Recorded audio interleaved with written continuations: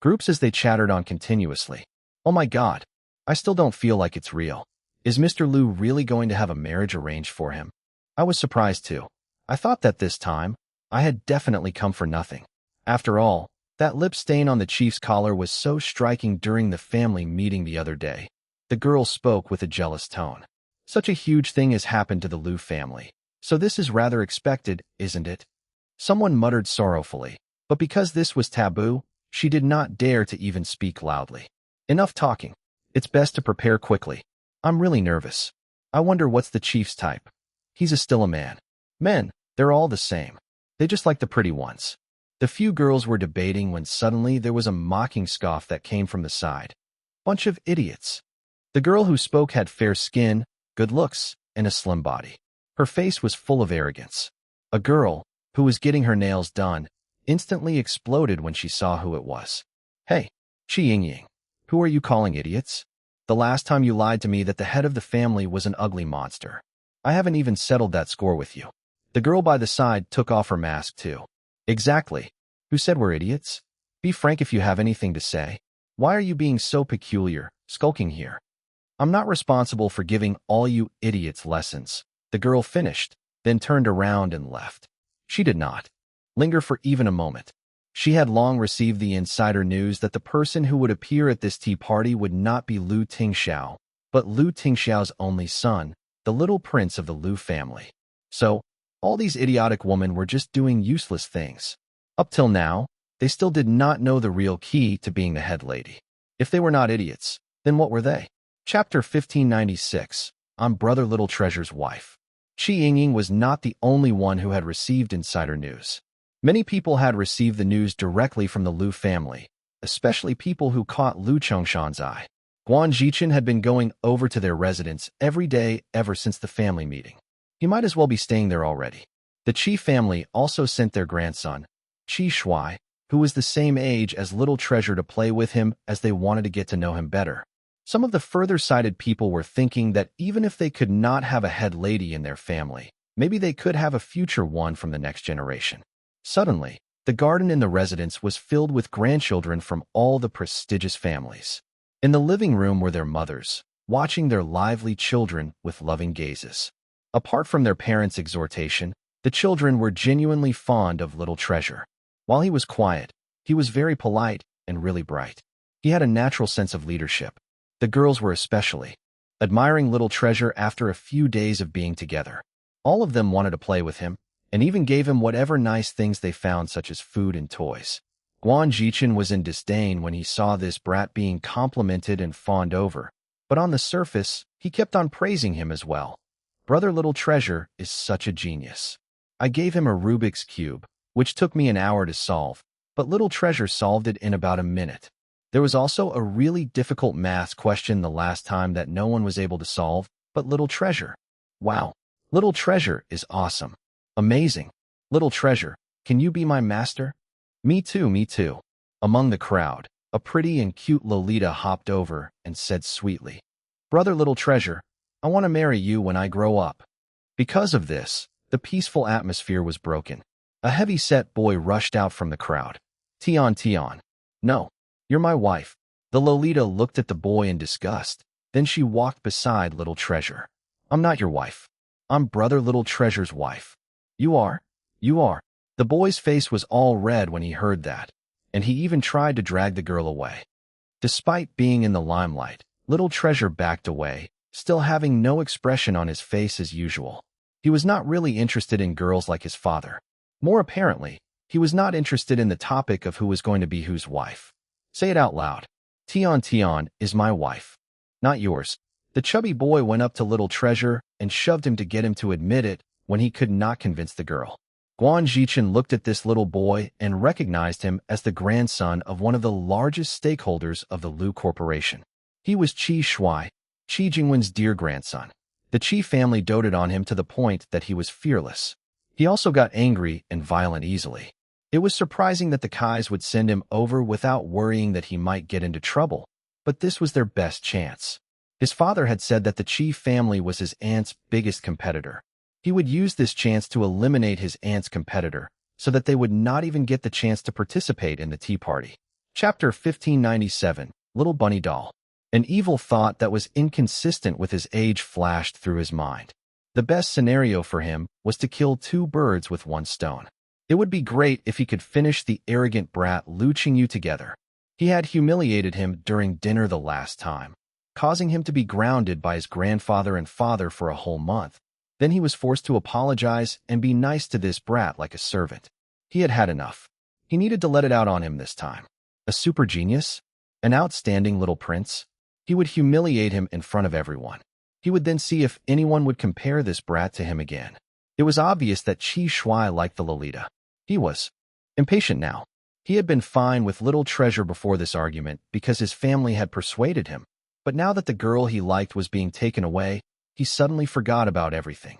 He even forgot his mother's attractive promise of buying him a Transformers figurine if he became friends with Lu Qingyu. Did you hear that? Tian is mine.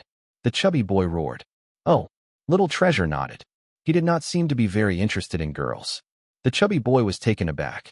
He did not expect Little Treasure to really give up on such a cute girl like Tian. Seeing that the chubby boy might not get mad now, Guan Zhichen instigated with a playful tone. Brother Qi Shuai, you can't do this. As a gentleman, you need to respect the girl's wishes. He seemed like he was helping Little Treasure by defending him since he was not speaking up for himself. Little Treasure looked at Guan Zhichen with a frigid stare. Guan Zhichen freaked out a little. There was no issue with what he had just said. There was no way that this brat would see through it. Even if he did, he could not do anything about it. Qi Shuai looked nervous. Tian, tell me, who do you like? Of course, I like Brother Little Treasure. The Lolita replied almost instantly as she clung to Little Treasure. I like Brother Little Treasure. I don't like you. Stop pestering me. I hate you. With Guan Zhichen's meddling, the issue bubbled to the surface once again. Qi Shuai was even angrier this time. While Qi Shuai was the same age as Little Treasure, he was about a head taller than Little Treasure and much bigger in size too. When he rushed angrily in front of Little Treasure, he looked like a big mountain in comparison to Little Treasure. Tian, what's so good about this shorty? He's so short and skinny. Look at his pocket. He has a little bunny doll inside. That's a toy for girls. He's a sissy. How shameful. Children were innocent. But it was also the worst when innocent children became evil. Little Treasure had been ill for a few years after all. Even though Ning Xi had helped him grow quite a bit, height was not something to be rushed easily. He was slightly shorter than other children of the same age. The impatient Qi Shuai started calling him names like shorty, sickly person, sissy, and so on. A lot of children were not satisfied with Little Treasure as well, especially when he was so popular with the girls. Trouble arose when it came to people. It was the same in the children's world. They had been forced to go there by their parents. As time went on, with this incident as a trigger, they exploded. Chapter 1598. It was exactly like Xiao Shi's. Some people started voicing out after Qi Shuai made his move. That's right. He's so short and fair, just like a girl. Sissy. I saw on TV that he's like a sissy. He even plays with girls' toys. Guan Zhichen was defending Little Treasure. Stop messing around. We're all friends. Don't make things worse. How could you guys say that about Brother Little Treasure? The girls, including Tian, were defending Little Treasure angrily. You guys are overdoing it. Don't bully Little Treasure. Qi Shuai rushed in and took out the little rabbit plushie from Little Treasure's suit pocket. He clenched it in his hand and mocked. That's right. Playing with a girl's toy. Disgusting. At this moment, the ladies in the living room realized that something was not right in the garden. Especially Elder Madam Qi. She stood up and went towards the garden quickly. The expressionless Little Treasure's face changed when his little bunny was snatched away. Guan Zhichen did not realize this. He was just smug when he saw the brat being bullied and not having any comeback. Give it back. Little Treasure looked at the little bunny doll that had been snatched away by Qi Shuai with an extremely cold expression. Qi Shuai shivered but felt incredibly pumped up when he saw Little Treasure looking so weak. He was fearless at home after all, so it was not a habit that could be changed so easily. Nope, I don't want to. Get it from me if you can, shorty. Qi Shuai held the little bunny high up as he was taunting so that Little Treasure could not reach it. The other boys were laughing at him. He might cry later. Only girls cry. He's a girl after all. Little Treasure took a deep breath. I'm saying it for the last time. I don't want to. Come on.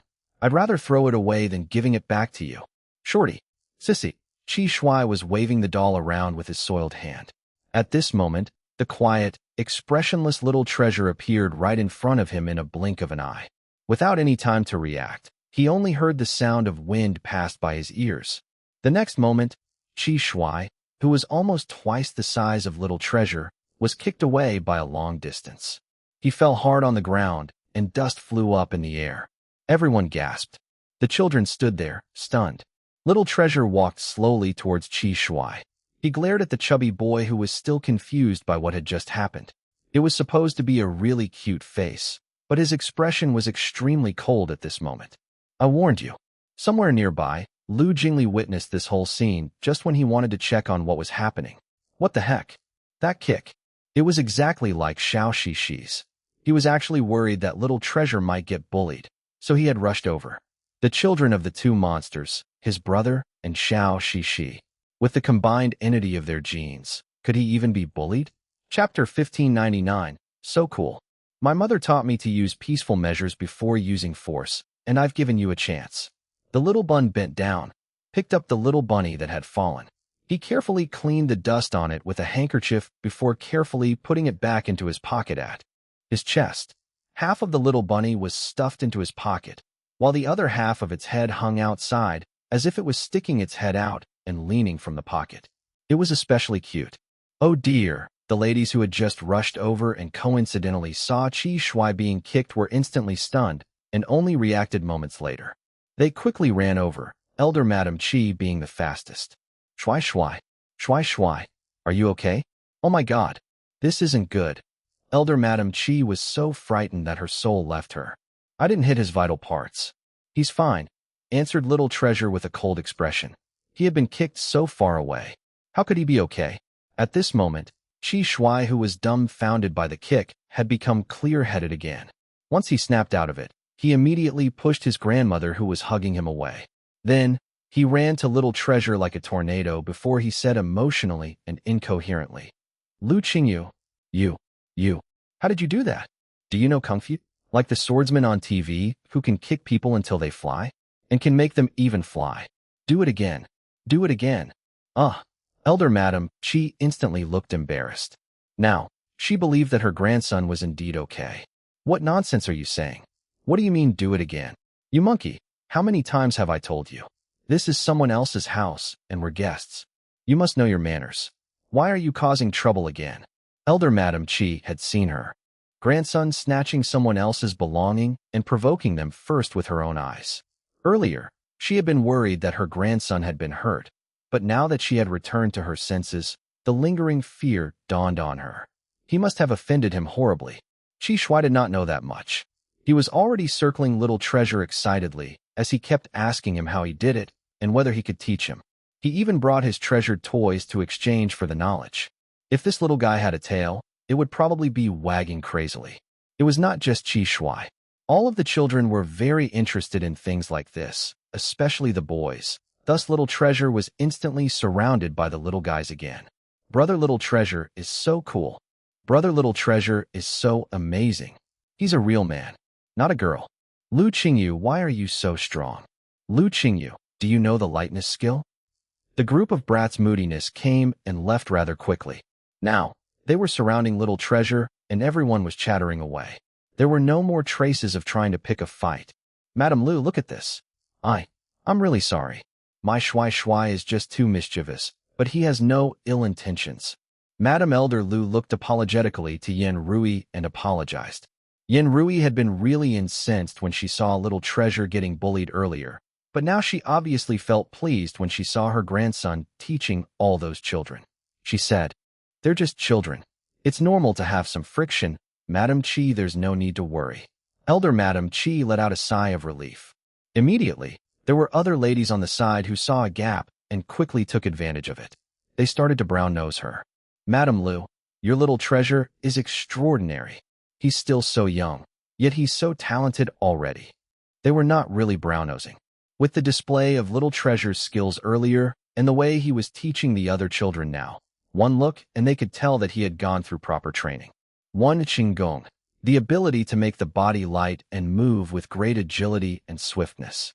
At high proficiency, practitioners of this skill can run across water, leap to the top of trees, or even glide through the air. Chapter 1600. I'll turn everyone that comes gay. Yin Rui proudly announced. Actually, it's nothing. I just hired a master for him to train from so that he can strengthen his body. This isn't just at a level of strengthening the body, is it? I hired a taekwondo teacher for mine too, but it wasn't effective at all. Mine too. I wonder which master did you hire, Madame Lu? One of the ladies asked.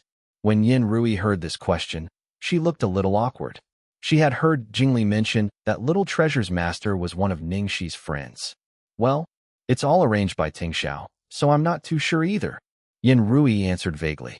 On the other side, Lu Jingli was secretly texting Xiao Shishi and his brother. Lu Jingli. Xiao Shishi, do you know what I just saw? Our Little Treasure was so cool. He used one leg and kicked that chubby boy from the Qi family who bullied him into the air. Very soon, Ning Xi replied to his text. Ning Xi, my dearest genes are indeed incredible. Lu Jingli sent the same content to his brother too. Lu Tingxiao's reply was, it was the child's mother that taught him well. Lu Jingli was instantly stuffed with their mutual public display of affection, causing him so much pain that he just did not want to live. Are you two on this together, hey? At Peachwood, Ning Xi lazed on the rattan chair in the backyard under the shade of the flower bush.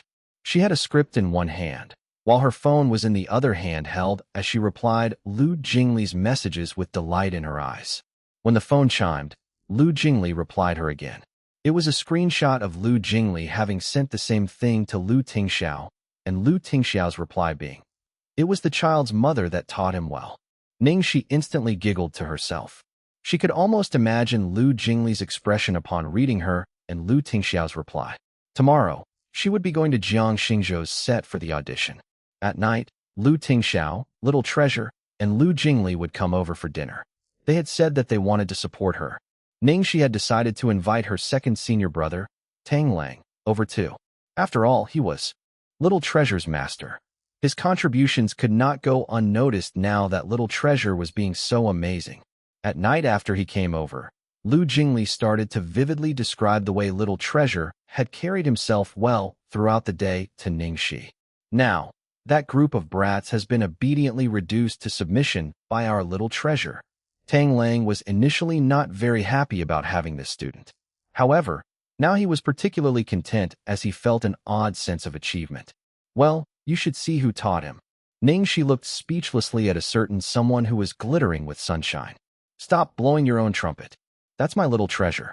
If it were a different person, they'd definitely be angered to death by an unreliable master like you. Are there masters like you who disappear so frequently? Ning Xi said as she looked gently at the father and son duo who were busy in the kitchen. There was a faint smile in the corner of her mouth. Well, I didn't delay teaching either. Today's incident was the best testimonial. Tang Lang laughed mischievously. Then he looked contemplatively at Ning Xi on the sofa. He beamed in admiration.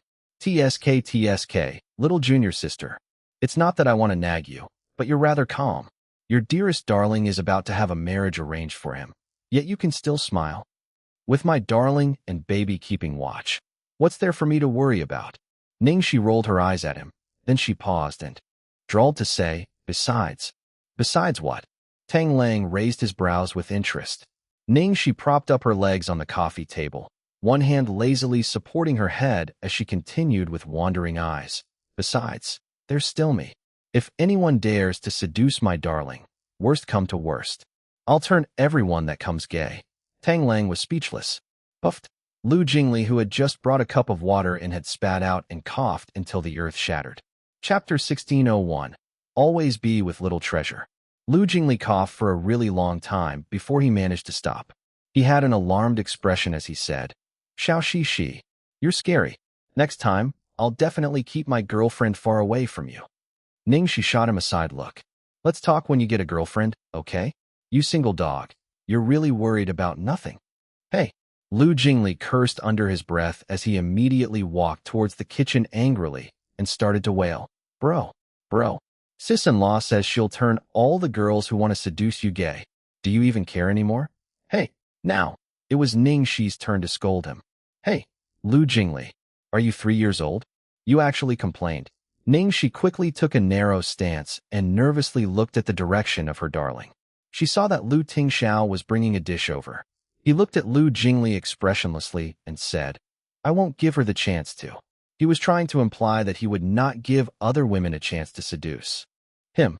That way, Ning Xi naturally would not have the chance to make any move. Ning Xi instantly beamed. She delightedly shot a look at Lu Jingli. Then she walked up to Lu Tingxiao's cheek and kissed him. Find a person that you love most and deeply enough to bid singlehood farewell. An affectionate, infatuated, heartless person came to scar me. Lu Jingli was defeated once again, and he went to the toilet to cry. After dinner, because Lu Tingxiao and Lu Jingli still had to return to the company and settle things, they could not stay any longer. Ning Xi wanted to let the little bun stay for a night, but he rejected it. The little bun looked up to his mother, displaying reluctance to part. Still, he was very determined. Mother, today it's best for me to return to grandfather and grandmother. He was afraid that Ning Xi would be unhappy, so the little guy had nervously added on, Mommy, don't be angry. In the future, little treasure will always be with Mommy. Ning Xi knew that the little guy had taken the initiative to stay in the old residence for her. She felt overwhelmingly touched as she squatted down and hugged the little guy's soft body. Mommy will also always be with little treasure in the future. I'll forever be with little treasure. Little treasure instantly pursed his lips, stemming his happiness. After she sent the three of them off, Ning Xi and Tang Lang had gone up to the roof to chat and drink. Tang Lang lay on the floor with one hand, supporting his head as he lamented, Tisk, my obedient student is really so lovable. It's no wonder you're willing to be with a single father. Ning Xi was leaning on the railing as she looked up at the starry sky above her. When she heard what he said, she instantly whipped around bitterly. Are you jealous that they brought their own tag-along? Fine, fine, fine. I'm jealous. Tang Lang looked at her protective stance speechlessly. Then he thought of something, and a worried expression was written on his face. Truly horrifying. Who would have thought that Satan and Lu Tingxiao would have this kind of relationship? Even though Tang Lang had been in the organization since he was born, he had only just found about this. Plus, his nature was to enjoy cockfights and dog racing all day, not caring about anything, much less things like these. Ning Xi pinched the space between her brows. Once this was brought up, she had a headache. She was the one who had received the most shock. Second senior brother, you've been by Satan's side for so long. Have you seen his mother before? Do you know what kind of person she is? Ning Xi probed. Tang Lang shrugged. I've never met her or heard him mention her before. I really can't imagine what kind of human would have given birth to that guy. If it were not for this incident, I would have thought that he had jumped out of cracks and stones at birth. Ning Xi had no words. Forget it. She knew that she should not have asked this. Unreliable guy? She should save her time and go read her script. Chapter 1602, True Capability. The next morning, Ning Xi went to the audition venue on time. In recent times, the only thing she did was just study the script. Ling Xi had only helped her to find a vast amount of videos for her reference, and she did not really care about anything else. As was common knowledge throughout the industry, director Jiang Xingzhou's audition was the simplest and also the toughest. It was simply because he would ignore every private recommendation. He only cared about an actor's capabilities. Nevertheless, it was also tough because of the exact same point. Jiang Xingzhou was recognized for being extremely strict. Artistes in the industry would get goosebumps just hearing his name. Regardless of that, his films had quality and standard. Everyone would love to be part of it. When Ning Xi reached the venue, as she expected, many of the top-performing artistes were gathered there. A lot of them belonged to the capability camp too. Those without a certain level of capability would not even dare to be there. Once, an artiste with a huge fan base came to audition for Jiang Xingzhou's movie, but the artiste had performed really badly. Because of Jiang Xingzhou's harsh criticism, he almost left the industry. As Ning Xi arrived, she greeted everyone before she sat down in a corner and started preparing herself. Everyone else was focusing on themselves as well. They were all experienced artistes, but when it came to auditioning for director Jiang, they still felt like they were taking their first acting exam back in university. Ning Xi looked around and saw a few familiar faces. Fang Xiaowen, Su Jiaojiao.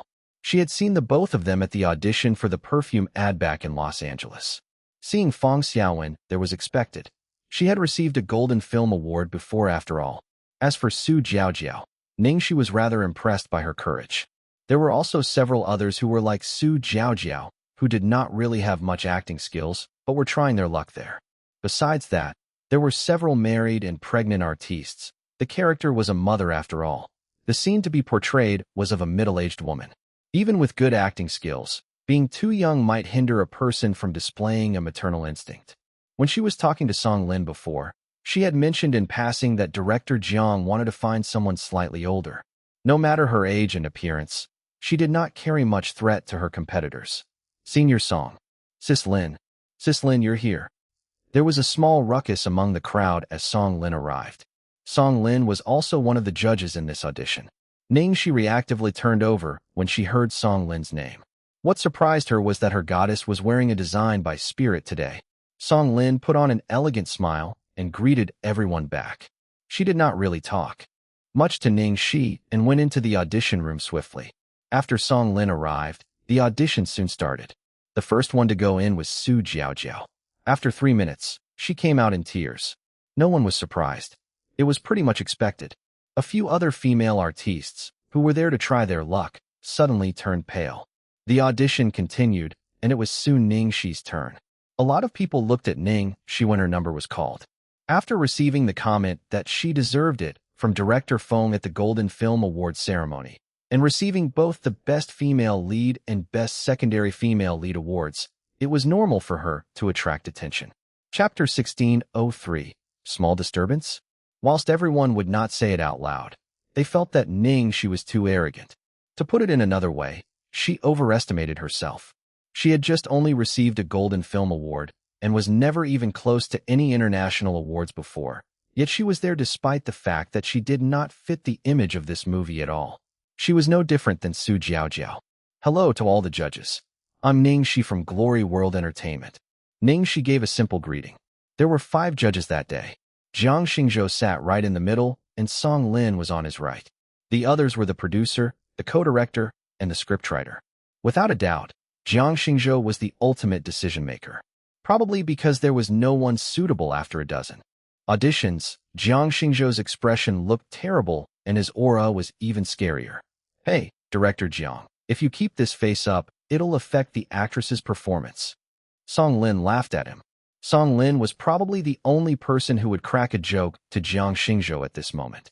If they can't even take such a small hiccup like this, should they still be in their acting careers? Jiang Xingzhou retorted coldly. Small hiccup? You're too humble, Director Jiang. Back then, after my first audition with you, I had a few nights of horrible dreams. With the judges' chatter, and knowing that Song Lin had also been nervous when she first auditioned for Jiang Xingzhou's movie, the tension in Ning Xi relaxed. She looked at Song Lin gratefully. Okay, let's start, Jiang Xingzhou said. Ning Xi nodded and drew a piece of paper. Scene 37. The loss of a son on a rainy night. Ning Xi frowned a little when she saw which scene it was that she had picked.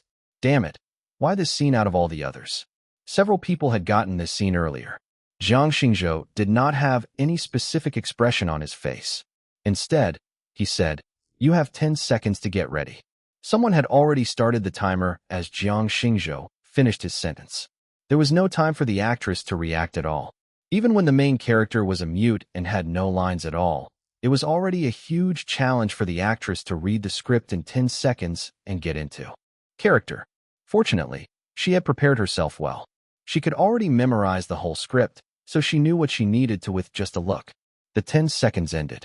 The working staff started reading the narration. Out of breath. Little Zhu Zi is out of breath. The staff was just reading the lines without any emotion. The audition was all about how the artiste was got into character anyway. Ning Xi had a stunned expression on her face after the staff read the lines. She crawled over and held up the props on the floor. Pathetically, it was a poorly made prop consisting of a tied-up blanket. She had to imagine it as a child. When Ning Xi rushed over like a crazy woman, everyone thought that she would cry out loud, but she did not. Ning Xi held the child tightly. She put her face against its cheek and kissed the child's cold forehead and face. She also took off her coat and wrapped it around the child, holding onto the child gently, as if the child had not died. However, From the mother's shivering body to her fearful yet forced strong expression and her tears rolling down. Everyone knew that the child was really dead. In the end, the mother's suppressed expression shattered. She cried without a sound, rousing even the apathetic audience. Chapter 1604, It's My Own Problem. After she was finished, she returned to herself almost instantly. She stood up and bowed to the judges. Jiang Xingzhou gazed at her, as though he was about to say something, but in the end, he merely said, "That's all." Ning Xi responded with a slight nod and left the room, her eyes dark. She had probably failed. After the audition ended, Ning Xi was walking around aimlessly when a white car suddenly halted beside her. Xiaoxi. Ning Xi came back to her senses when she heard Song Lin's voice. "Senior Song. Want to grab a drink?" Song Lin invited. Ning Xi was not really in the mood, but since her goddess had invited her after all, she nodded. Song Lin brought her to a members-only music bar. There were not a lot of people inside, and soothing music was being played, adding to the really pleasant atmosphere. "What do you want to drink?" Song Lin asked. "I don't mind anything." "Then, shall I order for you?" Ning Xi nodded. Song Lin smiled when she saw the girl's obedient air. "How's the audition today? Are you confident?" Ning Xi looked a little awkward, but she still answered genuinely. "To be honest, I'm not really confident. There were a lot of strong competitors and my performance was, at best, average." Song Lin looked at her squarely in the eye. "Not at all. Your performance before was definitely above average, but—" Song Lin made a pause. Then she continued, "While it was good, the chances of getting this character at that level aren't very high." Ning Xi looked like she expected that answer. She had not analyzed it properly when she first accepted the script. She only realized her fatal issue after she studied it back at home and had been trying to resolve the issue on her own. Yet, during the audition, she had still failed. "Actually, I've prepared myself for this. I'll try again next time." Ning Xi smiled reassuringly. The waiter sent the 2 cocktails Song Lin had ordered over. Song Lin took a sip and looked at the girl. "Why?" Ning Xi was confused when she heard Song Lin's question. "What? Why did you hide your acting skills deliberately?" Song Lin asked. Ning Xi was a little taken aback when she heard Song Lin's direct question, and she felt a little helpless inside. As expected of Senior Song, she could not hide from her after all. "You're overestimating me, Sis Lin. I've already given it my all," Ning Xi replied. Song Lin thought about it. Then she spoke again as she rested her chin on her hand. "Let me rephrase myself. You're worried about something, so you didn't perform at your level best." "I don't think that was your best." Ning Xi felt really troubled. Actually, her performance today was pretty solid, from just the perspective of acting. However, her fatal mistake was that she had not put any emotion in at all. There was no resonance, and she had not really immersed herself into the scene. A normal person might not be able to see through it, but people like Jiang Xingzhou and Song Lin were able to identify it at first glance, especially the latter. He was really particular about emotions in acting and must have been really unsatisfied with her. "Acting? Is someone threatening you?" Song Lin asked. Ning Xi shook her head. "No, it's my own problem." Chapter 1605, Liking You More and More. Ning Xi obviously did not want to say much. Plus, based on Song Lin's EQ, she naturally would not continue questioning her. Only, she more or less felt that it was a pity. She was very clear about the value of the film and the possibility of it catapulting Ning Xi to a higher level. If she missed out on this chance, waiting for the next film of such a quality would probably take quite a few years or more. "Xiaoxi, do you have a boyfriend?" Song Lin suddenly changed the topic, surprising Ning Xi so much that she choked on her drink. Cough, cough, cough. "Are you okay?" Song Lin quickly patted her back. I'm okay. Ning Xi's breath eased. "Why? Is this question harder to answer than the previous one?" Song Lin laughed lightly. Ning Xi quickly said, No boyfriend." Sigh. Even though her goddess was sitting opposite her, she really could not tell the truth to this question. "Really?" Song Lin swirled the drink in her glass. "Well, what about a girlfriend?" Puffed. Ning Xi choked again. Song Lin was amused, and she started laughing uncontrollably at the girl's innocent reaction. "Xiaoxi, you're so cute." Ning Xi looked miserable. She could not tell that the goddess still had this private side of her that liked to make jokes. Song Lin seemed intoxicated. Her eyes sparkled as she looked at the girl in front of her. "I really am liking you more and more." Ning Xi was humbled by this affection. I really like you too, Sis Lin. Song Lin smiled and did not say anything. This girl was definitely not innocent. Otherwise, she would have been gobbled up in this industry with nothing left. The remarkable thing was that in front of people she liked and admired, she still managed to retain her pure and honest side. She liked everything that was real and honest. It made her want to collect them for herself. After she bade Song Lin goodbye, Ning Xi immediately returned Ling Zizi's call. However, before she left, Song Lin had told her not to give up so quickly and that there still might be hope.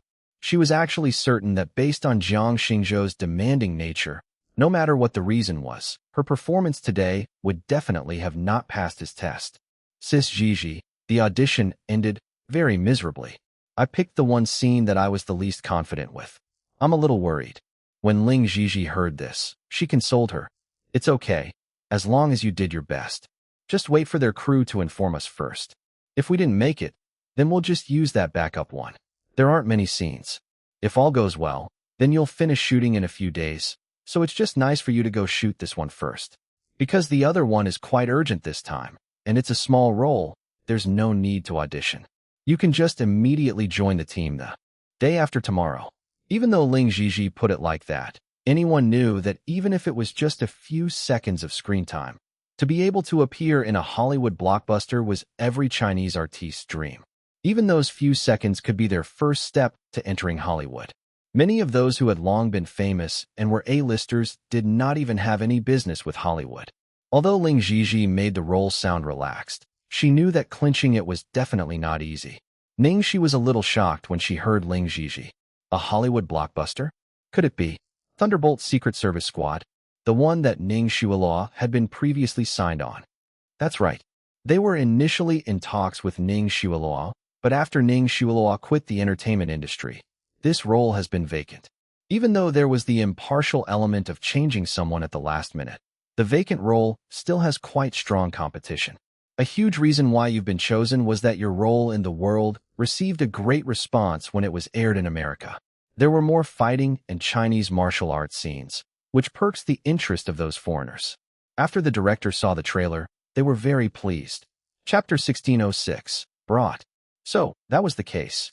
Coincidentally, Ning Xiaoluo had quit the entertainment industry, and Ning Xi had won the Golden Film Awards. With her fitting image and popularity, the right timing, and favorable social conditions, she landed the role. Okay, Sis Gigi, got it. I'll be joining the crew the day after tomorrow. Is that right? Previously, Ning Xi had understood the role. It was a mysterious Eastern woman with excellent martial arts skills who looked majorly cool. Such a role was not too difficult for someone like her who had a martial arts stuntwoman background. Nowadays, the Chinese film market was expanding. Even Hollywood could not be indifferent to it. In order to pull this end of the ticket sales, many Hollywood blockbuster movies liked to use this method. They would get an adequately popular Chinese person to star in a supporting role. Then when it was promoted in China, they would use this point to boost interest. However, in reality, when it aired in theaters, the Chinese artiste would only be featured in the story for only a few minutes, or even tens of seconds. Even their dialogues would also only be limited to 1 or 2 lines. Previously, when she had done her internship in Hollywood, there was a vast difference between the treatment of Chinese people and white people. Even though it was very cruel, one could not do anything about it. It was simply how the current situation was. On the other end of the phone, Ling Gigi responded, "Yes, enter the set the day after tomorrow. Because the post-production of 9 Realms is complete, and it'll be entering promotional period soon, I need to get ready. I can't personally accompany you over. Later on, I'll get Xiao Tao to go to the set with you." Okay, no problem. After Ning Xi finished talking to Ling Gigi, she hung up.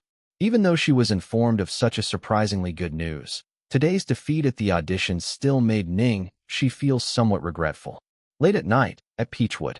At the door, the security system automatically recognized the face and fingerprint password of the person who had arrived with a beep. Lu Tingxiao had just entered the living room when he saw that the lights in the living room were switched on. The girl wore pajamas and reclined on the sofa, sleeping soundly. Her hand grasped onto a script filled with annotations. Lu Tingxiao frowned as he walked lightly over and slowly pulled the script out of her hands. He was about to put the script on the table when he clearly saw the contents of the script and was astonished for a moment. Scene 37. Loss of a son on a rainy night. This chapter had clearly been read through many times. The sides of the script had even started to show rough edges and were dog-eared. Lu Tingxiao. Why are you here so late? Lu Tingxiao did not answer. He bent down and picked the girl up from the sofa. He walked towards the bedroom. Why don't you go sleep in your room? Obviously, it was because he was worried about her. Lu Jingli had already told him about the situation at her audition that day. It did not seem to have gone too well. I accidentally fell asleep. Ning Xi rubbed her eyes in a daze. Lu Tingxiao put the girl onto the bed. The girl had very knowingly rolled over to sleep on the other side, leaving space on half of the bed. Lu Tingxiao caressed the girl's hair and lay down beside her. Today's audition didn't go too well. Ning Xi sighed. Actually, it was okay. There were just too many great candidates. But it's okay. Before I went, I knew that the competition this time would definitely be tight. If I don't make it this time, I'll just work harder next time. The girl's tone sounded very relaxed, as if she did not mind. Had she not held onto the script in her sleep and continued to read that scene after she came home, he might have really believed it. Lu Tingxiao looked at the girl hesitatingly, but he still said at last, Next time, you'll still have opportunities. Actually, right from the start when he knew that she had chosen this film, he was already worried. Now, it looked like his worries had come true. The girl he loved the most, all of her pain, had unexpectedly been brought upon by him. Chapter 1607. Unpredictable Outcome. As she looked at Lu Tingxiao's expression, Ning Xi laughed softly. She could not help but reach out to touch his cheeks. Hey, it's just a movie. You don't have to look like you're sadder than I am. It's really fine. I'm not that weak that I can't accept this little failure. As he studied the girl, who was obviously hiding her hurt and sadness, comfort him, Lu Tingxiao felt as if a knife was twisted. In his heart, he squeezed the girl tightly in his arms, wanting to console her, yet he did not dare touch that past. Ning Xi saw Lu Tingxiao's expression and knew that she could not hide it from him. She sighed. Okay, I was actually a little affected by what happened back then. After all, that child had been in me for almost 8 months. No matter what the final truth was, she had thought that the child was from her and her most loved person. From the start to the end, she had carried a deep longing and anticipation for the arrival of a new life. In the days when Su Yin had lost contact with her, only this child had accompanied her. She spoke, sang, and told stories to it, throwing in all of her beautiful emotions and a mother's love. However, when she woke up from her sleep, everything had been turned upside down. That pulsing little life inside of her, who was tied to her by blood, had disappeared just like that. When she was brought to the morgue and saw her little baby's purple and cold body, that was an image that she never wanted to recall ever again in this lifetime. While this film only had 37 scenes, if she completely immersed herself in the character, she could definitely use that scene from back then. However, she did not dare to get too immersed in the story. That was a reflexive function of self-protection, causing her to uncontrollably suppress her acting skills. Lu Tingxiao kissed the girl's forehead. He stopped her from continuing. If you don't like it, then don't act in that role. I'll keep an eye out for a better script for you. Ning Xi, if I told you that the child didn't die, if I told you that the child's father was me, if I told you that that person whom you hate to the bones was me, that person who is the source of all your pain was me. As much as Lu Tingxiao could plan what to say, he was unable to predict what he would face when Ning Xi found out about all of this. At the Su residence, the topic of the real and the fake heiress had not completely gone away. These days, Ning Xuelaw had been staying at home to curry favor with Su Hongguang and Zheng Minjun. What did you say? That Hollywood role fell into Ning Xi's hands. Ning Xuelaw answered a call at the balcony, her face instantly filled with malevolence. Yes, I heard the contract has been signed and that she'll be joining the crew tomorrow. From the other end of the phone came Chong Li's voice. That slut. When Ning Xuelaw thought about how much energy she had spent on getting the role, yet it had been easily snatched away by Ning Xi, her heart was filled with resentment. If it were not for that slut, the Golden Film Awards movie queen, and Hollywood blockbuster contract, all of these halos should have been hers. What about that? It's just some cameos that I left and didn't want. It's only a 3-minute scene in the entire thing with 2 lines of dialogue. What's she got to be happy about? Ning Xi said in disdain. Now, she would not mention how when she had first gotten the role, she had gone around bragging to everyone about how she was going to make her way into Hollywood. She can only play with what you left behind. I heard that recently she went to audition for director Zhang's new movie. Her performance was a mess, so she's definitely eliminated. Later on, I'll get someone to create talk about it. It's guaranteed to humiliate her big time. Changli went to a great extent to say things that made Ning Xi thrilled. Chapter 1608. Feels like honeymoon. Indeed, Ning Xi's mood was much better when she heard this. Pay close attention to the audition results. Don't worry about that. I definitely will. Changli guaranteed. Then she took the advantage to ask, right, Xu, about what I said the last time. What about it? When can I leave Starlight? Now, her status in Starlight had taken a nosedive. Still, being in the entertainment industry meant that she met Ning Xi and Ling Xi frequently. She was really too embarrassed to continue staying there, so she hoped that Ning Xiula could let her enter Ning International's public relations department. We'll talk again. I've been staying at home myself, so how could I help you settle it? Ning Xiua's tone was annoyed. You help me watch Ning Xi closely first. Otherwise, everything else is off the table.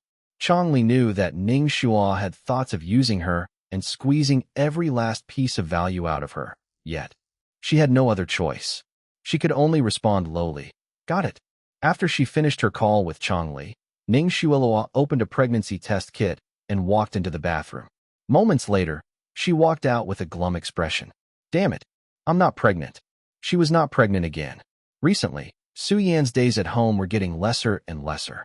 She could even feel that he was intentionally evading her. Zheng Minjun was only becoming increasingly cold to her. What made her even more fearful was Ning Yaohua. The last time, he had actually vaguely investigated her to say something about how great it was if she had a younger brother. That way, he could have helped her and support her. What a joke.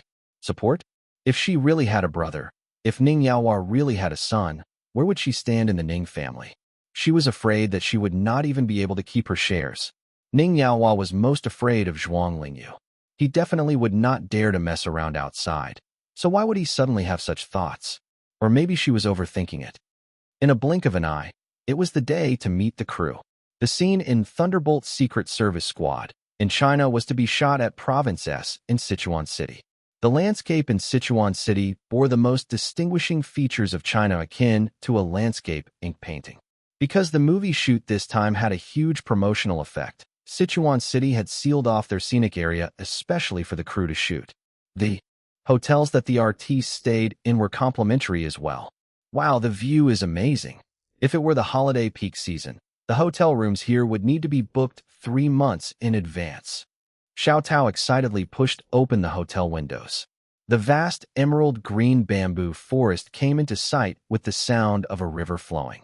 Not too far away were dark mountains and the sounds of birds chirping. Oh, bro Shi, I wish that you wouldn't always just pass in one shot. That way, we could stay here for a few more days. Ning Xi was stretching her legs on top of the railings when she heard Xiao Tao. She turned her head and laughed as she looked at Xiao Tao. I'm sorry, my dear. I'm afraid I'll have to disappoint you. With that single endearment and that confident and dazzling expression, Xiao Tao indicated that she had been attacked by a knowing look. Then she quickly snapped a picture of the breathtaking scenery. Bro Shi, can I post a Weibo? Xiao Tao animatedly showed the picture she had just taken to Ning Xi. Ning Xi did not look closely at it. Sure, go ahead. Ning Xi signing on to this film had already officially been announced, so she could already reveal her journey to the fans. Xiao Tao swiftly and happily posted a Weibo status. Shy, Hazukashi kind feels like I'm on a honeymoon with Bro Shi.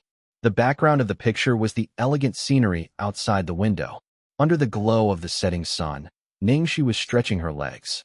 The high difficulty and extremely precise movements complemented the girl's figure incredibly well, especially that confident yet doting smile that faced the camera, which really sent one's emotions all over the place, wiping out men and women alike. Chapter 1609. Bro Shi is amazing. Once Xiao Tao's Weibo status was posted, it instantly garnered numerous likes, comments, and shares. Very soon, it had been pushed to the hot topics. Ning Xi's fans were so jealous that they almost wanted to beat Xiao Tao up. Apart from all of sorts of screen licking, many fans could recognize that Ning Xi was at the shooting venue of Thunderbolt Secret Service Squad, and they were instantly even more excited. I've started to be a fan of Bro Xi since the world. My Bro Xi has become more and more popular, and now she's even filming with the God Colin. This is way too exciting. And my elf Orlando, Benny, and my goddess, Jennifer, all of them are super international big shots. My Bro Xi is amazing. Amidst the excitement, there were inevitably some incompatible comments. I'm really speechless. Isn't she just going to be a cameo? Do all you retarded fans have to be so excited? You make it seem like she has some really important role. Later on, when the movie is shown in theaters, you'll be dumbfounded. She's just a cameo, so she'll probably just be cut to a few seconds feature of her face. TSK, she came from being an unknown cameo, and until today, she's still just a cameo. Wasn't this role left behind after Ning Xi quit the industry? What heiress? She actually picked up something that someone else didn't want. A certain someone's astroturfers should keep their mouths clean. Something so shameless was done, yet they dare to hoot here. What do you mean didn't want? Ning Xi was clearly chased out of the industry like a stray dog. Everyone knows that she spent tens of millions and even lost money by reducing her value to be paid nothing just for this cameo. Now you're speaking in a disdained tone. Where's your face? Instead, it's a certain shameless person who had racked their brains to fight for everything. Until now, she's still brazenly hogging the title of an heiress. It's our Bro Xi that doesn't want it and doesn't care about either. It was a good thing that Ning Xi's fans had strong debating skills. Very soon, they had scolded the other party until they had nothing to say. If one asked whose fans were the strongest in the current entertainment industry, apart from Jiang Mai, it would be Ning Xi's. There were even many people who privately thinking that if one day Jiang Mai's fans and Ning Xi's fans started a fight, who would win? After they rested and got reorganized in the hotel the entire night, the next morning, Ning Xi punctually made her way to the crew in the shooting venue. There were about 50-odd people at the scene. Everyone clearly had tasks delegated to them. The atmosphere was tense as they were shooting a gun battle scene. This scene focused very much on the gun battle, but Ning Xi had no part there. Her character had a few scenes, only 2, and they were classic Chinese martial arts scenes. This movie had 4 main characters, 3 men and 1 woman. Colin, Orlando, Benny, and Jennifer were well-known Hollywood big shots in China. Ning Xi played a subordinate working under the villainous boss. As for the entire movie's plotline, it was about a few heroes coming together to save the world. The main highlight of Hollywood blockbusters was still the special effects and sets. The scene of the high-strung shoot ended very soon. After the director yelled "cut," a Chinese girl not too far away caught the attention of his eye. His eyes instantly shone, and he enthusiastically greeted her. "Hey, Ning Xi." "Director Martin." Ning Xi held out her hand to greet the director. "Oh, baby, you're even prettier than I imagined. You're practically an Eastern ceramic doll." The director exaggeratively complimented her. Then he enthusiastically hugged Ning Xi. Ning Xi humbly had a small chat with the director. She would not take the director's words to heart. After all, one knew after interacting enough with the foreigners that they were habitually enthusiastic and did not necessarily find one amazing. Chapter 16:10, Ad Scenes. Not long after that, the other lead actors walked over too, greeting Ning Xi in order. Colin was America's earliest generation of pretty boys, equivalent to the teenage male idols that were becoming popular in China now. However, Colin was already over 40 years old. He had hustled in the industry for many years, and his entire body was filled with a mature man's charm. He was true to his name, a Prince Charming to all his fans around the world. Benny was a hunk. He held Hollywood's classic bald man of steel image, whilst Jennifer was a knockout beauty with a hot body and a head of wavy blonde hair. She was the entire movie's only female lead. Orlando. "Very happy to meet you, my little Belle." The one who spoke was Orlando, who was nicknamed as the Elf by Chinese fans. He had blonde hair and blue eyes. With just one look, you would know he was a handsome man of many romantic endeavors. No matter if it was a matter of truth or if he was just in character, the gaze he used to size Ning Xi up was one of interest, but he did not make it too explicit. Fans who were familiar with Orlando would know that he especially liked Eastern women. Quite a few of his ex-girlfriends had been Chinese. Me too. You're very popular among the girls in China. Huh, really? Because Ning Xi had previously studied abroad in Los Angeles. Her English was pretty fluent, and she did not have any problems interacting with everyone. After a short, small conversation, Ning Xi left to put on makeup and change into her outfit. For convenience, Ning Xi had gone over in a simple white t-shirt and jeans. She only had one outfit. In the movie, it was a Tingxiao that could best reflect the Chinese culture. Ning Xi changed inside the dressing room, while the flurry outside was going in full swing, preparing for the next scene's setting. Because the director was busy going through lines with the few leads, he had casually told a crew member to get Ning Xi to prepare herself first after she was done with the makeup. After Ning Xi finished changing, she walked straight into the hut where they would be shooting later on. Later on, the few leads would be acting to visit her master, and she was responsible for receiving them. Ning Xi waited in boredom in the hut for a while before someone finally shouted that they were ready to begin from the outside. Action! Outside an old hut with an interesting aura to it, Colin, Orlando, Benny, and Jennifer exchanged a look. Then they were on high alert as they moved closer to the hut. Creak!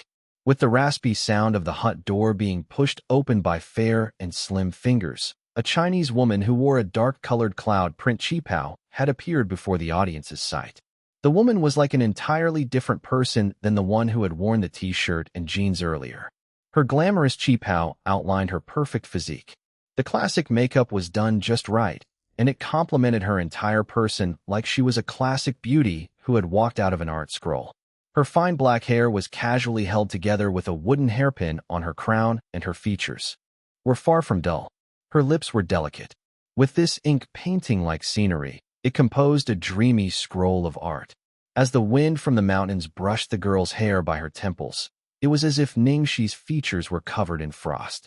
Her eyes were cold as she skimmed the uninvited guests at the door. Who hath cometh? As he looked at this girl full of Eastern charm before him, Orlando's expression was blank. His face had changed from the indifference of earlier small talk to a warm one. The other three lead actors' eyes had also had amazement flashing in them. The director did not seem to expect Ning Xi to achieve such a huge effect upon changing into her outfit, so he forgave his leads for their collective bad take. The shoot began once again. Ning Xi opened the door to receive the four people. Then she served them tea and invited them to wait for her master's return. Chapter 1611. I'm head over heels for you. Director Martin was well informed about the Chinese culture. He could tell that Ning Xi's method of brewing tea was rather professional. It was supposed to be a common scene, but Ning Xi's tea brewing movements carried artistic and classical nuances, as well as demonstrating the clash of both Western and Eastern cultures. This was what Martin was hoping for. Even though the scene was going way over time, Martin did not yell cut. Instead, he made the cameraman continue and was not going to omit any scenes out from this footage. You're doing really great. The director went up to hug Ning Xi after the scene, his praises sounding more genuine this time around. Have you learned how to brew tea before? Ning Xi was thrilled that she was recognized by an international director like Martin. A little, but I'm not really an expert at it. It's acceptable enough to be on camera only, I suppose. Not at all. I think you're much better than many professionals. You're skillful. Director Martin looked earnestly. He then gazed silently at Ning Xi with some thoughts ruminating in his head. He had intended for a Chinese actress just to boost the sales of the movie in China, but he did not expect this girl to be this spectacular. Would 3 minutes be too little to feature her? The scene went on smoothly, and soon the next was up. Ning Xi only had 2 scenes. If things went well, she could leave by tomorrow.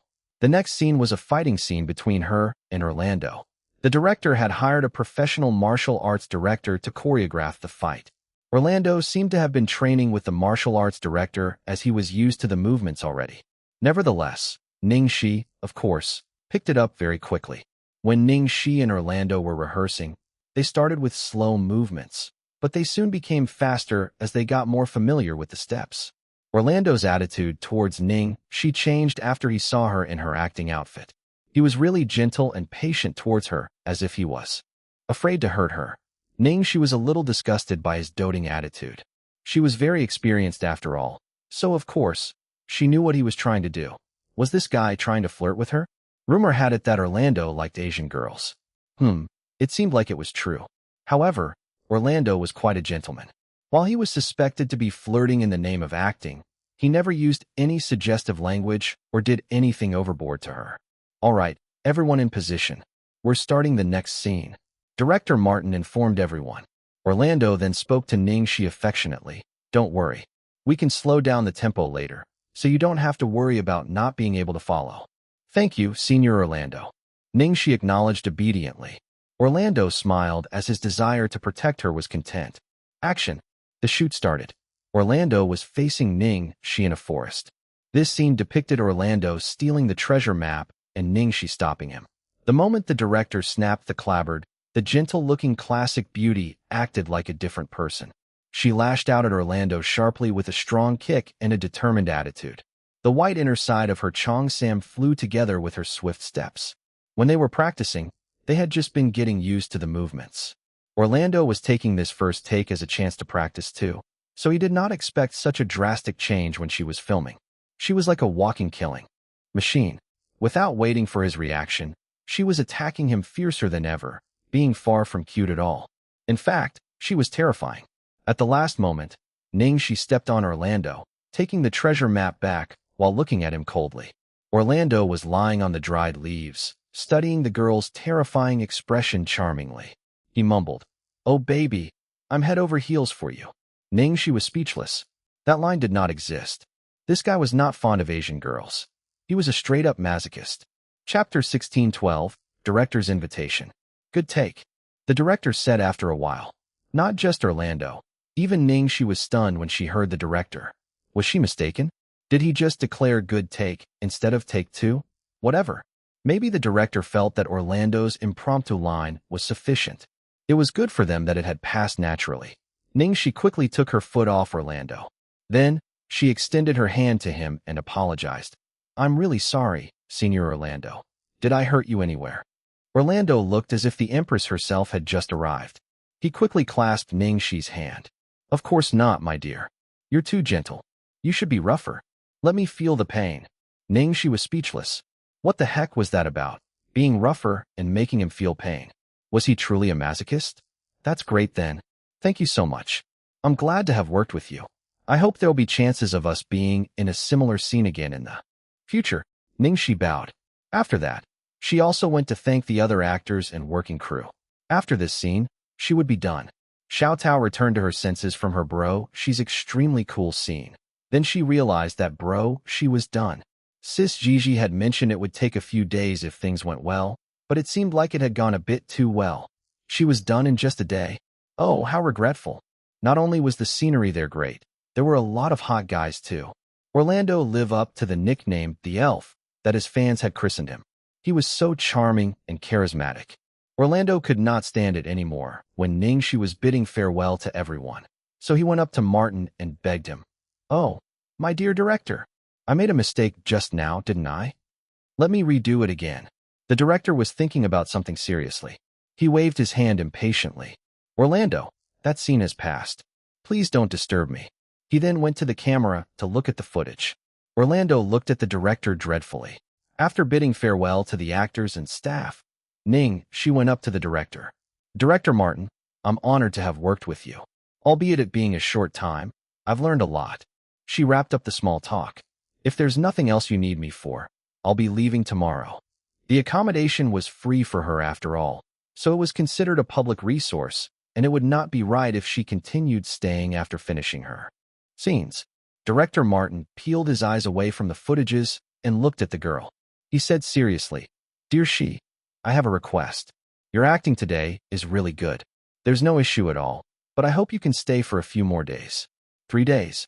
No, 2 days. Is that okay? Ning Xi thought about it. Maybe there would be some other parts that she would be needed in. For example, if they changed the script, then her role would be affected too. Since the director had asked her and she had some free time too, Ning Xi did not reject him and agreed. "No problem. Of course, I'll be at the hotel. Just contact me whenever you need me." Martin breathed a sigh of relief. "Thank you very much." Chapter 16:13, It'll surely be wonderful. After they wrapped up, Director Martin looked for the scriptwriter. "Charles, please come to my room after you're done here. Bring the script." Charles, who was smoking at the moment, Looked like he expected this, and he flashed an okay sign. In the hotel room, Martin was pacing back and forth. The second Charles entered, he went straight to the point. Buddy, I want to add some scenes for she. What do you think? Charles gave Martin a high five and spoke in Mandarin to him. Great minds think alike. Martin shared his idea excitedly. One action scene is too little. She moves really well and adds to the effect. Charles gave it some thought. Then he interrupted. But, buddy, remember that if you add too many scenes, something's gotta give and you'll have to cut some others out. Movies had very strict restrictions in terms of timing. Just one scene could cost a lot of money, and any extra seconds were precious. Martin was struggling because of this issue too, but he looked determined. Charles, don't you think the marvelous nature here would pair better with she's strong classic oriental vibe, rather than some chilly special effects? I know that it's risky, but I believe in my judgment. Charles shrugged. Okay, if you insist, but actually, I think so too. All right, let's talk about the new scenes. How long do you want them to be? 10 minutes. No. 15 minutes. Martin exclaimed in excitement. Appearing for 15 minutes in a movie that was full of special effects added up to almost as much screen time as the female secondary lead. Even one of the main casts, Tony, only had just above 10 minutes of screen time. Charles then replied, if that's the case, I suggest we add another romantic element between her and Orlando. Before Charles could finish his sentence, bang! A large-sized man charged in like a typhoon and hugged Charles. Oh baby, I love you. You're my angel. Charles pushed him away helplessly. Orlando, don't thank me. I think Martin thought about it too. If not, he wouldn't have retained the scene where you made a mistake just now. Orlando was about to go and bear hug Martin, but the man avoided him and looked gravely at him. Orlando, I know that she's your type. Orlando interrupted him with a serious expression. Oh no, my dear, she's not just my type. She's my queen. Martin was speechless for a few seconds before he reminded. I have to warn you again. You know me. No relationships between members of a film crew. Avoid any scandal. You'd better be careful, Orlando declared. I swear to God. I'll only go for her after we're done filming. While Martin knew that Orlando was a flirt, he was relieved that Orlando still maintained that level of professionalism within him after all. Since the director was not angry anymore, he nudged the scriptwriter who was more easygoing, grinning suggestively. Hey, dear Charles, what do you think about adding a sex scene? It'll surely be wonderful. Chapter 1614. Please accept my love for you. Orlando's request was immediately rejected by the director. The final decision was to go with an ambiguous direction. Despite Orlando's keen interest in this mysterious Asian woman, Tingxiao had dreams, yet the goddess was not in the mood. The falling flowers pine for love, but the heartless brook ripples on. Unfortunately, the point was that it was only Orlando's wishful thinking. He imagined the way those cold and expressionless eyes would look at him disdainfully. He suddenly felt excited. To be rejected heartlessly by the queen felt remarkably moving too. After Ning Xi returned to the hotel, she first reported the situation to Ning Xi. Sis Gigi, today's shoot went pretty well. The 2 scenes are already done, but the director told me to stay for another 2 days because there might be some follow-ups that would need me. On the other end of the phone, Ning Xi paused for a while when she heard this, but she did not say much. Okay, got it. Usually, they would not ask the artistes to remain with the crew after the shoot was done. Besides, Ning Xi's scenes would not have huge effects added to them, so there would not be any possibilities of changes unless she had some scenes added later on. However, this was a Hollywood film crew, after all. It was already a good thing if a Chinese artiste's scenes were not deleted off.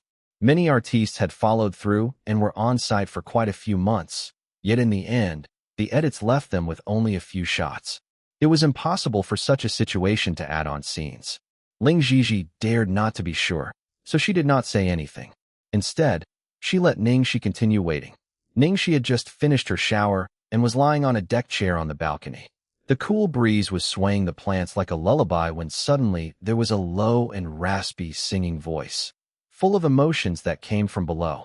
You satiate me with the taste of love, like the night in the silence of the forest, like the mountain, swollen in the throes of spring, like the carefree, wandering in the rain, like the feverish storm in the desert, like the gentle and calm turquoise sea.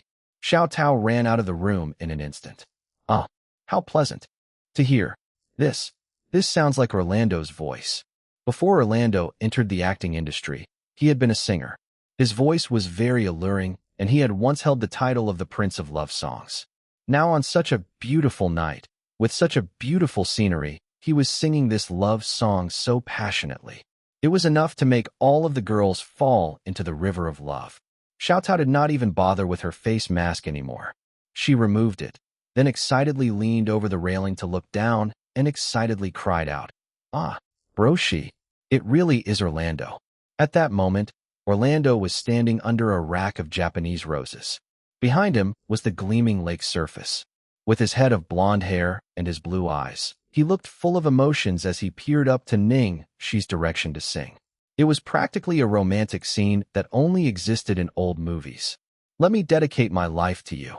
Let me submerge into your smile. Let me die in your arms. Let me forever be by your side. Please accept my love for you." When she heard this, Xiaotao suddenly came back to her senses from being drunk on the music. She covered her mouth in aghast. Oh my God. Orlando, what was the meaning of this? He was standing below Broshi's balcony to sing a love song, and it was even a love song with such lyrics. Even though Orlando was singing in English, this song was incredibly popular. It was well known in China too, so Xiaotao was also very familiar with it, and she understood all of the lyrics. Ning Xi looked down, and coincidentally her eyes met with Orlando's deeply emotional ones. Ning Xi was speechless. She thought that even if Orlando felt anything towards her, he would not express it during the filming, yet now. Ning Xi pinched between her brows. She was fretting about what to do with this situation when she heard Orlando's phone ring from downstairs. At the same time, the window opposite opened.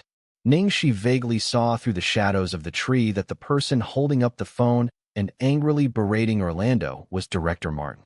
"Orlando, what did I tell you?" Orlando looked guilty as he was yelled at. "I just promised you, but she's too cute. I could not help it." "My dear Martin, if you've ever been in love with a lady, you'll definitely understand what I mean." "Shut up. Immediately leave that place." Chapter 16:15. Separating an affectionate couple. "Shut up.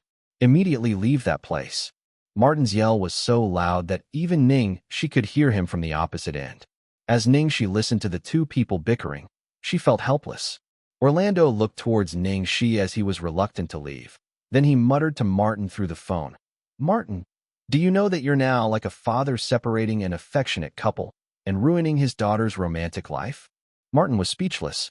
He really wanted to beat that joker up right then and there. Following the scolding, Orlando finally left while he turned back with every step to look at her. Soon after he had left, Ning Xi's phone rang.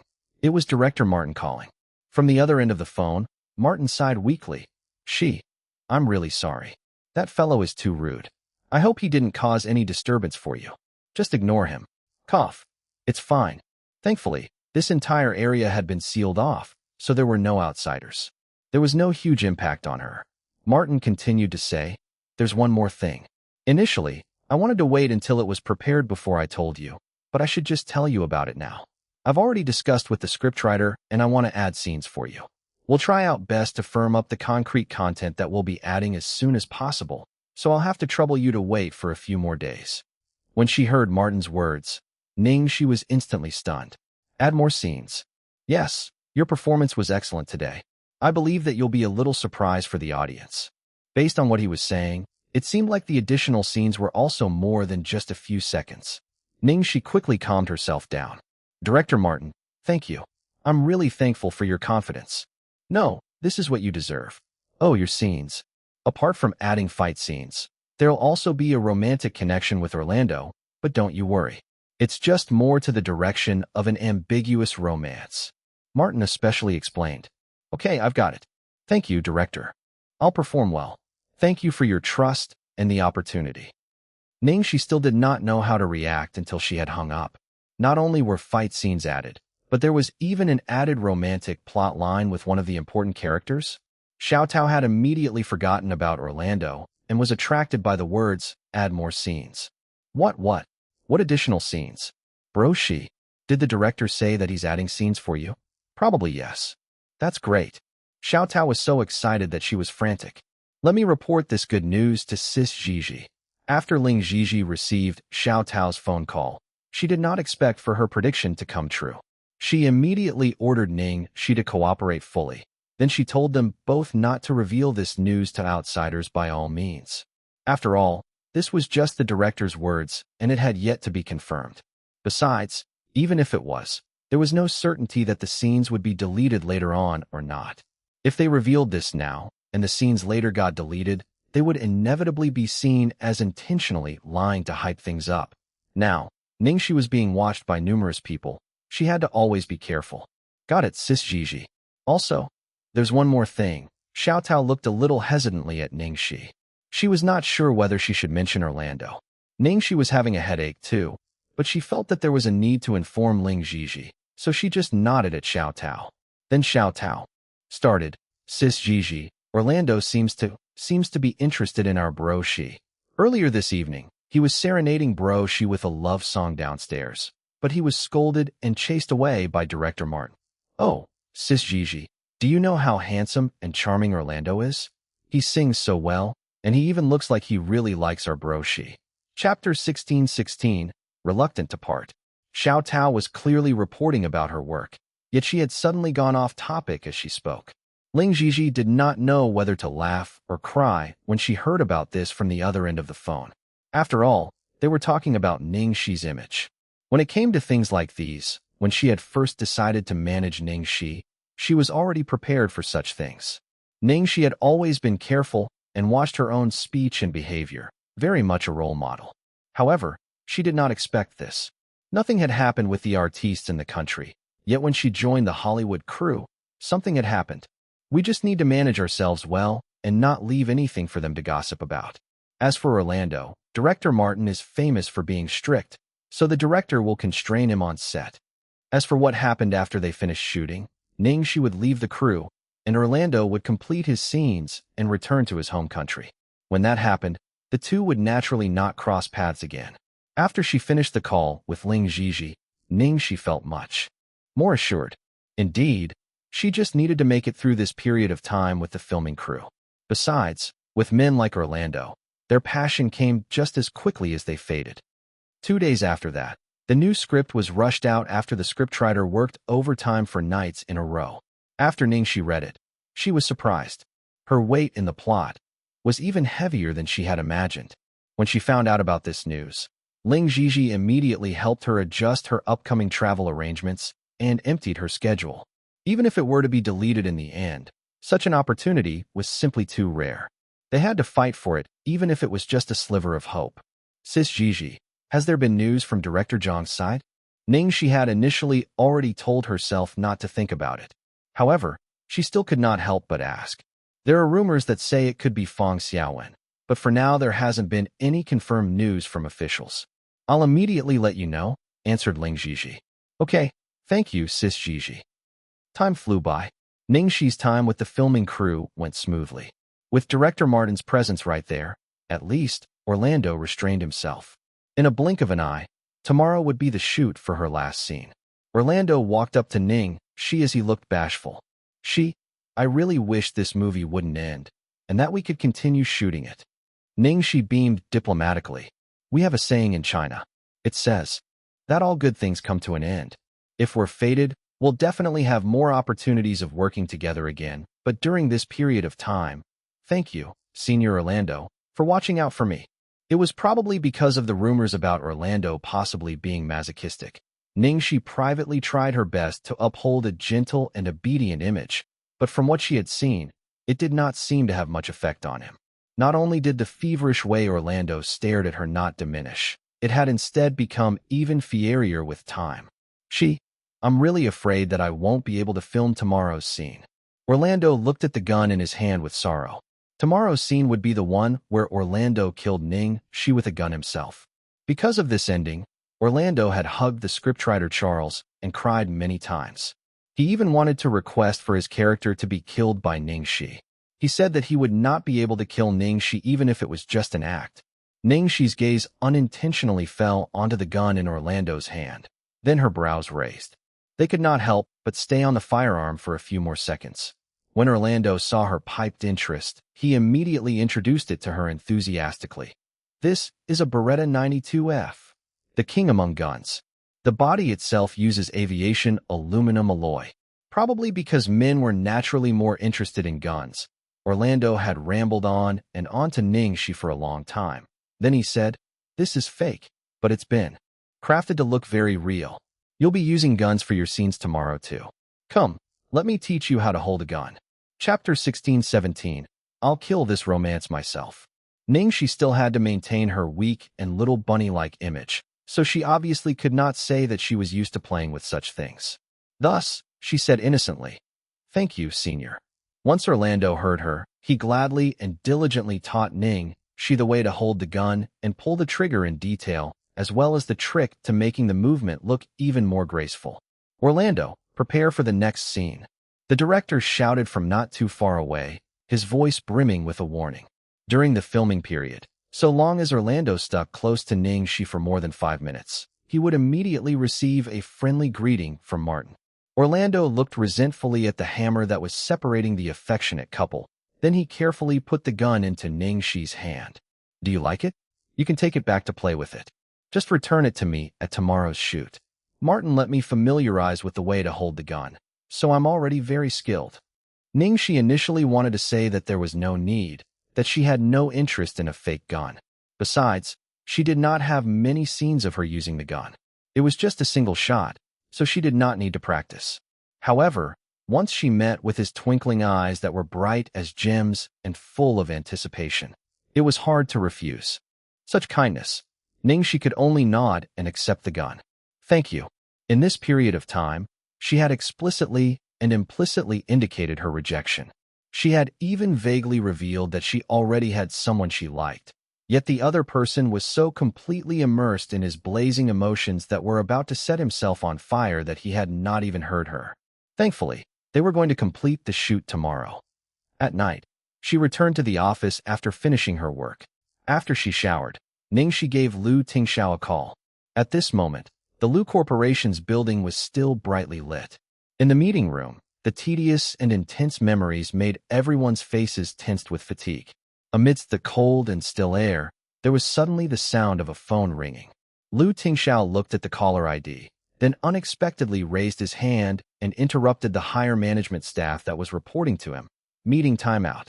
Everyone exchanged looks. How important was this call that it could have the boss interrupt the meeting at such a time? Is that even a question? One look at the boss's expression and you'd know. "Thank you, Lady Boss, for your saving grace." "Hello." Lu Tingxiao walked to a quiet part of the balcony. "I miss you so much." When he heard the girl's voice from the other end of the phone, the man's expression instantly softened.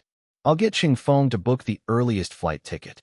Ning Xi obviously knew that Lu Tingxiao was really busy during this period of time, but just because of her single casual sentence, he wanted to immediately rush over. Sigh, she must have saved the world in her past life to deserve him. Ning Xi quickly said, "No need. I'm just calling to tell you that my last scene is tomorrow. I can go home the day after tomorrow. Send me your itinerary. I'll go pick you up." Ning Xi was about to speak intimately with Lu Tingxiao when there was suddenly singing from downstairs outside her window. "You satiate me with the taste of love, like the night in the silence of the forest, like the mountain swollen with the throes of spring." Ning Xi was dreading this. She almost forgot that a certain person would randomly go crazy and start a concert. Cough. One of our main leads was a singer. He likes to sing when he's bored. "Let me forever be by your side. Please accept my love for you, my dear Xi, my most beloved Xi." Ning Xi was alarmed now. Damn, this guy had actually changed the lyrics. Lu Tingxiao was speechless. Ning Xi replied, "Boss, don't worry, I'll kill this myself." The next day, at the filming venue. Last night, Ning Xi had to miserably explain the whole situation to Lu Tingxiao for a long time. The first thing she did after coming over to the filming crew was to focus on the preparation. She strived to be done within one take. On the other hand, Orlando had decided that today he had to make a few bad takes. Yet, when it was time for the shoot, Orlando was stupefied. Chapter 16-18, Aroused Beyond Redemption. Today's filming location was a steep cliff with a magnificent landscape. Initially, Ning Xi's tragic ending was to die from Orlando's gunshot, but after Martin and Charles had discussed, They finally decided to arrange for an open ending of her being shot by the gun, then falling off the cliff. The cliffhanger would not explicitly state whether Ning Xi lived or died. When Martin had come up with this suggestion, Charles had surprisingly understood him. This movie could very likely have sequels. If the first movie proved that Ning Xi's character received a great response, then there was a huge possibility that Martin would let her continue shooting the sequels. When Ning Xi had received the altered script at the start, she had already thought of this too. Even if it was not to evade Orlando, she had to give it her all today. 3, 2, 1, action. With the clack of the clapperboard, the shoot began. Right from the start, Orlando had intentionally slipped up with the thought of spending more time with Ning Xi. He had been in the entertainment industry for a long time, so to make bad takes without leaving any traces was a piece of cake for him. Yet, when the shoot had officially begun, Orlando's entire being was stupefied.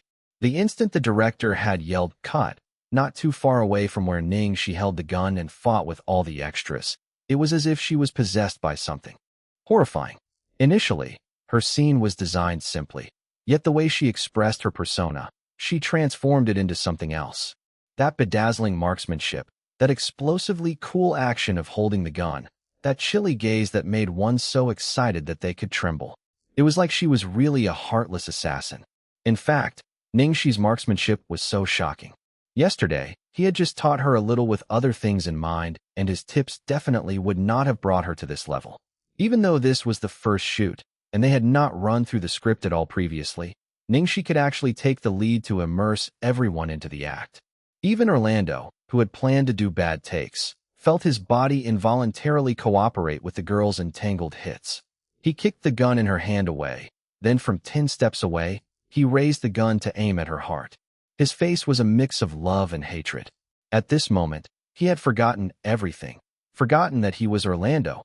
Forgotten that he had initially wanted to do a bad take. As he watched the girl before him, he completely entered into the world of the lead character, Randy. This mysterious girl who aroused him beyond redemption was, unfortunately, his enemy. Compared to Orlando's mixed and struggling expression, Ning Xi was just a murder weapon who had been trained since she was young. She did not have any feelings. Even if she was faced with death, there was still nothing in her eyes. Ning Xi looked at Orlando. The corner of her eye fell on the gun in his hand. In the next second, her gaze turned sharp. Her indifferent expression that was initially completely immersed in her act indistinctly wavered. That gun. Bam! At this moment, Orlando shut his eyes and finally pulled the trigger. The instant Orlando pulled the trigger, his initially shut eyes instantly widened with fright. In fact, he was immediately confounded out of his act by the sound of the gunshot. What was happening? This was just a fake gun. Why would it make such a sound? Also, that feeling when he pulled the trigger did not feel quite right. It was not just Orlando. Everyone at the scene was mind-blown too. Martin, Charles, and all of the crew members were a mess. All of them looked alarmed as they ran towards the direction where the girl had fallen. Oh my God. Oh my God. That's a real gun. F-U-C-K. What's happening? Ning Xi. How are you? Chapter 1619. That person is. At the hospital, outside the ward. Orlando's beautiful blonde hair had been ruffled until it was messy. His clothes were wrinkled too, and one of his shoes had even gone missing. At this moment, his face was full of panic. Apart from Orlando, there was also the director, the producer, the scriptwriter, the props master, and Xiao Tao outside the ward. Orlando, you'd better give me an explanation. What happened? Martin was as irritable as an angered lion at that moment. Martin, I don't know. I really don't know. I don't know how it became a real gun. Orlando looked pained as he buried his head. Until now, his fingers were still trembling. Martin stared straight at this man before him. From his expression, he did not look like he was pretending. However, Martin's expression did not soften at all. You don't know? That gun has been with you all this while. How could you not know? Orlando was distracted right then. He buried his head, and only a while later he stammered. It was with me, but it wasn't with me throughout. Yesterday, I gave the gun to Xi to let her take it back to practice. She returned it to me this morning. When Xiao Tao, who was crying until her eyes were about to swell into peaches, heard this, she sobbed and sniffled as she said, Director, Teacher Orlando did indeed give the gun to Bro Xi last night. The next day it was I who returned it to Teacher Orlando. Did it pass through anyone else's hands in between? Martin immediately asked. Xiaotao shook her head. I don't think so. Damn it. Martin was so annoyed that he cursed under his breath. The hotel was sealed. Apart from the filming crew, outsiders could not enter. What kind of person could change the gun without anyone noticing? And the person wanted them to do this? Earlier, the scene had been chaotic. Ning Xi wore a red costume as well, so they could not see where she had actually gotten injured. Right then, the doctor was still doing a checkup on her inside the room. They were not sure what the situation was either. Ning Xi was the most popular artiste under China's most capable management company, Glory World Entertainment right now. Furthermore, Glory World Entertainment was a company under the Lu Corporation. If something happened to Ning Xi when she was in his crew, even if this matter did not startle Mr. Lu, they would definitely be faced with huge trouble. China was very strict with gun management, so he had pulled some strings and sent her to this extremely hidden private hospital. If they had sent her to another hospital, once they saw it was a gun wound, even the police force would be alarmed. Why isn't she out yet? Orlando kept anxiously looking towards the ward. Orlando, you go back and wait in the hotel. I hope that you're clear that you're still a suspect. Martin said coldly. Orlando looked defeated. I will, but please let me first confirm she's condition. At this moment, the ward door was opened. A doctor dressed in a white gown walked out. Doctor, how's she? A group of people surrounded the doctor frantically. Just as Martin was worriedly trying to confirm Ning Xi's condition with the doctor, there was suddenly the sound of footsteps from the hallway behind them. Martin's face instantly fell. How was there someone here? He had clearly ordered for the hospital to seal off this floor. They saw that this man was followed by a subordinate who looked like his assistant. As if the frost on him had come from a world of ice and snow, his entire body emitted a terrifying presence. When he saw who had come, Martin felt his heart thump like a bullet train. He muttered to himself that this was no good. Chapter 1620. Personally come over and kill the romance. Lu Tingxiao. How could this be? The CEO of the Lu Corporation, America's Wall Street legend, the legend of China's business world. He kept an extremely low profile and rarely revealed himself on public occasions. Martin could recognize him because there was once when they had met each other at a cocktail party. The other person did not seem to be as unreasonable as the rumors said. In fact, he seemed to be very interested in the entertainment industry and had very professional insight. He had chatted with him about many professional issues. Leo, Martin nervously called out his English name. Martin almost did not dare to recognize him because the man before him right now was much more different than the one he had met that day. How's she?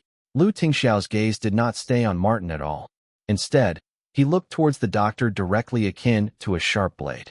Martin had thought that he was lucky, yet he did not expect what he worried most about had happened. He had really come for Ning Xi. The CEO had actually personally appeared for a subsidiary company's employee. The doctor felt a shiver travel up his spine just by looking at his terrifying aura. After the man appeared, he instantly assumed a position of control. The doctor quickly ditched Martin and turned to him to answer. She's fine. Luckily, it's just a bruise. A bruise? Really just a bruise? Are you sure? On the side, Orlando could not help but butt in. Yes, the bullet didn't hit any vital organs. It hit her shoulder. The doctor answered matter-of-factly. When he heard the doctor's words, Martin looked like he had escaped death by a close shave. His back was already slick with sweat. Immediately, Martin's eyes were filled with disbelief. Orlando's gun had been aimed right at Ning Xi's heart. If it had hit her, everything would have definitely pointed to disaster. However, at this second, he suddenly remembered that before Orlando had pulled the trigger, Ning Xi seemed to have very quickly shifted. Could she have noticed that something was not right then and had intentionally evaded it? In such a situation at that moment then, how did she notice that something was off and had even accurately evaded her vital parts? Orlando did not have the mood to care about who this person who suddenly appeared was. The moment the doctor finished, he immediately barged into the ward impatiently. Lu Tingxiao's gaze paused for a second on Orlando before he swiftly walked into the ward as well. Martin had yet to completely understand what was going on. He could only restlessly follow them in. Inside the ward, Ning Xi was lying on the sick bed, her wound already treated. She had also changed into a patient's gown and appeared like she was in an all-right state except that she was a little pale. Are you okay? I'm so sorry. Really so sorry. I really didn't know that gun was real. I'd rather the bullet hit me. Hit me thousands of times to take on all the pain you suffered for you, Orlando said.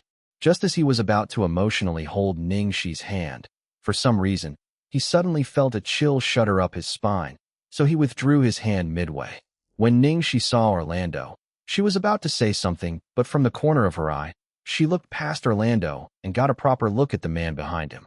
She excitedly said, and almost jumped as she did, "Boss."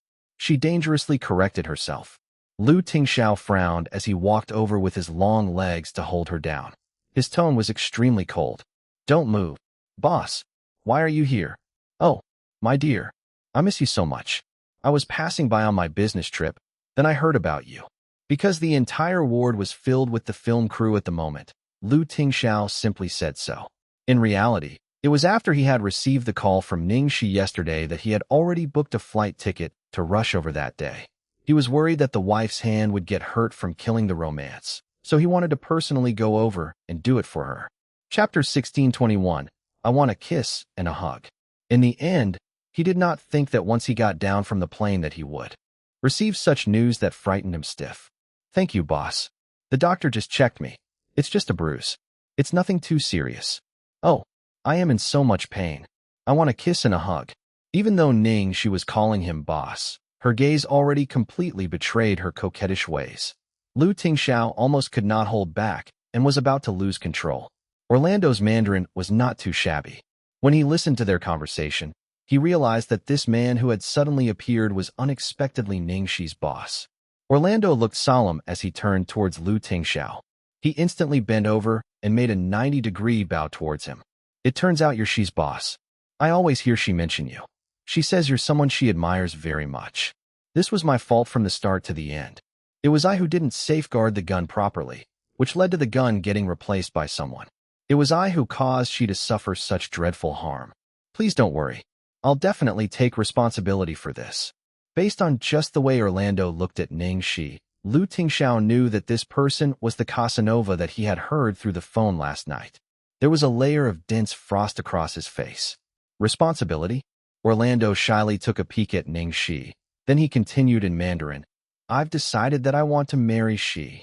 While his Mandarin was clearly not the best, he did not differentiate between to marry and to take a wife, but he seemed to have noticed that after he finished, so he corrected himself. "I want to take Xi as my wife. The point is that I'll get married to Xi." Tingxiao was speechless. Ning Xi had no words too. "Brother, what hatred and resentment is there between us? Was it not enough for you to hit me with the gun? I'm already like this, yet you still don't want to let me go?" Even Martin could not bear to watch it any longer. Orlando, shut up. He had almost killed her, yet now he wanted to take her as his wife.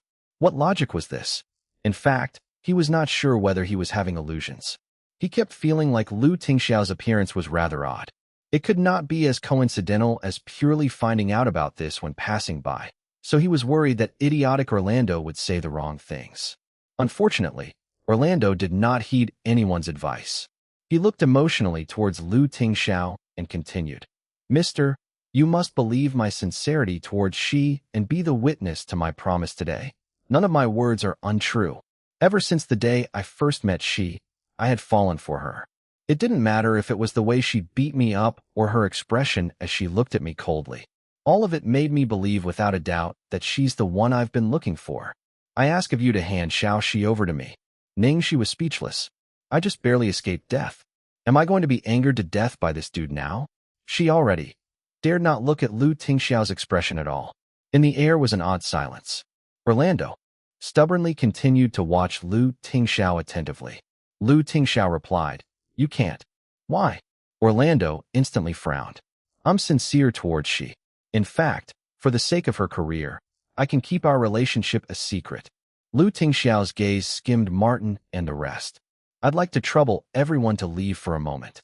I have some things to say to this mister in private." Martin already had a barrage of questions, yet in the end, he had been interrupted by Orlando and did not get the chance to ask. As he watched the way things progressed, he could only helplessly walk out with the rest first. Why not?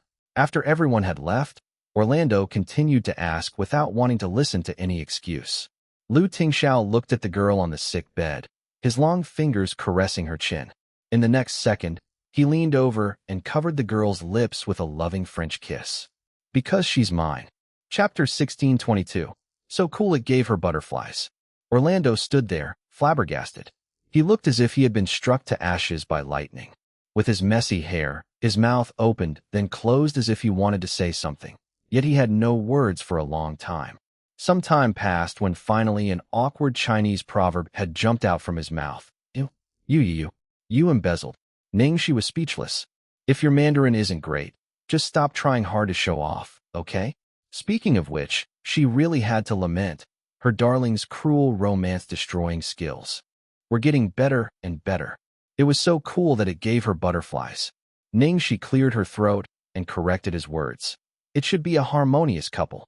Senior, I've told you previously that I already have someone I love already. Orlando stared lifelessly at Lu Tingxiao. It seemed like his outlook on life had been overturned in a huge way. This is impossible. How could there be girls who like someone as cold as you? I'm more handsome, more charming, more sweet-talking, cuter, more passionate than him. Are you being coerced by him? Because he's your boss. Ning Xi replied. It was I who confessed to him and asked him to date me. When he heard the girl's protective words, Lu Tingxiao's expression was incredibly gentle. Orlando was on the verge of collapsing as he held his bruised heart, yet he still did not give up.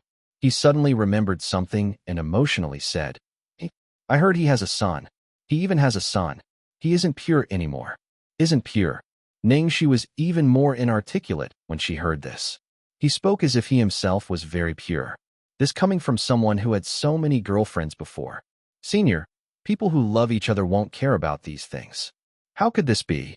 Orlando had a gloomy cloud above him as he squatted in the corner in disbelief. This can't be true. I don't believe it. I won't give up. Finally, all of the crew members, including Orlando, were invited over to cooperate in the investigation with someone assigned by Cheng Feng. Instantly, the ward was only left with Lu Tingxiao and Ning Xi. Ning Xi started to soothe him. Lu Tingxiao, I'm really okay. 1 second before Orlando pulled the trigger, I noticed that the gun looked real in time, so I evaded my vital parts. The bullet only grazed me. It looks frightening, but it's just an external bruise, and it'll heal very soon. Lu Tingxiao remained silent, his expression unhappy. What if she had not evaded it? That shot would have hit her right in the heart. He did not even dare think about the possibility. It looks like someone wants to kill me. However, there were too many suspects, and she had no clue at the moment. Ning Xi frowned as she recalled Orlando's performance from the start to end. In this period of time, based on my interaction and understanding of Orlando, he should indeed be oblivious. Also, that gun had always been with me and shouldn't have passed through anyone else's hands. It's weird. Don't think about it. Rest well. Leave all of this to me. Oh, Ning Xi was obedient. Let's get you home. Lu Tingxiao immediately lifted the girl by her waist. Even though his tone was harsh, his movements were incredibly gentle. When Ning Xi heard him, she immediately said, but this was my last scene. What do we do?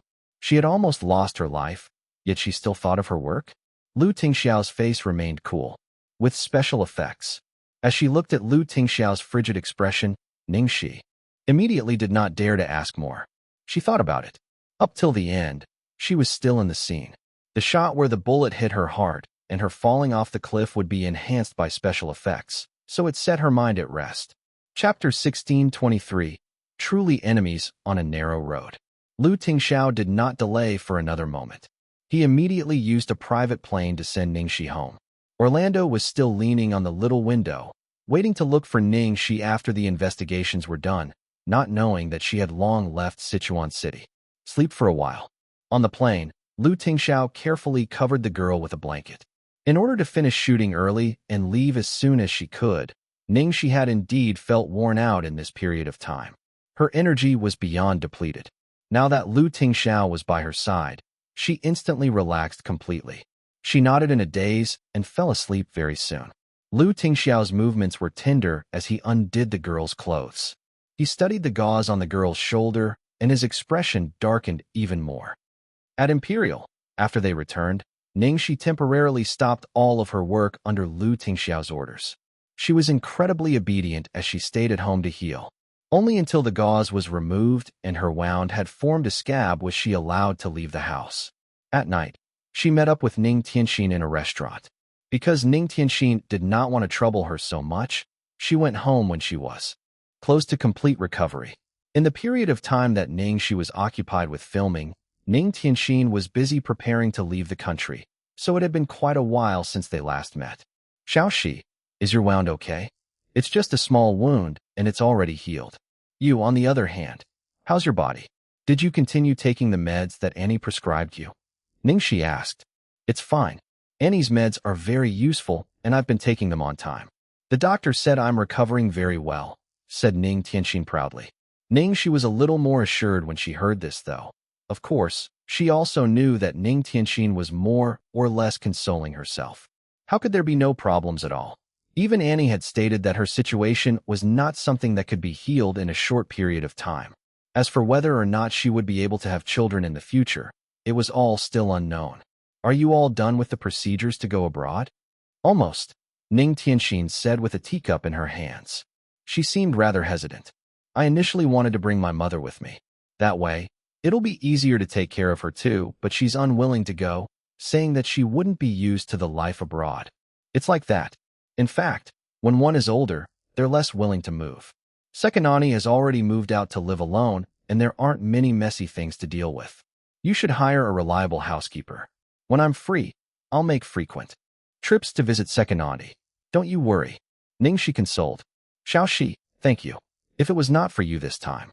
Look at you. You're starting to be courteous with me again. The two chatted for a while until Ning Xi noticed that Ning Tianxin was turning pale. She immediately asked with worry, Sis Tianxin? What's wrong? Are you feeling unwell? Ning Tianxin's fingers lightly held her underbelly. Her brows furrowed, and she shook her head. She said softly, It's fine, Xiaoxi. I'm just having my period today, plus maybe because this is the first time I'm having it after my abortion, it feels like the reaction is slightly worse. Ning Xi felt her heart ache so much upon hearing this. She quickly stood up and walked over to hold Ning Tianxin, blaming herself as she said, Then, quickly go home and rest. If I had known that, I wouldn't have asked to meet you today. When she saw Ning Xi looking like the sky was going to fall, Ning Tianxin said helplessly, It's just period pain. It's nothing huge anyway. Just, you're already turning pale. Ning Xi held Ning Tianxin as they slowly walked outside. Ning Tianxin herself had not expected that her reaction this time would be even worse than usual. Her body really could not bear the strain. Thus Ning Xi had to hold her as they left the restaurant. The two had just walked out when they unexpectedly bumped into two people. It was Mo Lingtian and Guan Ziao of all people. When she saw the two of them, Ning Xi's expression instantly darkened. This was truly a case of enemies on a narrow road. Chapter 1624. She's not that kind of person. Opposite them, Mo Lingtian was also confounded when he saw Ning Xi and Ning Tianxin. Especially when he looked at Ning Tianxin that he bumped into directly. He stood there stunned without any response for a long time. Ning Tianxin's gaze slowly swept past Mo Lingtian and the woman beside him. Her expression only frightened ever so slightly. There was no reaction to be seen on her face.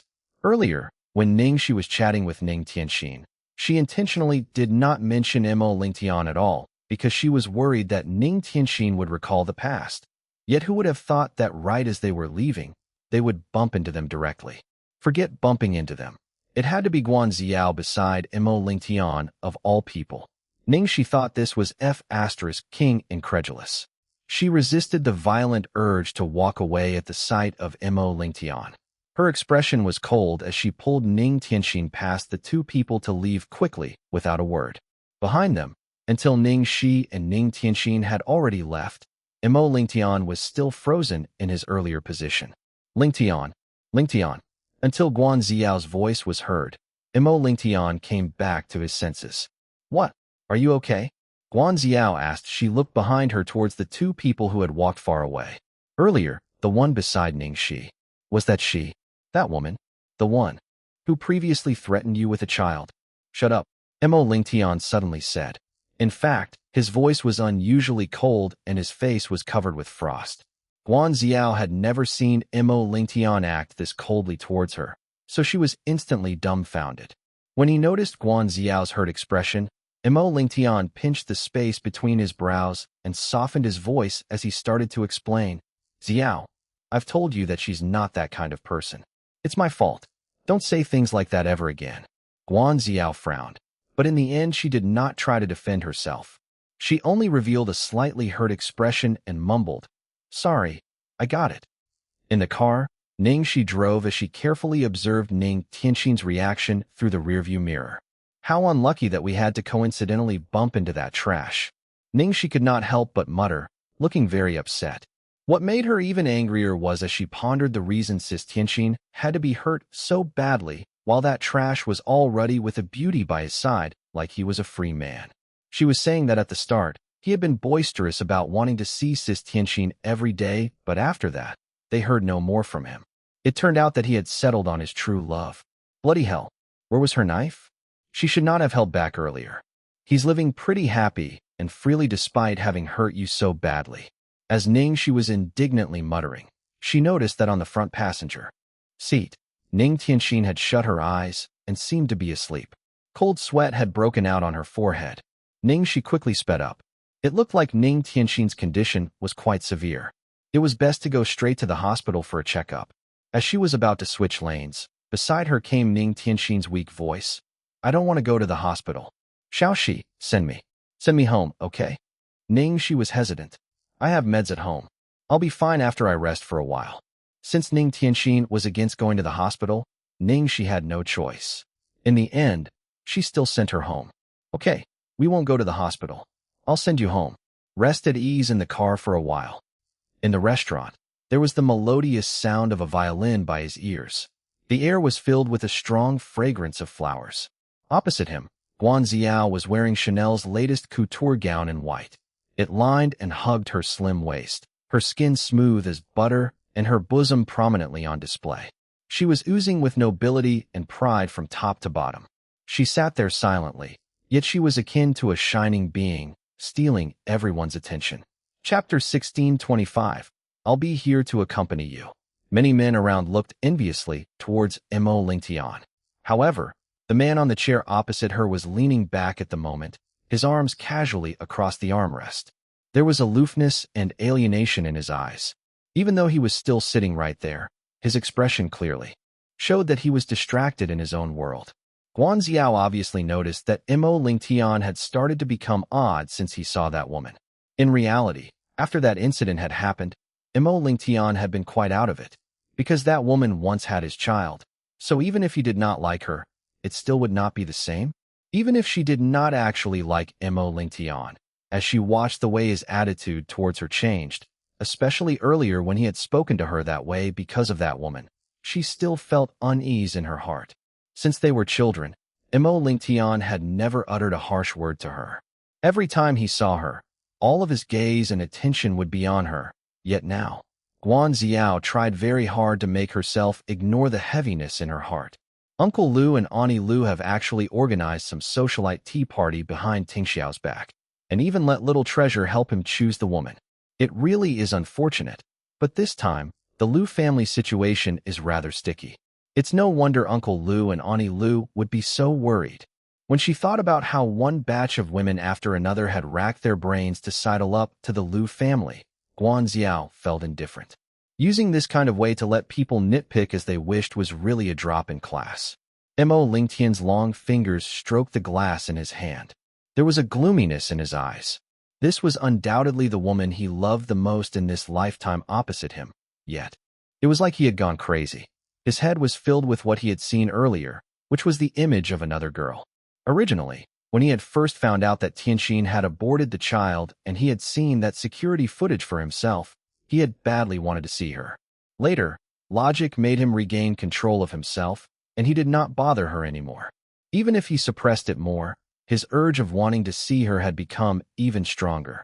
He would never have thought that today he would bump into her in such a way with absolutely no preparation. She was much skinnier.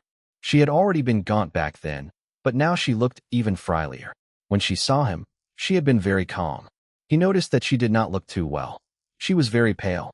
Could she be feeling ill? Opposite him, Xiao was saying something. He barely heard anything. When he thought about this, he could not sit still any longer. With the squeaking sound of the chair rubbing against the floor, Mo Lingtian took out a brown file holder from behind him and placed it in front of Xiao. This is the thing you want. Sorry, I've got something to do. I need to leave first. Lingting. Xiao was shocked as she stood up and wanted to ask more, but Mo Lingtian was already gone. Sis Tianxin, are you sure you really don't need to go to the hospital? Ning Xi had given Ning Tianxin painkillers, then followed Annie's prescription to brew a dose of medicine for her, but she was still worried. It's just an old problem. I'm well aware of how it is. I'll be fine after sleeping. Okay then, I'll stay here to accompany you, Ning Xi said as she tucked her in. After Ning Tianxin fell asleep, Ning Xi walked to the balcony and softly gave Annie a call. Hey Annie. The call had just gotten through when Annie's worried voice came through from the other end. Bro Xi, I heard that you got hurt. Are you better now? I wanted to go see you, but it's a mess here on my end. What's up on your end? Ning Xi quickly asked. Chapter 1626, Honest Body. Ning Xi had not been online much to focus on healing herself. She was not aware of what was happening around her. Annie hesitated. Bro Xi, don't you know? Bro Shun was arrested by the police. What? Ning Xi's expression changed. When did this happen? 3 days ago. Why was he arrested? They said he's suspected of possessing drugs. He was brought to the station for investigation, and he's not back yet. Bro Xi, I know you're in an awkward position, but can I please ask you a favor? Please go and take a look at Bro Shen. He's not willing to see anyone now. No one knows what happened to him. We're very worried. Drugs? Drugs were a very good way to get rich quickly. Almost all underground organizations dealt with it, but Yun Shun was an arms dealer. He hated people who did drugs, and he also forbade anyone in his organization to get involved with drugs. Now that things between Yun Shun and the Liu family were so intense, his arrest might have been caused by people from the Liu family. Ning Xi was in an awkward position indeed. She decided not to get involved after knowing the relationship between Yun Shun and Liu Tingxiao, but it was Annie who was asking her. Annie, who had helped her countless times. Annie, don't worry. Master is still around. He won't leave him alone. It's really hard for me to be involved. I can only help to take a look at him if he's willing to see me, that is. The problem was, that guy was such a delicate person. If he rejected seeing anyone at a time like this, then he might not see her too. Annie was grateful. Thank you, Bro Xi. Bro Shin will definitely meet you. I'll arrange with Bro Yi now. Oh right, I almost forgot. What did you call me for? Nothing much actually. It's about my cousin. She's having her period today, and she had quite a bad reaction. She's having really bad cramps, but she's not willing to go to the hospital. I'm a little nervous. This is normal. I expected this. She can only endure through it. I've given her a prescription to counter this situation. You can follow it and make it for her. I've already made it. She just did a full body check and has been recovering well. Let her get a good night's sleep, and after she drinks the medicine, she'll be fine. All right, I got it. Thank you, Annie. Ning Xi was much more at ease after the call with Annie. After she took the medicine and fell asleep, Ning Xi spent some time on her phone to look through the news. She was accompanying Ning Tianxin when suddenly her phone rang. It was Ling Xi. Ning Xi picked up the phone. Hello, sis Xi. Xiao Xi, are you feeling better now? I'm all right now. That's great. Can you come over to the company? There's news about director Zhang's movie. Ling Xi did not tell her the results directly. It seemed like there was something more to it. What? While she prepared herself to bid farewell to this movie, she was alert the moment she heard about the movie. Although she had said no, her body was honest. She actually liked the script and genuinely wished that she could get it. Moreover, she could work with Song Lin in this movie. As Ning Xi looked at the fast-asleep Ning Tianxin, who was already regaining her pallor, she replied, All right, sis Gigi. I'll be there right away. Chapter 1627, Not Bother Her. After Ning Xi made sure Ning Tianxin was all right, she left her a note and went off. By a big tree near the apartment, Mo Lingtian lit up a cigarette. He hid under the shadow of the tree, staring at the window of Ning Tianxin's unit. Suddenly, the door opened from the inside. Mo Lingtian freaked out and quickly extinguished his cigarette as he hid behind the tree. He tried to suppress his breathing. Ning Xi seemed like she was in a rush and was not really paying attention to her surroundings. She got into her car and left. Mo Lingtian only came out from behind the tree after the sound of the engine rumbled far away. It was just a short while, but his back was already covered with sweat. After Ning Xi left, Mo Lingtian stood there for a long while. It was quiet inside the apartment, and there was no sound at all. She had not looked too well earlier. Was she sick? Then again, since Ning Xi left, she should be fine, shouldn't she? Mo Lingtian was extremely anxious. No matter if it was money or any other method, as long as it was able to make it up to her and calm him down, he would do anything. He did not want to become a person he himself did not recognize anymore. Unfortunately, the only thing he could do now was to not bother her. At the Glory World Entertainment office. Sis Gigi, what did Director Jiang say? Has the role been finalized? Ning Xi asked directly the moment she reached the office. She was panting while asking, obviously having rushed over. Sit down first. Ling Gigi got her a glass of water. After Ning Xi recovered, Ling Gigi tried to find the words to tell her. The results were actually out several days ago. I didn't tell you about it to avoid disturbing your recovery. Ning Xi's heart sank when she heard that. So, what's the result? You didn't pass the audition. The female lead is Jiang Xini, Ling Gigi revealed. Ning Xi's expression looked down. As expected, she had not passed. Jiang Xini, one of the iconic artistes from the Capability Camp, had received a nomination for the Best Female Lead Award at the Berlin Film Festival before.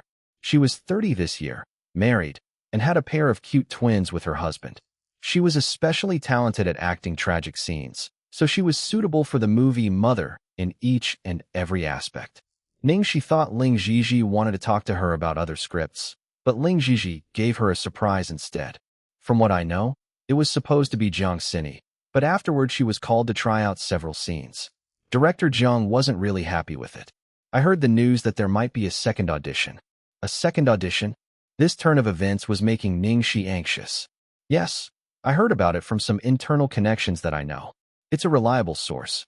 If nothing goes wrong, they'll be arranging the second audition in these coming few days. What about the people shortlisted for the second audition? Ning Xi asked. There are 5 people and you're one of them. Ling Gigi replied as she observed Ning Xi's expression. Think about it if you want to go for the second audition. Whatever it is, I'll respect your decision. Obviously, Ling Gigi noticed Ning Xi was behaving quite oddly this time. While she was hoping to get it, she would still respect Ning Xi's wishes.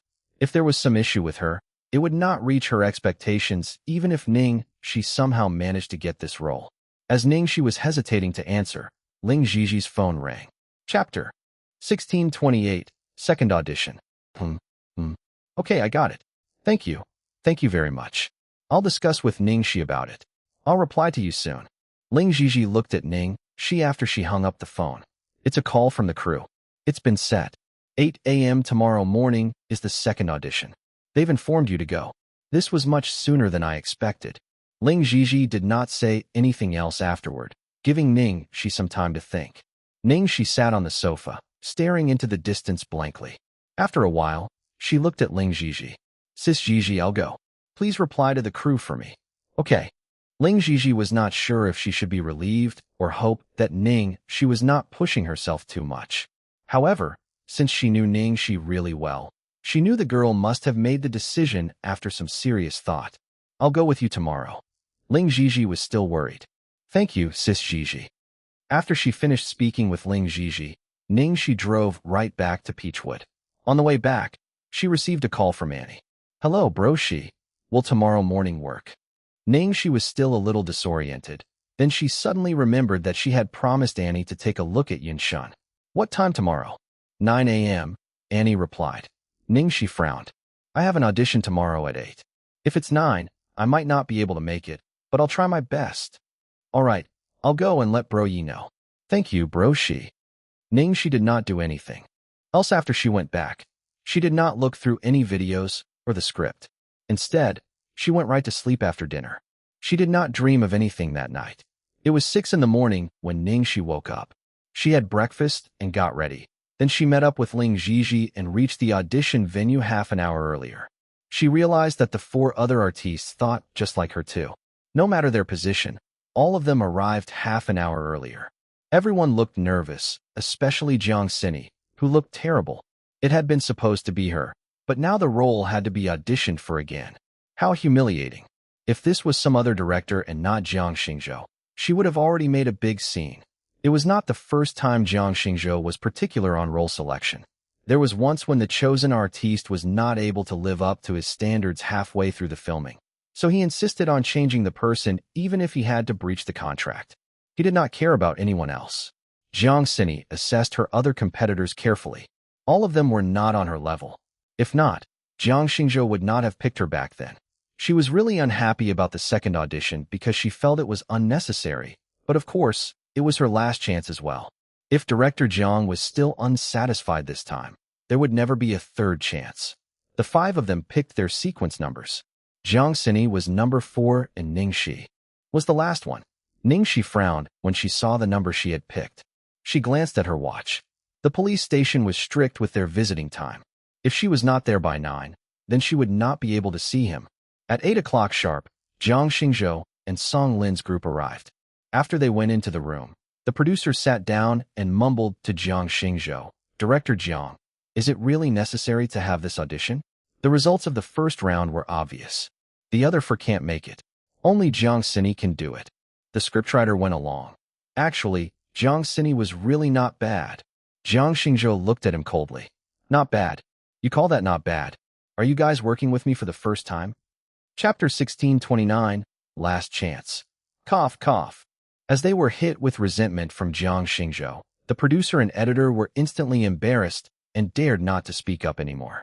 However, they really thought that Jiang Xi's performance had reached the pinnacle. If this was still not enough, what was it that he wanted? After all, even the scriptwriter was very satisfied with Jiang Xi's performance.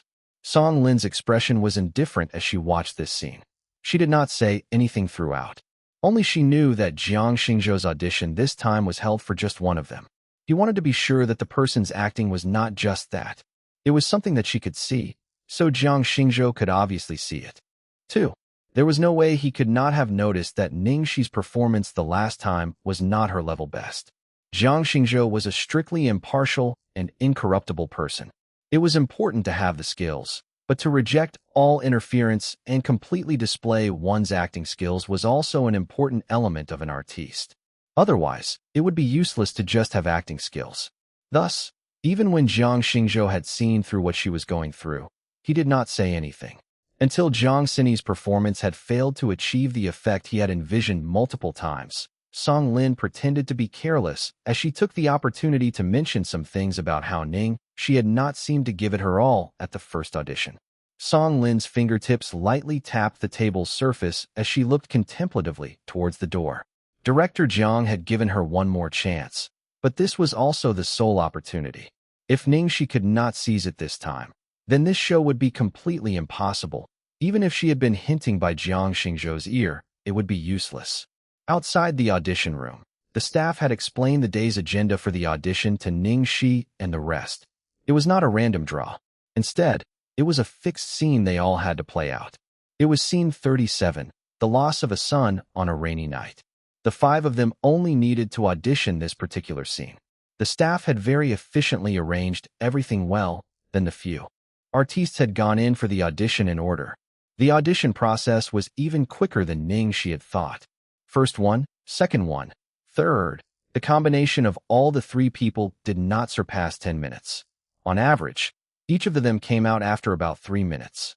In fact, based on the expressions of those 3, it seemed like it had not went very well. Finally, Jiang Xi, who was before her, was called in. Jiang Xi had gone in for a very long time. Ning Xi took a glimpse at the time. She had particularly recorded it, and she noticed that she had gone in for 18 minutes already. On the side, Ling Xi patted Ning Xi's hands, indicating for her to not be nervous. Another 2 minutes passed. Finally, Jiang Xi came out. Jiang Xi pushed the door open to walk out. Then she took a deep breath. Her face appeared as if she had a weight taken off her mind. Jiang Xi was originally the best performer among them, and this time, she experienced Jiang Xingzhou's personal grinding. The fact that she had performed well this time was within everyone's expectations. Last one, Ning Xi. The staff member shouted outside. "I'll leave first. Good luck to you." Jiang Xi smiled at Ning Xi.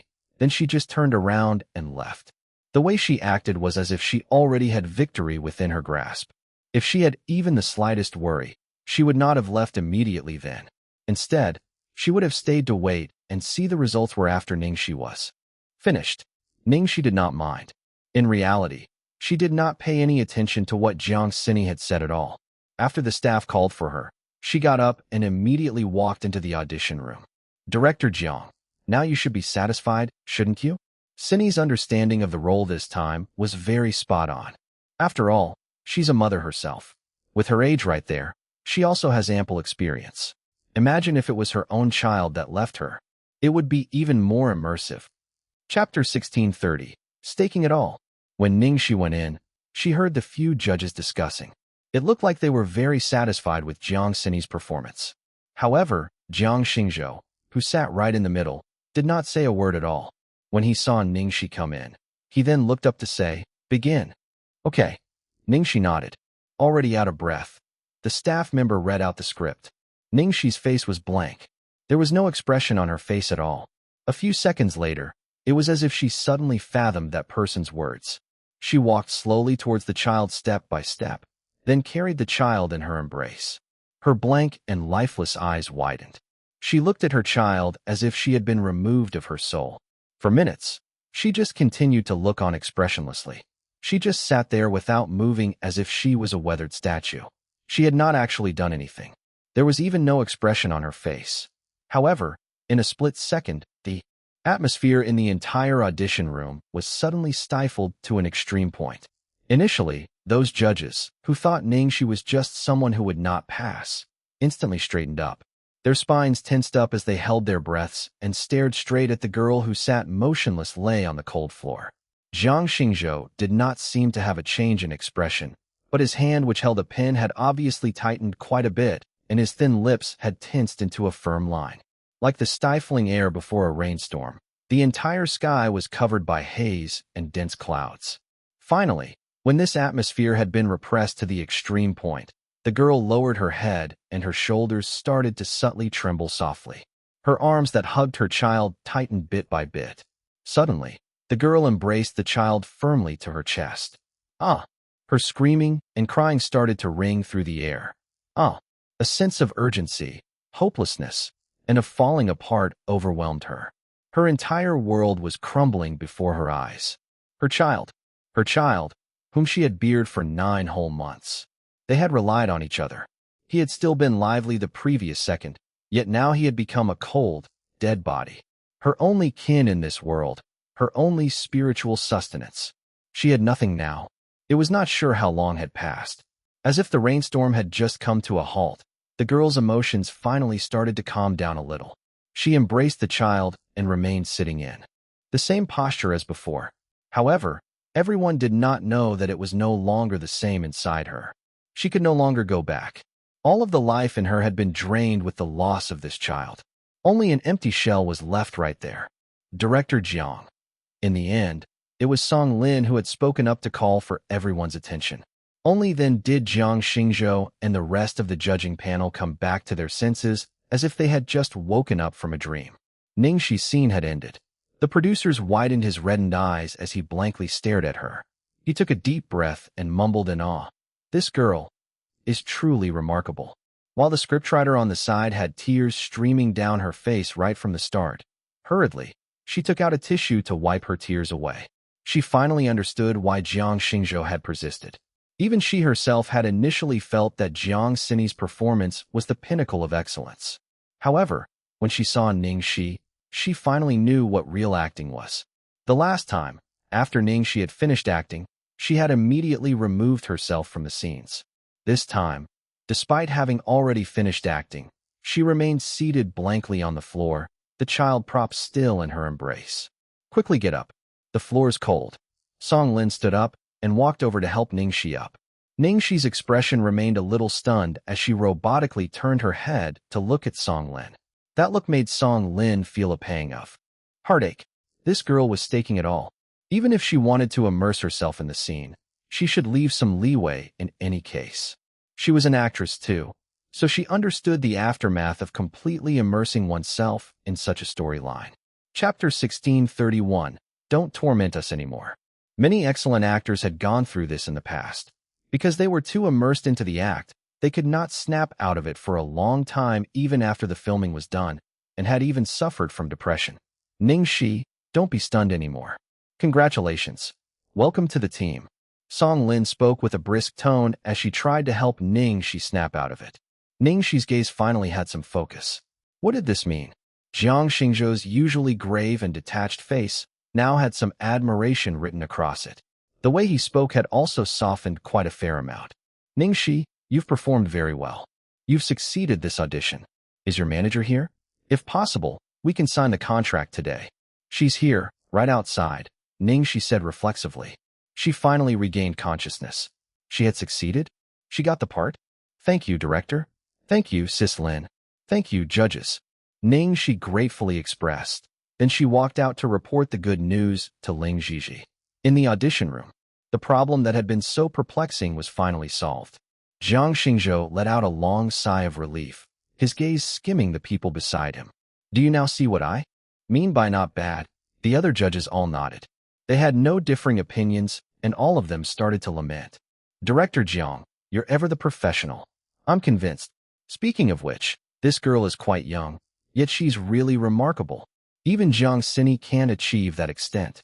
She probably could not perform well at the last minute the last round. Thankfully, there was another audition. The younger generation will surpass us in time. Sis Gigi. I got through.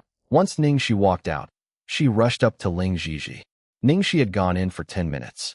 Although it was not considered very long as compared to Jiang Xini, it was enough to make Ling Gigi nervous.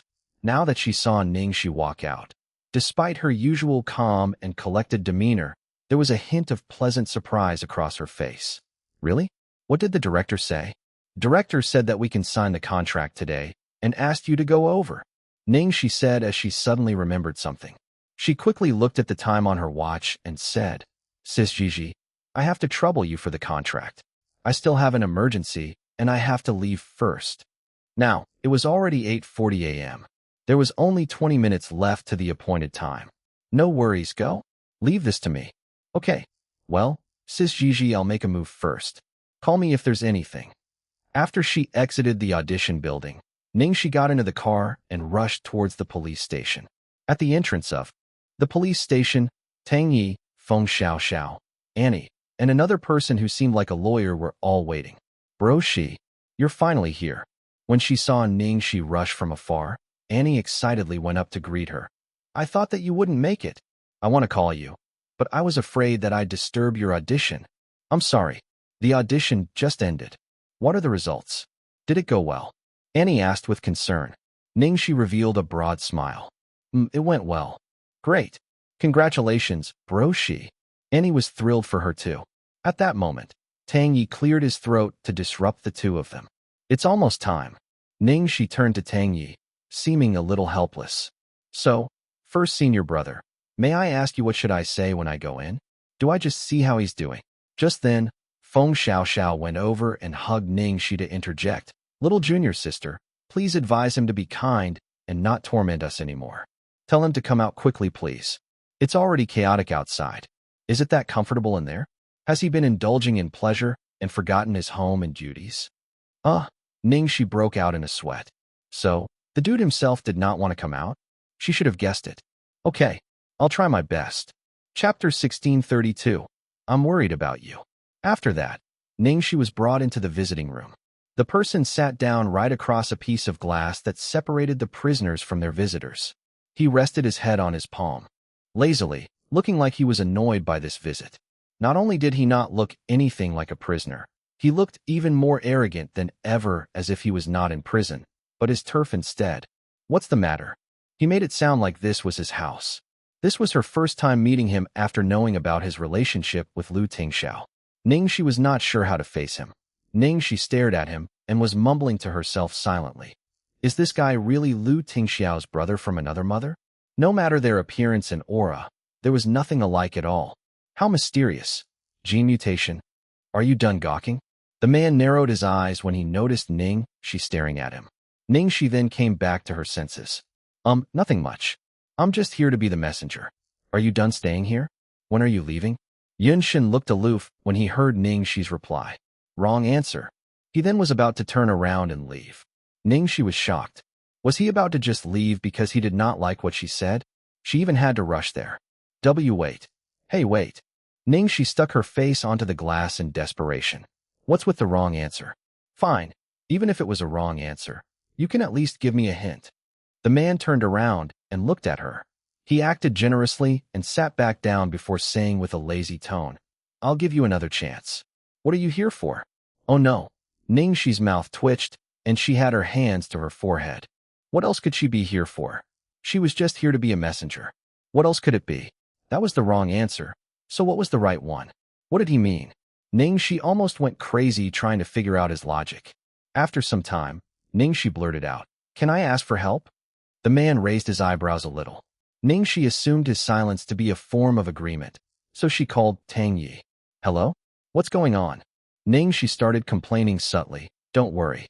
He looks perfectly fine. He can probably torture every one of us and still be fine. As for persuading him to come out, he's mad. I can't communicate with him at all. He asked me what am I here for. I told him I'm here to be the messenger and to ask him when he was leaving. Then he told me that's the wrong answer. He wanted to leave after that. Now, it's my second chance to answer. Tang Yi remained silent. He was probably speechless by the situation as well. Then, the phone seemed to have been snatched by Feng Xiao as her voice came through. Idiot. Why are you here? Because I'm worried about you. Standard answer. Got it. Ning Xi was inarticulate. Feng Xiao ranted to her. Listen to me, little junior sister. He's a person like that, and super childish at that. He just wants your attention. It wouldn't be right. Give it a try. Whatever. I'll try to talk to him again. If it doesn't work, then I have no more ideas. She could never say that to him, even though she had actually been a little worried about him before. Chapter 1633. Get me out of here right now. Don't hang up the phone then. I'll remind you when the time comes. Although Feng Xiao said that, she just wanted to hide the fact that she wanted to eavesdrop on some juicy stuff. Ning, she did not overthink. She also wanted to let them know how troublesome this guy was, and that she had tried her best. Ning, she went back to the seat without hanging up the call. Before I answer you, can you answer something first? Why are you staying inside? Ning, she asked. The man put on a sarcastic smile. To let you see how your white knight is really like when he carries out his duties. Ning, she frowned. So, did he mean that this was Lu Tingxiao's doing? Before we decide on who did this, even if someone from Lu Tingxiao's side is involved, you guys are against each other now, and you've been causing a lot of problems for the Lu Corporation, haven't you? Ning, she interrogated. The man's expression did not change at all. He conversed self-righteously. So what? I'm not a good person, but I've never hidden that from you before. Ning, she was shocked. What was with this nonsense? She still could not communicate with him after all.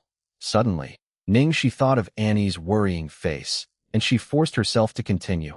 All of us are worried about you. If it's about this, there's no need to. Fine. I get it now. I know what he's doing. Is that what you want? Feng Xiao was really anxious on the line.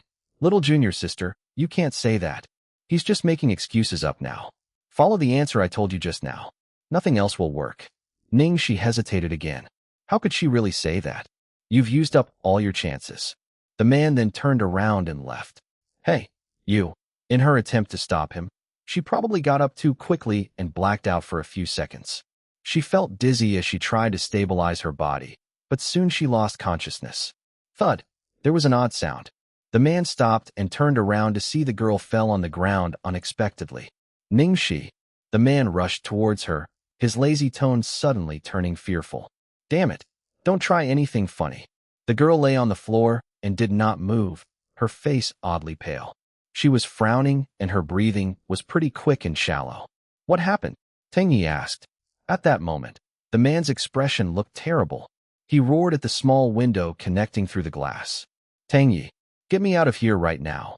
Tang Yi and Feng Xiao were dumbstruck. Tang Yi went in with a lawyer. In just 5 minutes, they got him out, and he was politely invited to leave. Where's she? The man demanded coldly. Ning Xi had been moved outside by the police staff after she passed out. In the car, Tang Yi replied. She's in the car already. Don't worry, Annie's here. Feng Xiao told him. The man, who seemed like he was about to stay in the police station forever, was now walking swiftly outside. Chapter 1634.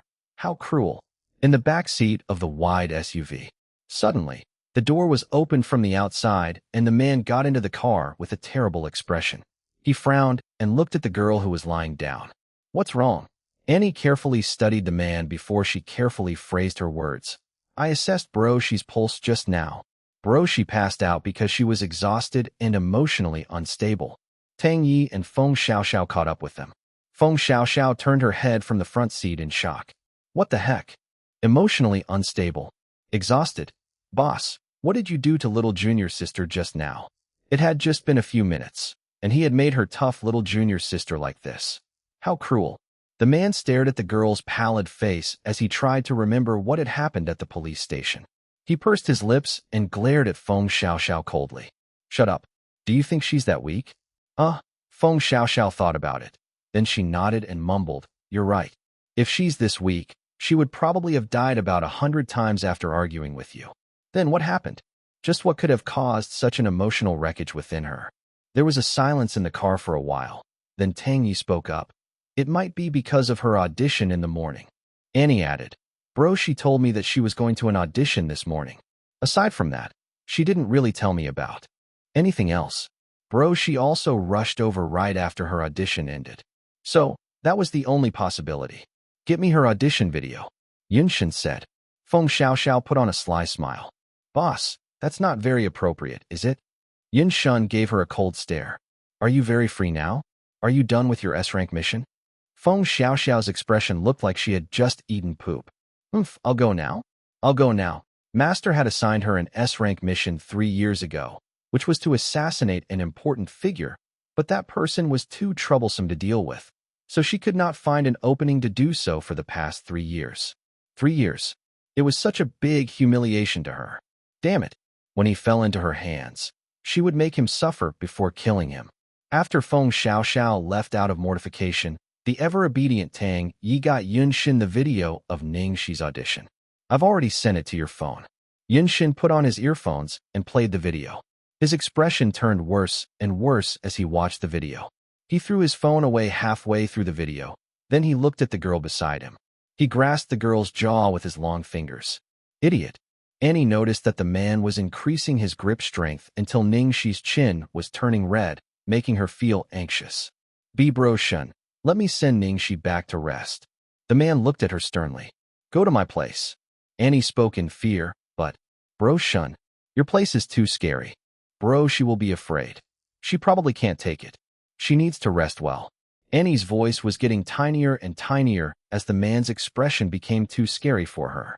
In the end, a certain someone, who always acted as he wished, never listened to anyone's advice. They brought Ning Xi back to the haunted house. Chapter 1635. You'll be mine from now on. In 2 hours, redecorate this damned place entirely, the man instructed.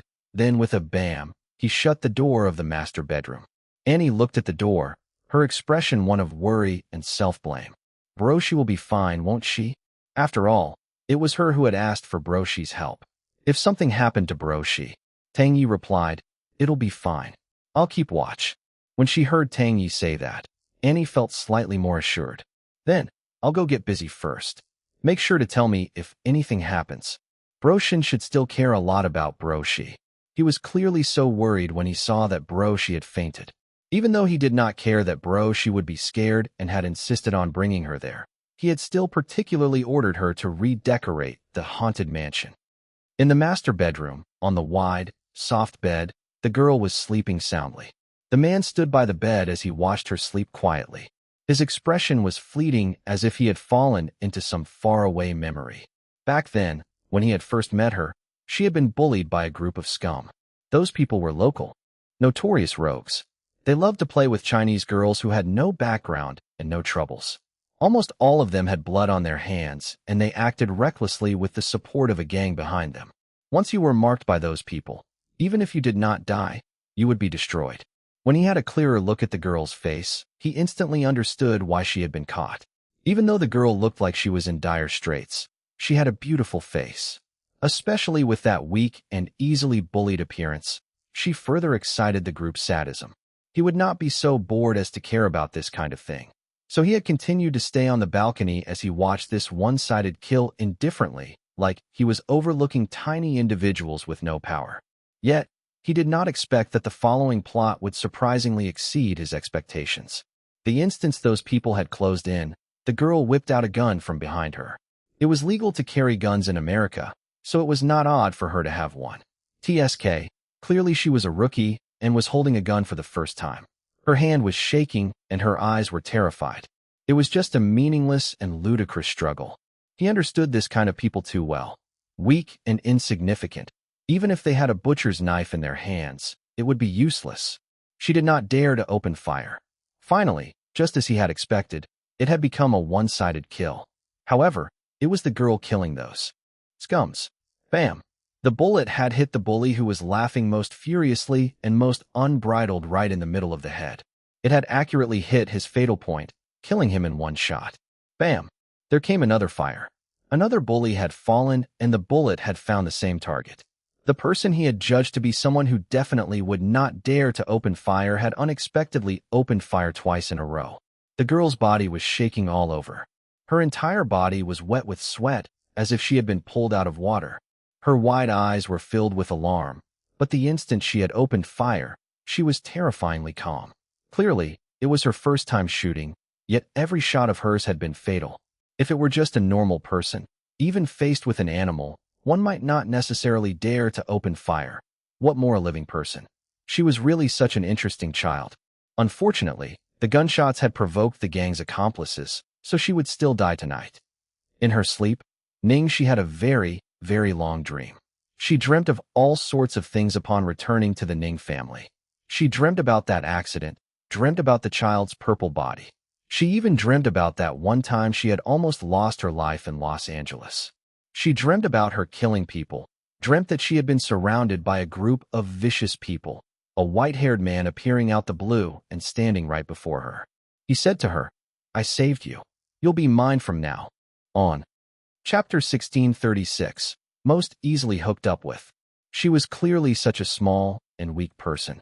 However, the moment she started to open fire until the years that he had brought her back to the organization, she had unexpectedly surprised him over and over again. It was as if she was a weed at the lowest level, yet she had the toughest will to live, drawing from everything around and growing like mad. Maybe it was because he had been living a dull life that many years after that, she had unknowingly become his only joy, the only uncertain element apart from his fate. He was not sure, but whenever he saw the girl smile at him tenderly and act like a spoiled child, there would be vicious tendencies in his heart. When he found out that the girl had thoughts of returning to China, it was even harder to suppress these vicious tendencies. He did not hesitate to go back on his agreement with her then and there, rejecting her request to leave, and he had even made such a request even if he knew that he could not make her stay. He should have gotten used to it by now. All that he cared about, he would not be able to keep in the end. Bro Yi, I've already had people organize everything, and it's about done. Bro Shun, is he not out yet? Annie stood at the door worriedly. The two of them had already been inside for close to 2 hours. It was very quiet inside. It seemed to be too quiet that it felt strange. Tang Yi frowned. Then he turned around and knocked lightly on the room door. There was no response from the inside. He knocked again, but there was still no response. Tang Yi's expression changed. He decided to push open the bedroom door, while Annie nervously followed after him. The two of them solemnly pushed the door to enter, yet in the next second, they were both stunned. Ning Xi was breathing steadily as she slept soundly on the bed, while Yun Shun had actually laid by the bedside with his eyes shut. From the looks of it, he seemed to have fallen asleep. In his sleep, the man's fingers seemed to have unconsciously held on to the hem of Ning Xi's clothes. Bro Shun, Annie muttered in shock. Tang Yi watched the man sleep soundly, then indistinctly he sighed softly. Let him sleep a while. Annie kept quiet and nodded. Ever since the last time he returned from the Liu family meeting, Bro Shun has barely been sleeping. Mother of my eyes. I can't believe I'm actually seeing this. This scene is quite heartwarming and beautiful. It was not sure when Feng Xiaoxiao had returned, but she leaned her head on Annie's shoulder after she looked in and saw this scene. She looked like she had just seen a ghost. Shoo, don't wake them up. They shut the door and left. Feng Xiaoxiao stood at the door, still looking horrified. I thought that this dude was going mad again after bringing little junior sister home. He might as well have gone mad. This is too frightening. Broshin isn't that scary. Annie muttered. Feng Xiaoxiao shot Annie a look from the side and pouted.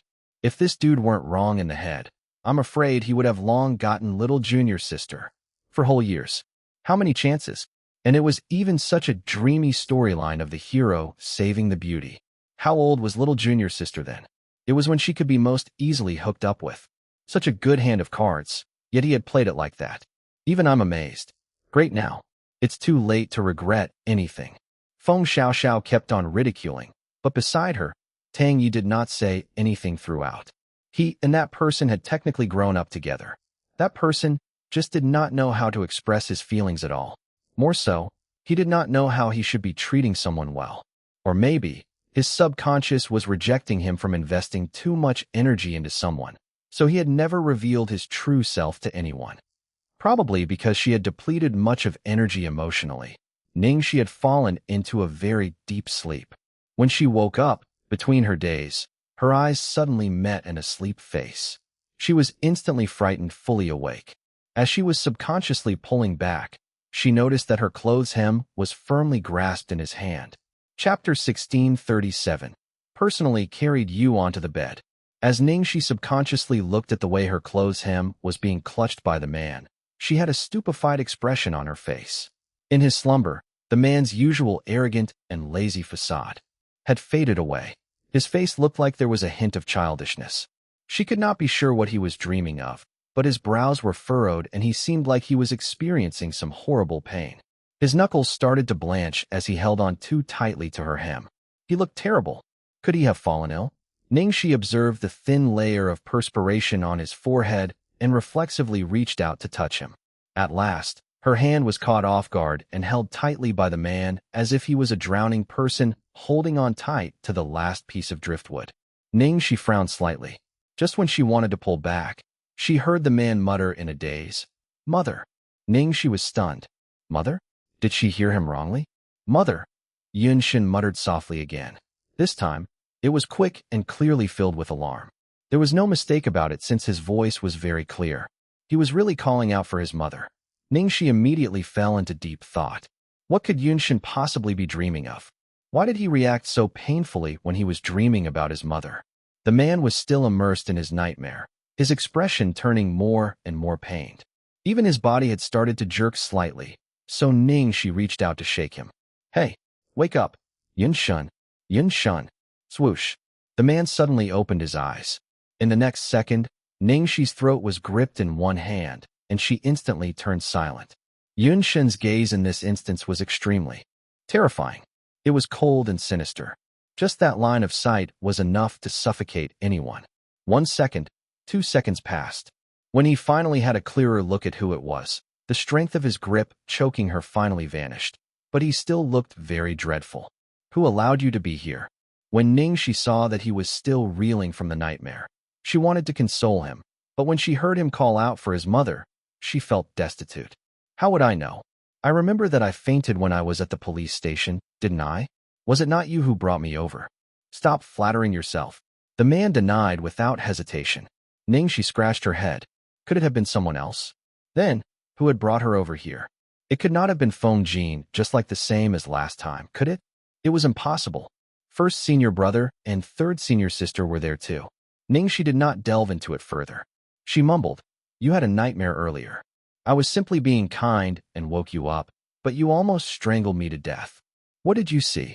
The man stared at her with a gaze that seemed as if he was looking at a peeping Tom. Ning Xi was astounded by that stare of his. What else could I have seen? What's so fun about watching you have a nightmare? It just sounded like I heard you calling for your mother. The man's expression was turning increasingly cold. In his eyes bubbled a rage of humiliation from having his privacy invaded.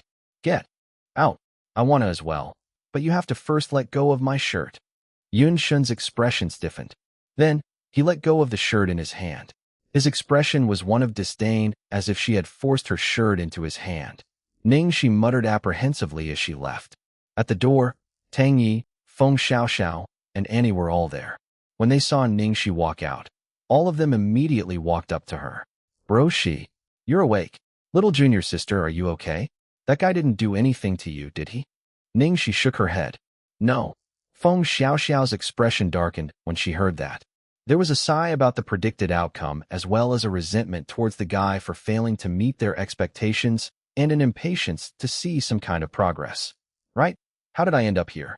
And I was even lying on that guy's bed. Ning Xi exclaimed in puzzlement. Feng Xiaoxiao blurted out an answer. That guy insisted on bringing you back, and even personally carried you onto the bed. Ning Xi was dumbfounded. Chapter 1638. You'd be single forever. That guy insisted on bringing you back, and even personally carried you onto the bed. Feng Xiaoxiao sold him out without hesitating. Ning Xi was dumbfounded. Was that guy suffering from schizophrenia? His lying and acting were way out of the world. Damn, just now he chased me out, and even asked me why I was here. Ning Xi complained. Feng Xiaoxiao could not say anything.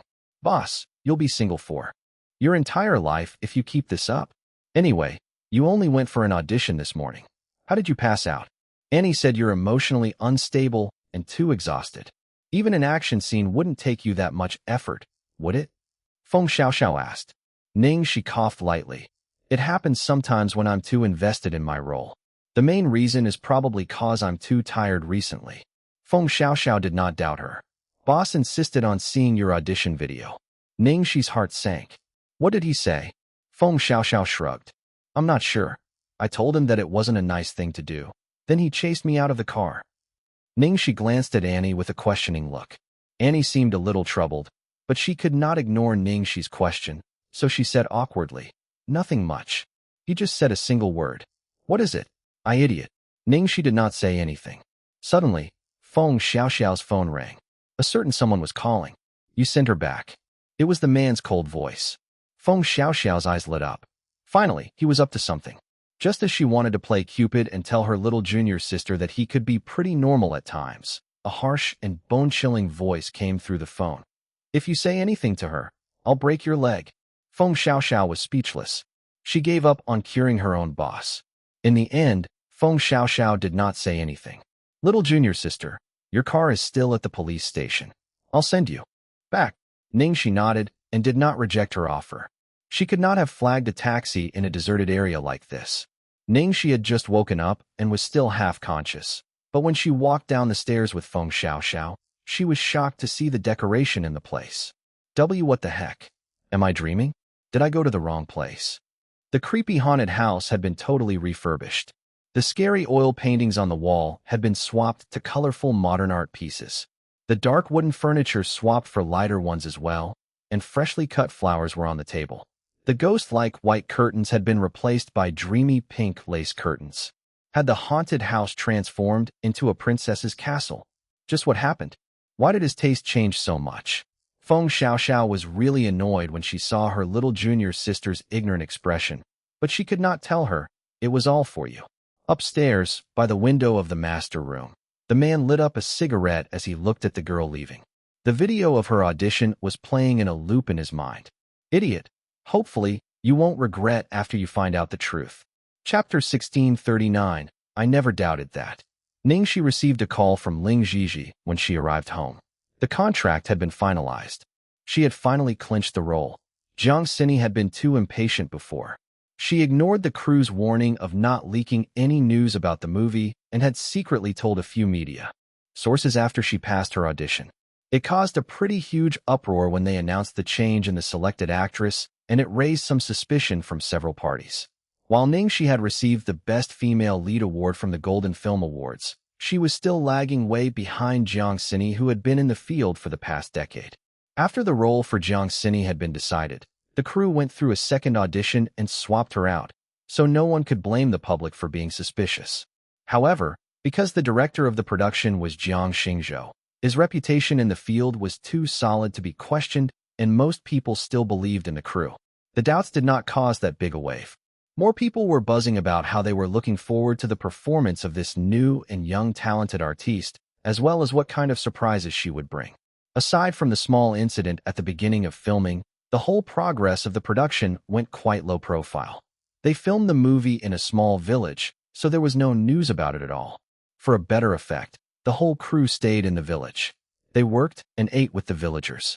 Everyone thought that Ning Xi might not be able to stand a life like this, so no one expected her to adapt very well. She toiled in the farm like an expert and was even able to teach others. Jiang Xingzhou would not candidly just select a person. He investigated her background thoroughly and found out that she had stayed in a rural area for 18 years. Despite his usual strictness, he was very satisfied with Ning Xi's performance. This girl isn't bad at all. She's a raw gem. If she stays on the right track, she might overtake you. Song Lin did not mind hearing such high praises for Ning Xi. Instead, she looked at the direction of the girl and smiled. I never doubted that. Suddenly, Song Lin received a notification on her phone. She picked it up and took a look. Then her expression changed immediately. Soon after, Jiang Xingzhou received a notification too. In one glance, he looked as shocked as Song Lin as rage filled him up. Song Lin caught a glimpse of what was on his phone, and she quickly tried to calm him down. Director Jiang, please don't act rashly before we clarify things. Jiang Xingzhou had gone through a lot in life, after all, so he suppressed himself. Let's finish this scene first. Don't affect her mood. Thank you, Director. Song Lin was grateful, but at the same time, her face showed flashes of worry. At this point, Ning Xi had no idea what was happening because she did not really pay any attention to anything else other than acting.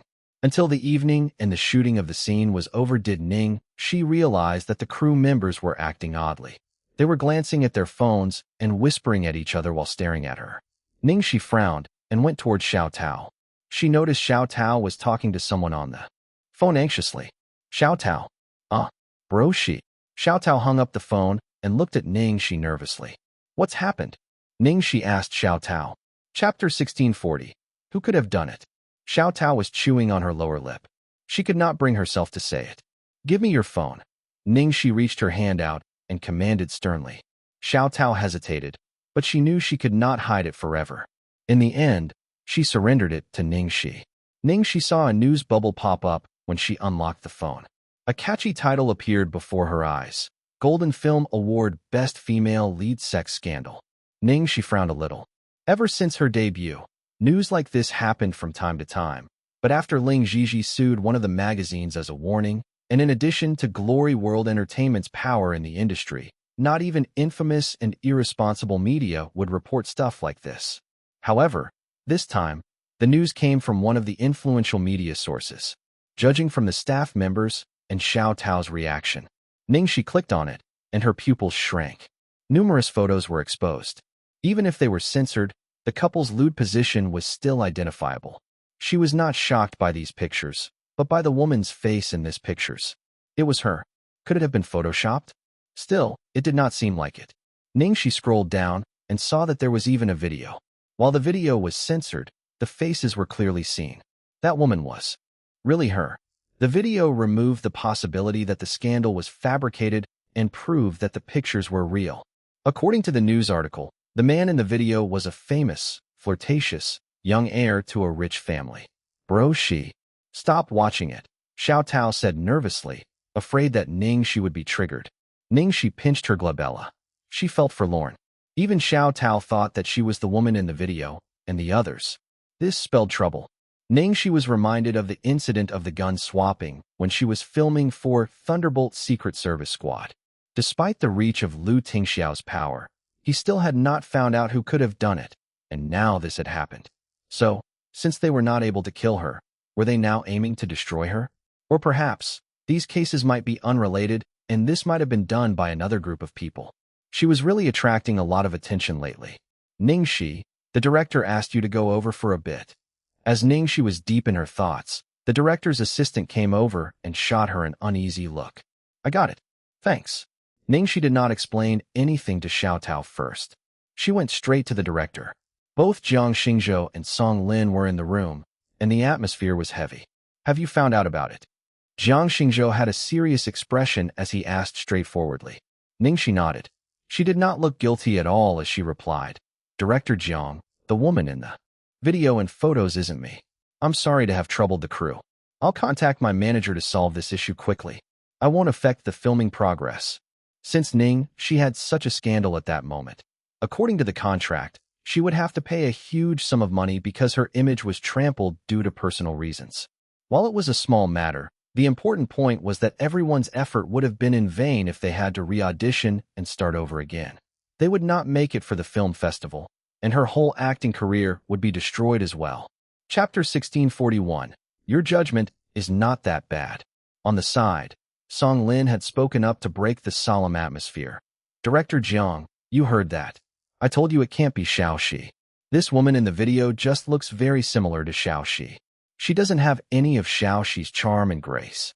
Her expression is stiff, and her figure is clearly not as attractive as Xiao Shi's. No matter if it was Xiao Shi's waist or legs or breasts, her physique is well proportioned and her body fat ratio is perfect too. No more and no less. You can say she's perfect. On the other hand, the body of the woman in this video is soft. The proportion of her legs are too short too. Her boobs. Cough, cough. Jiang Xingzhou cleared his throat. Song Lin laughed lightly and innocently tinkled. Director Jiang, I'm just spelling out the truth. Even Ning Xi started to perspire hearing her. She could not help but feel embarrassed. Goddess, is this your judgment from your piercing eyes? She did not expect that her great goddess would have paid much attention to her daily and had even given her such high ratings. Speaking of figure and faces, Song Lin was the one with true charm. In fact, even as this age, she still maintained her physique perfectly. Okay, I'm relieved that it isn't you. I hope you can handle this matter well. If this affects the filming crew in any way, I won't bend the law to favor you. Jiang Xingzhou responded with a sunken expression. Even though Jiang Xingzhou's tone sounded like it was hostile, in reality, his attitude already indicated that he was on her side. After all, he had chosen to believe her. Yes, I got it. Thank you, Director. Ning Xi exclaimed. She had just walked out from Director Zhang's vicinity when Ning Xi saw that Ling Xi was waiting outside, looking travel-worn. From the looks of it, she had rushed over immediately. Sis Gigi, why are you here? I was about to make my way back. There's no need. Don't affect your shoot. Ning Xi was stunned for a moment. Did Sis Gigi mean that? Let's go. Let's discuss how we're going to clear the air on this, Ling Xi said frankly. Ning Xi had swallowed all of the things she initially wanted to explain. She blinked in surprise. Sis Gigi, you know it's not me? Ling Xi replied.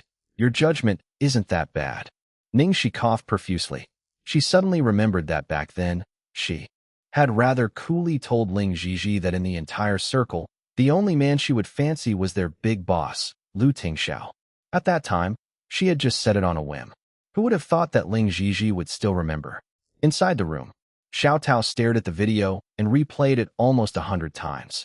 She was about to get cross-eyed. Dang, I knew it. Even if my bro she wanted to choose a man, she'd at least choose someone of Second Master Lu's rank. I was worked up for so long, but it isn't even bro she. But this is really similar. She practically looks exactly the same as bro she. Indeed, it was very similar. Anyone who was not extremely familiar with Ning Xi or knew her well would definitely think that person was Ning Xi. After all, even Xiao Tao, who was so close to her, had not recognized that it was not her. This was also the thorniest problem, because the woman was so similar to her. Even if she had declared that the person in the video was not her, with the circumstances of having no evidence to prove her innocence, no one would believe her. There is one possibility, which is this person just naturally looks like you. The possibility of this is very minute. There is another possibility, that is someone intentionally had plastic surgery to look like you. However, the recovery time for plastic surgery would take over a year at most, and 2 to 3 months at least. Besides, to go for a surgery to such an extent would definitely have taken some time.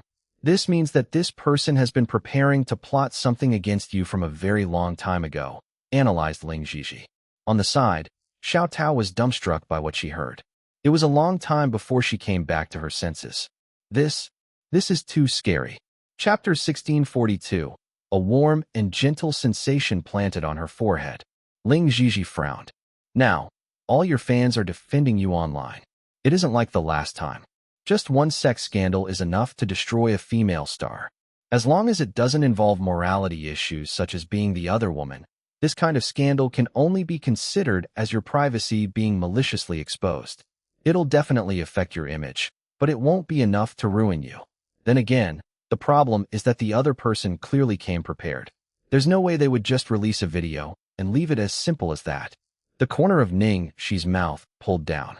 She's gone through great difficulty for a plastic surgery to look like me and has waited for so long.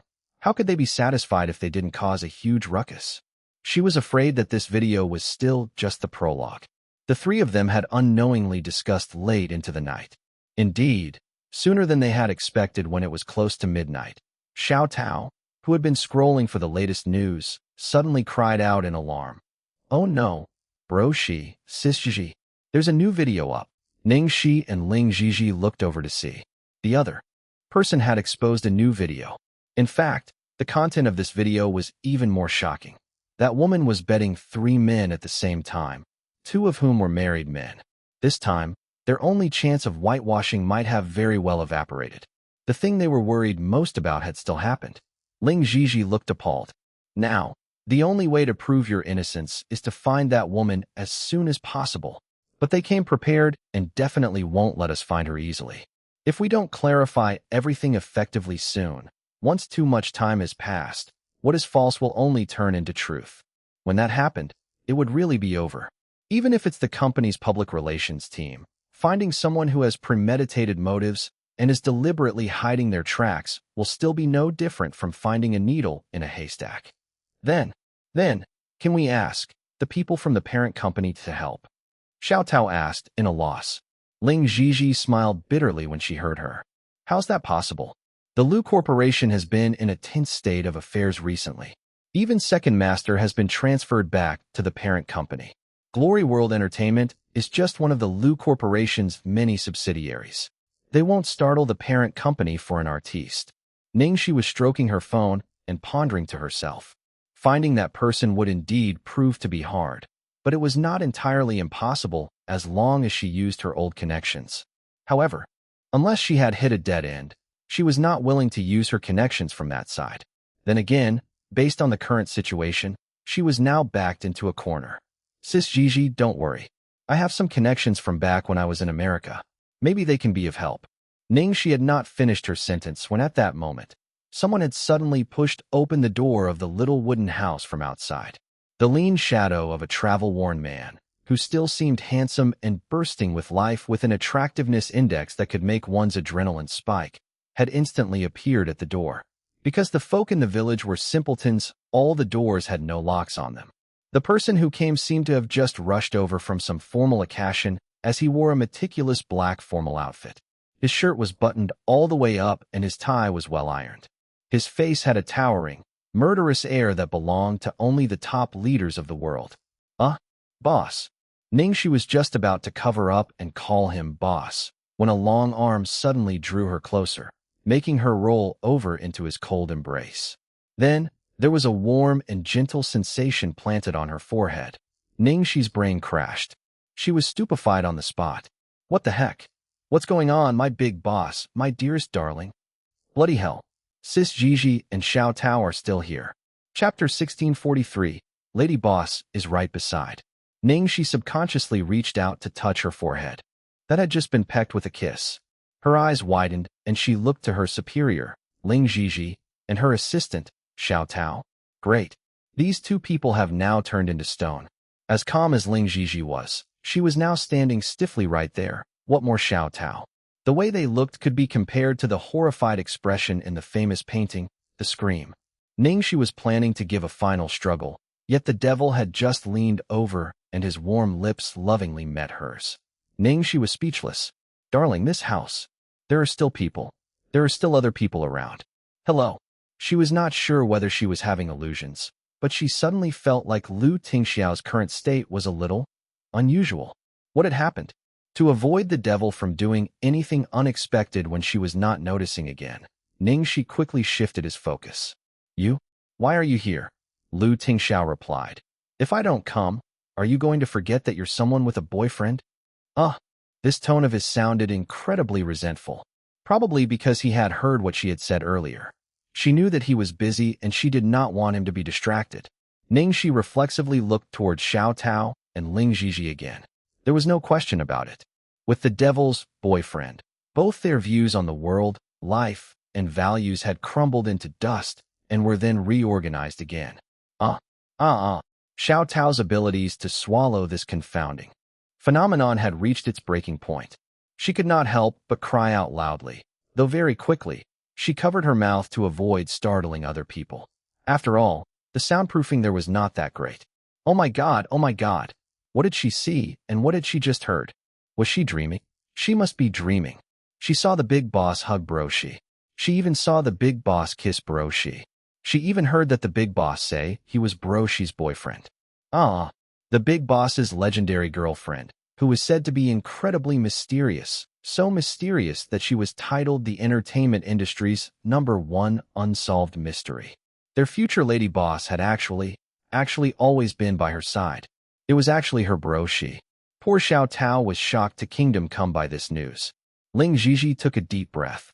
She used all of her laid-backness from the day she entered this industry to calm herself down again before she gawked at this big boss of hers who had appeared late at night like a god descending. CEO Lu. You. Great. She could not even calm down at all. Ning Xi looked at Lu Tingxiao with a headache, then at Ning Xi again. Her and Lu Tingxiao's relationship had been exposed too abruptly. All of a sudden, she did not know how to explain it to Ning Xi at all. Ning Xi took a long while before she slowly summoned up the courage to say, Sis Gigi, I'm sorry. You told me right from the start that I can't date. I went against my promise to you back. Then, Ning Xi did not know how to answer her. Now, the point was clearly not that she had been secretly in a relationship. It was that her boyfriend was unexpectedly. At this moment, Ning Xi had recollections from the start to the end of all the things that had happened since she took over managing Ning Xi. From when Lu Jingli had personally hired her, to when the Lu Corporation's #1 lawyer, Chen Jing, had personally settled Ning Xi's contract dispute with Starlight, to that dance at the company's anniversary celebration. Now that she thought about it, this relationship was not exactly without a trace. Nonetheless, this girl was too good at keeping it a secret. Not one drop had leaked out. If Lu Tingxiao had not intentionally exposed it himself today, she would not have realized at all. Chapter 1644. Uncontrollable Kiss. Ning Xi really could not bring herself to say that she blamed Ning Xi for anything. This girl had even hidden it from her. Forget about anyone else. She had been in a relationship with Lu Tingxiao for at least half a year now, but it had not affected her work at all. She had never even used her relationship with Lu Tingxiao to rise to stardom. Miss Ling, thank you for taking care of Xiao Shi all this time. Ling Xi returned to her senses, and she quickly responded, Theo Lu, your words lend weight. This is my duty. As for my relationship with Xiao Shi, I'll respect her opinion and not affect her work. I promised her, right from the start, that I won't interject on any matters related to her work. When he reached this point, Lu Tingxiao suddenly changed the topic. However, this matter started because of me, so I will settle it. I hope you understand. On the side, Ning Xi looked at Lu Tingxiao in shock. This had happened because of him. What did he mean? Ling Xi was slightly suspicious as well, but she did not question further. She let out a sigh of relief and said, This matter is indeed very tricky. I'm worried sick about it too. If you can help resolve it, that would obviously be best, CEO Lu. Ling Xi finished. Then she looked at the duo in front of her. She wanted to say something, but she stopped. Her expression was one of worry. As if Lu Tingxiao knew what she was thinking, he added on. The precondition of Ning Xi and I getting together was marriage. Basically, as long as she gives the green light, I can immediately go and get a marriage certificate with her. Miss Ling, don't you worry. Xiao Shi has promised me that when she's reached the pinnacle of the entertainment industry, she'll agree to marry me. So I've got to trouble the both of you. In other words, whether or not he will be able to marry his wife would be up to the two of them.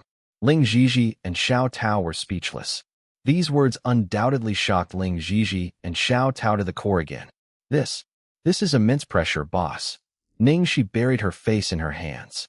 At her last straw, she lowered her voice to say to Lu Tingxiao, That's enough. Don't frighten my manager and assistant anymore. When he saw that his wife was about to get angry, Lu Tingxiao finally obediently stopped. Ling Xi and Xiao Tao had very knowingly not stayed longer. After some small talk, they quickly left. Ning Xi was now full of questions that she wanted to ask Lu Tingxiao, so she waited for Ling Xi and Xiao Tao to leave before she quickly turned to Lu Tingxiao to ask, Hey, Lu. However, just as she opened her mouth, it was sealed with a fiery kiss. Unlike the patient and consoling kiss earlier, the man now gripped her by the waist as his palm cupped the back of her head. He was recklessly plundering her mouth. Ning Xi felt the air in her chest dwindle, and her head was dizzy. Her tongue was being sucked numb as if her soul was about to be swallowed. There was a sudden twinge of pain on her lips, and Ning Xi reflexively made a sound in protest. The man's actions started to be slightly gentler, but it was only momentary. Very soon, he could not control himself and had increased in force. Tingxiao's actions today were indeed a little strange. Even if there was some kind of emergency, based on his personality, he would still discuss with her and not suddenly expose them in front of Ning Xi. In fact, it was almost as if the second Ning Xi and Xiao Tao left, Ning Xi clearly felt that deliberately suppressed gloom, ruthlessness, and all sorts of intense feelings of irritation and unease within him. They had erupted all at once, wreaking havoc in this cramped little house. Did something happen? Chapter 1645. Find some maize field to roll in. Ning Xi was still pondering amidst her lightheadedness when her body was suddenly lifted midair. In the next second, she was carried onto a narrow, little wooden bed in the house. The quality of the wooden bed was not great. It immediately released the teasing sound of a creak. Ning Xi did not have much time to think. Next came the passionate kisses again. They lingered on her sensitive earlobes, her collarbones, her chest. Warm hands also followed and sneaked under her clothes, arousing trembles wherever they touched. Unfortunately, as long as their actions were a little vigorous, the small wooden bed was like a tiny boat in the howling winds and torrential rain. It was rocking like it was going to fall apart. Ning Xi felt agitated by the creaking sounds. She panted slightly as she said, "Damn it, this little bed. Hey, darling, can I discuss something with you? We should just go outside and find some maize field to roll in." When Tingxiao heard her request, he paused his business and then bit softly on the girl's tender breasts. "Nonsense. I'm serious." With Ning Xi's interruption, the air of ruthlessness on the man had clearly tempered milder. His arms tightened as he hugged the girl in his embrace. Ning Xi lay on the man and held his arm as she looked up from his chest. "Tingxiao, what happened?" The man's voice was low. "Nothing. I missed you." Ning Xi thought about it. To shoot this movie, they had indeed not seen each other for a long time. This answer of his seemed quite plausible, but she still felt like there was something else. "Then, earlier you told Sis Gigi that what happened today is related to you. What did you mean by that?" Ning Xi asked again. Tingxiao's expression was solemn. "I'm still not sure for now, but you only need to focus on earning dowry. Leave this for me to handle." Ning Xi was speechless. Focus on earning dowry. The man watched the girl before him, his eyes filled with a heavy darkness that would not dissipate. His wide hand held her waspish waist lightly. "Shao Shi, have you ever regretted it?" The man asked in a raspy voice. "Regret? Regret what?" Ning Xi did not understand. "Getting together with me." Ning Xi immediately widened her eyes at this. She said without hesitation, "How could I? This is my rightest and most brilliant decision in my entire life. Marry one, get one free. Why wouldn't I want to get such an amazing deal?" Tingxiao sighed as he caressed the girl's head in his embrace. "It's very late. Get some sleep and don't think too much. I'm here for everything. I'll accompany you for a while and leave before daybreak." Ning Xi snuggled up into the man's chest and nodded. Because of Tingxiao's appearance, all those unsightly videos and pictures online, all those horrible words and guesses had instantly vanished, turning into post-fatigue sleepiness. The girl clingily stuck to his embrace like a little animal. Amidst her hazy sleepiness, she muttered in a daze, "Darling, I like you the most. You are my sunshine." Tingxiao's back stooped, and he leaned over to plant a kiss on the girl's forehead. Beside him, the girl was already sound asleep. However, Tingxiao did not sleep the entire night. His head was filled with that video recording he had watched not too long ago. The recording of Ning Xi's second audition. That recording where he was personally brought to that scene when she had experienced hopelessness years ago. The scene in his head switched, and another scene had appeared. Tingxiao was using his phone to check his email inbox. He clicked on a recent anonymous email attachment. There were a few pictures in the attachment. The first one was the one that he had seen when he was at Ning Xi's apartment, helping her move home back then. The picture depicted a group of young people dressed in heavy metal punk outfits. Ning Xi was right in the middle, wearing black motorcyclist apparel, appearing quite boyish. There was recklessness and a careless grin on her face. Her arm was casually slung on another man's shoulders, and her head was turned to talk to him. Her posture showed that it should be someone she was quite familiar with. While that man was leaning his head to one side and starting a lighter, in the dusky lighting, his face could not be seen clearly. There was only an obscure side profile and a head of white hair. Chapter 1646, Aim Achieved. There were still a few more pictures, all of them depicting Ning Xi's life in America. Even though they were all group pictures, there were no ambiguous gestures between her and that person. However, the familiarity and chemistry between the two of them in those images were unveiled without a doubt, despite just being pictures. As for that last picture, the date stamp on it was the day of Ning Xi's second audition. In the picture, Ning Xi was reclining on the bed sound asleep, while the white-haired man quietly lay by the bedside, his fingers holding onto the girl's clothes hem, fast asleep as well.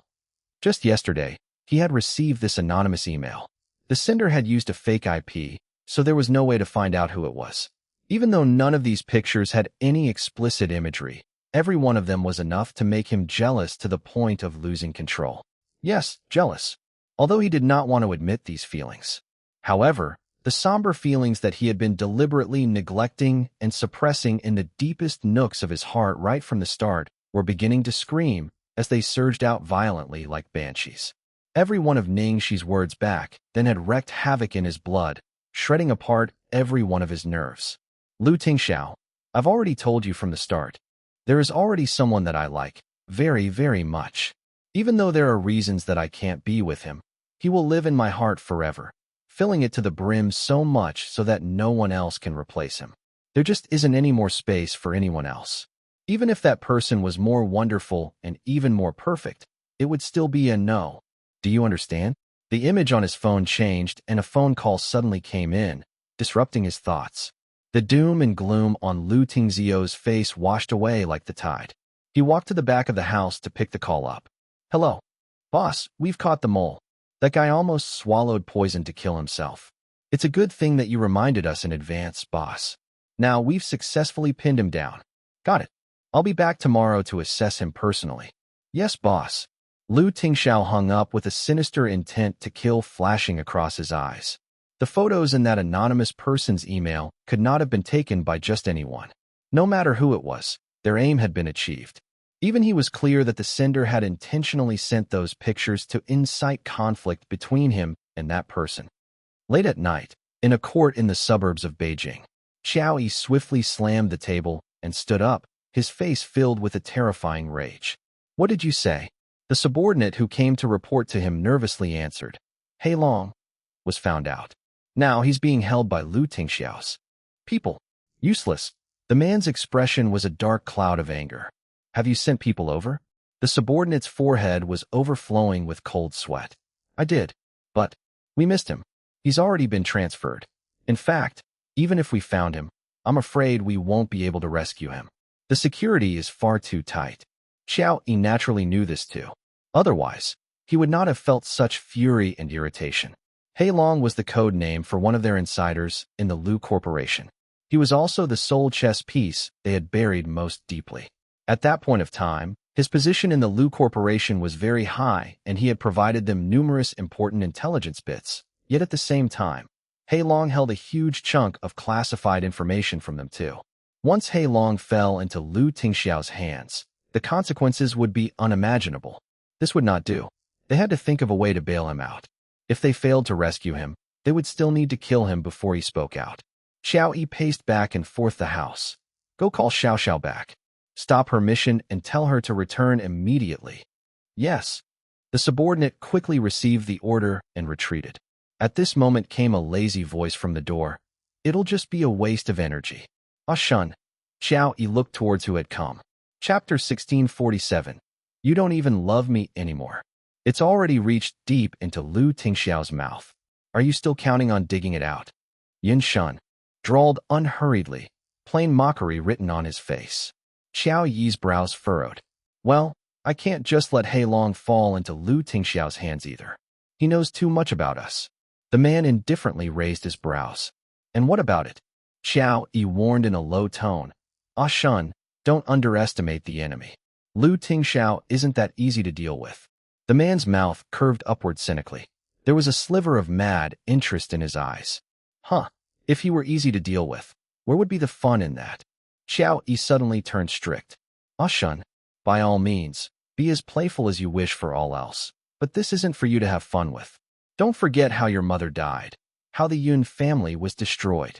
What does the Yun family's destruction have to do with me? The man's voice suddenly turned cold. Xiao Yi was startled. Fine, let's not talk about the Yun family. Let's only talk about your mother. Ah Shun, don't let your mother die without justice. Uncle Xiao, you don't need to trouble yourself and remind me. I have the image of her dying etched into my mind every night. Are you satisfied with this answer of mine? Ah Shun, I know you're in pain, but you must remember, all of this was brought on to you by the Lus. In the wee hours of the morning, at about 5 a.m., the village was extremely quiet. All the filming crew members were still fast asleep apart from Ning Xi and Xiao Tao, who were so shocked that they had not slept the entire night. Creak. With the lightest squeak of the bed, Tingxiao turned over to get up and put on his clothes. He was just about to get off the bed when a pair of delicate arms had very clingily circled his waist. Where are you going? Tingxiao turned over to kiss the girl's lips as consolation. I have to go. Ning Xi was barely awake. She just subconsciously shook her head like a rattle drum. Don't. I don't want you to go. Be good. Then let me get up and send you off. No need. Sleep a while longer. Your filming duties today are very important. Don't delay, all right? Tingxiao said softly. Still, it was as if the girl had heard something heartless. She instantly felt upset as she grumbled. You only know how to let me earn dowry. You don't even love me anymore. Tingxiao gazed weakly at her, but the hint of love and indulgence between his brows could almost melt anyone. I'll lay with you for a little while longer. Now, the girl was satisfied and had fallen back asleep in a daze. He laid with her for a little while longer. Only after lots of coaxing and kisses did Tingxiao finally manage to leave. If he had been any later when everyone else had woken up, he would not have been able to leave. Tingxiao gently shut the door. He had just walked to the entrance when he unexpectedly bumped into someone. Song Lin. When the other person saw him walk out of Ning Xi's house, there was no sign of expected shock. Instead, she just raised her brows ever so slightly. CEO Lu, what a coincidence. Before Tingxiao could say anything, Song Lin smiled and added, Don't worry, I'll keep it a secret. Thank you. Xiao Shi is indebted to your care. Since this person before him was an idol that his wife had always worshipped, Tingxiao was very courteous. CEO Lu, you're too gracious. I've always quite liked this girl. However, I didn't think that girl we saw at your office the other day would have turned out to be really Xiao Shi, Song Lin meaningfully muttered. Then she glanced at Tingxiao and asked, CEO Lu, I have some things to discuss with you. I wonder when you'll be free. When I find the time, I'll get my assistant to inform you, Miss Song. Song Lin beamed slightly. Okay, then I will patiently wait for your update. Chapter 1648. Her capabilities don't need it. With the arrival of dawn, after an entire night of brewing, the issue yesterday was currently broadcasted all over the internet. A group of astroturfers set out to vilify Ning Xi as well as Jiang Xini, who still harbored resentment against her from before, had currently emerged. Oh my god, this is crazily shocking. The video is still continuously being renewed. Now there are already 9 people. Is she riding on the wave of sleeping with the entire entertainment industry? I really thought that she was a promising movie queen. I didn't think that her private life would be this wanton. Did all those resources of hers really all come out of sleeping with people? Last time, I wouldn't have believed it without any evidence. But now this is irrefutable evidence. No wonder Jiang Xini's role was stolen after she landed it. There's already been so many expos. Who knows how many more she's slept with that hasn't been revealed yet. Now that you say it, Ning Xi, who was previously chased out of the entertainment industry by Ning Xi, is truly quite pitiful. No wonder the Ning family would rather have a foster daughter than their biological daughter, Ning Xi. It turns out it was because she had corrupt morals. Please don't simply say things before any clarification. We're still not sure who the person in the video is. A certain someone's astroturfers are too much. Are you all blind? The pictures show the truth, but you still don't believe it. What more do you guys want? Please get it right about who the real astroturfers are here. She's already been chased out of the entertainment industry, yet she still pays astroturfers every day to attack Bro Xi without letting go. That's enough. If you were really innocent and noble, then feel free to leave the Ning family and prove it. Why did she still enter other people's company shamelessly? Why is she still reluctant to part with the luxury and wealth that she has stolen? Her own fans were fighting for her, so Ning Xi could not just sit idly. Since Tingxiao had promised her, then he must have a plan. Ning Xi had discussed with Ning Xi before she posted a simple message on Weibo. The person in the video is not me. Thank you for your trust, everyone. Once Ning Xi's Weibo status went up, it was as if all of her fans were immediately instilled with a backbone. Their fighting strength soared, and they worked even harder to defend her against those defamatory astroturfers. As long as she said so, they would believe her. As Ning Xi watched her own fans' spontaneous rush to defend her and their unwavering trust in her, she was moved. Previously, I've always quite envied Jiang Mai's fans. I never thought that one day I'd have this many fans who would support me. When Ning Xi heard Ning Xi mention Jiang Mai, she seemed to have suddenly understood something. No wonder. No wonder with Jiang Mai's personality. He would be willing to withdraw. After she posted that Weibo, Ning Xi made her way towards the shooting location. She had just arrived when the group of staff instantly looked to her altogether. Ning Xi's expression was unchanging as she greeted everyone, "Good morning." Then she walked up to Jiang Xingzhou. Jiang Xingzhou resembled a man with no problems, as if nothing had happened. His attitude was at ease as he started to run through the scenes with Ning Xi. When the others saw Ning Xi act candidly with nothing to hide, affirmed by the director's attitude, their trust in Ning Xi was already won by half. After all, throughout the shoot-up till today, they had been getting along for quite a while now. They had seen this girl's diligence and great effort for themselves. Thus, most of the staff had chosen to remain neutral. There were also those close to Ning Xi who did not care about being implicated. They openly used their usernames to log into Weibo and issued their thoughts. I believe that the person in the video is definitely not Ning Xi. To say that Ning Xi relied on sleeping with people to make her way up the entertainment industry ladder is complete nonsense because based on her capabilities, she doesn't even need to. Chapter 1649. Can the boss do it? If one wanted to prove that Ning Xi had relied on her body and sleeping around to climb up the ladder, they would at least need to prove that Ning Xi had received those opportunities without living up to the reality. However, the reality was that every job, every spokesperson commercial, and every movie that Ning Xi had completed since she debuted had been completed exceptionally remarkably. Still, the internet did not stop the ruthlessness. They started to change the topic and accuse Ning Xi of being naturally slutty and liked to hook up with men. They said that even if she had the capability, it could not cover up the fact that her moral compass was out. Because Ning Xi had only issued one Weibo statement, and there was no other stronger evidence for a long time, such a discussion very quickly occupied an overwhelming position. On the third night of the scandal, the other party had exposed another video. This time, the man in the video was one of the important investors of Mother. Those who had initially attacked Ning Xi without letting go had instantly acted like a starving wolf that had just seen fresh meat. They started to use that scandal to kick up a wild fuss. They selectively neglected the fact that despite being an investor in director Zhang's film, they would have no right to interfere with the casting. After all, those who enjoyed a ruckus would only want to fan the flames as they only chose to see the most direct and superficial things. However, the shift in this matter had also stemmed from this video. When Xiao Tao saw the latest video, she was fretting all over. "Bro Xi, are you sure there won't be a problem? It's already been 3 days, but there isn't any news at all from the boss's side. Still, the other person's evidence continues rolling out. Can the boss do it?" Ning Xi was lying on the bed with fresh cucumbers spread out on her face.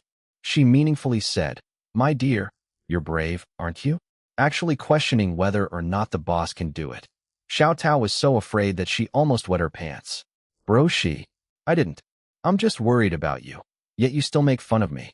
What if the boss can't settle it?" Not being able to stay in the entertainment industry was secondary. She was afraid that she would have to be burdened with such a scary accusation for the rest of her life. To a woman, her life would be considered entirely destroyed.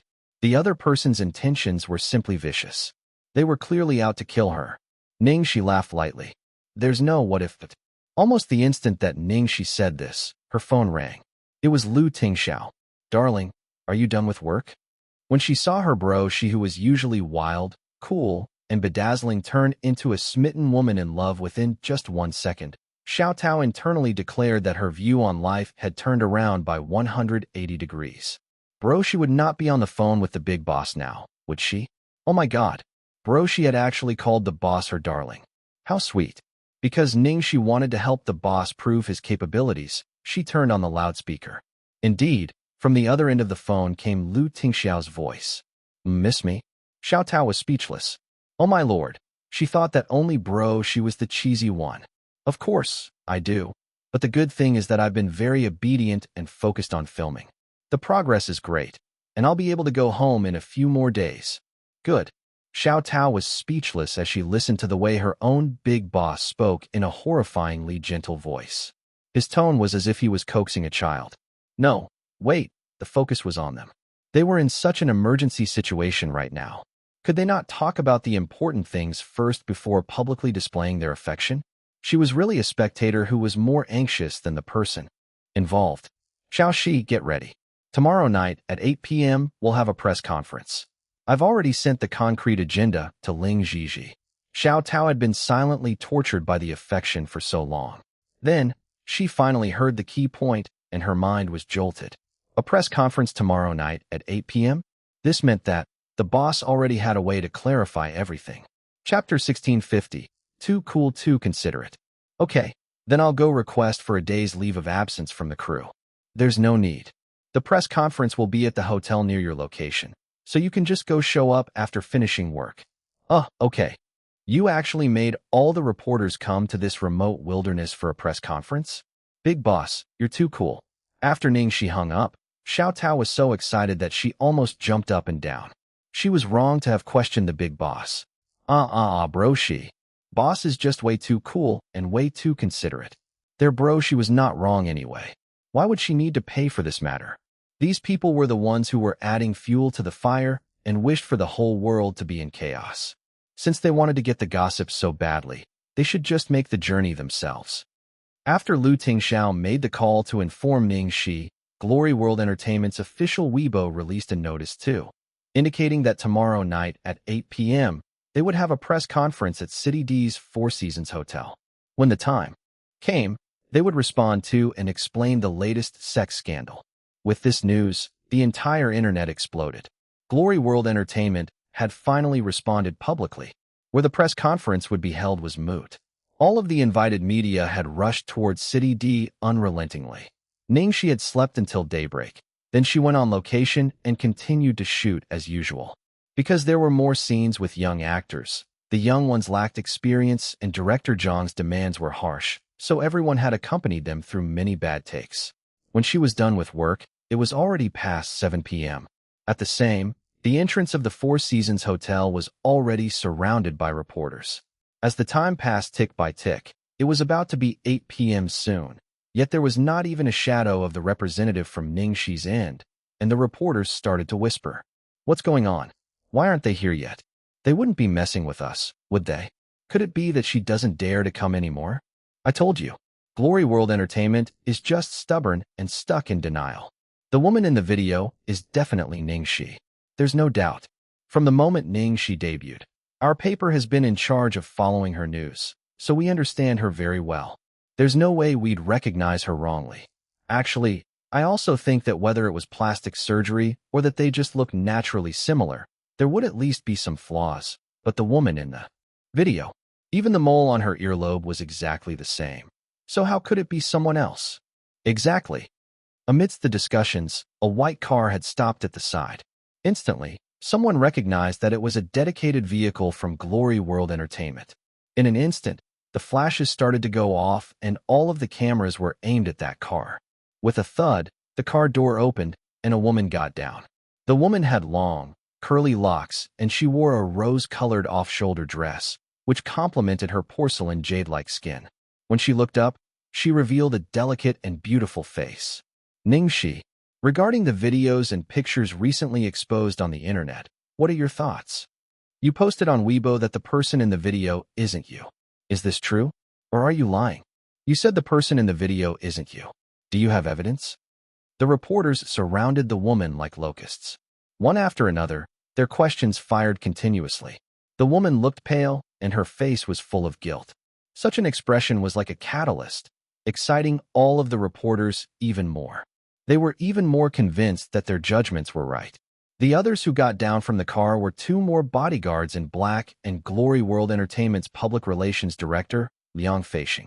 When the three of them saw the woman being surrounded, neither did they react, nor did they have any intentions of stepping forward to stop them. Chapter 1651. The real one appeared. The reporters had obviously noticed the situation too. Immediately, all of them thought in their hearts that Glory World Entertainment was clearly ready to give up on Ning Xi. Ning Xi, do you think that you're worthy of the many fans who have supported and believed in you? You want to lead the life of a whore, but still want a monument put up to your chastity. That's too much. Are you here to apologize to everyone today? Just as the reporters were obstructing the hotel entrance and interrogating one after another, there was suddenly a voice from behind.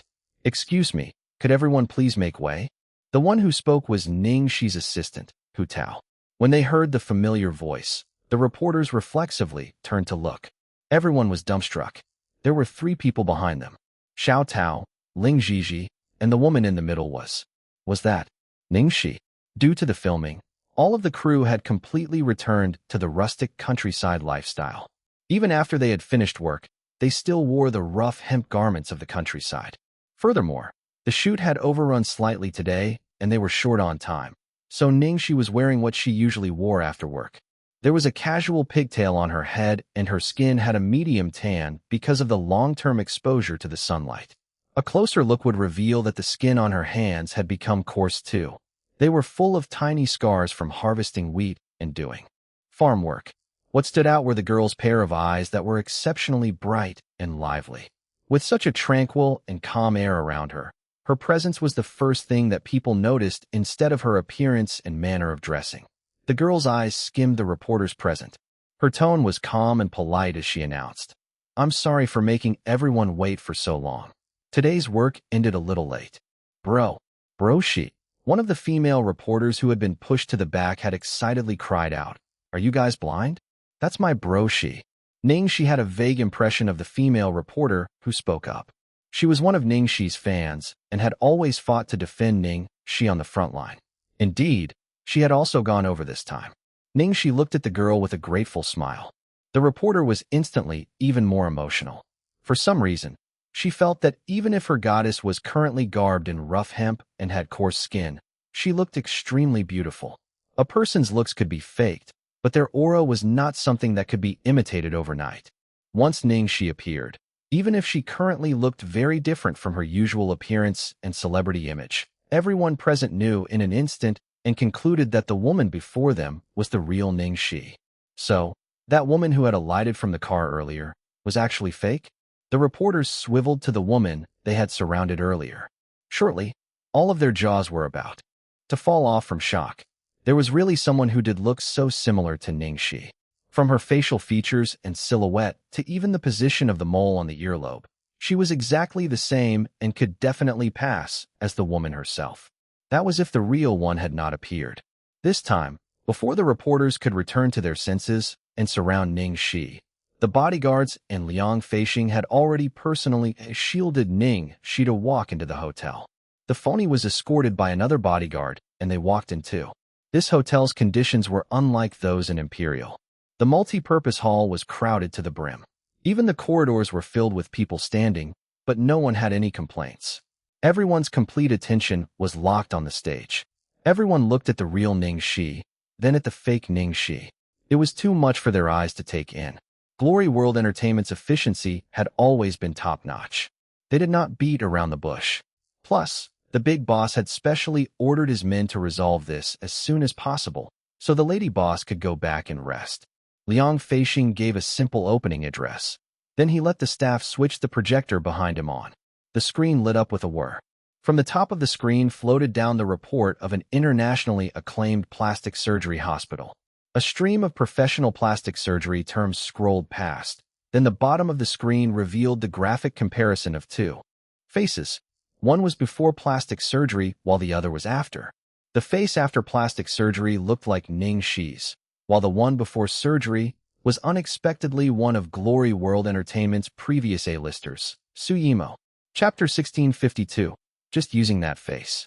When they had a clear look at the slide on the screen, there was pin-drop silence in the crowded multi-purpose hall. A few seconds later, the reporters recovered from the shock and the crowd was in an uproar. They stared at the bogus Ning Xi. Cries and shrieks started to be heard nonstop. Oh my God, this is really deceiving my eyes. That woman in the pre-surgery picture. Isn't that Su Yimou? There's a name on the hospital medical record. It's written there in black and white. It's Su Yimou. Wait. Let me get this straight. What the F asterisk CK?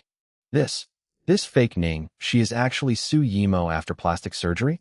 This is a modern-day magic drama. Back then, Su Yimou had borrowed the title of Madame Lu to tyrannize the entertainment industry.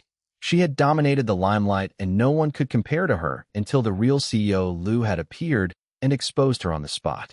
In fact, he had publicly announced that he long had a girlfriend whom he was in a stable relationship with. After that, Su Yimou had vanished without a trace. Everyone thought that Su Yimou had angered Lu Tingxiao and had been banned from appearing in public, so the media kept quiet out of fear and did not dare to report anything about Su Yimou. Who would have thought that when they saw Su Yimou again, it would be under such shocking circumstances that could make one's eyeballs fall off? Su Yimou, who had disappeared for a long time, had taken on a new lease of life and undergone plastic surgery to look exactly like Ning Xi. It was as if she had been carved from the same mold. Incredibly scary.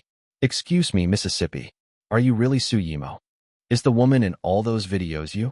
Why did you get plastic surgery to look like Ning Xi and frame her? Is it because back then Ning Xi had replaced your position, so you wanted to use this way to get revenge on her? Without Liang Feishing needing to say much, the reporters had already figured out the development of the entire situation. Besides, their deduction was completely logical. The only thing they did not know was that Ning Xi was Lu Tingxiao's real girlfriend that he had defended back then, and it was the secret reason Su Yimou had done plastic surgery to look like Ning Xi. Miss Su, please say something.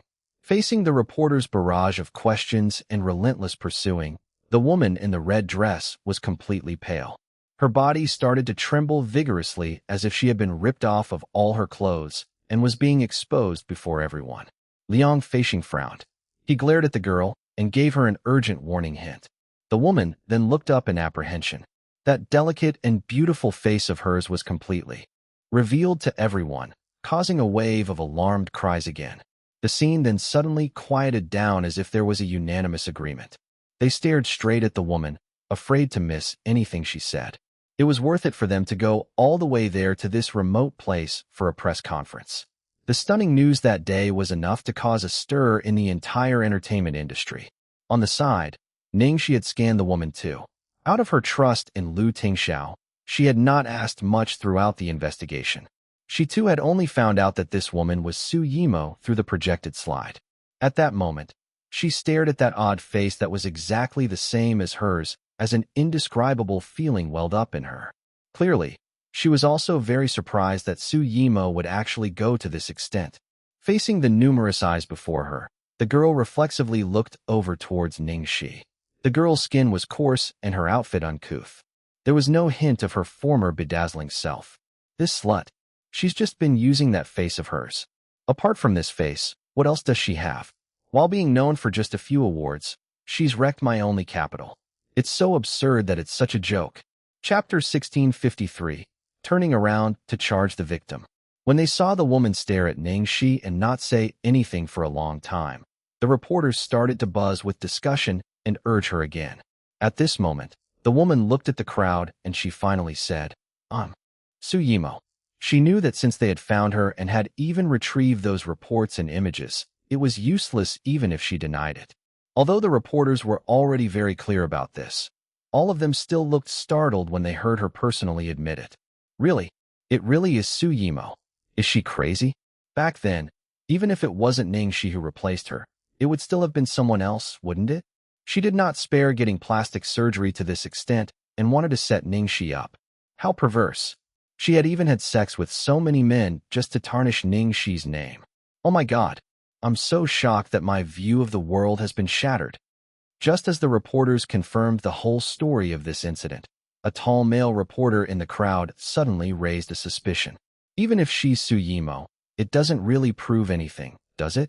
It's her choice to get plastic surgery and look however she wants to. That doesn't mean that the woman in the video is definitely her. If you guys really want to put it that way, can I also say that Su Yimo was dragged out by you, Glory World Entertainment, to help Ning Xi take the fault? Once the reporter said this, all the other reporters exchanged questioning looks. This was a possibility that could not be ruled out entirely. It wouldn't really be Glory World finding someone to take the fault, would it? Maybe. The two of them really look so similar just from their appearance alone. It's really hard to distinguish the genuine from the fake. When he saw the crowd started to raise doubts too, the tall one smiled delightedly. He intentionally asked, "Miss Su, are you being threatened by Glory World Entertainment?" Su Yimo thought of something, and her shoulders subtly cowered. She did not say anything, and fear was obvious on her face. This reaction was no doubt to further convince every one of the reporter's words. Liang Feixing's expression did not change at all. He coldly looked to the reporter, then two pictures appeared on the screen behind them. One of the pictures was taken from the last scene of the sex tape between Ning Xi and the investor of Mother that was leaked on the internet. In the video, there was a handphone at the bedside. When the man moved, he accidentally tapped on the phone and it lit up. The phone screen displayed the actual date and time of the moment. Because the video was very clear, the date and time on the phone could be seen very distinctly too. The second picture was taken from a security footage. In the picture was Ning Xi standing at the door. A woman had pulled open her door and was about to invite her in. This woman was unexpectedly Song Lin. The point was that this security footage timestamp had, as it turned out, overlapped with the time in the last picture. What did this mean? As long as one was not blind, they would understand. Unless Ning Xi knew how to clone herself, how could she appear on the investor's bed and Song Lin's doorstep at the same time? During this time, I had invited Ning Xi to my house to be a guest. I wonder who the one in the video is then. The sound of footsteps was heard at the door. No one could be sure when Song Lin had arrived. She started to walk step by step towards the stage with her staff accompanying her. It's Song Lin. It's Teacher Song. Song Lin's status in the entertainment industry was self-evident. No one would doubt her words. Besides, the evidence was undeniable. Even Song Lin had personally come out to prove it too. I told you that the person in those videos definitely won't be Bro Shi. Now, the whole truth is brought to light. Bro Shi has an alibi. There's no way Teacher Song would lie. Chapter 1654. Extremely beautiful face. There was a trace of gloom on the tall reporter's face. What about that? It's only one of the videos with her alibi proven. Are you retarded?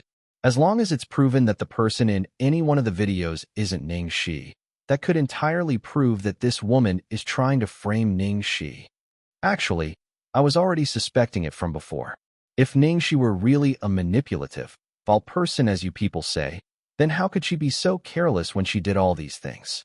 Every one of the videos was recorded by someone, and so clearly too, especially the face. Isn't this nonsensical? Unless she planned to record it herself. This is super sinister to scheme for such a long time and even put the blame on the victim. Hey, which media house do you belong to? Are you Su Yimo's shill? All the reporters talked at once and went against the tall reporter. Suddenly, he was tongue-tied.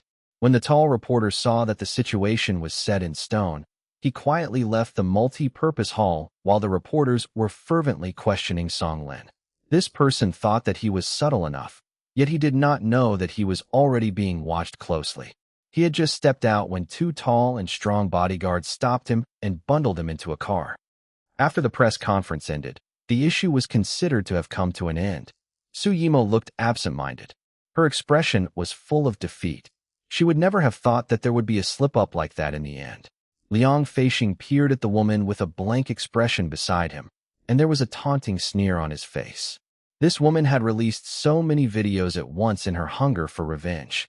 She thought that the more evidence she released, the harder it would be for Ning Xi to make a comeback. Yet she forgot that the more information there were, the more flaws would be revealed. I want to see Mr. Liu. I have something to say to Mr. Liu. Su Yimo suddenly grabbed onto Liang Feixing's arm and said emotionally. Liang Feixing tore her arm away with repulsion as he said coldly, "Do you think you can just meet CO Liu whenever you wanted to? Please." The boss was a protective devil. He would not dare to send this woman who had used the lady boss's face to sleep with men all over to meet his boss to invite a scolding. Was that not suicide? Su Yimo said pressingly. I've been accused. Someone forced me. Someone forced me to do that. I didn't have thoughts of harming Ning Xi. I wouldn't dare touch Mr. Liu's woman. Someone forced you? Who is it? Liang Feixing immediately asked in a lowered voice when he heard her claims. I want to see Mr. Liu. I can only tell Mr. Liu about this. Su Yimo pleaded with a determined attitude. Liang Feixing pinched between his brows and took a look at her. He walked to the side and called Lu Tingxiao. Moments later, Liang Feixing finished his call and said impatiently, "Let's go." Did CEO Liu agree to see me? Su Yimo was instantly overjoyed. She quickly followed Liang Feixing into the car. After she got in, Su Yimo had frantically took her makeup out from her bag and started to carefully touch up. Her makeup for the day was an imitation of Ning Xi's simple makeup that had once splendidly outshone all the beauties at the Golden Film Awards ceremony. Ever since then, Ning Xi had been dubbed the Queen of Red Carpets. Su Yimo faced herself in the mirror. Slowly, she revealed the smile that she had practiced 1,000 times. This face had been blessed by the heavens and was perfect to the point of flawlessness. However, now it was hers. Even if came to Ning Xi herself, she could not compare to her.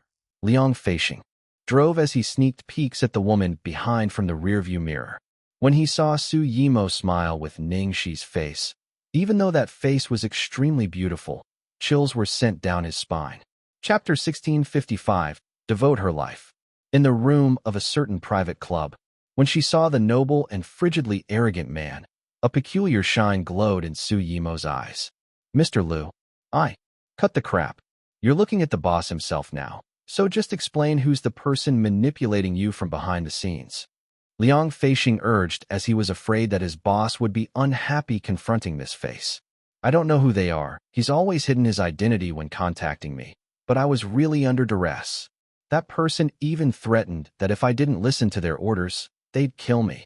He forced me to get plastic surgery and even made me do those things to frame Ning Xi. Su Yimo stared at Lu Tingxiao, insisting that she had not done it voluntarily. She looked sorrowful and exploited, indicating that she was a victim of the circumstances too. From the side, Liang Feixing observed this woman that had the tear-stained face of a beauty. He could not help but roll his eyes. Forced? Even if there was someone pulling strings from behind the scenes, she must have played a part in the entire plot as well. This woman clearly wished for Ning Xi to have her reputation swept away, and probably even wanted to use this face to seduce the boss.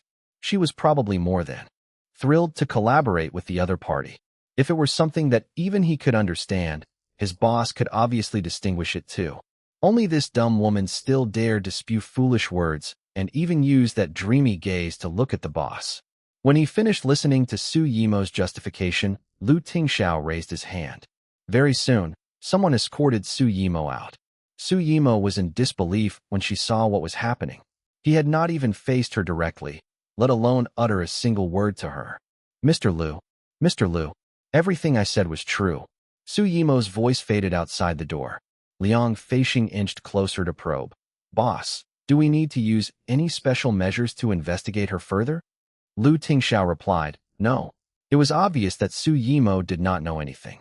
Since the other party had dared to go to such an extent, they would not have left any loopholes and clues on Su Yimo's end. Liang Feixing had thought of this too. His expression was solemn as he said, there's nothing we can find out from Su Yimo. That reporter also claimed that he was just acting for the sake of money. What do we do now? Could Su Yimo be directing and acting by herself, and that there isn't even anybody making her their puppet? You can go back now.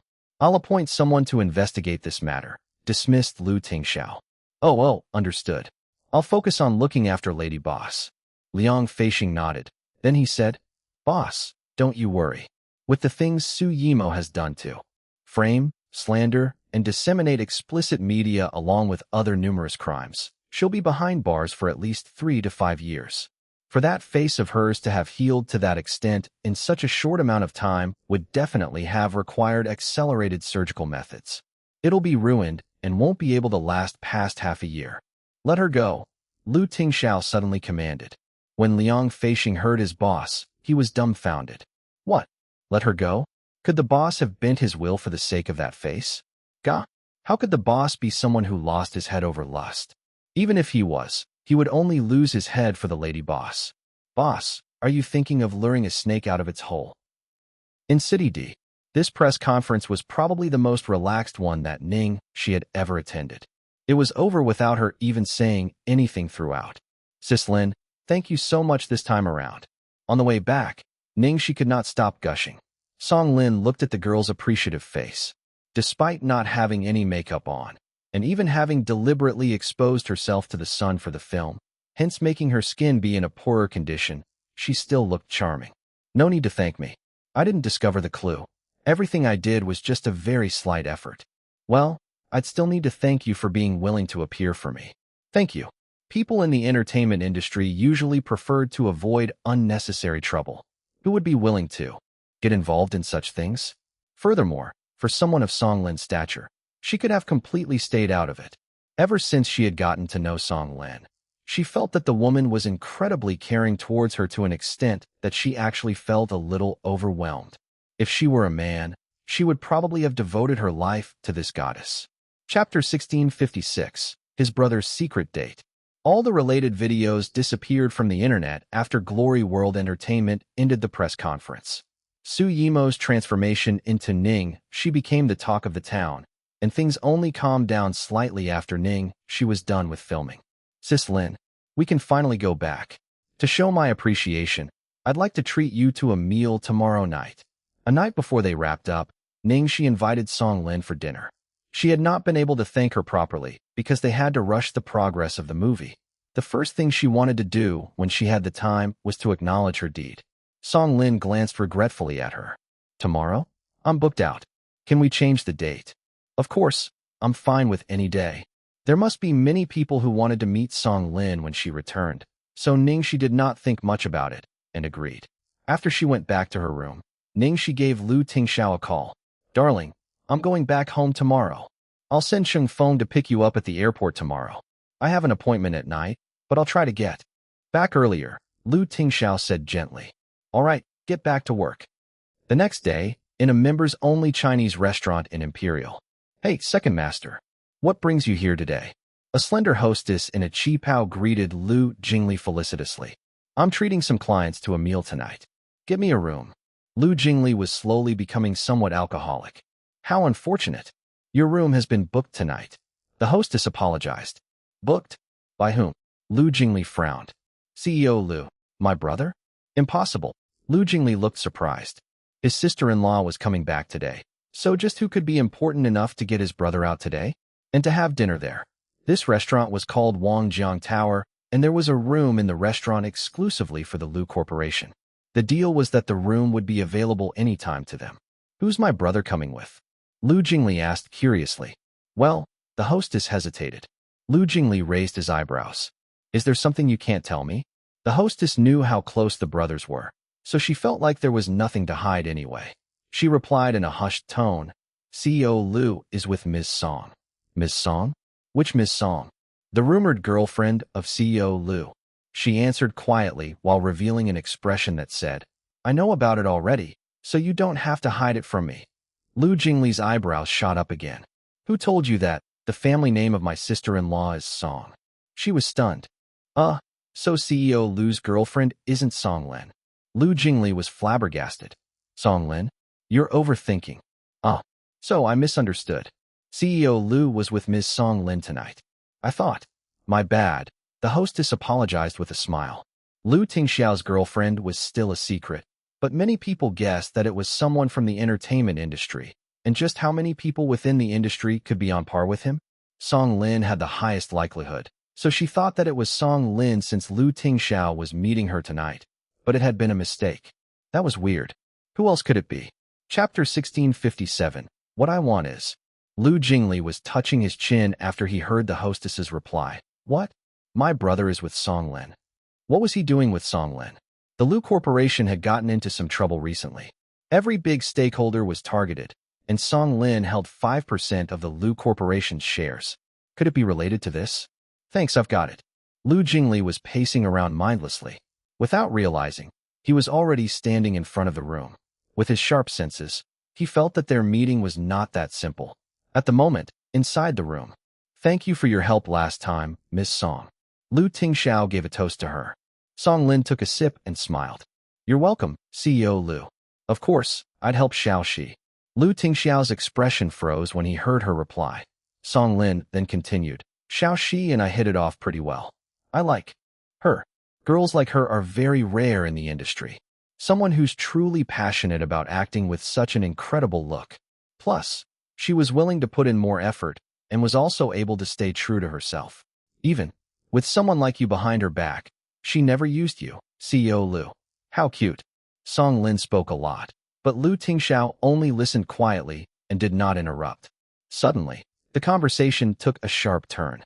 I wonder if you know that someone offered me a high price to buy my share of 5% that I have in the Lu Corporation. Lu Tingxiao nodded. A little birdie told me. Compared to those who were in favor of the current CEO, neutral parties like Song Lin were valuable targets. So it was expected. This was the other reason he wanted to see Song Lin today. Outside the room, Lu Jingli tensed up as he heard their conversation. Damn it, it was really about the shares. He had a feeling that something bad was about to happen. I'm really hesitating. Should I sell it or not? Song Lin was swirling the liquid in her wine glass. Despite her casual tone, it was an obvious hint. Name your condition, Lu Tingxiao suggested straightforwardly. Since she had looked for him, it meant that there was still room for negotiation and that she had something she needed from him. Lu Jingli chewed on his finger nervously outside the door. What the heck? He could totally foresee what was going to happen next. There were too many women who were trying to get into the Lu family after all. Was Song Lin trying to force his brother? Actually, I'm not interested in money. Acting's just a pastime for me now. But, recently, I found something that I really want. Song Lin looked at the man passionately. What I want is. Lu Jingli was having a nerve-wracking moment outside the room. Damn it. As expected, he had gotten it all right. Song Lin was aiming for his brother. Song Lin was going to say, I want you next. What I want is. Ning Xi. Both Lu Tingxiao and the little prophet Lu Jingli were speechless. What? What did just Song Lin say? There had to be something wrong with Lu Jingli's eavesdropping. Chapter 1658. Foregoing his glory. The person Song Lin liked was not his brother, but it was Xiao Shi. The progression of this subject was like an unguarded wild dog. It was totally unexpected. Lu Jingli was stunned outside the room. He felt like he had just been struck by lightning, and he could almost smell his skin burning. Just how amazing was Xiao Shi? He could just kneel before her right now. He felt really sad for his brother. There was a 10-second silence in the room. She's not an item. The man's expression turned cold. The temperature in the room plummeted drastically as a result of him suppressing himself for Ning Xi's sake. CEO Lu, you understand what I mean. Song Lin looked at him meaningfully. I totally understand why you choose Xiao Shi. She's really cute and charming, and what you desire is just her outward appearance. If that's the case, there's someone more suitable right now. Song Lin was obviously talking about Su Yimo. As for Xiao Shi, she was born to fulfill her dreams. She was born for her fans. She wasn't born to be someone's pet or exclusive property. She's not a pet. Neither is she an exclusive property.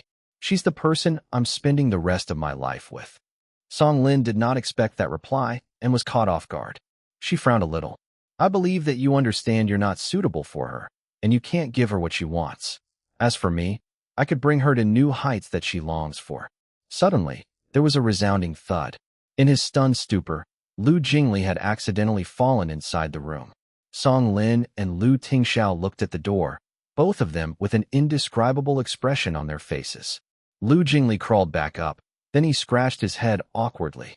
I was just passing by and accidentally fell. Please continue. Continue. He then ran away. After 5 seconds, Lu Jingli ran back in and poked his head inside the room. Actually, beauty song, you're mistaken about one thing.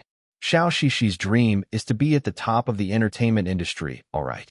But the reason she's so desperate to be on the top, it's all for the sake of marrying my brother.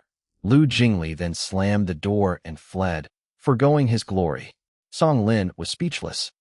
Ning Tianxin was about to leave the country soon, so Ning Xi took her out for dinner since she was free. Sis Tianxin, Wangjiang Tower's dishes are really delicious. You can never find this taste overseas, so you have to eat more tonight. Ning Xi tugged Ning Tianxin's arm. The both of them were walking inside, and unexpectedly bumped into another pair, Lu Tingxiao and her goddess. Ning Xi was a little confused when she saw the two of them walking out of the room. Could it be that her goddess meeting tonight was with Lu Tingxiao? Lu Tingxiao's appointment was with Sis Lin? Ning Xi blinked her eyes. She came back to her senses after a while. Then she quickly greeted, "Boss, Sis Lin, you guys are here for dinner too." While Ning Xi's tone sounded normal, her expression was skeptical when she looked at them. Lu Tingxiao frowned as he knew that Ning Xi had misunderstood something judging by her reaction, but it was not an appropriate time to explain. Some business matters. Chapter 1659 could not be stolen away by anyone. Oh, I asked Sis Tianxin out for a meal. Lu Tingxiao reached out to caress the girl's hair. I'll wait for you to come home. Okay. After they finished, both parties started to walk towards their respective directions. Ning Xi had gone halfway when she could not help but turn around to watch the silhouette of their backs. Even though Song Lin was slightly older than Lu Tingxiao, she had maintained herself so amazingly well. No one would be suspicious even if she said that. She was in her 20s, yet the aura on her was definitely not something any ordinary girl could compare to. At this moment, as she stood with Lu Tingxiao, they seemed like two royals standing side by side. That was the exact state she had been striving for. She hoped to stand shoulder to shoulder with Lu Tingxiao. Ning Xi was watching them when she vaguely thought she heard their conversation. CEO Lu, I was serious about everything I said tonight. I hope you can consider it through. There's no need to. After they entered the private room, Ning Xi was quite absent-minded. Ning Tianxin obviously had taken in the whole scene from earlier. She worriedly said, Xiao Shi, are you okay? Didn't Mr. Lu already tell you earlier? They're just discussing company matters. Don't think too much.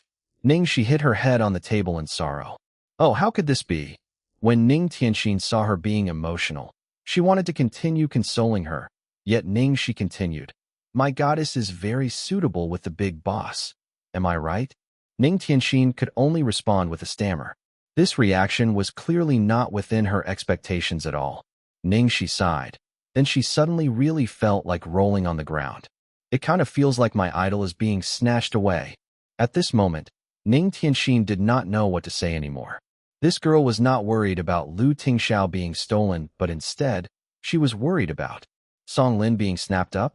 Maybe, in this girl's subconscious, she was confident that Lu Tingxiao could not be stolen away by anyone.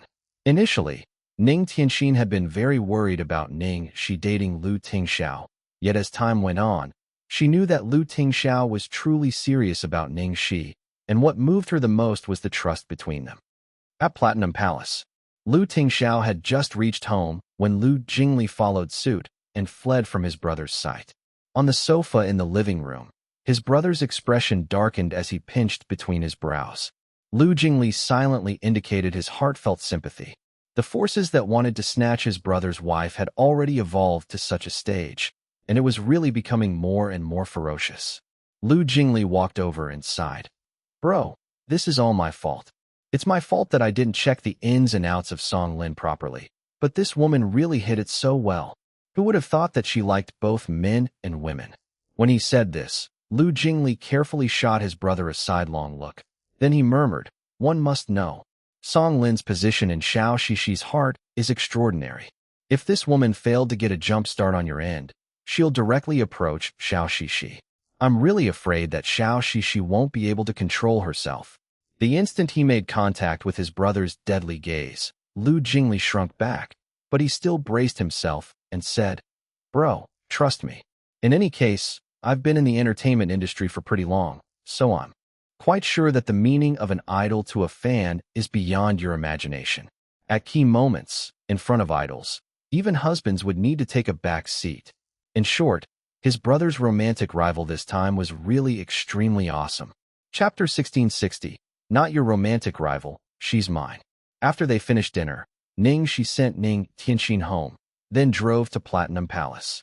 On the way, Ning Xi had a huge load on her mind, and she wanted to look for the little bun to cure it with cuddles when she got home. However, she suddenly remembered that the little bun was still at the old residence. Thus, Ning Xi was suddenly like a sunflower without the sun.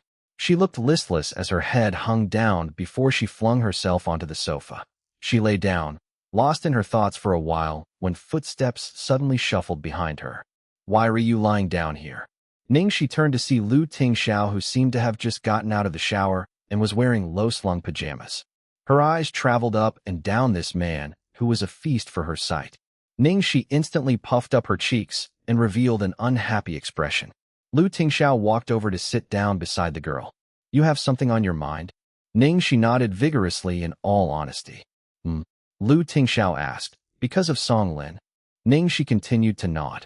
Tingxiao chose his words carefully as he thought about how to start. Oh, my goddess has suddenly become my romantic rival. How can I continue to face the goddess from now on? Ning Xi was at a loss as she grumbled. Clearly, Ning Xi had the same idea as Lu Jingli at first. They both thought that Song Lin liked Tingxiao.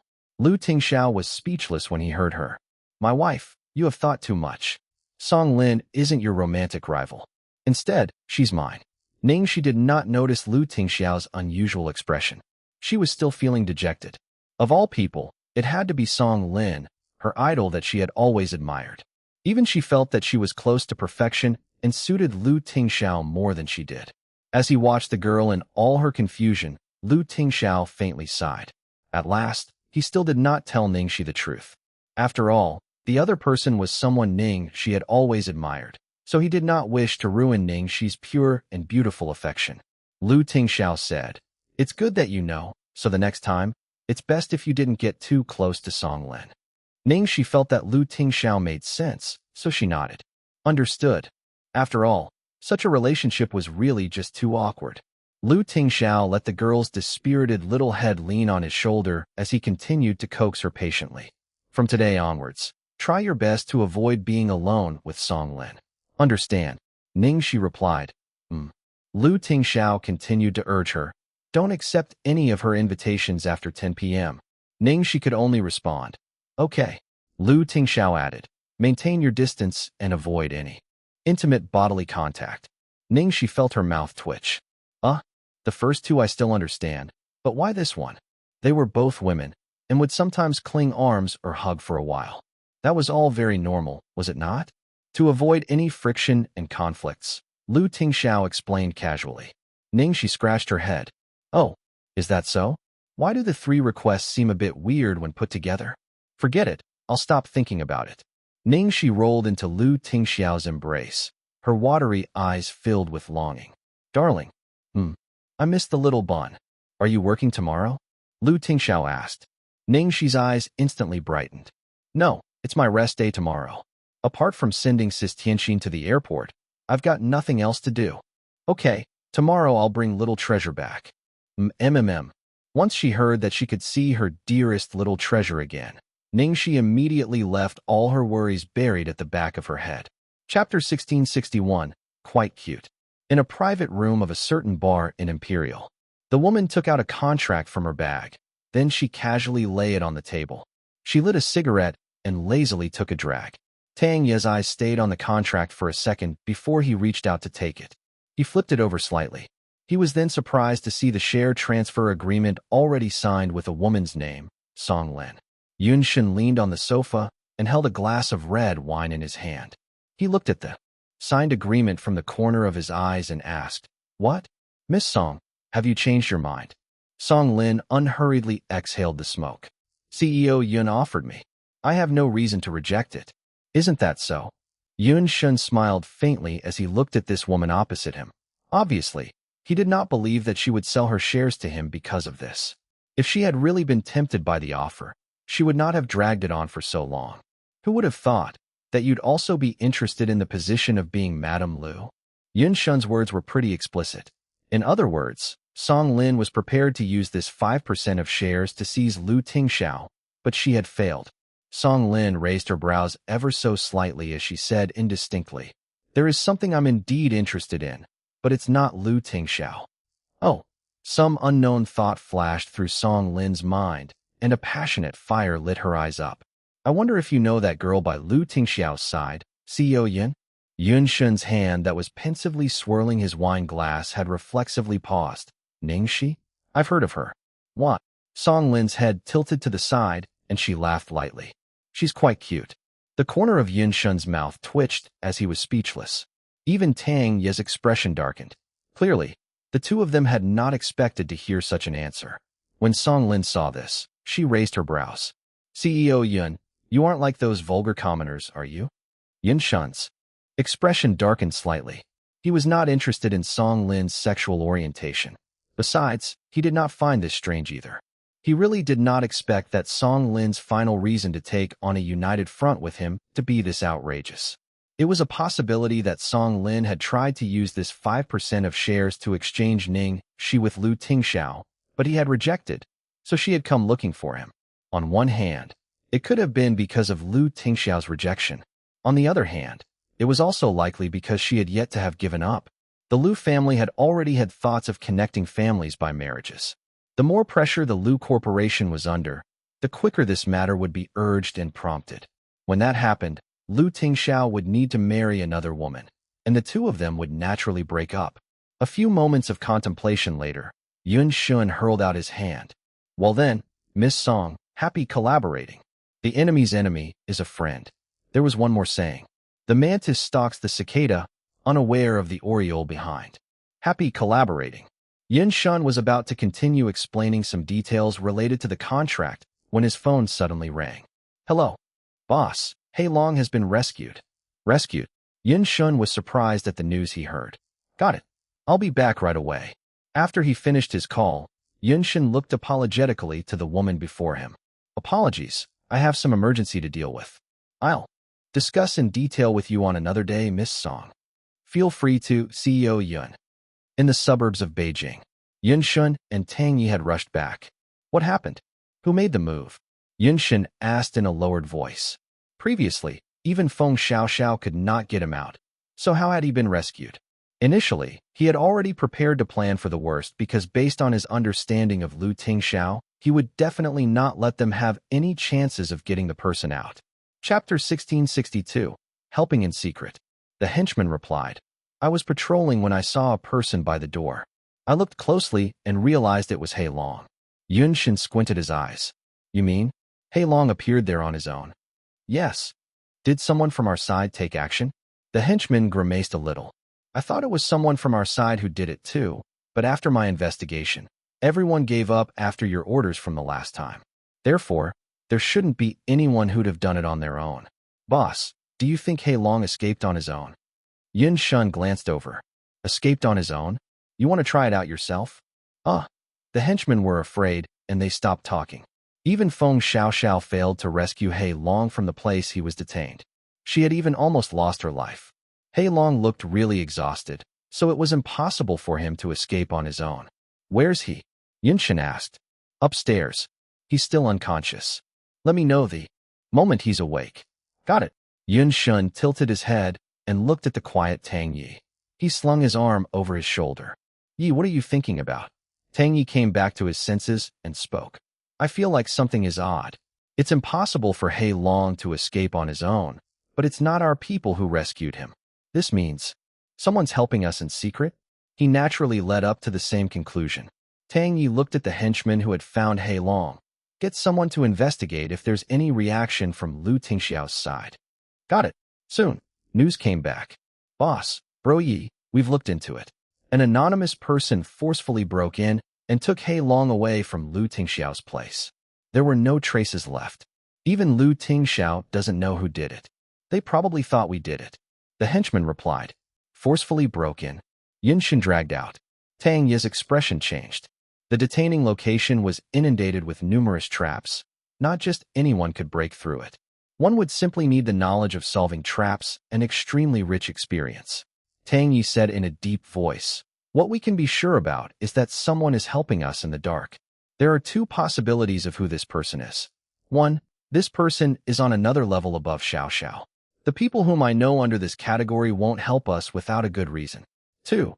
There's a traitor among Lu Tingxiao's people who helped us to get He Long out. Yun Shun stroked his chin. Things are getting more interesting. Boss, He Long's woken up. Suddenly, someone rushed in and reported. Inside one of the room upstairs, the man was struggling to get up when he saw Tang Yi and Yun Shun. Boss, bro Yi.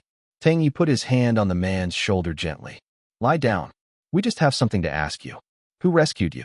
He Long was taken aback. It wasn't you guys who sent someone for me. You didn't see who rescued you? Tang Yi frowned. He Long tried to remember. I remember I was sleeping at that time. Then I realized someone was closing in. Before I could see who was it, I lost consciousness, and when I woke up, I was already here. Chapter 1663, Taking My Spotlight? Tang Yi and Yun Shun looked at each other silently. Soon, Xiao Yi arrived after he found out what happened. What happened? Tang Yi summarized the incident to Xiao Yi. Xiao Yi then threw sharp gazes at He Long, who was still on the bed. He Long endured his injury and quickly spoke. Boss, Uncle Xiao, rest assured. I only told them some useless information. They tried everything to know about our underground deals. Luckily, I was rescued tonight. If not, I might really not have made through it. It was not unusual for them to be this nervous when He Long had been captured by Lu Tingxiao. The situation had been really jumpy lately. A wrong move at this point might be fatal.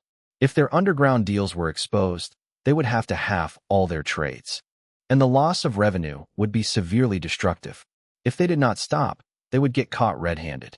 As He Long was speaking, Feng Xiaoxiao stormed into the room as she rolled up her sleeves.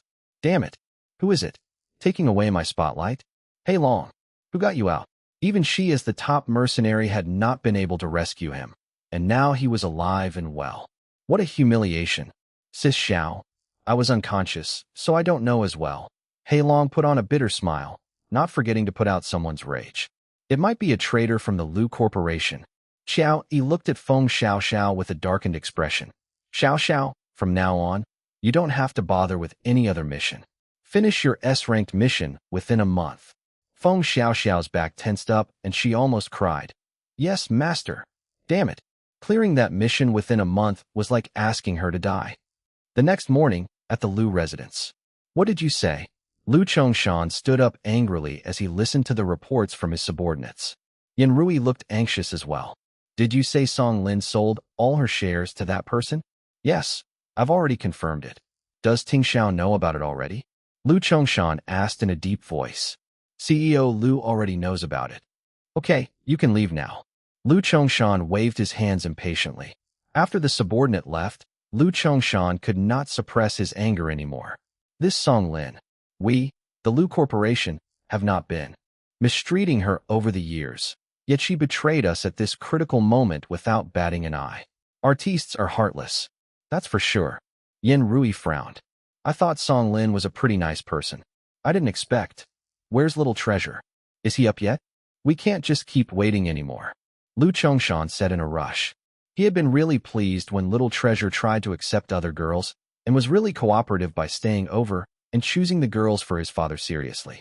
However, as time passed by, he realized that the little guy was serious. In fact, he was a little too serious and he took such a long time just shortlisting. Until now, the party had not happened yet. Things were getting worse with time. He simply could not wait anymore. Grandfather, grandmother. At this moment, a cute little bun walked down the stairs. Chapter 1664, Cute Little Grandson. The little bun was very adorable today. His face was a little red. Furthermore, the way he called grandfather, grandmother, just melted their hearts. They would not hesitate to pick out the stars from the sky if he asked for it. Little Treasure, come over to grandfather. Lu Chongshan's expression turned from angry to happy the instant he saw his grandson. I want a hug from grandfather. The little guy opened his arms wide as he walked over to his grandfather. Lu Chongshan was overjoyed as he held the little guy in his arms. Okay, hugs for you. Grandfather, father is coming over to pick me up later. It's been a long time since I've been with father, but don't you worry. I'll be back to accompany you soon. Don't miss me too much. The little guy was chatting to his grandfather like he was the adult. Lu Chongshan felt really content. All right, you're such a good child. Yin Rui was speechless by her husband's transformation, and she coughed lightly to remind him. Who had been the one in a rush just now? He forgot about everything when he saw Little Treasure. Lu Chongshan came back to his senses. Then he hemmed awkwardly as he looked at his dear grandson and asked gently, Little Treasure, are you done picking from the list already? We have to finalize it within this month. Little Treasure's mind was working fast. He knew that his plan to delay had come to an end. He could start the next phase now, so he nodded. All right, grandfather, I'll be quick. I'll be done in the next few days. Lu Chongshan let out a sigh of relief. That's great, that's great. His cute grandson was the best. Little Treasure went to his grandmother and held on to her hands before he asked with a serious expression, Grandmother, what kind of daughter-in-law do you like? I, Little Treasure, will surely pick someone nice and filial, so she can take care of grandmother with me. Yin Rui was really touched by his words. Good boy, thank you very much. As Yin Rui and Lu Chongshan were talking to their grandson, Lu Chongshan caught a glance of his own son at the door, and his expression darkened. You're here. Lu Tingxiao saw that his son had dealt with both the elders well. I'm here to get Little Treasure. Lu Chongshan's expression turned dour.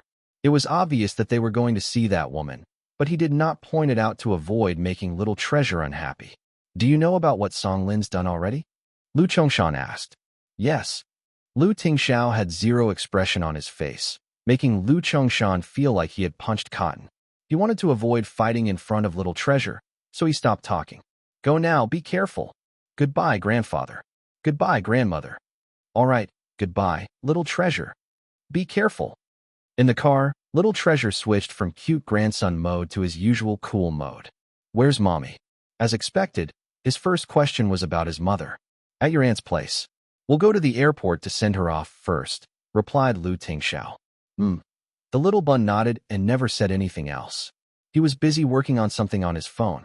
Chapter 1665, Not Love. At the Mo residence. Mo Lingtian was sleeping soundly when he was suddenly awoken by the sound of the phone ringing. He was instantly fired up. Who is it? Early in the morning. Looking for death. Bloody hell. Mo Lingtian, I'm getting married today. You said you'd be with the brothers to pick up the bride. Look at what time it is. From the other end of the phone came a man's raging voice. Mo. Lingtian was stunned for a moment and he murmured in a daze. Pick up the bride?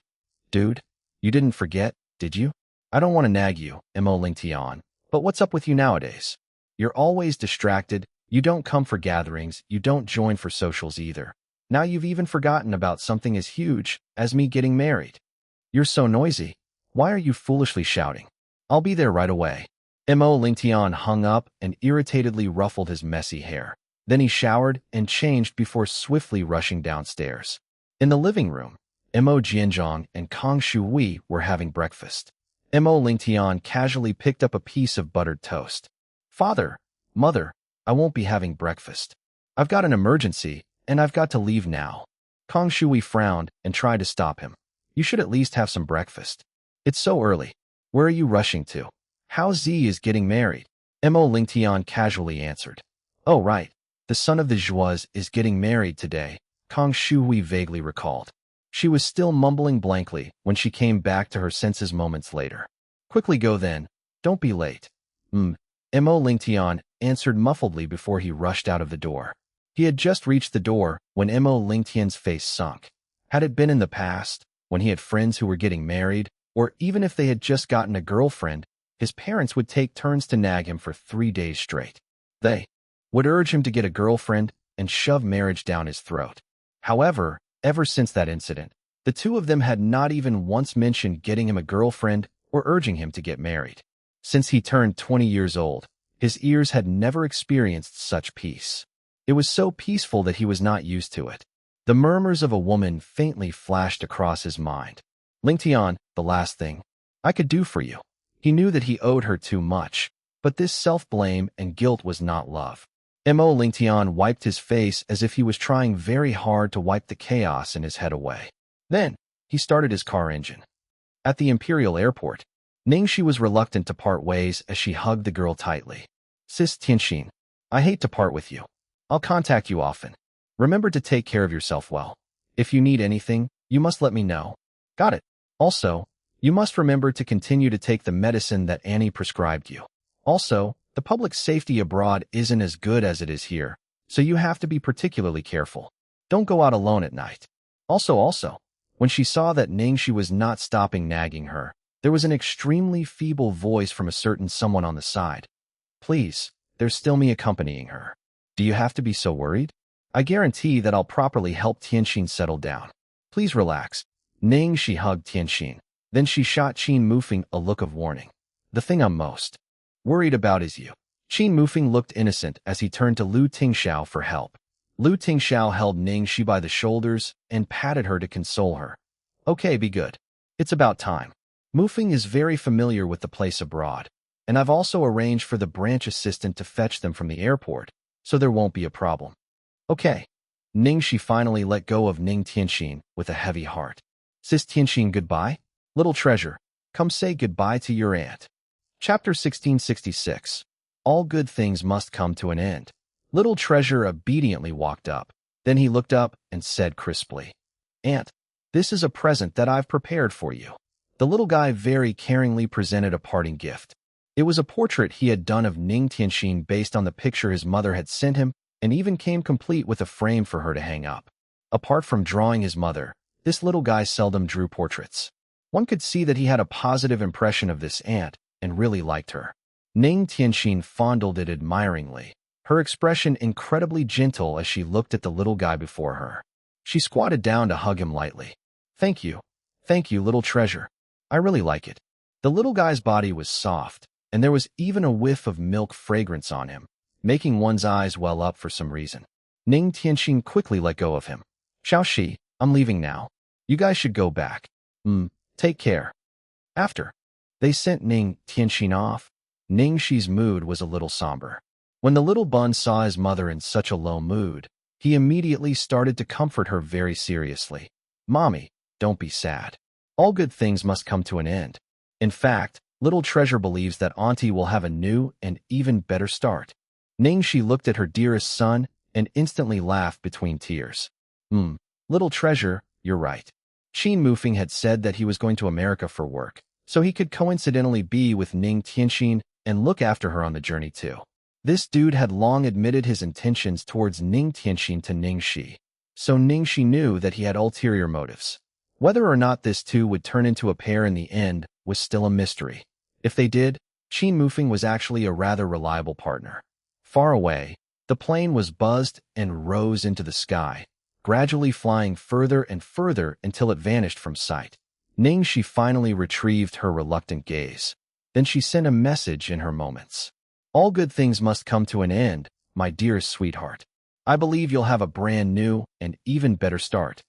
At a certain high-end villa district in Imperial, a lively wedding was going on. A group of people were messing and joking around, and the atmosphere was exceptionally enthusiastic.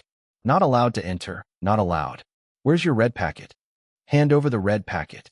No, that's not enough. Do 100 push-ups first. Whoa, are you guys trying to act dumb? How do you get 10 people to do 10 each? Mo Lingtian followed the groom and had blended into the crowd. From time to time, he followed and came up with some rotten ideas. After being tortured for half a day, he finally helped his buddy to enter the bride's room smoothly. Zhuahaoren was one of the loiterers in their circle. Usually, he would be all over town, enjoying cockfights and dog racing. Now, when he saw his wife, he would smile like a fool. At that moment, he was clumsily helping the girl put on her shoes.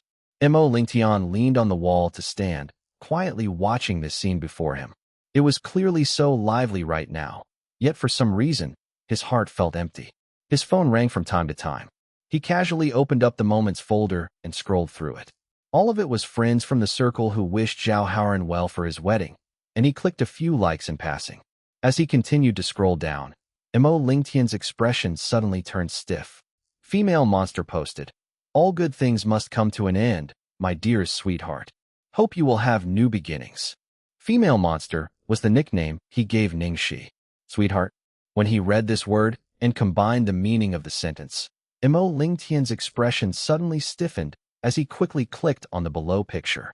There was a picture attached, and in the picture was a delicate frame. In the middle of the frame was a brightly colored hyperbole-styled portrait, but based on the features, one could instantly recognize that that was Ning Xi. Chapter 1667, Unconditional Assistance. Mo Lingtian repeatedly read that line on his phone and studied that picture over and over again. That drawing style was clearly Little Treasure's, and the person in the portrait should be Ning Xi, no doubt.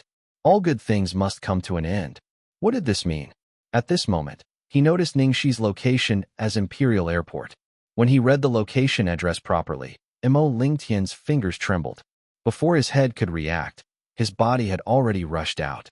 Mo Lingtian, where are you going? What's up with this guy? I don't know. All of the voices disappeared behind him. Mo Lingtian had gone down and hopped into his car at the quickest speed possible.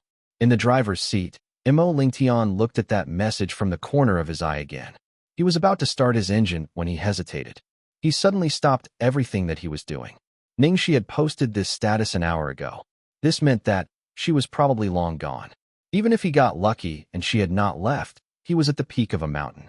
It would take at least 2 hours to get to the airport from here, so he would not be able to make it. Suddenly, Mo Lingtian felt as if he had abruptly fallen from a towering cliff. The weightlessness mixed with dizziness instantly engulfed him. It was not sure. How long had passed? The man still held onto his phone and lay on the steering wheel. He did not move at all, and the part of his chest, where his heart was beating, felt as if it had been forcibly hollowed out as a cold wind whistled by. As if it was only at this point that he was truly aware. That girl who had stood at the same spot no matter where he turned had really, thoroughly left his life. After leaving the airport, Ning Xi was still thinking about Ning Tianxin. Darling, what kind of person is Qin Mufeng really? Is he reliable? His character isn't too bad. He's led a simple private life. His family and parents are more tolerant and open-minded. Lu Tingxiao's few simple sentences had included all of the things Ning Xi cared about. Ning Xi's expression softened. Sigh. I hope this guy will work harder. I wonder how his pickup skills are like, but at least he studied psychology. If he really can't do it, then let him ask me. I'll teach him. Whatever it is, just as long as it isn't trash Mo, as long as he's sincere towards Sis Tianxin, I'll definitely offer unconditional assistance. Lu Tingxiao did not know whether to laugh or cry as he looked at the way she was even graver than Qin Mufeng. This sort of things can't be rushed. It still needs your cousin to move on by herself. I know, sighed Ning Xi. One could not blame her for worrying because she knew Ning Tianxin too well. Based on her personality, she was most unwilling to implicate others. The kinder someone treated her, the more she would be like that. She was afraid that she would really choose to spend the rest of her life alone. It was not easy that they were out with the little bun. Ning Xi tried hard to lift her own spirits. Baby, where do you want to play today? Mommy, can we go to the theme park? Of course we can. The little bun was still very similar to the other normal children in this aspect. Whenever she was free, he would let her bring him to places that other children liked to play at. And there was even once that he let her bring him to KFC. The reason was that he saw other children he liked going there very often too. The little bun was gradually blending into the crowd, becoming the same as other normal children. Naturally, Ning Xi was the happiest about this. The family of 3 went around to have fun for an entire day. Then they went home together feeling incredibly contented and happy. Mommy, can we go up the roof to look at the stars? After they reached home, the little bun suddenly looked up, his eyes exceptionally bright as he asked. Chapter 1668. Nothing compares to Mommy. Ning Xi beamed and patted the little guy's head. Sure. She then went up to the rooftop with the little bun. Lu Tingxiao trailed right behind them, glancing at his son questionably. When they reached the rooftop, Ning Xi gazed up at the sky regretfully. What a shame. We can't see that many stars in Imperial. Next time, we'll look at the stars from Peachwood. The little bun watched his mother contentedly. It's all right, Mommy. We can look at something else. Ning Xi blinked her eyes in confusion. Something else? What's that? The little bun pursed his lips and pointed towards the sky. This. Ning Xi scanned the direction the little bun pointed at. Suddenly, there was a bright flash and a stream of light popped up from below, then it exploded midair. Fireworks started going off one by one, forming a few words. At the same time, Lu Jingli was enjoying some wine by his balcony, and Jiang Mai was playing games inside his room when the both of them suddenly heard a loud explosion outside. They then gawked at the fireworks in the sky that formed 3 words, "I love you." A shadow crossed Jiang Mai's face when he saw the 3 words. His hands shook and his game avatar died on screen. What the heck? Lu Jingli shot up to his feet. He leaned against the balcony railing and looked up into the sky. Dude, do they have to do this after all this time? Can you please let your brother be at peace? My little heart is so wounded. As Lu Jingli was lamenting on and on, there was another explosion as another word appeared in the sky. Mommy. I love you, Mommy. Lu Jingli stood there in disbelief. He thought his brother was being romantic, but it had been actually Little Treasure all along. Wow, my little bun is amazing. This damned kid was impressive. Just how old was he? Besides, he would only get better when he grows up. Jiang Mai looked like a dog when he saw the words, "I love you, Mommy," and "nothing compares to Mommy." So, the difference between him and Lu Tingxiao was but a child? What a godly form of support. He could just kneel before him now. Compared to Lu Jingli and Jiang Mai, the one with more mixed feelings should be the devil himself. He realized that the little guy had been busy preparing something since the morning, but he did not expect this. "Son, you just snatched my job away, do you know that?" However, the little guy did remind him that as time passed and the longer they dated, whilst they became more intimate and closer to each other, starting to act like an old couple, he was not really an expert at this, and that their relationship was lacking some spice and romance. His son did not get such ideas from him for sure. He received these romantic genes from Ning Xi. Wow, these are... Ning Xi was really surprised before she could realize what was going on. Despite being an outrageous flirt who knew about everything a Casanova would do, Ning Xi was just as excited as any typical girl would react right then. "Little Treasure, did you prepare this for your mommy?" Little Treasure nodded shyly as he looked nervous. "Mommy, I read a book says that girls need romance. Do you like it?" Ning Xi replied with a big hug and kisses to the little bun. "Oh, I love it." Chapter 1669, I love you. Ding, ding. Ning Xi received 2 message notifications consecutively. Naughty King. Fine, I'll move now. Goodbye. Prince of Koi Woof. Ning Xi chuckled out loud. After the fireworks ended, Ning Xi sent Little Treasure back to the Lu residence with Lu Tingxiao. When they returned to Platinum Palace, Lu Tingxiao suddenly took out a square box covered in black swan feathers from his pocket and gave it to her. Ning Xi blinked her eyes. "What? A present?" Lu Tingxiao replied. Ning Xi accepted it suspiciously. "It isn't a special day today. Why are you giving me a present? Do I need a reason to?" Lu Tingxiao raised his eyebrows, his expression saying, "Do I really need a reason to give you a present?"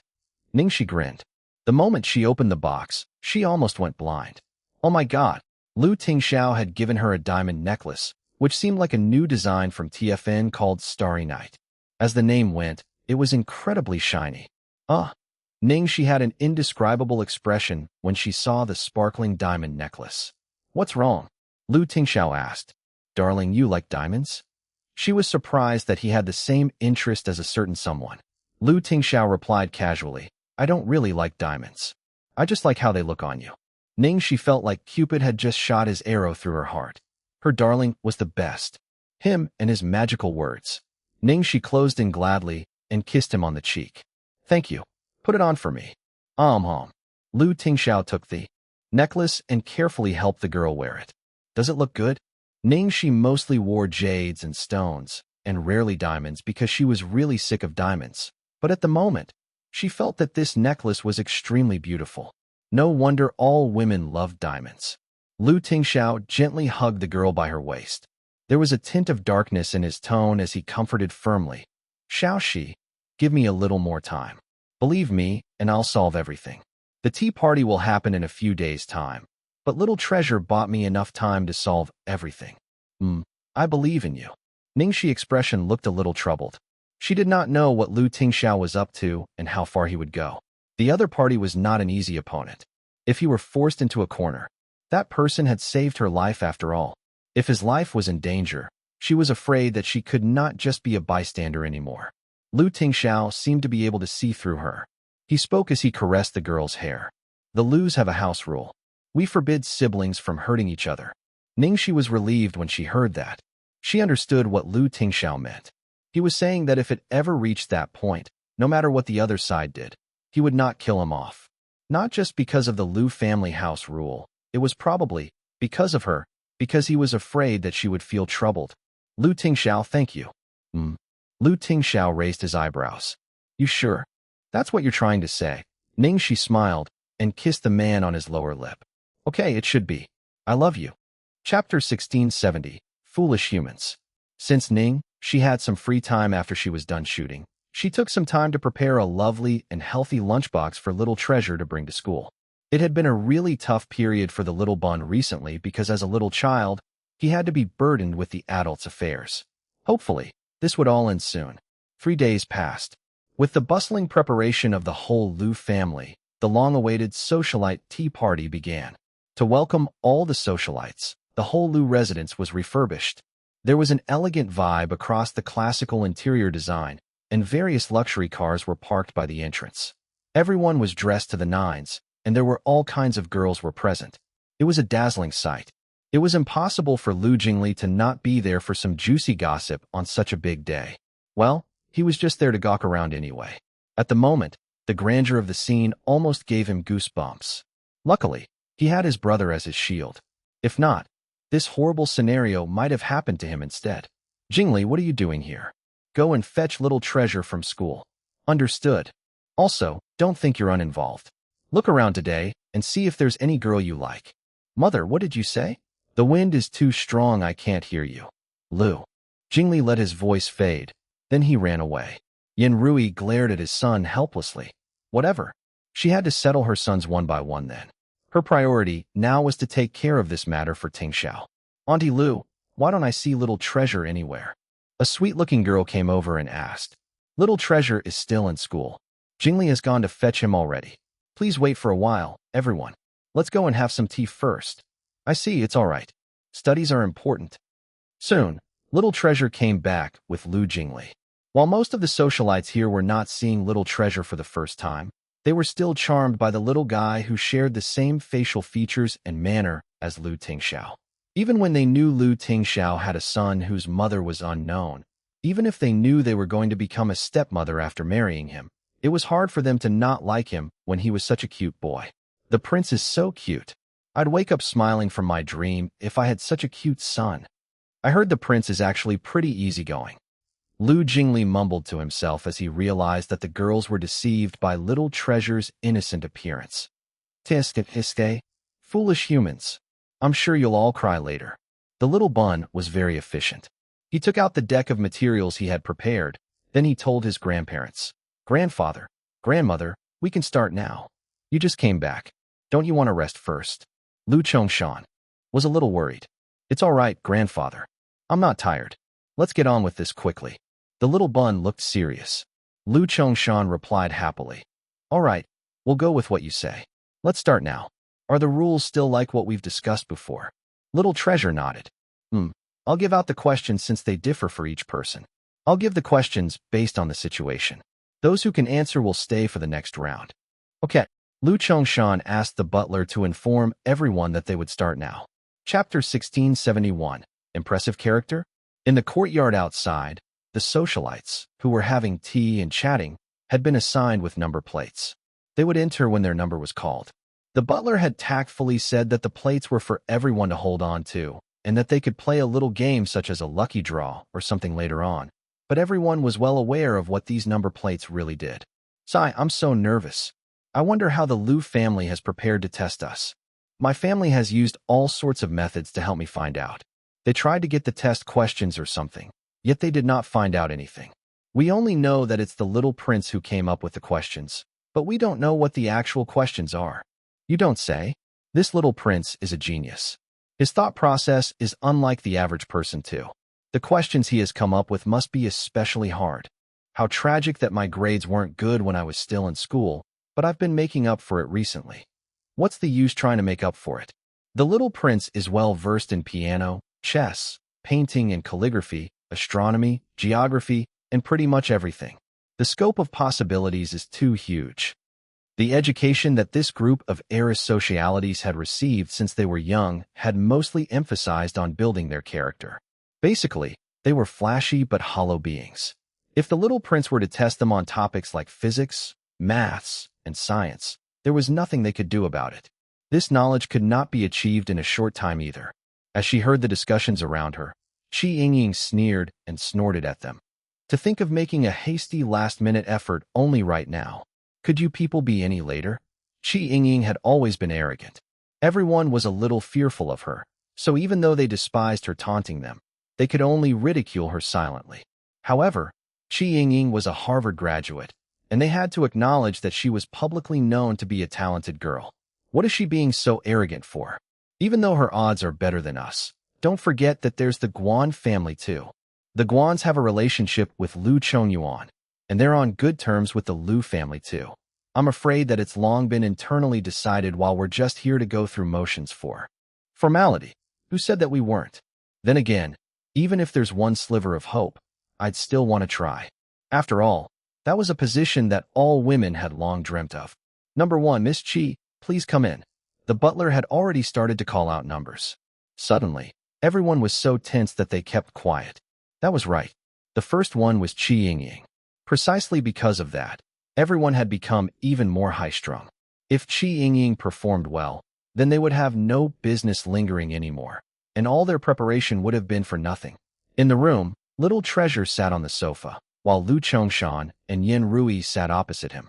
Lu Jingli was afraid that if he stayed, Yin Rui would urge him to take a long, hard look at the young ladies, but he was just too curious about what the little bun would be testing those socialites on. Faced with a major dilemma, his curiosity won in the end, and he had resolutely stayed. In fact, it would be good for him to give his brother and Xiao Shishi a live broadcast too. When he saw Qi Yingying, Lu Jingli was stunned for a moment. Oh dear, the first one was already an impressive character. Nice to meet you, sis. When he saw the person walk in, Little Treasure sweetly greeted her. As Qi Yingying listened to the little guy's respectful greeting, her frazzled nerves instantly relaxed a lot. Nice to meet you too, Little Treasure. My surname is Qi. We've met at the banquet previously. I remember. You're Qi Shuai's sister. Yes. Qi Yingying was instantly delighted. Initially, she was furious because her family's fatty had offended Little Treasure, but who would have thought that the two had become friends after the fight? They now got along pretty well. Sis Qi, I will start with the questions. Okay, answered Qi Yingying as she reflexively straightened up. Chapter 1672. Our baby is beyond this world cute. On the side, Lu Chongshan, Yin Rui, and Lu Jingli looked over nervously at Little Treasure. Then, they saw that Little Treasure blinked before asking, Sister, do you know how to sing? Qi Yingying was stunned for a moment. I do, Little Treasure happily declared. That's great. Then, Sister, can you sing Leapfrog for me? I really like this song. Every night, I have to listen to it to sleep. Otherwise, I won't be able to fall asleep. Qi Yingying was dumbfounded. Leapfrog? What was that? No, wait. Was this little prince not a prodigy? Why was he asking her to sing him a children's song? However, if you were to ask her to point out what was not right with the question, she would be tongue-tied as well. He was a child who had just entered kindergarten, so the fact that he wanted to listen to children's songs before sleeping at night, hoping that his stepmother would sing it for him the next time, was incredibly normal. Lu Chongshan and Yin Rui were very surprised that Little Treasure would come up with such a question, but upon pondering, they just felt their hearts fill with an ache. Even if he was very sensible, he was still just a child. Their Little Treasure had come up with an excellent topic. Sis Qi, don't you know how to? Little Treasure revealed a disappointed expression. Qi Yingying looked awkward. I'm sorry, I really don't know this song. Little Treasure said again with anticipation. Then, Sis Qi, do you know other children's songs? The little guy looked like he quite liked her since he had actually given her a second chance. Qi Yingying looked worse. Well, I don't know either. I'm not good at this kind of songs. She had been receiving an elite education since she was young, so she would not know things like children's songs. Even if she had heard one or two lines, she was afraid that stumbling while singing it would only make things worse. She could not have predicted that the little prince would come up with such a topic. She was not prepared at all. Thus, the most hopeful, talented Harvard graduate, Qi Yingying, was stumped by this request for the Leapfrog song. Lu Jingli recalled the first time he heard Ning Xi sing Leapfrog to Little Treasure back then, and he felt incredibly rueful. Back then he was despondent that his little bun would actually like listening to such childish songs, but later on, he was rueful that Xiao Shishi actually knew how to sing such songs. Lu Jingli thought about it as he added his brother and Xiao Shishi into a group chat. Then he sent out a message to the group. The first one, Qi Yingying, has fallen. Little Treasure's task was to sing the song Leapfrog. Isn't he savage? Very soon, there were replies in the group chat. Lu Tingxiao, Ning Xi, you're the fierce one. Our baby is beyond this world cute. As for Qi Yingying's elimination, the two elders did not have any objections. Instead, they started comforting the little bun endearingly. Little Treasure, don't be sad. There are still many sisters after this. There'll be someone that Little Treasure likes. Yes, yes, yes, Little Treasure. Let's continue. At this moment, when the heiresses outside saw Qi Yingying walk out looking miserable, all of them felt a chill in their hearts. Why does Qi Yingying look so terrible? Has she been eliminated? Her face has already turned so dark. She must have been. We're over. For even Qi Yingying to be eliminated. How hard were the questions? Number 2, Miss Song, please come in. After the second heiress entered, Little Treasure had obediently greeted her as usual. Then came the question. The time starts now. In 10 minutes. As long as you can make me speak, you'll pass. Chapter 1673. Feel sorry for baby Little Treasure. When the song heiress, Song Yuyan, heard this question, she did not immediately react. Make the little prince speak within 10 minutes? It was just making him speak up. Even just a word would count. So would this not be too easy? Sister, it has begun, the little bun politely reminded. Then he maintained his stiff posture and sat quietly on the sofa. Just as Song Yuyan thought about the lack of challenge of this task, the instant that little guy on the sofa was heard, she had an entirely different feeling. Earlier, he had clearly still been an active and cute little prince, yet now it was as if he had an invisible mask disconnecting him from the outside world. He seemed sealed within a completely different world from them. When Song Yuyan saw this indifference of his, her heart jumped. All the things she had initially prepared to tease the little guy to speak had all been swallowed by the child's pitch-black, ice-cold eyes. On the side, Lu Jingli squinted and sighed on the inside. The little bun had really given it a lot of thought. Cold beads of sweat were about to slide down Song Yuyan's forehead as she struggled for the longest time before she finally tried to speak. Little Treasure, my family has a chocolate factory with lots of yummy chocolate. Next time, I'll bring you there to play, okay? The little guy reacted as if he had not heard her speak at all. To be more precise, the little did not deliberately evade her. He was indeed looking at her, but this person before him clearly did not enter his line of sight, as if she was not the same species as him, and he did not understand her at all. On the side, Lu Chongshan and Yin Rui, who had a heavy expression since they heard Little Treasure's question, now clearly looked even more solemn. The existence of this version of Little Treasure was a nightmare to them. Time passed by. Song Yuyan, who was probably not great at getting along with children, was even more nervous now in front of Little Treasure. Her clumsy conversational skills made the entire situation more and more awkward. Soon, her attempts also stagnated. Time's up, reminded Lu Jingli from the side. 10 minutes had finally passed. Song Yuyan's first reaction was not disappointment or sadness. She let out a long sigh of relief. It had finally ended. She finally understood why Qi Yingying had looked so miserable when she had walked out earlier. Sister, do I need to give you more time? Little Treasure suddenly turned into the polite little prince that he was, and spoke very nicely again. Previously, all the socialites, including Yin Rui and Lu Chongshan, had thought that Little Treasure might make things difficult for them. Yet the reality was that the little guy had been unexpectedly gentle. Before Song Yuyan could say anything, the two elders had already rushed to speak up about Little Treasure's tolerance and generosity. That won't do, Little Treasure. There are already set rules. If you change them, then they don't count. Yin Rui looked anxious. Okay, that's it then. Lu Chongshan rushed to finalize all that too.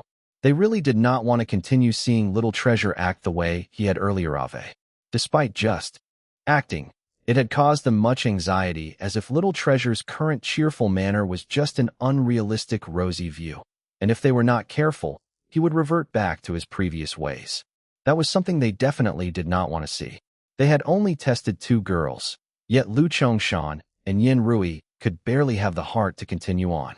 However, Little Treasure had already efficiently called in the third person. This third girl had a different style from the previous two. The previous two had gone with a socialite style, but this one came in with short hair and even wore a gender-neutral dress.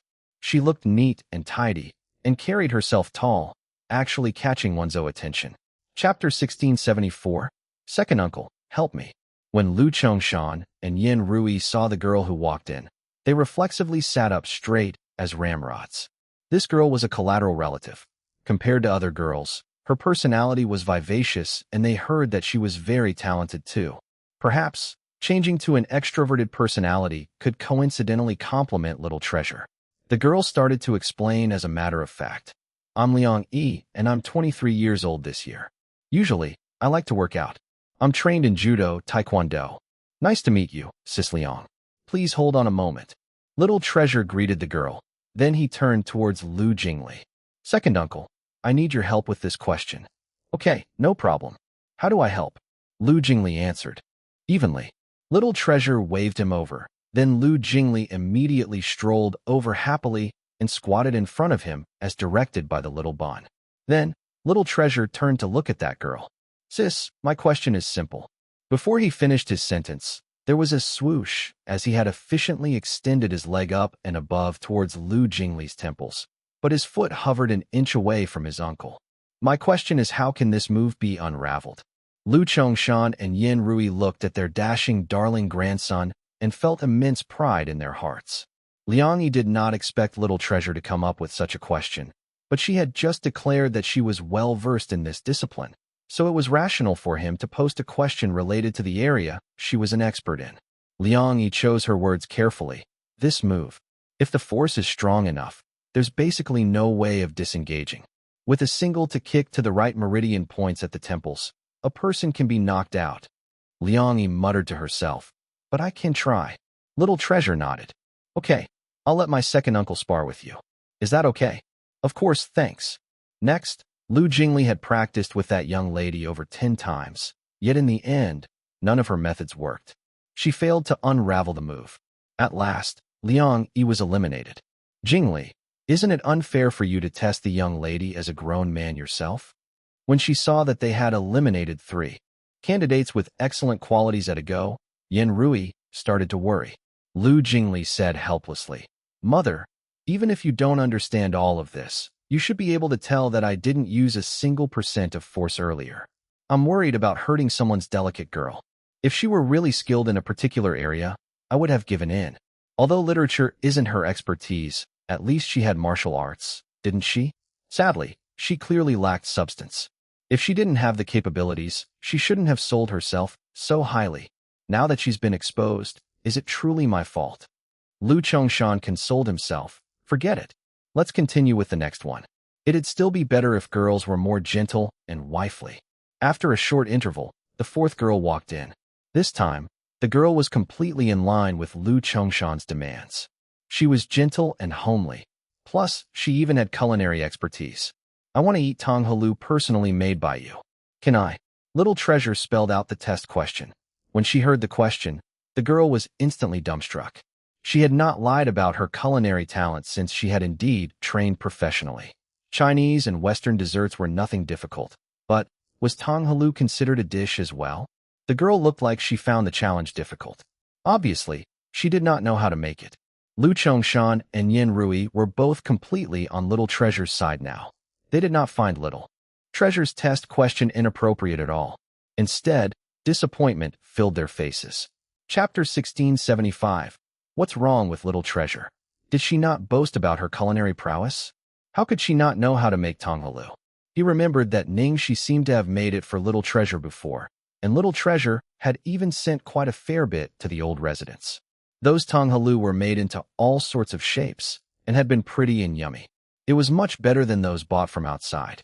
As they watched the 4th one about to be eliminated too, Little Treasure's expression suddenly changed. The little guy reached out his small hands to hold onto his stomach, his face revealing a pained expression.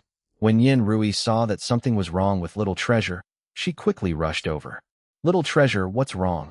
Nothing. How could it be nothing? Your little face is all pale now. Yin Rui was worried. It's okay, grandmother.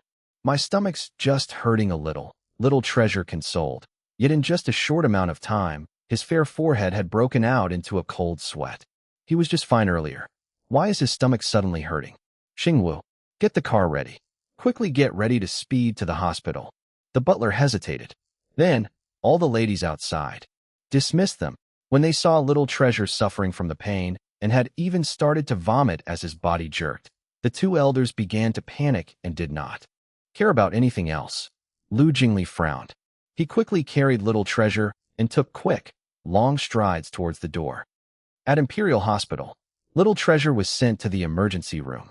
Lu Chongshan and Yin Rui were anxiously pacing around in circles outside, while Lu Jingli had quickly informed his brother and Ning Xi. Father, mother, don't be too worried. Based on Little Treasure's reaction, he's probably just having a bit of a stomachache. Lu Jingli was still consoling them when the doctor finally came out. The two elders hurried to the doctor to ask, Doctor, how's the child? Please don't worry. He's okay now, answered the doctor. When Yin Rui heard the report, she finally caught up with her breath. What actually happened? Why did the child suddenly become like this? As they were questioning the doctor, the sound of urgent footsteps came from behind. Lu Tingxiao and Ning Xi had rushed over. Where's Little Treasure? How's Little Treasure? In Ning Xi's eyes was only the little guy on the sickbed. She ran straight up to him and held on to Little Treasure's hand. The little guy was ashen. His lips had cracked from dehydration, making Ning Xi's heart ache as if it had been pierced by a needle. What going on? Lu Tingxiao asked in a low voice. The doctor handed them a test report. We've tested the child's vomit and we found a certain poison in his food, which causes symptoms such as vomiting, diarrhea, and so on. Lu Chongshan and Yin Rui's expressions changed. Lu Jingli was a little shocked while Lu Tingxiao's emotions could not be read. What? Food poisoning? How could that be? Little Treasure's diet has been. Yin Rui spoke as her brows furrowed. Apart from having dinner at home these past few days, Little Treasure has been having breakfast and lunch prepared by that girl. After Jingli brought Little Treasure back this afternoon, he didn't eat anything. He didn't even drink anything before we began. This meant that Little Treasure had only eaten food that Ning Xi had prepared that day. Suddenly, Yin Rui and Lu Chongshan swiveled towards Ning Xi. All of Ning Xi's attention was on the little bun. Her focus only shifted when she heard this. What? Little Treasure had food poisoning? In fact, based on what Yin Rui said, Little Treasure had only eaten the food she had cooked that day. Lu Chongshan was hyperventilating. Tingxiao, you consider how to handle this by yourself. Lu Tingxiao said expressionlessly. Handle what? Chapter 1676. Where's mommy? Lu Chongshan's temper shot up. Shameful punk. Little Treasure is your son. Are you neglecting your son just for a woman? This woman didn't spare to striking Little Treasure down to stop you from marrying other women. Things have already turned out this way, yet you still want to shield her. On such an occasion, something like this had happened to Little Treasure, disrupting the tea party. Combined with his fixated prejudice, Lu Chongshan obviously immediately thought that Ning Xi would be the one who benefited the most out of the situation. Yin Rui had obviously thought of that too. She looked coldly towards Ning Xi and stood beside Little Treasure in alarm. Tingxiao, you've really overstepped it this time. Ning Xi frowned and was about to say something when Lu Tingxiao gave her a consoling glance. As he looked at his parents, his expression was stony. Reason? Reason? Does this still need a reason? It's an open secret. Based on what you both are saying, the reason Xiao Shi would do this is to stop the tea party, isn't it? Lu Tingxiao asked. Lu Chongshan snorted. Is it not? Lu Tingxiao replied. This reason doesn't hold water. Lu Chongshan took a deep breath. You should explain yourself. How does this reason not hold water? Lu Tingxiao answered. The tea party was something that our family of three discussed to be the best way to delay time. So why would she want to stop it? Lu Chongshan and Yin Rui were speechless. The two of them almost choked on Lu Tingxiao's words that held a great amount of nonchalance and confidence that justice was on their side. On the side, Lu Jingli's mouth twitched. He quickly tried to smooth things out. Father, mother, can the both of you calm down? We haven't investigated this properly. Wouldn't it be inappropriate to convict her of the crime right now? Maybe Little Treasure ate something else in school. Little Treasure would never simply eat food from outside. Yin Rui said in a certain tone. Lu Jingli could only turn things around and say, okay, okay. Even if little treasure only ate the food that my sister-in-law prepared, how can you guarantee that someone didn't pull any tricks somewhere in between? Based on what you said, my sister-in-law did this to stop the occasion, but can I also point out that someone might have intentionally used this incident to frame and set her up? You two have all been charmed silly by this woman.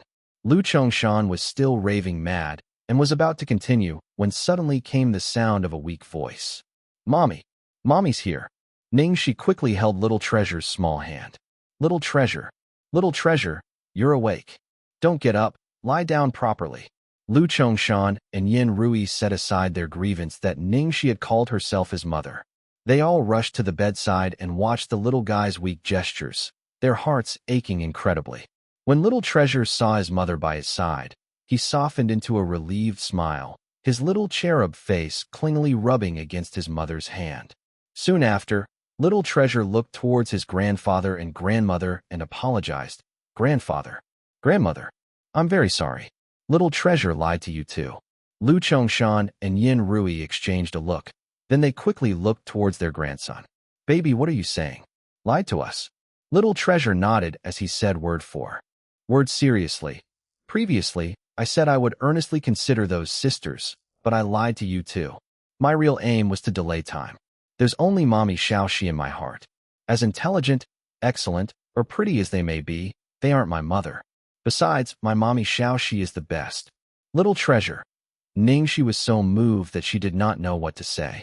Chapter 1677. I will settle everything. As they heard the child's sincere words, even Lu Chongshan and Yin Rui were suddenly tongue-tied. Lu Jingli was so touched that he was about to cry. He murmured, Father, Mother, I didn't want to say anything, but sometimes your lines of thought are too stubborn, especially fathers. Why do you always have to view others with prejudiced lenses? Even though I can understand that once bitten, twice shy, but you can't paint everyone with the same brush, can you? You punk, keep quiet. What do you know? Lu Chongshan scolded his son, then he looked at Lu Tingxiao. Tingxiao, come out with me for a while.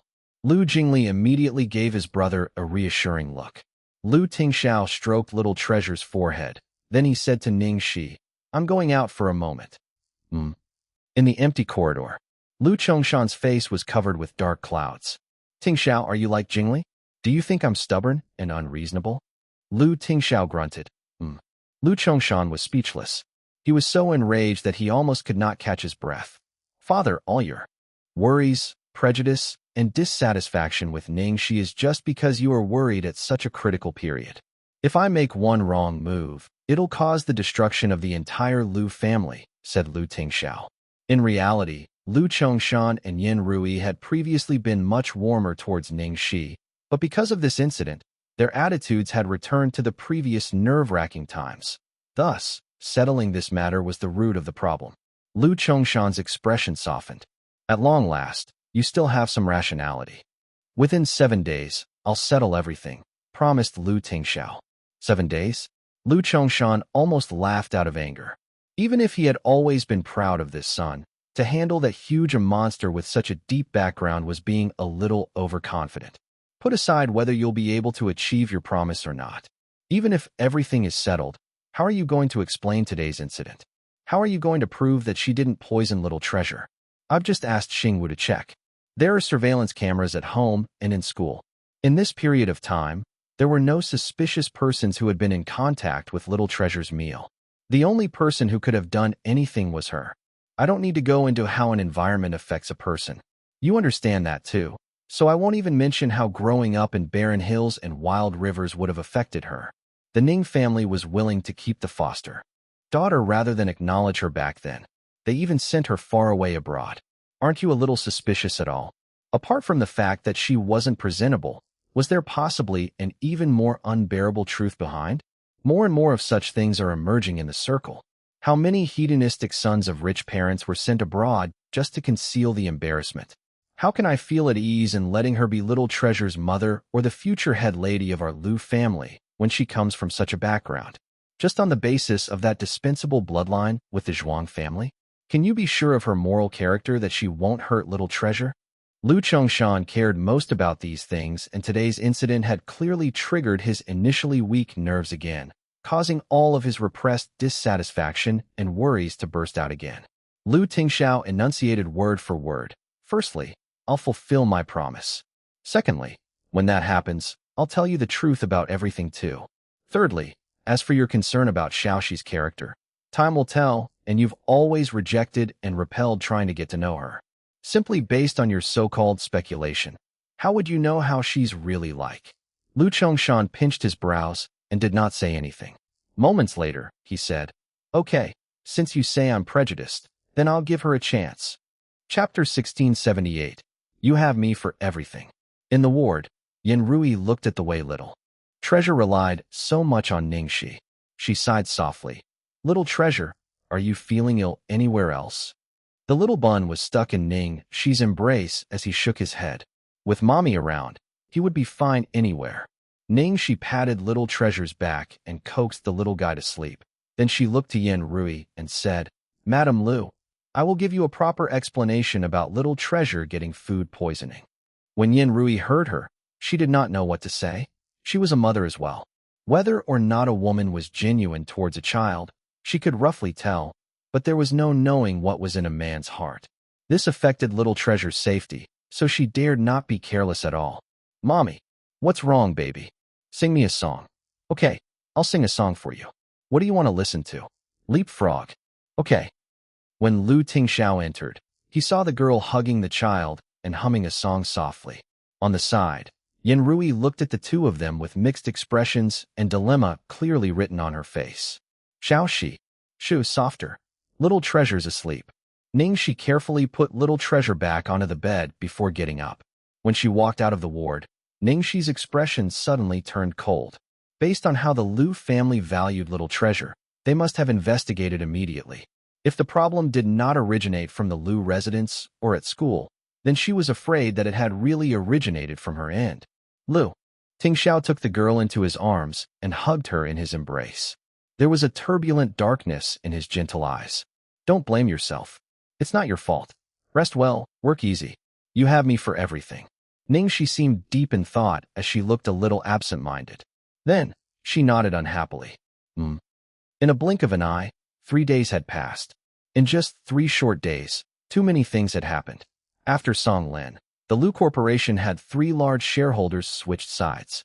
Yun Xin now held a terrifying number of 28% of shares. In fact, he made it no secret that he was joining the Lu Corporation's board of directors, roping in a group of shareholders and upper management who were unhappy with Lu Tingxiao's harsh ruling and had originally been dissatisfied with him. He had only returned to China in just a few short months, yet he had used a huge sum of money to purchase the Lu Corporation's shares like mad.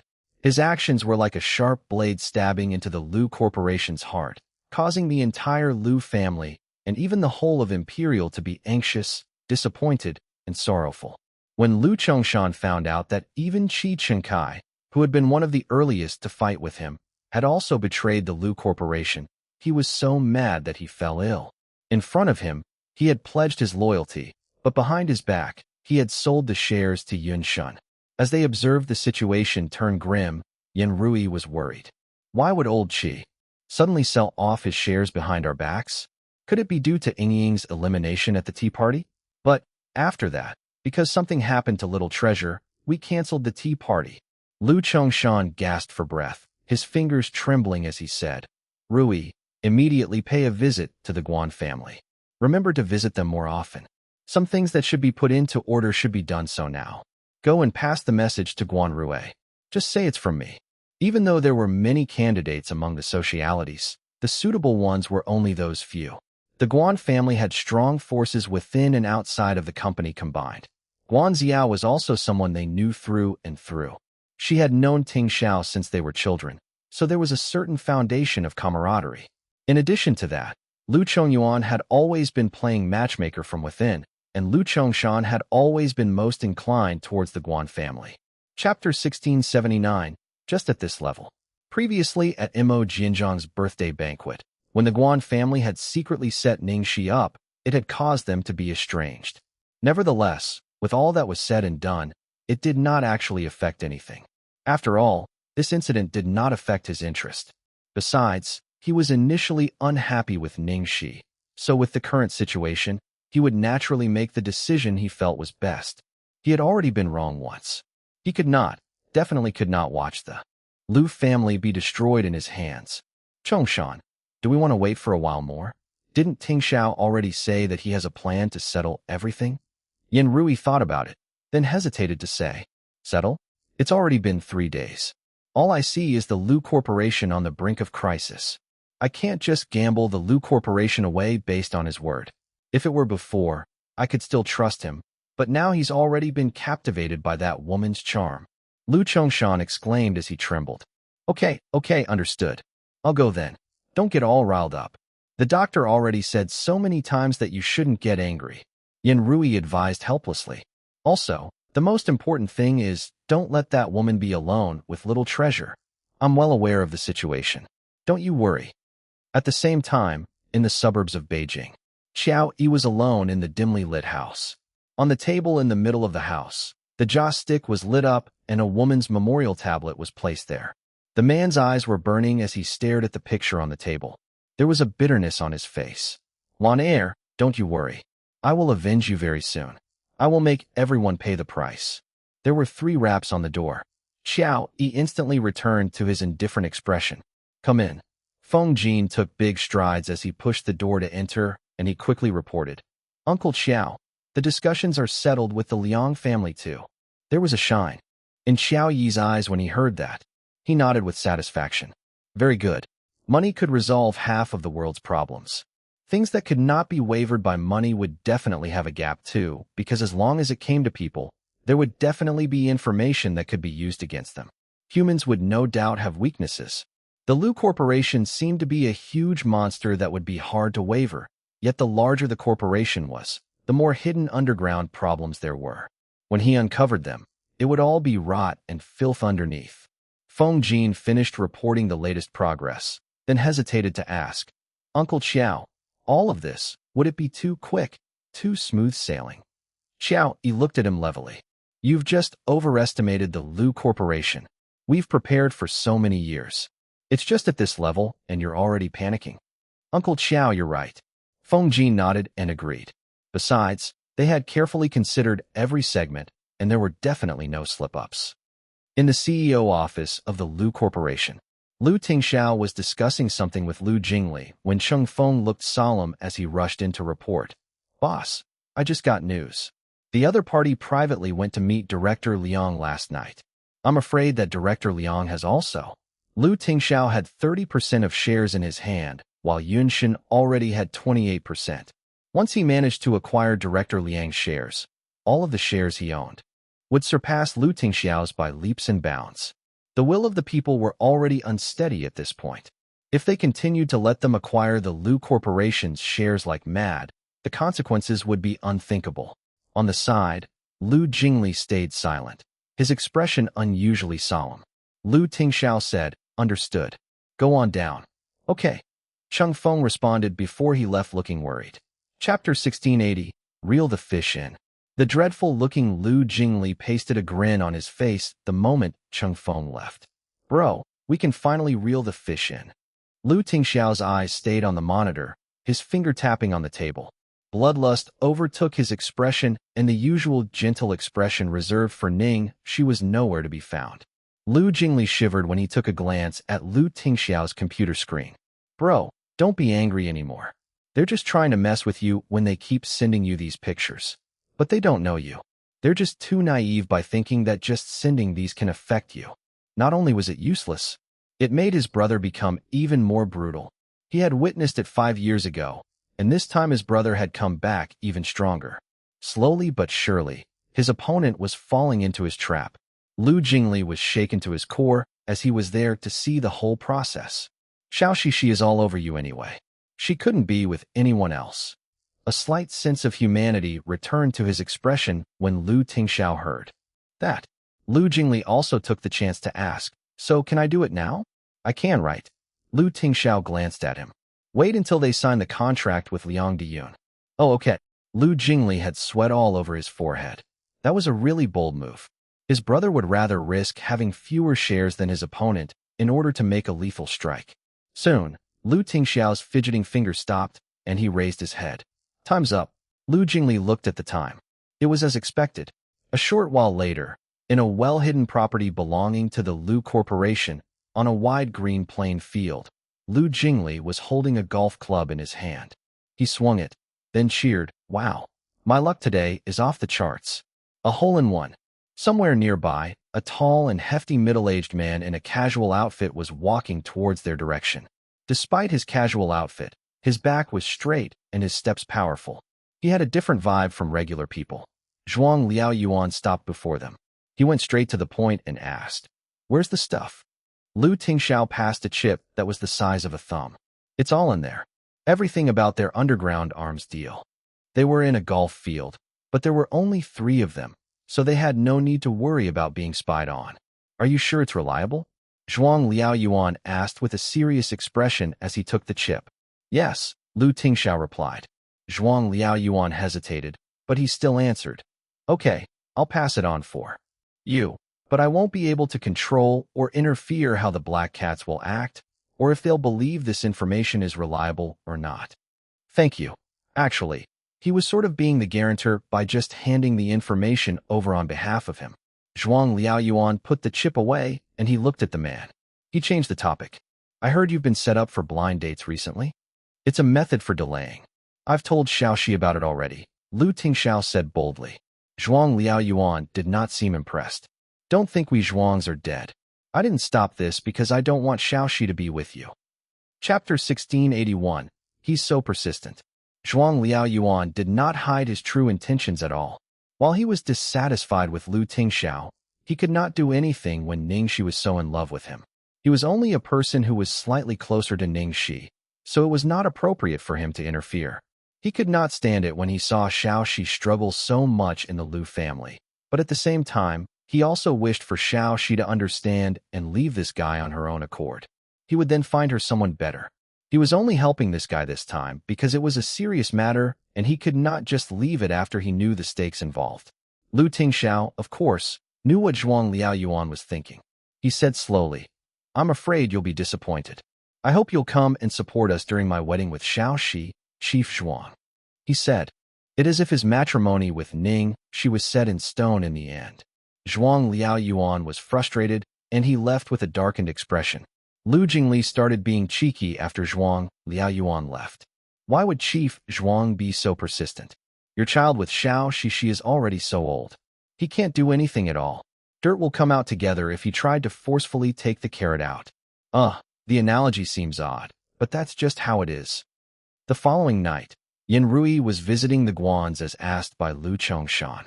Ziyao, your Auntie Lu is here. Come out and stop hiding in your room. This girl has been in her room all day long recently. I wonder what she's doing." Mother Guan was chatting to Yin Rui as they walked towards Guan Ziyao's room. "Auntie Lu." Guan Ziyao quickly stood up and closed the book she was reading when she heard her mother's voice. However, Yin Rui saw the title. It was a book about child psychology. She glanced around Guan Ziyao's room and realized that there were a lot of books about child education. Yin Rui picked up one of them up. "Ziao, these books are..." Guan Ziyao seemed a little embarrassed. "Auntie Lu, it's nothing. Didn't I mention I was studying courses on this topic before? I'm just reading up a little." "A little? How many days have you stayed in your room already? I was just wondering what you were up to. It turns out that you're reading these books?" Mother Guan sounded angry. Guilt spread across Guan Ziyao's face. "Because of my inability, I caused such a big misunderstanding the last time. I'm really sorry." Yin Rui was stunned and seemed a little shaken by the apology. "Silly child, it's been such a long time and you're still not over it. I've already told you that it's not your fault. You're still unclear about little treasure's condition." Yin Rui suddenly grabbed Guan Ziyao's hands. "It's no use if you just read the books. You need more time with him together. As you both spend time together, you'll get to know him more, won't you?" Guan Ziyao and Mother Guan looked at each other, obviously understanding what Yin Rui meant. Yin Rui sighed. "Our Lu family only has one precious grandchild, and in addition to the fact that he has no mother since he was born, we're more concerned about him, and we hope that Ziao can excuse us." "Please don't say that, Auntie Lu. I quite like Little Treasure myself." He's a really sweet child, Guan Xiao said in a sincere tone. Yin Rui seemed satisfied. It's really kind of you to still stay by Tingxiao's side. You know, a lot of things have been happening recently, but I'm sure Tingxiao will be able to resolve it. It's just a matter of time. Chapter 1682, Spectator. Of course, I believe in Tingxiao, replied Guan Xiao. Yin Rui nodded confidently. She thought about something, then said, but, well, I still feel a little uneasy, so I'm going to Fahua Temple this weekend together with your Uncle Lu and Little Treasure. I wonder if you have time to join us. She wanted to create more chances for her to spend time with Little Treasure, and together with the elders, it was a big recognition of her identity. Guan Xiao and Mother Guan looked at each other and bobbed their heads up and down. I do have time, Auntie Lu. I don't have to go to the company on weekends, so I'm free. Great. Yin Rui smiled. Then she chatted with Guan Xiao for a long time. A short while after Yin Rui left, Guan Rui came back. Father, you're back. Mother Guan went over and took Guan Rui's jacket for him. I heard your Auntie Lu came over today. Guan Rui asked his daughter. Guan Xiao answered. She came over in the evening and just left not very long ago. What did she say? Mother Guan poured her husband a cup of tea, looking disgruntled. What else? She's here to give us a treat. With the Lu family in dire straits, of course, she would be impatient. Also, are you sure it's all right for us to stand by Lu Tingxiao's side at this moment? I heard that the illegitimate child now has more shares than Lu Tingxiao. That's a naive opinion. Shares aren't absolute. Lu Tingxiao's strongest weapon is his reputation in the Lu Corporation. Moreover, apart from his power on the surface, Lu Tingxiao has a lot of underground forces that we can't see, Guan Rui said. That's right. Also, Lu Tingxiao is the legitimate eldest son of the family. That man is just an illegitimate child who can't show his face, said Guan Xiao. So, you both mean that Lu Tingxiao will surely win? Mother Guan asked.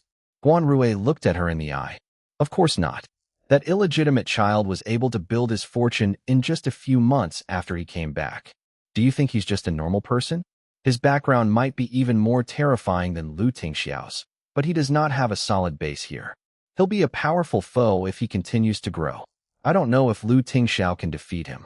Mother Guan became anxious. Then, you still want Xiao to marry into the Lu family? What if? Guan Xiao frowned. Guan Rui said in a carefree tone.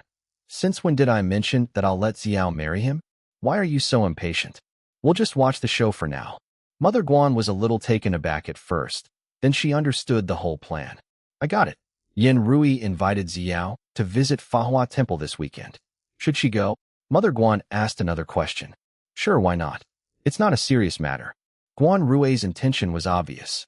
He wanted to give the Lu family some bait, then act based on the situation since they had never promised anything anyway. Light bounced off Guan Xiao's sparkling eyes. In the end, she never said anything and obeyed her father's arrangement.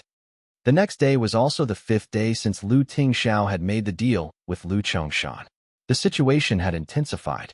Lu Tingxiao was pushed into a corner, and the people who were supportive of him now started to be shaken as they realized that the illegitimate child was extremely cruel.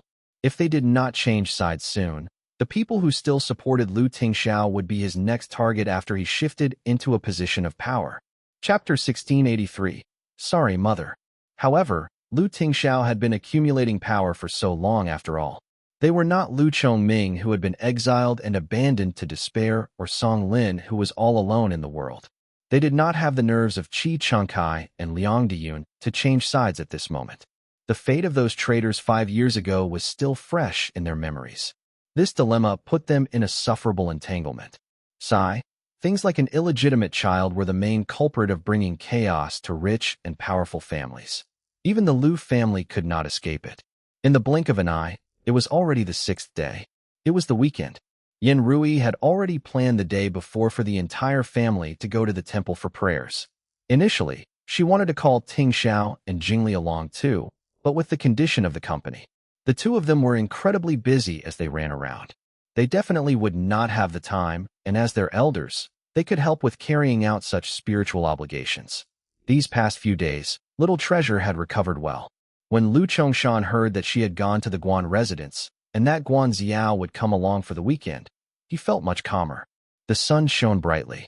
Outside the window, The weather was pretty good today, and it was a suitable day for a trip out. Early in the morning, Yin Rui had woken up to get ready. She had particularly ordered the kitchen to prepare Dana vegetarian dishes. Guanxiao had arrived very early too. She was sitting on the sofa and chatting with little Treasure, who did not deliberately make things difficult for her either, but it was clear that he was acting distant. When Yin Rui walked out from the kitchen and saw little Treasure's eyes looking outside fixated, she asked suspiciously, "Little Treasure, what are you looking at?" "Nothing," said little Treasure as he retrieved his gaze. When all the preparations were done, Yin Rui, Lu Chongshan, and Guanxiao, all of them left the house together with little Treasure. After they left, little Treasure pursed his thin lips and looked in the distance far away. He seemed upset. When Yin Rui and Lu Chongshan asked him questions, the little guy was obviously distracted.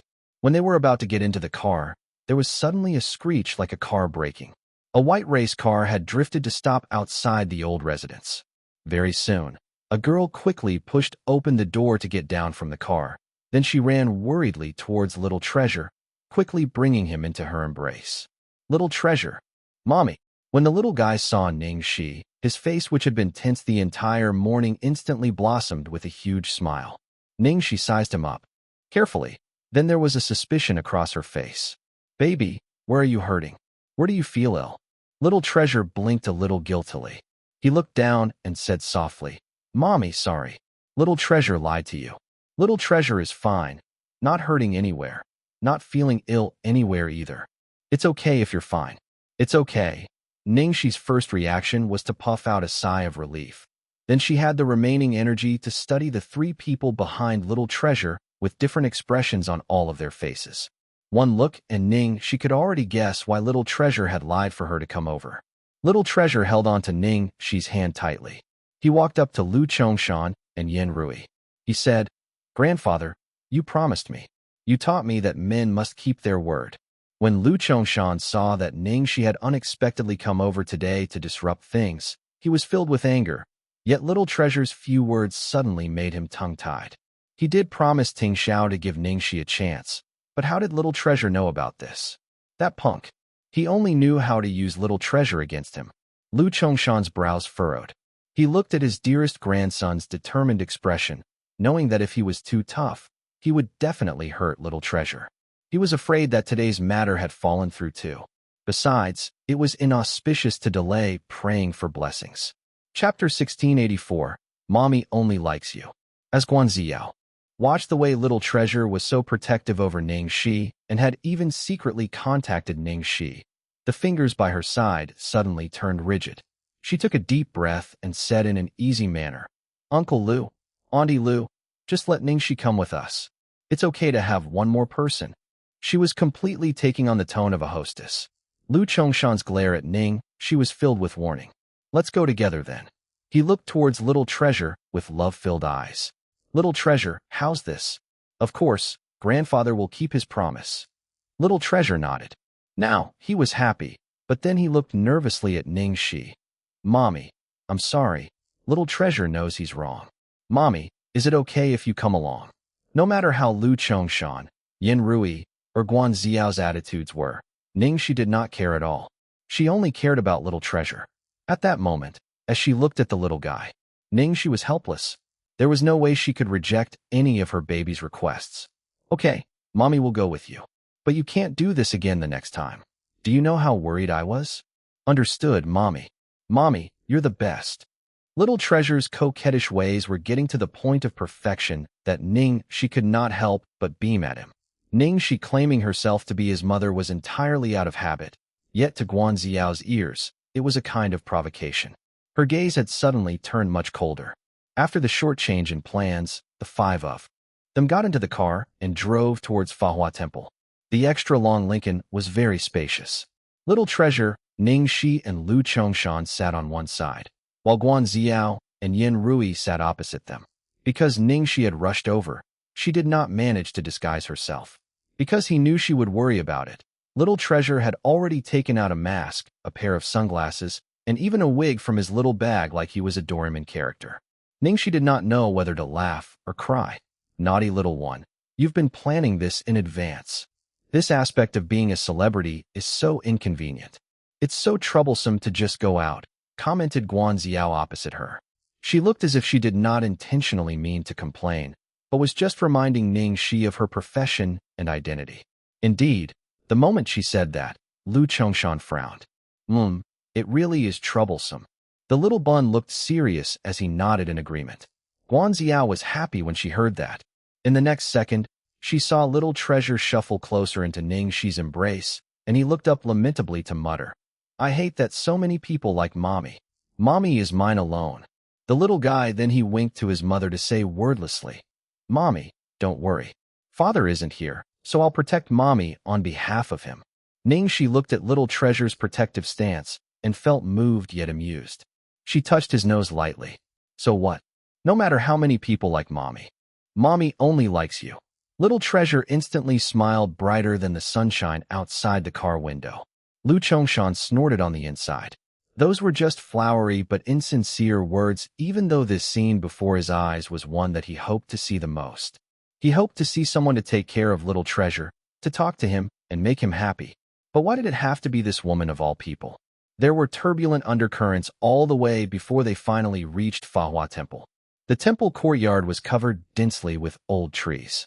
It was very peaceful, and one step in could make one feel as if their hearts had settled down. The last time she came here was when Qing had wanted to become a monk, and she had gone over to stop him. Master Xianjing had even told her fortune. At last, he gave her a peach blossom, hinting that she would have romantic misfortunes. Chapter 1685. Wish that I'm my mother's child. The five of them bought joss sticks outside and walked into the hall. They took turns to put up the joss sticks and pray for blessings. Ning Xi carefully helped little treasure light up his joss stick. Then she taught him how to put the joss stick on the altar and kneel to pray.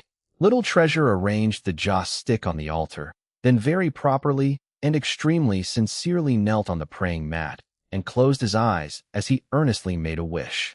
As Ning Xi watched the little bun's sincere behavior, her lips curled up as she asked, "Little treasure, what did you wish for?" It was rare for the little guy not to answer Ning Xi.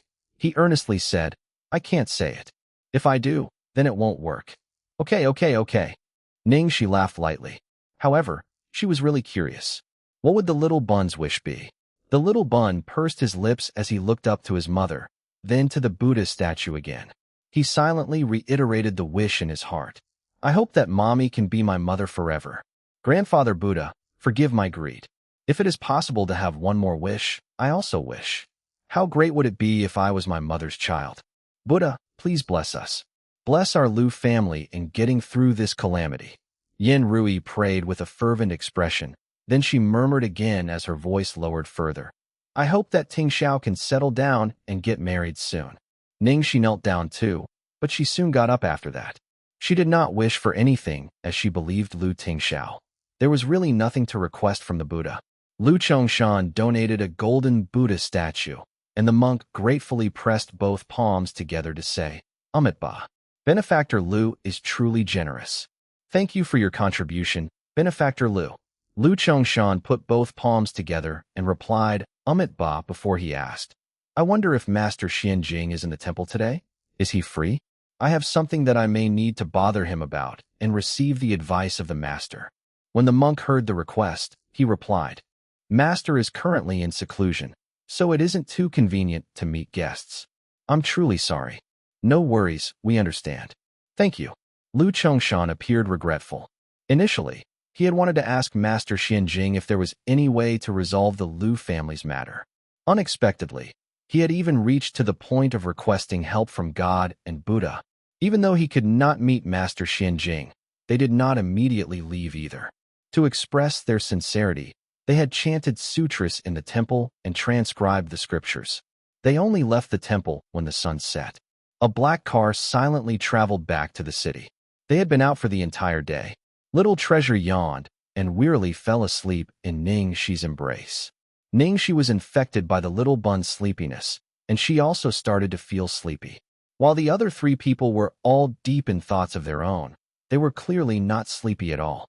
"Ning Xi, let me carry little treasure." Yin Rui took little treasure from Ning Xi's arms. Ning Xi reluctantly let go.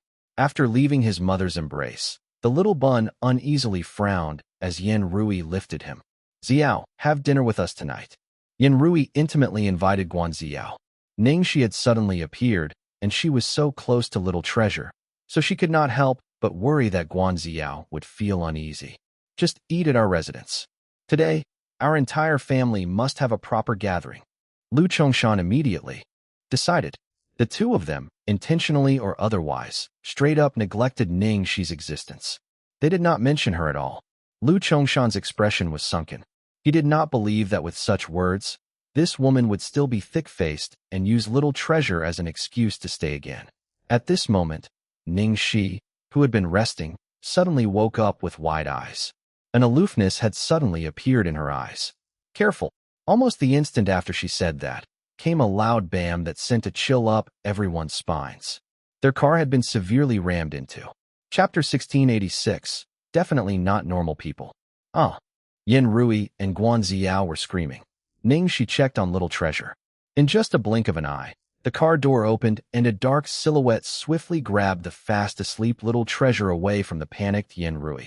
Tears filled Ning Xi's eyes as she jumped towards Yin Rui's direction at top speed, yet she could only reach Little Treasure's shirt. Oh my God! Little Treasure! Yin Rui came back to her senses and screamed in despair. Ning Xi caught up with the abductor and fought with him. She felt worried after they exchanged blows. These were professional mercenaries and definitely not normal people. She was being careful as the person had Little Treasure, so the confrontation turned into a stalemate. She was feeling nervous as too many things had happened lately. She had been training by herself and was now powered up to her top form since Little Treasure was involved this time. As she was about to grab Little Treasure back, another person suddenly attacked her from the side. Each and every blow aimed to kill her. The opponent was a man and had the advantage of strength. He unleashed a high kick packed with immeasurable power. If it landed on her temples, passing out would be the most fortunate situation. This guy might even kill a person with that kick. Yin Rui reactively screamed when she saw what was happening. As the fatal blow was about to land, Ning Xi used both her hands and caught the man's ankle to reduce the impact force. Then, using her hands like sharp blades, she twisted the man's foot 360 degrees around, forcing him to the ground before she stomped on his abdomen. Arg! The man groaned painfully and was rolling on the ground. Ning Xi had no time to mess with him any longer. She tried to catch up to the other man. Damn! The man with Little Treasure cursed, his eyes filled with bloodlust. He had a ferocious expression on his face. Stop! If you dare! Before he could finish his sentence, Ning Xi had already closed in like a ghost. He suddenly felt a sharp pain coming from his elbow and knee at the same time. The man knelt down in pain. Ning Xi took the chance and grabbed Little Treasure, quickly running towards the direction of the car behind her. She was only a few steps away from the car when two mercenaries caught up to her. One of them grabbed onto Ning Xi's shoulder with his claw-like hand and stopped her. She could not move forward. Just as Little Treasure was about to be snatched away again, she saw Guan Xiao was closest to her, right beside the driver's seat. Ning Xi decisively handed Little Treasure over to Guan Xiao and yelled, "Drive! Go!" She then turned around and faced the two men, hoping to buy them enough time to get into the car so that they would be safe. This car had a complete security system. It was impossible for the mercenaries to get Little Treasure this easily if the driver had not betrayed them. As Ning Xi was thinking about that, she glanced back at Guan Xiao and her pupils shrunk. Guan Xiao just stood there in panic. Even after receiving Little Treasure and Ning Xi's instructions, she just stood there without doing anything and missed the best timing to escape. Chapter 1687. Mother won't let you be alone. In just a few seconds, one of the men broke through her defenses and snatched Little Treasure away from Guan Xiao. At the same time, there was a loud noise nearby, and small storms whipped around them. A helicopter slowly landed, and three more masked mercenaries in the same uniform alighted from it with weapons in their hands. Ning Xi felt a chill in her bones, and her heart sank. It was over. Yin Rui could not stand it anymore. She was shivering as Little Treasure was being rescued and taken away again. She had sweat all over her. Leaning onto Lu Chongshan for support, she mumbled to herself, "Little Treasure. Save Little Treasure." Lu Chongshan threw away the walkie-talkie, which he received no response from.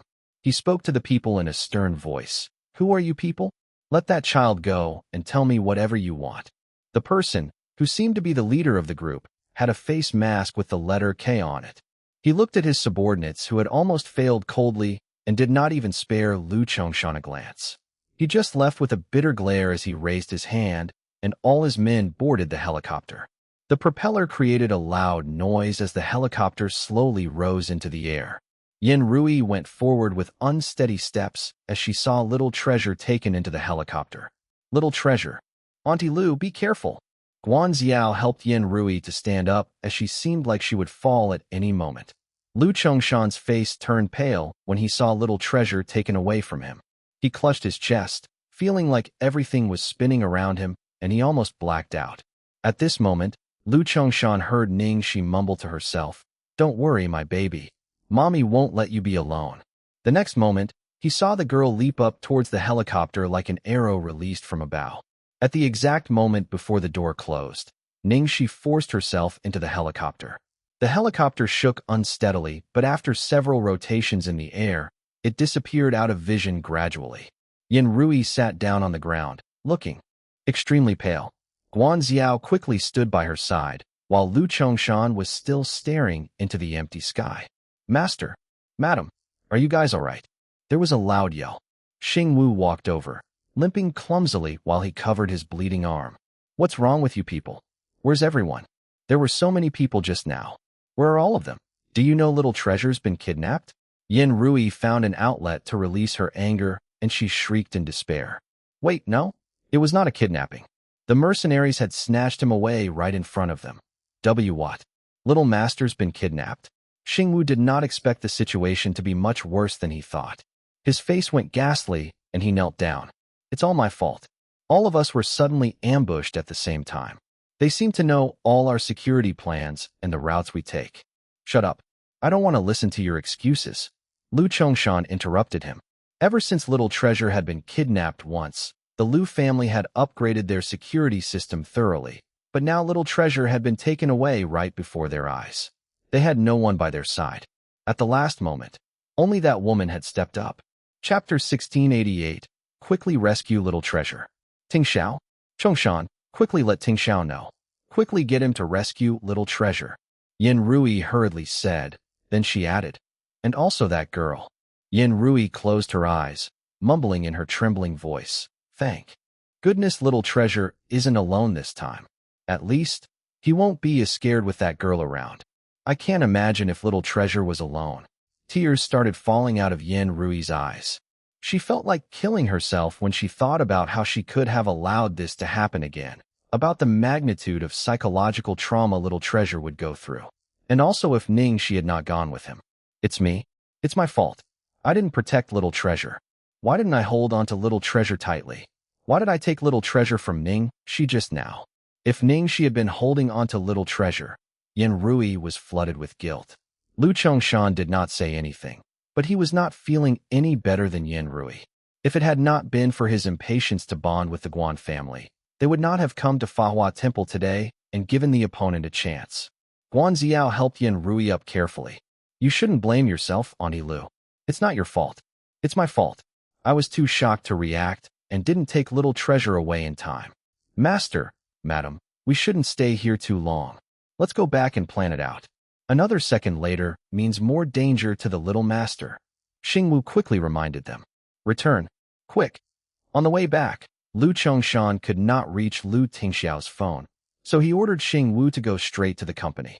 The moment they got out of the car in the underground parking lot, they saw Lu Tingxiao's special assistant Cheng Feng. Cheng Feng stepped out of his car while taking a phone call. He was grinning and seemed to be in a good mood.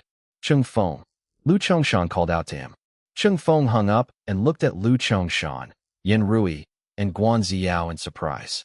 "President? Madam? Why are you all here this late? Where's Tingxiao? Why isn't he picking up the phone?" Yin Rui went up and demanded. "CEO Lu is working hard right now," Cheng Feng reported to Lu Chongshan excitedly. "President, the Elon Innovative Investment Group is done for this time around." "What did you say?"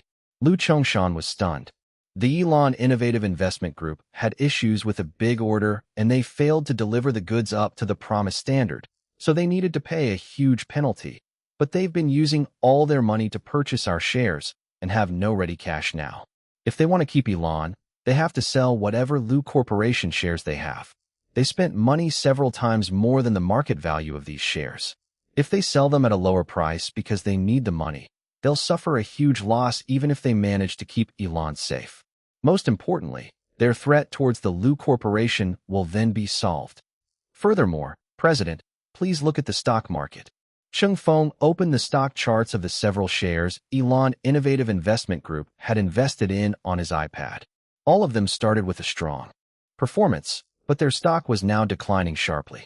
Chapter 1689, He's Your Grandson. Cheng Feng studied the trend of the share prices as he continued to explain to Lu Chongshan. Boss unexpectedly organized a task force 6 months ago. All of them were top-notch traders from Wall Street, and now Boss is personally leading this group of dealers. If nothing goes wrong, we just need one night. Tomorrow morning, Elon's share prices will fall to its lowest, and everyone will dump the shares in large quantities. Cheng Feng was still admiringly going on about how Lu Tingxiao had laid out the networks and buried traps, as well as how he had planned ahead, while Lu Chongshan stared at the shares on the iPad. He was stumped for words. 7 days. Tingxiao had promised him 7 days. Now, it was the 6th night. That child. He had really done it. No wonder. No wonder Little Treasure was suddenly kidnapped. It seems that they were driven to act in desperation. President. What's wrong? And Madam. Cheng Feng finally noticed that they seemed like a bundle of frazzled nerves. Today, Uncle Lu, Auntie Lu and I went to the temple to pray with Little Treasure. We suddenly met a group of kidnappers midway, and they've kidnapped Little Treasure, Guanxiao explained. At the same time, there was a hidden shine in her eyes. She knew that the man she fancied was not that weak. No wonder Little Treasure was kidnapped. It was most probably the work of the illegitimate child. Those people were not good people, and they would do anything if they were desperate. In fact, this time it was not only Little Treasure. That woman had joined them by herself too. Everything that she had been worried about would unexpectedly be all resolved tonight. What did you say? Little Treasure. Little Treasure is kidnapped. How could this be? Cheng Feng was so frightened that his expression instantly changed. What's so impossible about that? Little Treasure was kidnapped right before our eyes. Don't delay it any further. Quickly inform Tingxiao, Yin Rui urged. Well, Cheng Feng was about to respond when he suddenly thought of something and he hesitated. Before Cheng Feng could say anything, Lu Chongshan already stopped him. Wait, we can't tell Tingxiao now. What did you say? Yin Rui looked at her husband in disbelief. Why can't we tell Tingxiao? It's already a critical stage. Lu Chongshan spoke solemnly. Elon's side has definitely begun to fight back already. Tonight's share market trade is exceptionally important. Tingxiao cannot be affected by anything. As long as there's an error, all his previous efforts will go down the drain. Why do you think the other parties suddenly racked their brains to kidnap Little Treasure? It's to disturb Tingxiao. Yin Rui felt her lips tremble as she stared lifelessly at this man before her, as if she could not recognize him at all. Lu Chongshan, do you know what you're saying? Little Treasure was kidnapped. He's your grandson. You keep saying that it's for the Lu family and for the benefit of all. You've sacrificed so much and been wronged. Finally, you're even sacrificing Little Treasure's life too? Do you even still have a heart? Lu Chongshan frowned. Rui, that's not what I meant. When did I say that I want to sacrifice Little Treasure's life? I've already informed everyone to investigate that group of people's tracks. In fact, those people will definitely come to us to make demands. When that happens, we'll... Enough. Lu Chongshan, you don't need to go on with your bombastic talk. I know that the Lu family is even more important than Little Treasure's life to you. Yin Rui lost control and roared. Chapter 1690, Compromise. On the side, Guanxiao advised. Auntie Lu, calm down a little. Uncle Lu makes sense too. If we tell Tingxiao now, then we would have fallen into their trap. What if, later on, they get their way and don't let Little Treasure go? You shut up too. At this moment Yin Rui's heart was entirely flooded with the thought of Little Treasure meeting danger, and she chided Guanxiao insensitively. Guanxiao had never been shouted at. Yin Rui appeared fierce even though she may be cowardly at heart. Guanxiao turned pale as she looked hurt and kept quiet. Lu Chongshan, you won't say it, will you? Okay. Then, I'll go look for Tingxiao myself. Yin Rui pushed the people beside her away, quickly walking towards the dedicated elevator. She had just reached the elevator when she wavered. She had passed out on the ground without a warning. She had gone through too much today. The fact that she could hold on till now was her ultimate grasp to save little treasure. At that moment, she finally could not bear it anymore. Rui, Auntie Lu, Madam. The three of them quickly rushed over to help her up. President, this, Chung Feng panicked.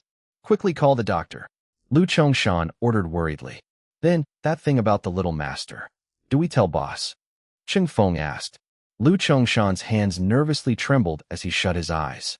Some time passed before he finally said, Don't tell Tingxiao first. But once midnight has passed, and if little treasure hasn't been rescued yet. Lu Chongshan heaved a long sigh before he continued. No matter how the condition of the Lu Corporation is like, you must immediately inform Tingxiao. Chung Feng nodded. Okay, I've got it. Lu Chongshan looked at Yin Rui, who had lost consciousness. His ears rang with her every complaint, and his heart ached dully. He had watched little treasure grow up. Even now, he still remembered the first time he saw the little guy's excitement, remembered the soft touch when he hugged him. Then, he had watched him grow up day by day as he became smarter and smarter, cuter and cuter, and now he was obedient, sensible, and filial. That was his grandson, his life.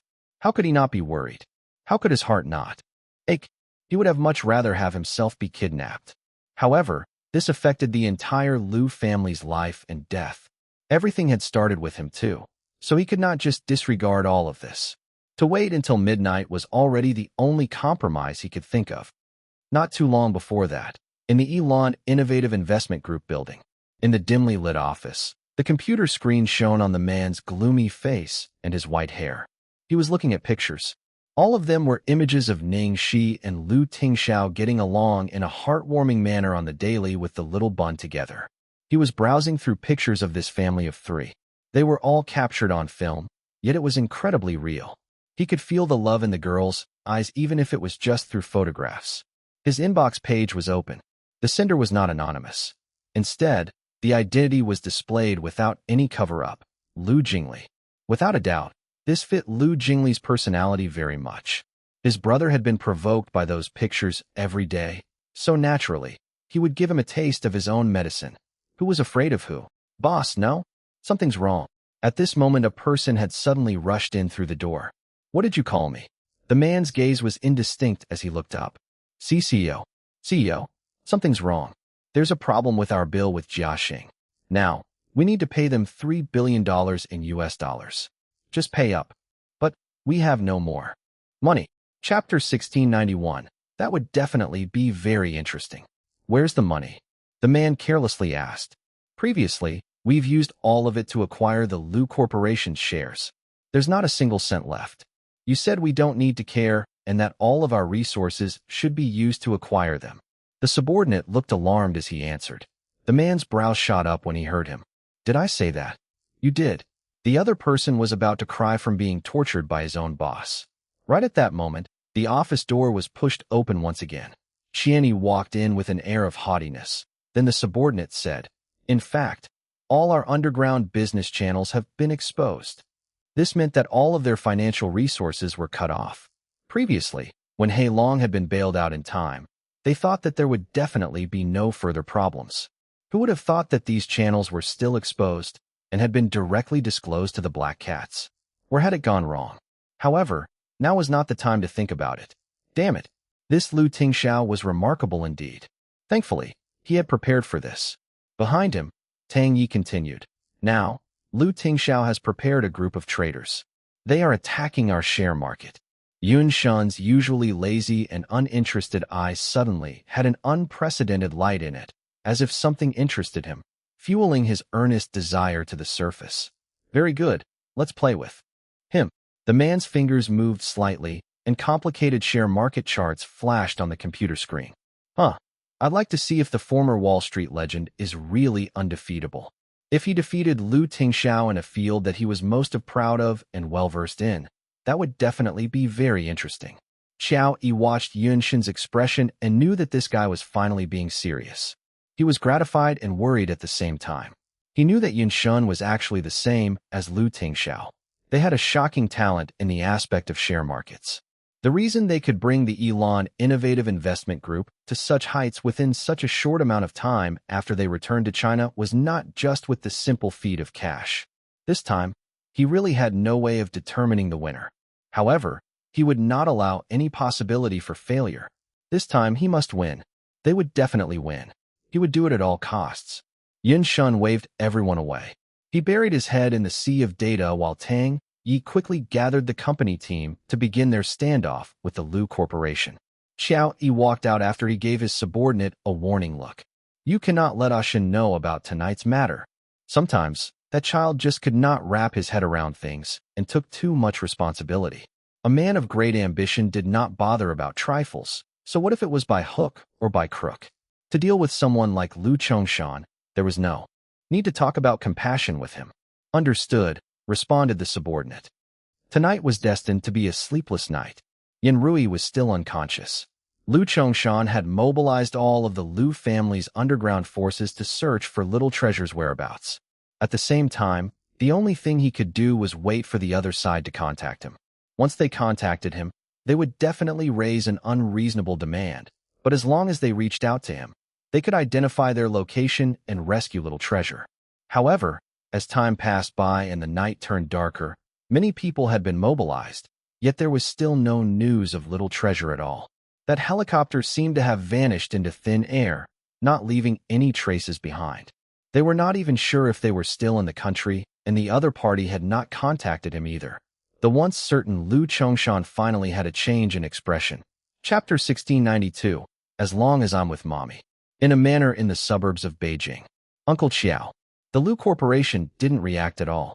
It seems that Lu Chongshan hid the incident from Lu Tingxiao and sent people to pursue us in secret. Should we contact Lu Chongshan? Feng Jin was waiting for orders. What's the point of contacting Lu Chongshan? Xiao Yi asked. Feng Jin was taken aback. Well, of course. Do you think I want to threaten Lu Chongshan with that child? Xiao Yi asked with a questionable smile. Feng Jin was confused. You don't? Then, what do you plan to do? Xiao Yi was sitting on a long, red wooden chair. He gazed outside into the dark coldly. An ugly, ferocious beast hid in the deepest parts of his soul, longing to break free. He then slowly answered Feng Jin. Kill that child. Feng Jin's pupils shrunk, his face filled with fear. What? The man laughed coldly. What now? Are you scared? Feng Jin looked down and tried to hide his horror. No. Just, what's there to be afraid about? Everything will be ours after tonight. Lu Chongshan will be reduced to being a loser. Feng Jin frowned. Even if that was the case, they did not have to kill the child, did they? There were so many other better ways to do this. What if killing the child caused an extreme reaction from the Lu Corporation? Any more problems?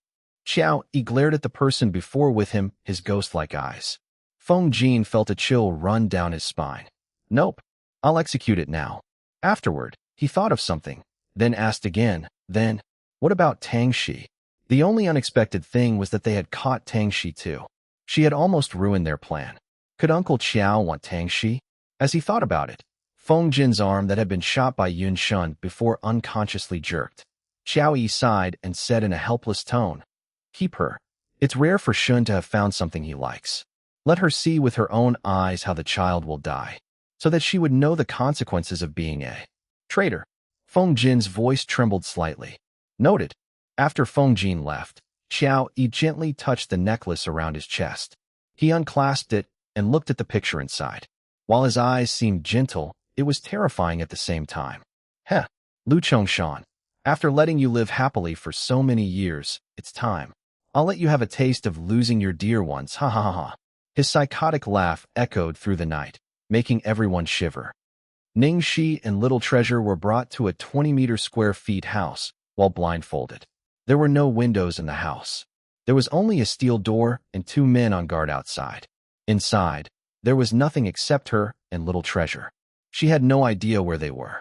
No one talked to them after she and Little Treasure were imprisoned there. Time passed slowly and soon, 2 hours went by. Ning Xi's expression became more and more solemn as time passed. Little Treasure, are you scared? Ning Xi hugged the little guy tightly. Little Treasure shook his head as he was hugged warmly by his mother. He did not look afraid. As long as I'm with Mommy. Ning Xi kissed the little guy's forehead gently as she hid the darkness in her eyes. Good. Chapter 1693. Mommy won't let bad things happen to you. Ning Xi was on high alert at the moment. She was closely observing what was happening outside, but the two guards were like plastic models. She almost could not hear their breathing, and no one else was coming. They did not reply to any of her questions as well. Another half an hour passed, and Ning Xi's expression darkened. Only they were able to assemble a group of A-rank mercenaries to take a child away from the Lu family. There would only be one reason for this. Lu Tingxiao must have started resisting, and they might have been pushed into a corner, so they wanted to use Little Treasure to threaten the Lu family. She had thought of this angle from the start. Since they had demands, she was not really worried that they would hurt Little Treasure. However, as time passed by, she felt like things were not right. If they were trying to use Little Treasure to threaten the Lu family, they should have stated their demands to Lu Chongshan when they first abducted Little Treasure. Even if they missed the chance, they should have already contacted the Lu family by now. Their disadvantages would pile up as time went by. Why did they not contact the Lu family? Unless she hugged Little Treasure even tighter as she thought of a certain possibility. After some time, there was the sound of footsteps outside the door. The leader with the letter K on his mask was talking to the two guards. Ning Xi's sharp eyes saw shock on the face of one of the guards. What had the K said that could cause such a reaction from him? They did not seem to care that she was here and spoke in a loud voice. Ning Xi heard a few phrases. Tonight midnight. It's an order from above. Keep that woman. Ning Xi combined the phrases together and her blood froze. He had specifically mentioned, keep that woman. What did that mean? Discard the child? The sound of footsteps faded away as the leader left, and silence returned again. Ning Xi could not stop shivering. Mommy. Little Treasure looked at his mother anxiously as he could tell that she was very shaken up by her emotions. Ning Xi hugged him tightly. It's all right. It was all right. Nothing bad will happen. Mommy will not let bad things happen to you. Ning Xi did everything she could to calm herself down. Her expression changed the next moment. She clutched her stomach and had a painful expression on her face. Mommy. The calm-looking Little Treasure had a change in expression as well when he saw what happened to Ning Xi. He looked over in alarm. What's happened, Mommy? Ning Xi could not say anything. Her body started twitching, and she was groaning painfully. Mommy. The guard on the right side turned around and looked inside when he heard something. He frowned. As he was about to act, the other guard stopped him. What are you doing? She. Don't do anything unnecessary, his partner warned him. The guard hesitated a little, then returned to his post. After that, Ning Xi's reaction gradually became stronger. She was rolling around in pain and was knocking her head against the wall. Blood streamed down her face. Chapter 1694. Don't forget, she's Tang Xi. The little bun screamed. He cried as he hugged Ning Xi, who was rolling around. Mommy. The guard could not help it anymore. I'll go in and take a look. Before his partner could say anything, he stated coldly. The bosses ordered us to keep that woman. Are you going to be responsible if anything happens to her? The partner spoke in a sarcastic tone. That's Tang Xi. And don't forget that she's an actress, he added, and a very outstanding actress at that. He was obviously well informed about Ning Xi. The guard, who was about to go in, hesitated and stopped in his tracks. He just observed what was happening inside. Mommy. Please save my mommy. The child was crying hysterically as he knelt down before the steel door and begged them to save his mother. Even cold-blooded people who underwent special training could not help but frown at this situation. At the same time, the frequency of the woman jerking was getting lesser and lesser. Blood started foaming out of her mouth. In the end, she stopped moving. Finally, both the guards had a change in expression. One of them opened the door and rushed in, while the other one stood by the door and cautiously held his gun up. The guard who rushed in went beside Ning Xi and kicked her. He then squatted down and checked her. The tide turned at the exact moment. The man's feet was swiped by a huge force. He fell down on the floor, head first. In the next second, the woman's bloody eyes turned sheer cold. She covered the child's eyes with one hand and grabbed the guard's hand, holding the gun with the other. She aimed at the guard on the outside and pulled the trigger by pushing the man's hand. The bullet shot from the silencer and went through the guard's forehead. He fell backward while maintaining his shooting position. Another silent gunshot went off as she shot through the heart of the other guard. All of it happened in the blink of an eye, and there were now 2 corpses in the room. Yes, she was Ning Xi. She was an outstanding actress. So what if they knew about her? True acting was just that. No matter how well you understood her, the moment she was immersed in her role, even she would forget that she was acting. Mommy. Little Treasure pulled his mother's palm away. He looked coldly at the 2 corpses on the ground without any fear. However, when he saw his mother, he leaped towards her worriedly. Mommy, you're all right. I'm all right. I was just tricking them. I'm sorry I made you worry. Ning Xi kept the gun at the back of her trousers. Then she picked Little Treasure up and found a rope on one of the guards' bodies. She tied Little Treasure tightly in front of her. Don't worry, baby. Mommy will bring you out of here. Just as Ning Xi finished preparing herself, loud, alarming sirens started ringing inside the empty house. The 2 bodies were glowing with red lights. Damn it! Ning Xi's expression changed as she stared at the red lights. She did not expect there to be sensors on. The both of them. If a person with a sensor died or their heartbeat was odd, the linked system would trigger the alarm. Chapter 1695. Treat you to a good show. In the suburbs of Beijing. Uncle Xiao. Something's gone wrong. What is it? Xiao Yi, who was fondly recalling people in the past, looked up unhappily as he was disrupted.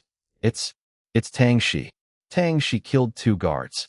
She brought the child with her and escaped. Feng Jin panted as he reported. Where did they go? Xiao Yi frowned. He was upset that it had been such a simple mission, yet they repeatedly ran into problems. They are still within our territory. They should not be able to escape.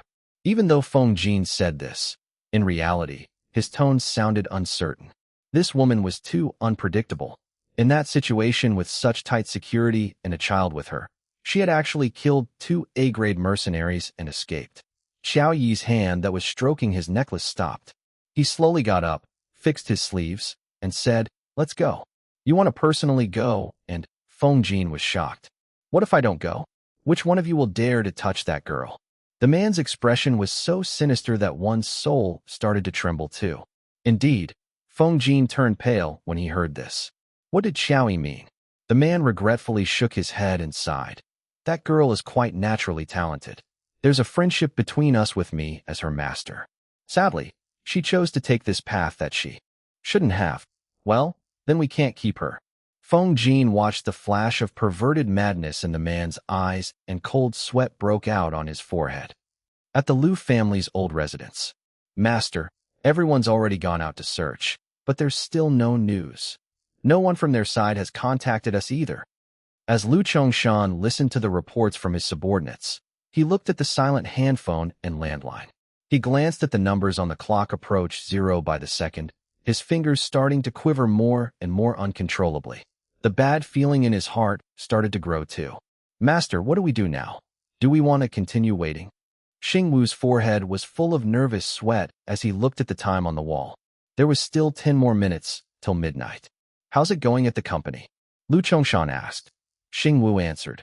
Earlier, Cheng Feng sent news that all is going well. We're almost there. The shares have fallen close to their base prices. If they don't protect their trade soon, they definitely won't be able to keep those shares. If they do, then they'll still suffer a huge loss. They might not be able to hold on any longer. Liu Chongshan's voice trembled as he said with much difficulty, Just wait a bit more. Xingwu only replied, Understood. Time passed by, 1 second after another. It was just a few short minutes, yet it felt as long as a few decades. Ring.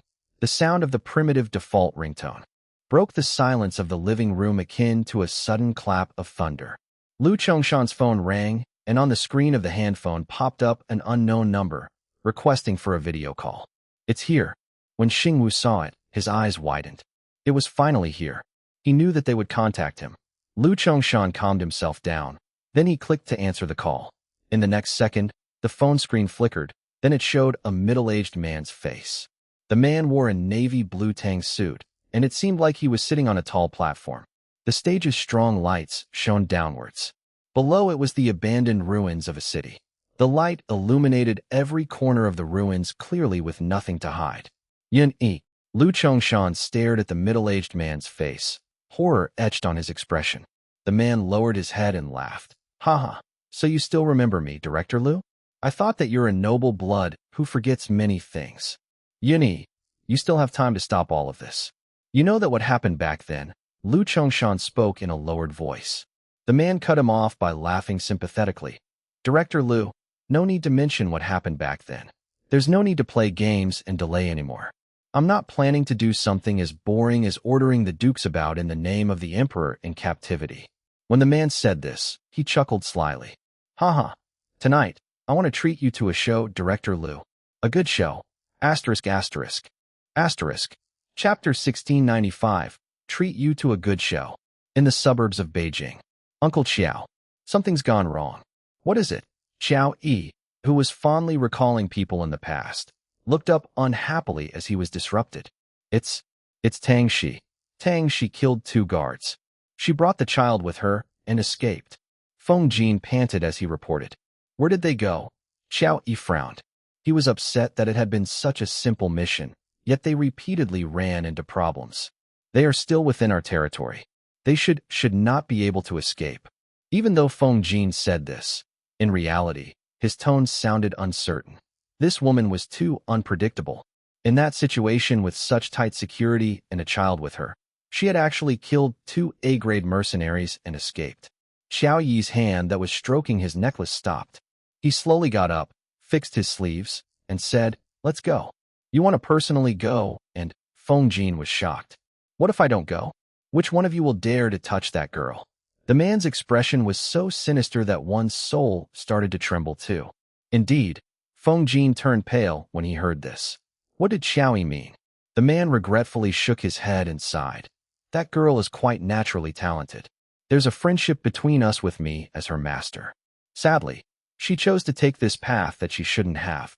Well, then we can't keep her. Feng Jin watched the flash of perverted madness in the man's eyes and cold. Sweat broke out on his forehead. At the Liu family's old residence. Master, everyone's already gone out to search, but there's still no news. No one from their side has contacted us either. As Lu Chongshan listened to the reports from his subordinates, he looked at the silent handphone and landline. He glanced at the numbers on the clock approach 0 by the second, his fingers starting to quiver more and more uncontrollably. The bad feeling in his heart started to grow too. Master, what do we do now? Do we want to continue waiting? Xingwu's forehead was full of nervous sweat as he looked at the time on the wall. There was still 10 more minutes till midnight. How's it going at the company? Lu Chongshan asked. Xingwu answered. Earlier, Cheng Feng sent news that all is going well. We're almost there. The shares have fallen close to their base prices. If they don't protect their trade soon, they definitely won't be able to keep those shares. If they do, then they'll still suffer a huge loss. They might not be able to hold on any longer. Lu Chongshan's voice trembled as he said with much difficulty, "Just wait a bit more." Xingwu only replied, "Understood." Time passed by, 1 second after another. It was just a few short minutes, yet it felt as long as a few decades. Ring. The sound of the primitive default ringtone broke the silence of the living room akin to a sudden clap of thunder. Lu Chongshan's phone rang, and on the screen of the handphone popped up an unknown number, requesting for a video call. "It's here." When Xingwu saw it, his eyes widened. It was finally here. He knew that they would contact him.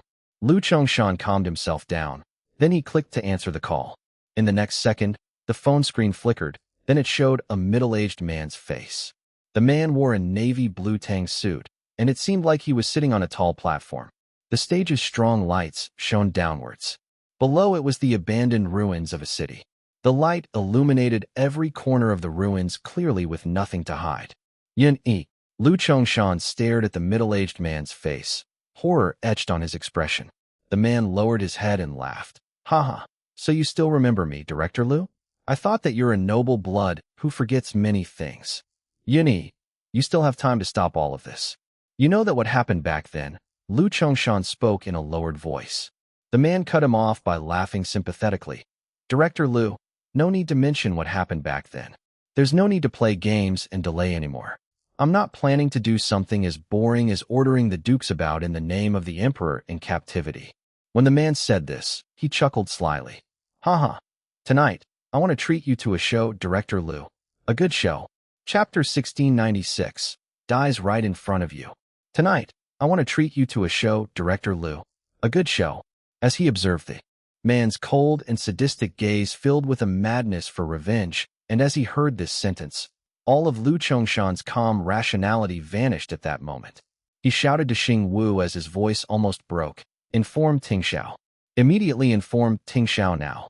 Master, shut up. Hurry." On the other end of the video, the middle-aged man smiled delightedly when he saw his reaction. How unfortunate. It's already too late. The second the middle-aged man finished, the video changed to a different shot. The camera pointed at the abandoned ruins underneath the tall platform. Then it gradually zoomed in. The scene in the shot was very clear. Although it was nighttime, one could clearly see the situation down below. Finally, the screen showed a familiar figure. It was that woman. Ning Xi carried little treasure tightly in her embrace, swiftly rushing out of a building. She checked around vigilantly, then headed towards a distance with all her might and speed. However, she did not know that what waited for her was not life, but a long-plotted inescapable net, a crazy massacre. Without any warning, there was the explosion of a gunshot from the phone. "Ah!" Ning Xi cried out under her breath. Her wrist that got shot instantly bled. Ning Xi's face suddenly revealed immense despair and panic. She could not care less about the gunshot wound on her arm. She squeezed little treasure in her arms tightly, looked up, and studied the empty surroundings as if there were numerous monsters hiding and waiting to tear them apart. "Mommy," little treasure suddenly cried out, his little face filled with terror. "Baby, don't be scared. That was fake. Mommy was just lying to people." Ning Xi used an extremely gentle tone to comfort him. When the little guy was not noticing, she rapidly tapped the back of little treasure's neck with controlled force. The little guy's terror-filled eyes gradually closed, and he fell into a deep sleep. Ning Xi tied little treasure tighter to her again. Then she continued to run forward without hesitation. 10 meters, 50 meters, 100 meters, 200 meters. As she was about to reach the next juncture, bam! There came another gunshot. Ning Xi's right leg fell into a kneeling position on the ground. She bent over akin to a dried shrimp to protect the child as her chin trembled. Very quickly, she stood up again and dragged her bleeding leg. At a speed no slower than before, she swiftly continued to run forward. She did not stop for a second. Even if she knew that she was surrounded by a group of beasts and it was close to impossible to survive, even if the pain on her leg was excruciating, she had to escape. She had to escape out of this place. She had to bring little treasure out of here. She had promised little treasure. The other party was like a cat catching a mouse. Every time he saw that the girl could not hold on any longer, he would intentionally let her stop, let her have time to catch her breath, and when she was about to see hope again, he would crush her hopes to pieces with a gunshot. Her arm, her calf, her torso, her ankle. The other party did not shoot her fatal parts intentionally, yet he had tossed her into the sky and let her fall ruthlessly with every gunshot. While the girl clearly knew the other person's game, after every time she tripped, she would continue to move forward without hesitation. "Enough!" Lu Chongshan held his violently aching heart and shouted into the phone. "I said enough. What do you want? Yunyi, what do you want? You want the Lu family, don't you? I'll give it to you. You let go of the child. Let go of him. Did you hear me?" The middle-aged man appeared on the phone screen again. When the man saw his pained expression, he laughed frantically. "Ha! What do I want? Lu Chongshan, I want you to be in so much pain that you don't want to live. I want you to look on helplessly as your closest kin dies right in front of you." Chapter 1697. Give you your heart's content. The man's every word was like a sharp awl that had been thrust hard into his chest, then ruthlessly twisted. Lu Chongshan's heart felt an increasingly vigorous sharp pain. His face had turned completely pale. "You?" As he observed Lu Chongshan's sorry look of losing all control, no longer as insufferably arrogant as before, the man shook his head and sighed as if he pitied him. However, his tone was ultimately taunting and cold as he said faintly, "Who would have thought that Director Lu would have a side of him that valued kinship too? It's really a shock to me." When he finished, he turned to the person beside him and raised his hand. "Enough. We'll let Director Lu feel the pain to his heart's content." Lu Chongshan instantly widened his eyes. His hoarse voice struggled to say, "Yunyi, you dare. You." An unbearably excruciating pain shot through his heart. Lu Chongshan had spoken halfway when he stopped as he blacked out and fell to the floor. The phone clattered to the ground. The second before he lost consciousness, he clearly saw something bombarded in the girl's direction of escape. The massive wall behind her had toppled over with a loud rumble. Then the girl had instantly vanished from his line of sight. Only a broken wall and ruins were left. A pool of bright red blood gradually flowed out from between the cracks of the bricks, drenching that part of the soil, dyeing it red. In the Lu Corporation's office building, there came an ear-piercing sound. The pen in Lu Tingxiao's hand had accidentally slashed through the paper, leaving an ugly mark. The man's thin lips pursed tightly. He looked at the white paper covered in data before him and frowned. For some reason, his face had sunken. Bro, this time they're definitely screwed. Lu Jingli ran over gleefully. When he saw Lu Tingxiao's expression, he suddenly asked nervously, "Bro, what's wrong? Is there a problem somewhere?" Lu Tingxiao swiftly stood up. "Where's your sister-in-law?" Lu Jingli did not expect for him to switch topics so quickly, so he could not respond immediately. Xiao Shi. She's at the old residence. Father and mother went to the temple in the day. At night, they asked Guanxiao to stay for dinner. Then Little Treasure worked hard and had Xiao Shi stay too. Boss, come over and take a look. One of the traders frantically ran up to Lu Tingxiao. Boss, the other side still hasn't made a move. What do we do now? Do we still want to continue tossing out the shares we have? There's only $7 million left. From the other end came a voice asking for instructions too. It was a critical time right now.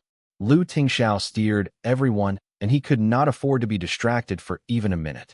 Otherwise, one wrong mistake would render all their previous efforts useless with no hope of reprieve. Bro, what are you worried about? Little Treasure is there. Xiao Shi won't be taken advantage of. We're almost there. Lu Jingli urged. Just a little more, and this repulsive person and his brother's biggest romantic rival would be completely disposed of. Lu Jingli did not care about Lu Jingli's urging. He raised his hand to let those waiting on his instructions to wait momentarily. Then he turned to Lu Jingli. Go and fetch Ning Xi over. Go right now. I want to see her within my line of sight. Lu Jingli wailed. Bro, are you serious? You just haven't seen each other for 6 days. Tomorrow, everything will be resolved. It's just one more day. His brother's icy gaze shot over from miles away, and Lu Jingli immediately accepted the order. I'll go fetch her right away. Just as Lu Jingli said this, a figure suddenly staggered in. Master. Second master. Not good. Little master has been kidnapped. And that Miss Xiao Shi. Chapter 1698. Bastards. I'll kill them. What did you say? Kidnapped? When did this happen? Xingwu was wiping the sweat off his forehead. Evening. About 6 o'clock. What the heck? Why are you only telling us now when it happened in the evening? Tell us every single detail about the whole situation now. Lu Jingli howled as he asked anxiously. Lu Tingxiao did not say a thing after Xingwu spoke. His dark eyes were like an enormous abyss. He then spoke in an icy cold tone that could make a soul shiver. Are they still alive? The rampaging Lu Jingli froze when he heard his brother's question, as if blood had been sucked out from his whole body. They had kept this matter that happened in the evening a secret, probably so as not to bother his brother at such a crucial time. However, why were they now so desperate to let them know? Something must have happened. Thud. Xingwu knelt down, his trembling lips finally blurting out, currently unknown. Lu Jingli yelled angrily. There's only alive or dead. What do you mean by unknown? Their aim doesn't seem to be to threaten us. Xingwu could not continue, but Lu Tingxiao. And Lu Jingli understood what he was trying to say. The opponent wanted their lives. A dreadful silence lingered in the air. Lu Tingxiao made a phone call and issued an order with a deadpan tone. Then he spoke to Xingwu. Tell me the whole story from the beginning. Xingwu started. We were ambushed when we left Fahua Temple. The driver had been bribed. Little Master was taken away in a helicopter. As for Ms. Ning Xi, she forced herself onto the helicopter and followed them. Lu Jingli's eyes turned red. Sister-in-law must have been worried about Little Treasure being alone, so she followed him. Lu Tingxiao had no expression on his face as usual. He then made another phone call. Lu Chongshan's weak voice came through the phone. Hello, Tingxiao. I'm sorry. It's father's fault. Quickly. Lu Tingxiao interrupted him. Send me the recording of the video call.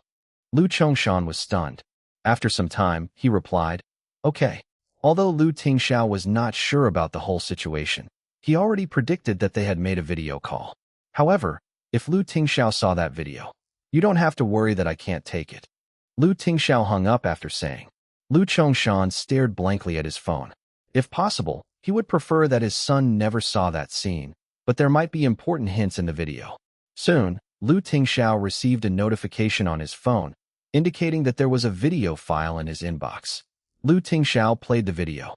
As they watched it till the end, Lu Jingli punched the wall beside him. There was blood on his fist as he snarled, "Bastards!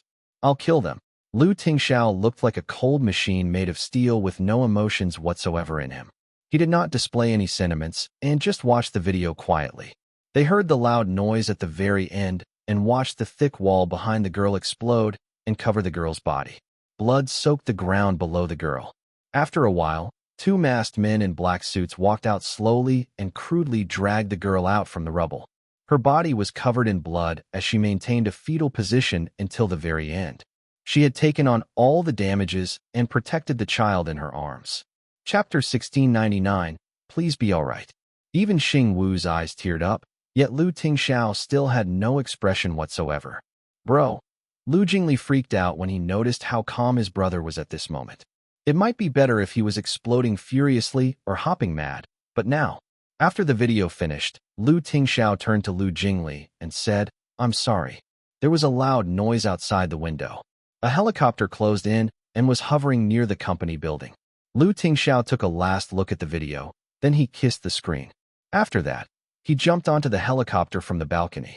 Lu Jingli clenched his fists tightly as he stared in the direction where the helicopter flew off to. He knew that Lu Tingxiao had apologized because he had to leave. Then, the apology was for abandoning his family and the company for Ning Xi and Little Treasure. Lu Jingli rubbed his tearful eyes and turned away.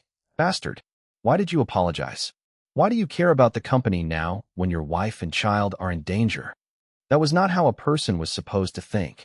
Xiao Shi, Little Treasure, please be alright. If not, he really would not know what would become of his brother. There were 4 people on the helicopter Lu Tingxiao was on. 3 of them were his people. There was the pilot, 2 people who were scouting for the location, and the last one was Tang Lang. Tang Lang watched the video in Lu Tingxiao's phone repeatedly.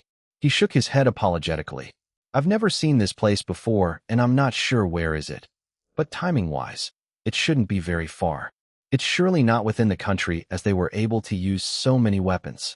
We can check the small countries nearby. It's just a matter of time. Tang Lang's expression changed when he realized that the toughest issue was time itself. Little junior sister could not wait. From the video, little junior sister must have been injured gravely, assuming she was still alive. She could not last much longer. And also, there was Little Treasure whose condition was unknown. There were so many countries around, and most of them had complex terrains as well. It was not an easy feat to search for that small plot of land shown in the video. He was worried that little junior sister and Little Treasure were already. Tang Lang looked at the man beside him nervously in reverence. His most beloved woman and his only son had fallen victim to something like this, and they might already be dead, yet he had neither lost control nor broken down. Time passed by slowly. After checking a few places, even using all the networks available, they were not able to locate where the place was. It was midnight in the video. Most of the places were pitch black except for the places that had been lit up, so it was difficult to identify the location. The opponent must have picked the most clandestine place to torture them. It would not be easy to find it. Soon, 10 minutes passed. Lu Tingxiao closed his eyes and remained stationary. He seemed to be concentrating and calming himself down to think. After a short while, Lu Tingxiao opened his eyes and took out his phone. He sent an email and made a phone call. Tang Lang noticed he did not look for a name in his contact list. Instead, he dialed a bunch of numbers, and oddly enough, this number was a little familiar to Tang Lang. Chapter 1700, finally found the place. After he called the number, Lu Tingxiao directly said, "Look at your inbox. Reply me in 10 seconds. Following the short sentence, Lu Tingxiao hung up and sat there waiting for his reply. Time went on. As Tang Lang was counting down to 10 seconds in secret, Lu Tingxiao received a notification on his phone. Lu Tingxiao glanced at his inbox. Then he spoke to the pilot, "Turn around." Inform everyone country F, E31 N. Tang Lang was shocked when he heard Lu Tingxiao read out the address, and even with accurate coordinates. Who did Lu Tingxiao call? That person was able to find out the location in 10 seconds. You could not even finish watching the video in 10 seconds. Unless the person knew the moment he saw the video, then sent Lu Tingxiao the email. Tang Lang reminded himself about the number Lu Tingxiao called just now, and he was stunned. He remembered. That was one of Satan's personal numbers. Had Lu Tingxiao called him? The more shocking fact was that Satan had actually sent him the address. Was he not the person who kidnapped them? Tang Lang looked suspicious. Satan, I mean Yin Shun. Can his words be trusted? Will little junior sister and little treasure be there? Lu Tingxiao replied, they'll be there. Finally, they flew over to Country F as soon as possible. Fortunately, Country F was on the border of China, so it was pretty close to Imperial. As expected, they did not go very far. Soon, they saw a familiar building from afar. It was very similar to the one in the video, so it should be there all right. Was the address Satan sent real? As they reached that place, they did not waste another second and landed the helicopter. Unexpectedly, they were surrounded by a group of people the moment they landed. Tang Lang looked at the armed forces and the familiar logo on them. Then he realized they were in control of this area as well. He had left the organization earlier and had no idea about it. This place was probably their last hand. If it was not Yin Shun, probably no one would know this place. Lu Tingxiao started emitting an intense, horrifying vibe as he knew Ning Xi and Little Treasure were somewhere near the building behind them. But they were being blocked by this group of people. However, even if they had the upper hand, it would take some time to finish them all. At the very moment, a silver helicopter descended. Before it landed completely, a person jumped out of it. The man's silver hair was waving due to the wind caused by the helicopter propellers. The vibe he had was similar with that of Lu Tingxiao's. The group of people blocking Lu Tingxiao and his men suddenly looked afraid when they saw the appearance of the other man. The leader quickly went up front and said in a fearful tone, Satan, we've been ordered by Uncle Qiao to guard here. Get lost. The leader came into contact with his striking cold eyes. He shivered and stopped talking, even backing off and giving way. The others followed. They backed off and opened a path. Chapter 1701. I'm afraid they're already. Where are they? The small leader shivered as he said. Uncle Qiao got people to deal with them directly. I'm afraid they're already. Before he could finish, he was knocked out with a kick. Lu Tingxiao, Yin Shun, and Tang Lang swiftly ran in. They had just stepped into the ruins of the building when Yin Shun, who was taking big strides ahead, seemed to have thought of something. He suddenly stopped mid-step as his trembling fingers balled into tight fists. Lu Tingxiao did not stay. He just walked past him and pressed forward. While he had already walked far ahead, Yin Shun remained there unmoved. Tang Lang turned to look pensively at the man behind him. He seemed to have noticed vaguely that there was a flash of emotions of fear and helplessness in his usually careless eyes. Was he afraid? Afraid that he might see Little Junior's body? Previously, when Yin Shun had just immediately given Lu Tingxiao the address, Tang Lang was very shocked. But now he seemed to have realized that Yin Shun might not have known about Little Treasure and Ning Xi's kidnapping at all. Even though there was the possibility that Xiao Yi had done all of this behind his back, how did Lu Tingxiao know it for sure, and was even certain that Yin Shun would help them? He had known this man for a long time, yet he did not dare say he completely understood him or was sure of what he would or would not do. Finally, they reached the ruins seen in the video. The air was filled with a mix of gunpowder and blood. When they reached the place, everyone was stunned. The ruined city was extremely quiet. Apart from the sound of the wind hurtling by, there was no superfluous noise.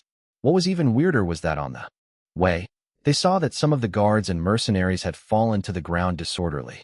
Tang Lang went closer to inspect and was dumbstruck. All these people are dead.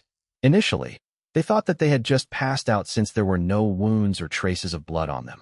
However, after closer inspection, they noticed that all of them had stopped breathing. Not only that, these people had all died the same way.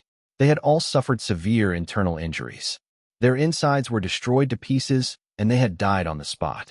At this moment, Lu Tingxiao ran swiftly to the pile of rubble.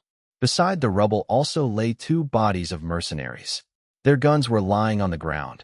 and there was still a large area of dark red bloodstains that had yet to dry up. What's going on? Tang Lang vigilantly looked around. At this moment, Yunxin caught up too. He stared at the bloodstains on that rubble, then glanced at those mercenaries' bodies. His expression turned even more dreary. He hinted at his subordinate. Then someone immediately brought the small leader over. Where did they go? Yunxin asked with a darkened expression. The leader peered around, then looked at the dead mercenaries strewn around. In shock, he remarked, "Earlier, they were still. How did this happen?" Uncle Xiao had even especially ordered them to bring the body back after they were done. The leader sneaked a look at Lu Tingxiao. Send the body to the Lu residence. Did someone enter? Earlier, Lu Tingxiao asked. The leader looked at Lu Tingxiao and did not answer. He felt that he could not answer the rival's questions truthfully in front of his boss, yet in the next second his own boss gave him a boot in the shins. He's asking you a question. Apart from us, did anyone else enter? The leader quickly answered, No. Apart from you guys, no one else has entered, and no one else has left either. Our people are guarding in a radius of dozens of miles. If anyone has gone out, I definitely know. Chapter 1702, Unknown Whereabouts. Although there were people guarding all around, no one had noticed that someone had entered and left. When they heard this, Lu Tingxiao, Yun Shun, and Tang Lang's expressions changed. From the traces here and the way that all these mercenaries had died, the other party is acting solo. This person actually evaded so many guards and even killed all of these mercenaries hush-hush without anyone noticing. As Tang Lang stated his observation, he frowned. Little Junior's sister and Little Treasure have most likely been taken away by him. But is the other person friend or foe? Why did they take them away? There's no such person that I remember. Yunxin muttered to himself.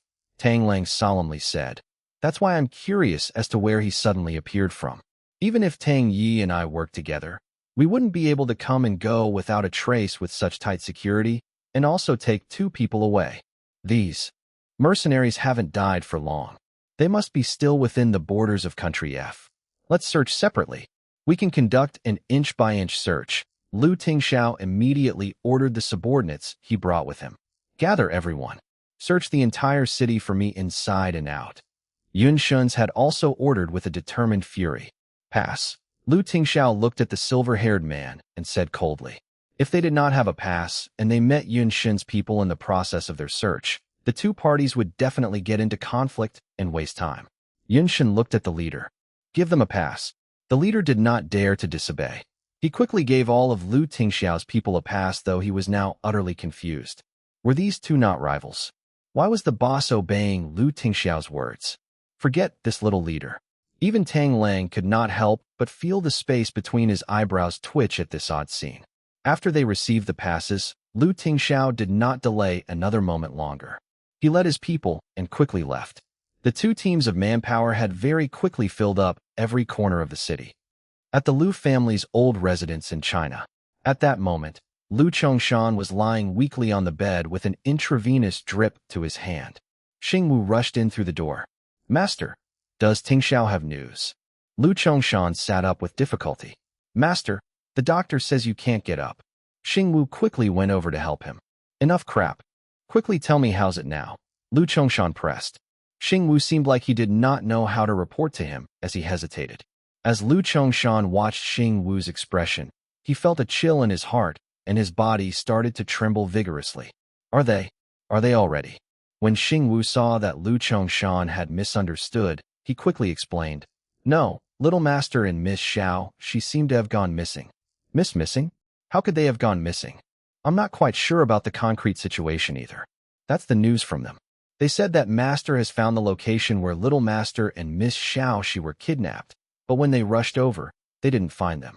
Now, they're looking for them in Country F, Xingwu shared. Xingwu then quickly comforted. Actually, it's considered positive news that they can't find them. At least, there's a huge possibility that they might still be alive. Master, don't worry anymore. Otherwise, if anything happens on your end, Master will be distracted from the other end. Where's Little Treasure? Is Little Treasure back yet? Has Little Treasure been rescued yet? Xingwu was speaking to Lu Chongshan when Yen Rui, who had just regained consciousness, pushed the door to enter as she demanded urgently. Chapter 1703, My Little Treasure is Dead.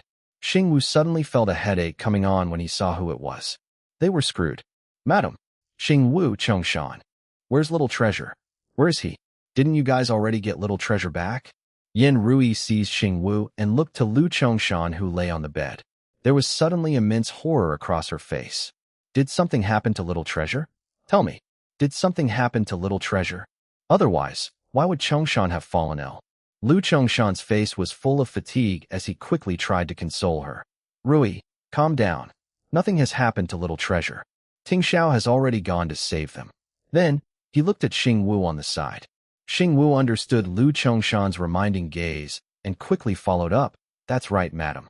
Master has already gone to save him. Very soon, we'll be able to bring them back. Really? Yin Rui was pacified a little. Then she reached her hand out to her chest. Then why?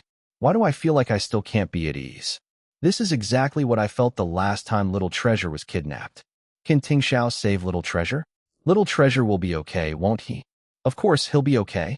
Since the other party has stated their conditions for an exchange, as long as we fulfill their requests, the little master will definitely be okay. Madam, please wait patiently. Don't you trust master?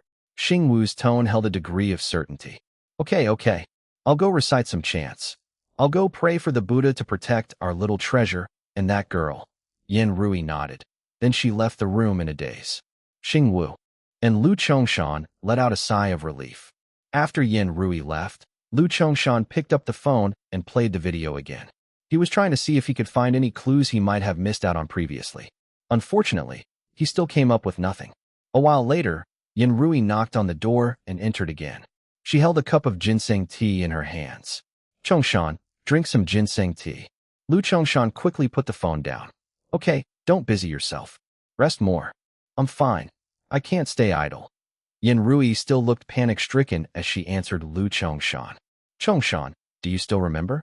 Master Xian Jing said that the girl would bring good luck. She could turn misfortunes into blessings. That girl has gone along too. Her good fortune will shade our Little Treasure. So, this time, our Little Treasure will definitely be okay, right? Don't dismiss all of this. Sometimes it really works. Lu Chongshan agreed with her. Yes, he'll definitely be okay. I didn't dismiss it. I do believe in it. Probably because she had some spiritual support, Yin Rui felt slightly better. She walked out with Lu Chongshan's empty cup in her hands. Lu Chongshan did not notice that when Yin Rui left with the cup, she had silently taken his handphone. It was too late when Lu Chongshan realized his phone had gone missing. At that second, his wife's frightened shriek was heard outside the door, then bam. There was no further sound. Lu Chongshan quickly pulled out the drip and staggered out. Then he saw that his wife had fainted with the phone still playing the video recording in her hand. Yin Rui had not believed them after all. It was probably because she saw that he was looking at his phone that she sneaked it away for a look. Madam, wake up. Xingwu nipped Yin Rui's philtrum. Yin Rui gradually regained consciousness, and she sat blankly on the cold floor. Her jet-black eyes were filled with a coldness that sent chills up one's spine. Little Treasure is dead. My Little Treasure is dead, isn't he? Chapter 1704. I want to kill you. No, madam. It's not like what you saw. Even though, we can't say that they're definitely dead. Xingwu could not continue anymore. Anyone knew that in such a horrible situation as that, there was a very low likelihood of the two of them surviving, especially the girl. My Little Treasure is dead.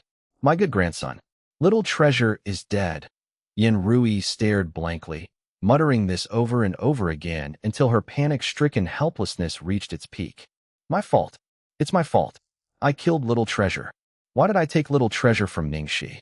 If it had been Ning Xi who carried Little Treasure, then he definitely wouldn't have been snatched away. I didn't carry Little Treasure tightly. I let him get taken away. I killed Little Treasure. I killed my grandson. It was me. Oh. Yin Rui broke down and wailed out loud as she kept hitting her own chest. She almost could not catch her breath from choking on her sobs. Grandmother killed you. It was grandmother who killed you, my Little Treasure. Lu Chongshan pulled his collapsing wife into his arms. Rui, it's not your fault. It's not your fault, you hear me? It's me. Everything started because of me. If someone's to be at fault, it would be me. I'm sorry. I've let all of you down. Let Little Treasure down. Uncle Lu, Auntie Lu, what's wrong? At the door came Guan Ziyao's voice, and behind her was Father Guan, Mother Guan, and Guan Ziyao's older brother, Guan Zihao. When Yin Rui saw Guan Ziyao, there was suddenly an immense hatred that exploded out of her. She ran to Guan Ziyao all of a sudden and slapped her hard on the face. She yanked her hair and pushed her to the floor. You evil woman! Give me back little treasure! Give me back little treasure! Ning Xi already rescued little treasure, then passed him to you. Why didn't you start driving to get little treasure away? Why didn't you save little treasure? Why did you hand my grandson over to those gangsters? Why did you kill my little treasure? No, Auntie Lu, I didn't. I was just too frightened to respond then. It really wasn't intentional. Auntie, you have to believe me. I want to kill you. Kill you. Yin Rui's grace and grandeur had vanished at this point. She was like a mad woman, pulling on Guan Ziyao and not letting go. It was a while before everyone else returned to their senses from the sudden turn of events. They quickly consoled her, and it was terribly chaotic. Doctor, quickly call the doctor over. Inject Madam with a tranquilizer. Lu Chongshan shouted. The torment went on for a long time before Yin Rui was finally pulled away. She was held down for the doctor to inject her with a tranquilizer. Then all became quiet again. Guan Ziyao's cheeks were swollen and her hair messy. There were bloody scratches on her skin where it was exposed. Mother Guan supported her up as she stood there in a daze. I'm sorry, Uncle Lu. I'm sorry.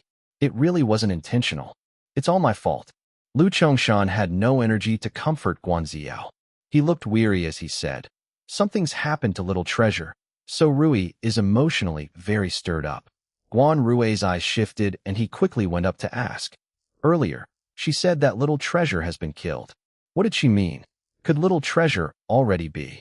Chapter 1705. Wait to become the lady of the Lu house. Could little treasure be dead? When they heard this, Guan Ziyao, Guan Zihao, and Mother Guan all looked at Lu Chongshan. Lu Chongshan seemed horrible as he vaguely answered. Little treasure's current situation is still unclear. Tingxiao has already gone to look for them. Still unclear? That included whether life or death was unpredictable, and everything pointed to disaster? Something flashed in Guan Rui's eyes, and he said with a sorrowful expression, It's all because our Xiao is a girl, and a timid one at that. She couldn't help then, so she's been blaming herself for a long time since she returned home. She's been really worried, that's why she came over to check on this. We're really sorry. Guan Zihao comforted. Uncle Lu, we're very sad about little treasure's mishap too. Please take care of yourself. The entire Lu family and company is still counting on you. If there's anything you need our help with, feel free to let us know, Uncle Lu. We'll definitely do all we can if it's something we can help with. Thank you, but we don't need it for now. Our apologies that we're unable to tend to guests today. Please return home first. Lu Chongshan simply said, indicating for them to leave. Outside the Lu residence, when they got into the car, Mother Guan's expression immediately changed. Her heart ached as she checked the injuries on Guan Ziyao. Damn it! Isn't that Yin Rui an heiress from a prestigious family? How is she a dame? She's practically a shrew. Look at how she hit our Ziyao. She was so vicious with the hits. Forget it. Their only beloved grandson has died. It's normal to become a little crazy, said Guan Rui, sounding like he was in a very good mood. Didn't they say it was still unclear? How do you know he's dead? Mother Guan asked. Don't you know Lu Chongshan by now? He must have delayed and hidden it from Lu Tingxiao to protect the company. Then, he compelled the other end until they killed the hostage. Otherwise, why do you think Yin Rui was so stirred up? Something must have happened, and everything points to disaster. Guan Rui analyzed. Then what about Ning Xi? Guan Ziyao's expression was gloomy as she touched her swollen cheeks to ask. On the side, Guan Ziyao said, The little prince has died.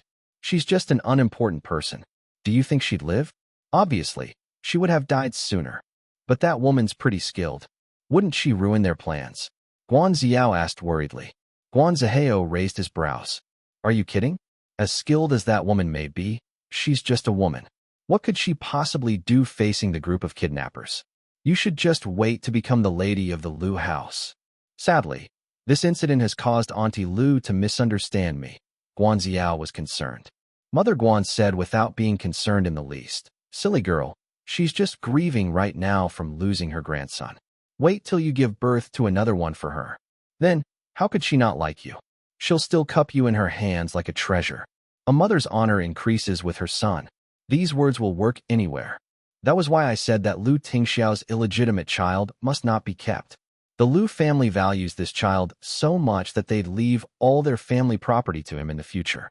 Then, wouldn't our marriage connection with the Lu family be a huge loss? Even if nothing happens to the child this time, we must think of ways to get rid of him in the future. This time, we managed to save ourselves the trouble. In fact, we killed 2 birds with 1 stone. Even that woman has been disposed of. Guan Zihao laughed. Mother is right, sister. Don't worry too much. Let's go home and celebrate tonight. Tomorrow, we should be able to hear the good news about that little child. Chapter 1706. Do you deserve the surname Yun as well? In Country F. With Lu Tingxiao and Yun Shun's combined forces, they sealed Country F and turned the country upside down. Yet they still could not find Ning Xi and Little Treasure. Rationally, the other person had a woman and child with him, so the target was relatively huge. There was no way they could disappear so quietly. Time passed by the second. With every second of delay, Ning Xi and the child would be in more danger. Another half an hour passed. Lu Tingxiao and Yun Shun gathered in the city. The 2 of them exchanged a glance and knew that the other had not found them. Instantly, the atmosphere stagnated to a tensed peak. Country F was very small and was not as big as certain cities in China. Such a long amount of time was enough for them to search the entire country and look through each area a few times. Yet there were no traces at all, as if they had vanished into thin air. Annie had already been summoned by Yun Shun. At this moment, she followed closely behind him in order to treat Ning Xi and Little Treasure immediately after they found them. Lu Tingxiao looked at Annie. How much longer can they hold on? 4. Annie's expression turned solemn when she heard this. Bro, she embraced Little Treasure. I couldn't see how injured he was, so I have no way of judging. As for Bro Shi, her calf, arm, abdomen, and many other parts had been shot. The most fatal one was the last attack. I speculate that her internal organs are definitely severely harmed.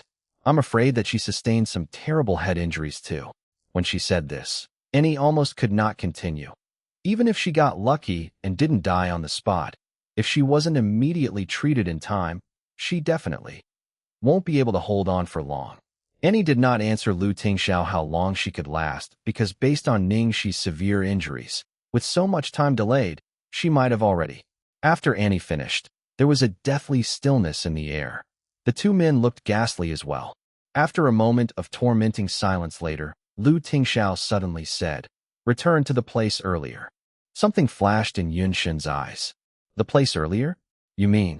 Tang Lang suddenly cried out. Right? We couldn't find them after searching for so long. Could it be that they hadn't even left that place? Thus, the group rushed towards the place that Ning Xi and Little Treasure had gone missing. They started to comb every inch of the abandoned building and its ruins. Shun, just as Lu Tingxiao, Yun Shun, and everyone else was racing against time to search for them, there was suddenly an angry voice behind them. When he heard this voice, Yun Shun's eyes squinted as he turned around, and his gaze chilled them to the bone. Xiao Yi was furious as he walked right up to the man. Shun, are you crazy? How are you not keeping watch in the company? Why did you come here? This is complete nonsense. Uncle Xiao, don't you know the reason why I've come? The man asked in a distant tone. Shun, I didn't tell you about this because I didn't want to affect you. Everything I do is for your own good, and you're now ruining all of our plans. I'm ordering you to immediately return to the company right now. Xiao Yi rebuked angrily. Yun Shun laughed under his breath. Ordering me? Xiao Yi, who do you think you are? My uncle? Do you deserve to? Do you even deserve the surname Yun as well? Yun Shun. Xiao Yi's expression changed drastically as he flew into a rage. When both Tang Lang, who was beside Yun Shun, and Tang Yi, who was beside Xiao Yi, heard their conversation, they had incredibly flabbergasted expressions on their faces. What? Xiao Yi was Yun Shun's uncle? Chapter 1707.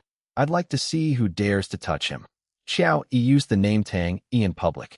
Only their own people knew that his real name was Xiao Yi. However, now as they listened to their conversation, they were shocked to find out that Xiao Yi actually had another name, another layer of identity. He and Yun Shun actually shared this shocking layer of identity. Xiao Yi did not look too happy either. His expression was incredibly gloomy. Yin Shun, just for a woman, you actually speak to me like this. Just for a woman, you want to just look on as our years of efforts fall through. Did you forget how your mother died? Do you not want her to rest in peace? Opposite them, Tang Lang was picking at his ears and internally mocking him. TSK, this line again. He had heard it so many times that there were calluses on his ears. Could he not say something different? When Yun Shin heard Xiao Yi's words, he laughed. Right. That's right. All for a woman. He suddenly stopped smiling, and his usually indifferent eyes were covered in ruthlessness and tyranny. I already warned you long ago not to touch her. As Xiao Yi watched the expression on Yun Shin's face, he felt a thud in his heart. Actually, he had already regretted it. He knew Yun Shin too well. It was hard for anyone to get to his heart, but once someone did, he would completely integrate them to his limits and would not allow anyone else to touch them even for a second. This time, he had really gone too far. However, whenever he remembered the incident back then, whenever he saw Lu Chongshan's face, he really could not hold back. He had even disposed of that girl who had turned on them. He did not expect Yun Shin's reaction to be even more intense than he imagined. This time, even his mother could not constrain him. Yun Shin, it's just a woman. You can have as many as you want in the future.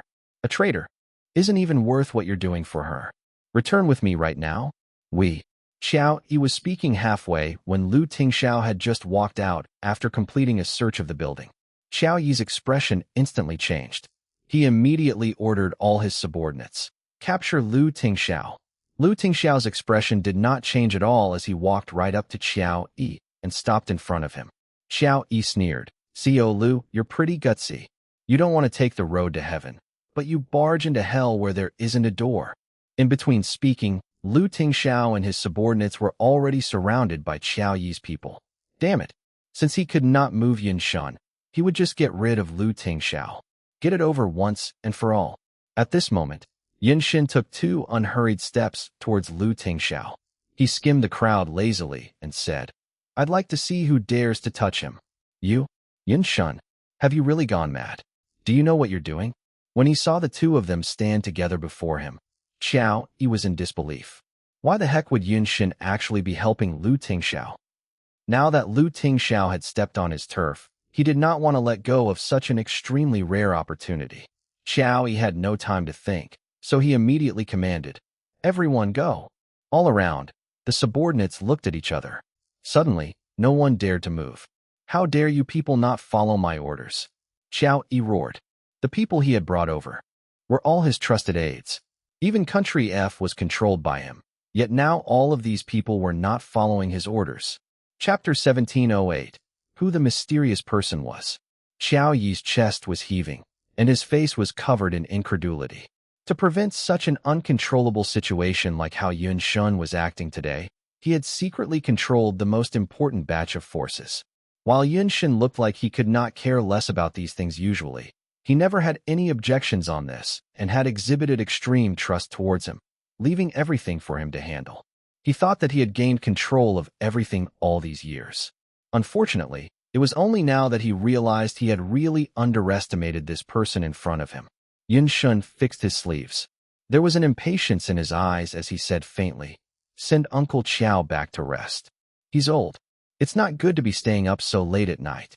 When he saw Xiao Yi being forcefully taken away, Feng Jin lowered his head and kept quiet, trying his best to remain as low profile as possible. He was one of Xiao Yi's most important confidants. If Xiao Yi and Yun Shin fell out, the first person whom Yun Shun would go after was him. Even though Tang Yi wanted to say something, he knew that the current situation could not be reversed by him alone. Saying too much would infuriate Yun Shin instead, so he just remained silent. At this moment, the man before them had torn apart that layer of the harmless and carefree facade he wore. His inner ruthless, bloodthirsty, and morbid side was all out to wreak havoc akin to a time bomb that could explode any time. Continue searching. Within 3 minutes, if we still don't find them, all of you will die with me. 3 minutes? They had looked for so long and still could not find any traces. How could they find anything in 3 minutes? The place was suddenly depressing. As they looked at the tyrant before them, all those who had joined this kidnapping mission started to regret it horribly, but they just followed orders. Just as everyone was overcast by the shadow of death, Tingxiao, who was rapidly working on a laptop, had said to the man, "Come over. Do you think you're calling a dog?" A certain tyrant's eyes flashed with ire, but he still walked over. "What's the password?" Tingxiao asked. Yunshan looked at Tingxiao's screen, and a shock crossed his face. "You even managed to find this." City F was more or less an abandoned city. The surveillance systems in the city had been destroyed to close to nothing, but Tingxiao had found the only monitoring node in this city of ruins. When they had first taken over Country F, Yunshan had reset the node password. "Password," Tingxiao urged impatiently. Yunshan pouted. "The girl's birthday." Tingxiao was speechless. So were Tang Lang and Tang Yi. Such an important password, yet he had used such simple digits such as a birthday? Wait, no? That was not the point. The point was that this guy had actually used little junior sister's birthday as the password. I really couldn't tell that this pervert would have such boyish moments. Tang Lang crossed his arms and muttered into Tang Ye's ears to taunt. Tingxiao had just paused for a moment. Then he very quickly entered Ning Xi's birthday and obtained the historical surveillance footage.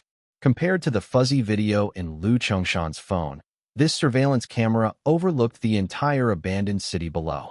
The facility was quite high-end too, so it was still a very clear shot at night. The effect was clearly much better than the video, and even their expressions could be seen clearly. Tingxiao immediately fast-forwarded the surveillance to when those people were about to deal with Ning Xi to see what had happened, and who that mysterious person who had suddenly appeared was. Chapter 1709. Is she going to run off? In the footage, Ning Xi was dragged out from under the rubble by two mercenaries. The girl was beaten black and blue and drenched in blood. You could not tell if she was dead or alive. Little Treasure, who was in her embrace, had his face covered in blood too. No one could not tell if it was his or Ning Xi's blood. One of the mercenaries kicked Ning Xi and cursed, "Slut. You caused two of our bros to die." Beside him, the other mercenary said impatiently, "Enough crap. The higher-ups have ordered us to cut her up into pieces. Quickly do it. Avoid any undue delay that may bring trouble." TSK. The most interesting part about cutting them up is when they wake up, when it's still happening, and to let them watch helplessly as their flesh gets sliced piece by piece until only the bone is left until they die. Now, it's really boring. But what do you think Lu Chongshan's reaction will be when he sees his grandson become a pile of ground meat? These atrocious mercenaries were mostly mentally morbid. They were crazy and bloodthirsty. Torturing people for fun was a sport to them. At this moment, they looked very excited. Sadly, this one's a beauty. With her skills, if she had left this child behind, she would have had a chance to escape. TSK. Ladies first. We'll start with you first. The mercenary held a knife that flashed in the cool light and smiled grimly as he moved closer to the girl. Tingxiao and Yunshan, who were staring at the screen, suddenly changed in expression when they saw this scene. They could not hear the sound from the surveillance footages, but once they zoomed into the footage, they could roughly understand their conversation by reading their lips. The mercenary inched closer to Ning Xi and revealed a sinister and elated expression. He casually slit Ning Xi's arm with a knife and blood instantly gushed out. As he was about to continue, he suddenly thought of something and temporarily stopped what he was doing. Then, he took out an item from his pocket. It was a silver whistle the size of a thumb, and it had a simple design carved on it. He had found this whistle on the woman previously, and because he recognized this design bore weight of some important connections, he had secretly kept it. The mercenary looked at the totem, then at the woman. He hesitated. Why would this woman have such an item?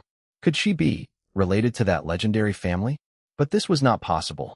Then, how would this thing have appeared on her then? There were extremely few people who knew the symbol of this totem. It would not have randomly appeared on a whistle. Also, what was it used for? The mercenary became more and more curious. He tried to hold the whistle up and lightly blow it. It seemed to be made like a whistle that was solid instead, yet there was no sound at all. Then, he fumbled with the whistle and continued to carefully examine it. "Hey, what are you dilly-dallying for?" It was only when someone urged him that the mercenary put the whistle back into his pocket. What's the rush? Like seriously, is she going to run off? Forget it. Whatever background this girl had, or whichever family she was related to, She had to die that day. Besides, that family only existed in the myth. How could it be real? After the brief interlude, the mercenary picked up his knife again and closed in on the girl. Right at that moment, the eyes of the mercenary with the bloody thirsty smile suddenly widened before he fell forward. With glazed eyes, "Who is it? What's happening?" All around, the other mercenaries started to hold up their weapons at this weird phenomenon. They looked around vigilantly, yet before they could even get a proper look at the figure, they had quietly fallen one after another. Soon, the entire abandoned city was dead silent. Chapter 17:10. Which one of you is this girl's man? Then, a person appeared on the screen. There was a man with long, black hair who looked as beautiful as a demon. The man took out the whistle from one of the mercenaries' pocket, then walked up to Ning Xi. His thin lips started to mouth, "You lucky devil." Then, he bent over and carried the girl, disappearing after a few leaps. The instant they saw this person, Tang Lang and Tang Yi cried out at the same time. "What the hell? How is it this guy?" "It's him. You know him?" Yunshin asked. Tingxiao frowned too. He had seen that whistle with Ning Xi before.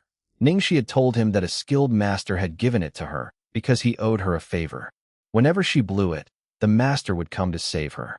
However, it looked like something had happened, and Ning Xi did not remember the whistle in time to blow it for help before it was taken away by those mercenaries. It was only at the very last moment when that mercenary had curiously blown it by coincidence, and that master was probably just nearby, that he could have rushed over so quickly. No wonder that person would say something like, "You lucky devil." Tingxiao was already extremely disturbed as he imagined this. The master Ning Xi had mentioned back then was probably this man who appeared on the screen, and since the other person owed Ning Xi a favor, he must be a friend and not a foe. Tang Lang spoke emotionally. "That guy was the one who disrupted my fight with Tang Lang, and had even beaten us up till we were scared witless. Back then, even with Tang Yi and I combining forces, we couldn't get close to him. He's a monster. Why did this dude appear here and save little Junior's sister? And how do they know each other?" "This isn't the main point. He seemed to have walked towards the cemetery," said Tang Yi. "The cemetery?" They did not have time to think further. Immediately, they brought everyone to rush towards the cemetery. They were very close to the cemetery, and their people had already patrolled that area, yet they did not find any traces at all. The group finally made it to the cemetery and walked the grounds one more time. Unfortunately, they still came up with nothing. Right at that moment, in the eerie cemetery, there were suddenly creaking sounds that made one's blood run cold. Everyone felt their backs tense up as they looked to see where the sound was coming from. It sounded like hell's door was being opened. There was suddenly a man's faint voice in the cemetery. "Hey, you people, which of you is this girl's man?"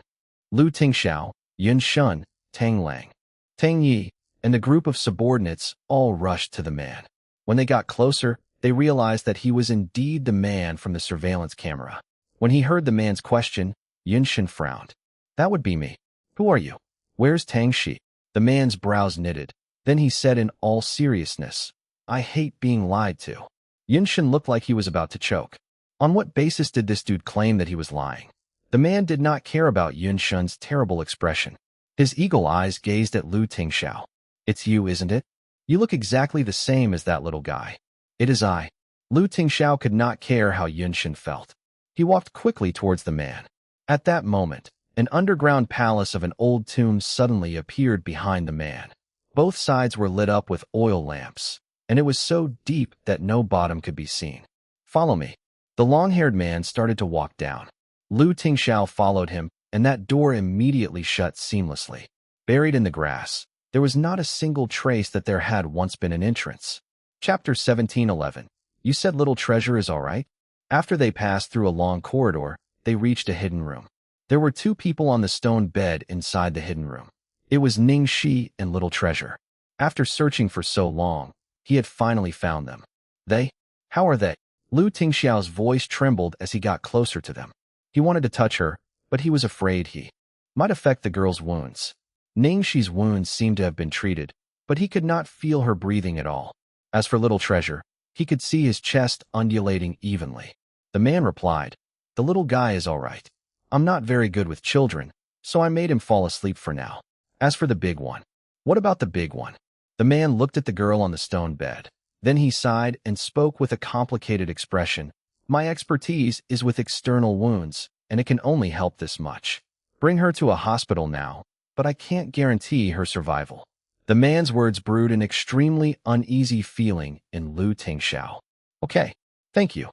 At the Imperial Hospital in China, after a night of tough tracking, Lu Tingxiao had finally found Ning Xi and Little Treasure. Then he brought them back. Yun Shun did not go to the hospital, but he let Annie accompany them. Yin Rui and Lu Chongshan rushed to the hospital from home immediately, while Lu Jingli went there from the office. Tingxiao? Where's Little Treasure? Where's my little treasure? Where's Little Treasure? Yin Rui's face looked pale as she grabbed onto Lu Tingxiao's clothes tightly. Her reddened eyes looked everywhere frantically in fear. Lu Chongshan was panting, and he barely managed to walk with a crutch. How's Little Treasure? Lu Jingli's tears fell as he saw Lu Tingxiao staring blankly outside the operating room. Bro, is Little Treasure? After a while, Lu Tingxiao finally spoke up. Little Treasure is all right. Yin Rui, Lu Chongshan, and Lu Jingli were stunned when they heard Lu Tingxiao. What? Tingxiao, what did you just say? Bro, did you say Little Treasure is all right? Tingxiao, don't try to lie and comfort me. How's Little Treasure? As long as he's alive, I'm not hoping for much. The impatient Tang Lang looked at the anxious Lu family. Stop pestering him. Didn't he say Little Treasure is all right? He's in the room upstairs. Go and look at him yourself. After Lu Chongshan and Yin Rui heard him, they hurried upstairs with the help of Lu Jingli.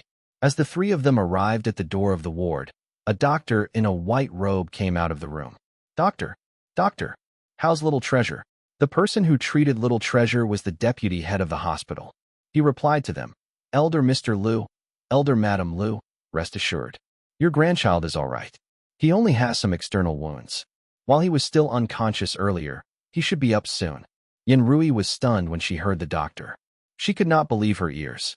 Doctor, what did you say? Little Treasure is all right. Did you say Little Treasure is okay?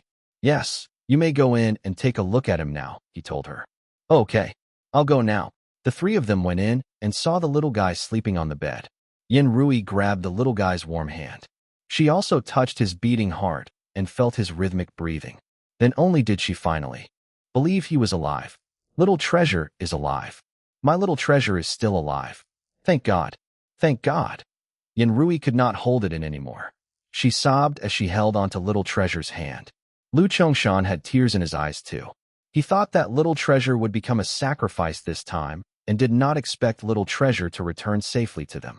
Lu Jingli's expression became worse after he saw his relieved parents and the safe and sound Little Treasure. Father, Mother, I'll go down and take a look at sister-in-law. I wonder what happened to her. Chapter 17:12. We've tried our best. Right? That girl. Yin Rui suddenly remembered her. You take care of Little Treasure.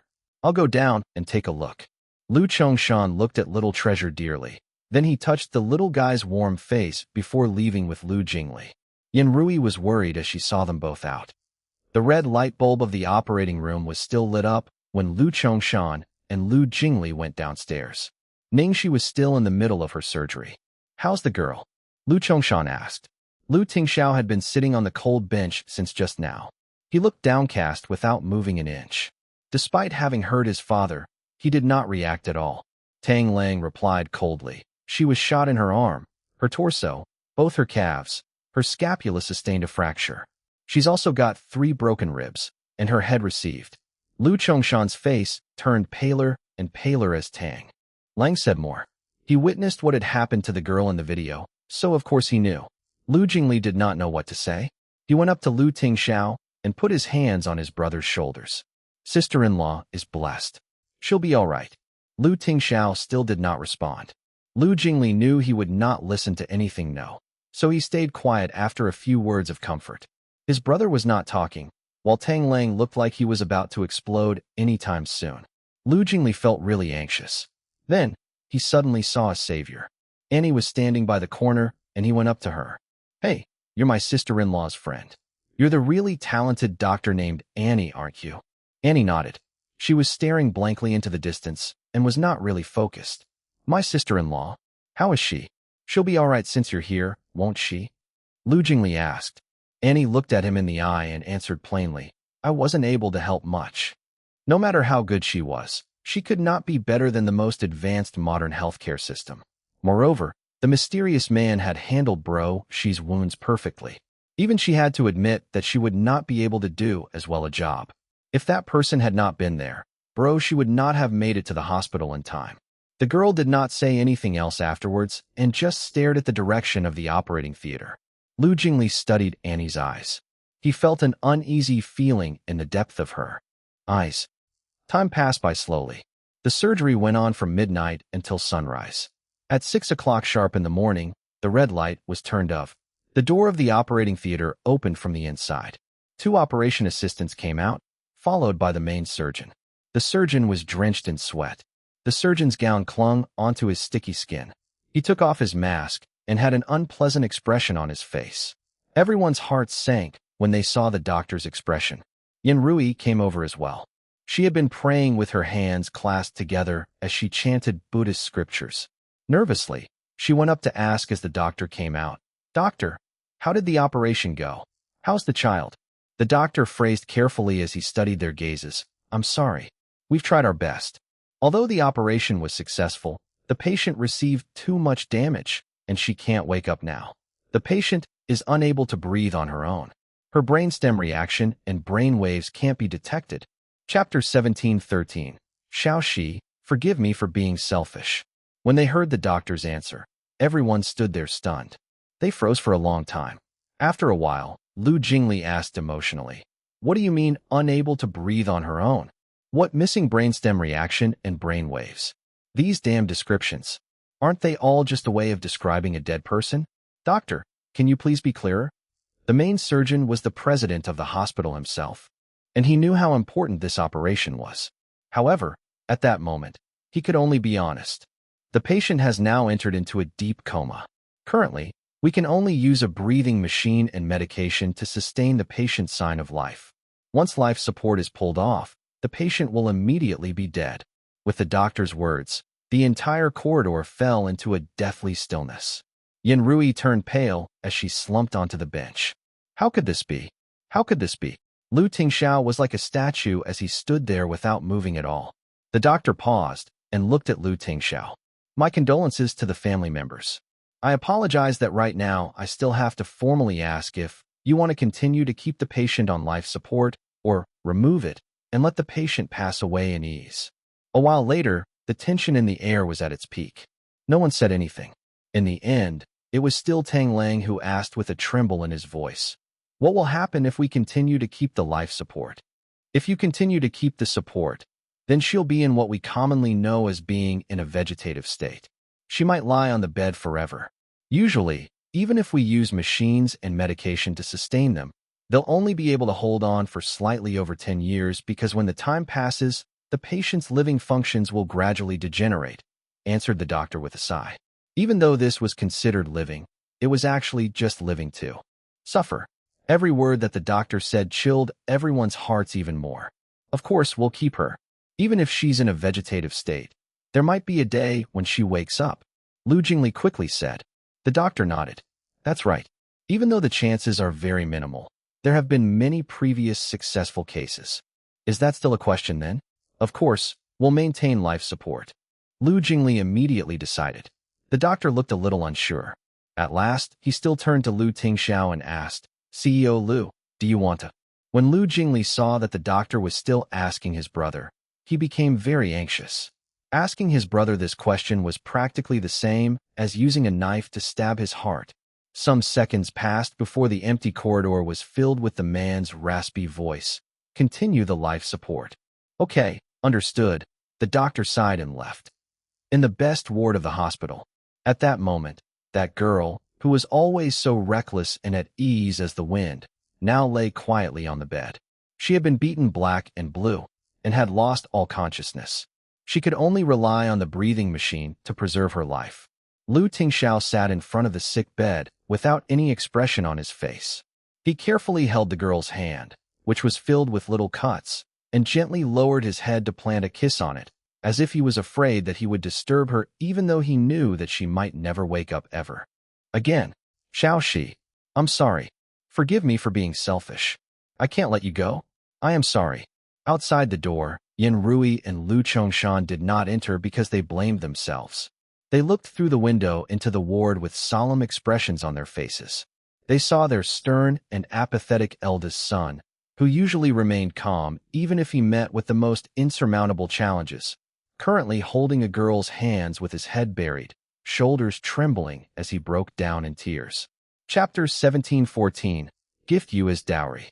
All this time, they had misunderstood the girl, been suspicious of her, and denied everything that she had done for Little Treasure. They thought that she would definitely hurt Little Treasure. However, in the end, when Little Treasure was in the most danger, only she had gone forward to protect Little Treasure regardless of everything. In that situation, as she faced all those vile people, she had protected Little Treasure and ensured that he was not hurt the slightest. In the meantime, she had been wounded to this extent and might never wake up ever again. In Yin Rui's head, the image of a girl flashed. Even if she had been shot, she still carried Little Treasure and ran quickly. Her mind flashed to the moment right before the bomb, and the girl's first reaction had still been to protect Little Treasure tightly under her. The guilt and regret wrenched Yin Rui's heart. How much of pain and torture had the girl suffered just to make sure Little Treasure was safe and sound? Even if she did not understand it, she could tell that the girl was skilled. With her talents, if she had not taken Little Treasure with her, she could have escaped herself. Besides, all of these disasters were unrelated to her, yet she had done all she could to this extent for Little Treasure. She truly liked Little Treasure, loved Little Treasure. A love like this was no less than a mother's love for their child. As a mother, how could she hurt her own child? As Yin Rui looked at the girl in the ward who was covered in bruises, she was overcome with regret. It's all my fault. I shouldn't have misunderstood that girl. Someone that Tingxiao trusted so much. Someone that Little Treasure liked so much. Why didn't I try to get to know her better back then? If I had trusted Tingxiao and Little Treasure, trusted that girl, all of this wouldn't have happened. Now this girl is like this. How can I face Tingxiao? When Little Treasure wakes up, how can I explain this to him? As he listened to his wife choke with sobs, Lu Chongshan stood there blankly. He did not say anything. All of his hair had turned white overnight, as if he had aged 10 years. His grandson was safe. Yet, as he looked at the girl in the ward, the Lu family owed this girl too much, far too much. He was afraid that even if they did everything, they would not be able to repay her. One mistake led to the other. Because of his stubbornness and bigotry, he had almost lost his grandson. In the end, had let an innocent person suffer all the consequences. If he could, he would much rather that it was him suffering all of this. But now nothing he said could reverse the situation. At the end of the quiet corridor, Annie stood there for a long time in a daze. Finally, she picked up her phone and made a call. Hey, how's she? From the other end of the phone came a man's low and hoarse voice. Annie kept silent for a long time. While the person kept silent on the other end of the phone, he did not rush her. A long while later, the girl took a deep breath and said, "The operation just ended. Even though it was very successful, bro, she is severely injured. She can't wake up just yet. Currently, they can only preserve her life through a breathing machine. If she's lucky, maybe she'll wake up someday. There's also a possibility that she might never wake up forever." As the girl finished, the other end of the phone remained silent. There was no response for a long time. "Bro Shun?" Annie asked with a concerned tone. "Nothing. Stay there. If you can help with anything, help them," the man said before he hung up. In the darkness, the man stared at the complicated stock charts on his flickering computer screen and muttered softly to himself, "Huh. These toys. I'll consider it your dowry then. If you don't wake up, they'll benefit another woman."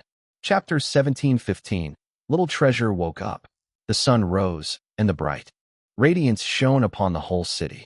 The Lu family's large-scale fight for power between the eldest son and the illegitimate child, as well as the Lu Corporation and the Elan Innovative Investment Group's war, had ended with the Lu Corporation emerging as victor.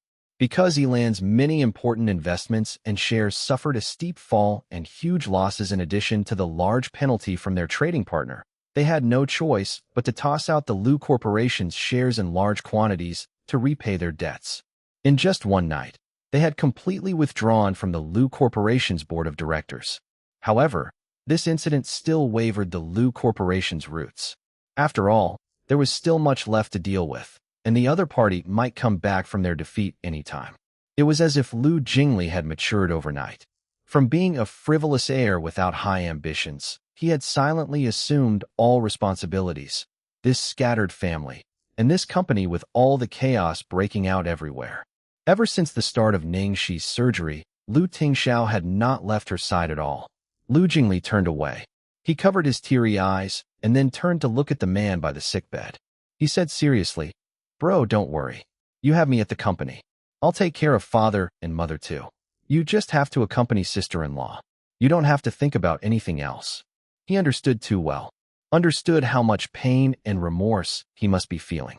Right now, until now, he still remembered the moment before the grievous news was broken. Lu Tingxiao had suddenly told him to pick Ning Xi up and put her within his line of sight. He had probably sensed the danger then. Lu Tingxiao held the girl's hands tightly. There was agony curling at the corner of his mouth. Accompany her right now? What was the use anymore? Even though he did not want to admit it, he knew clearly that those pictures and his jealousy for that man had made him lose rationality and judgment in this incident. In his absorption to resolve all of this, he had neglected the most important thing.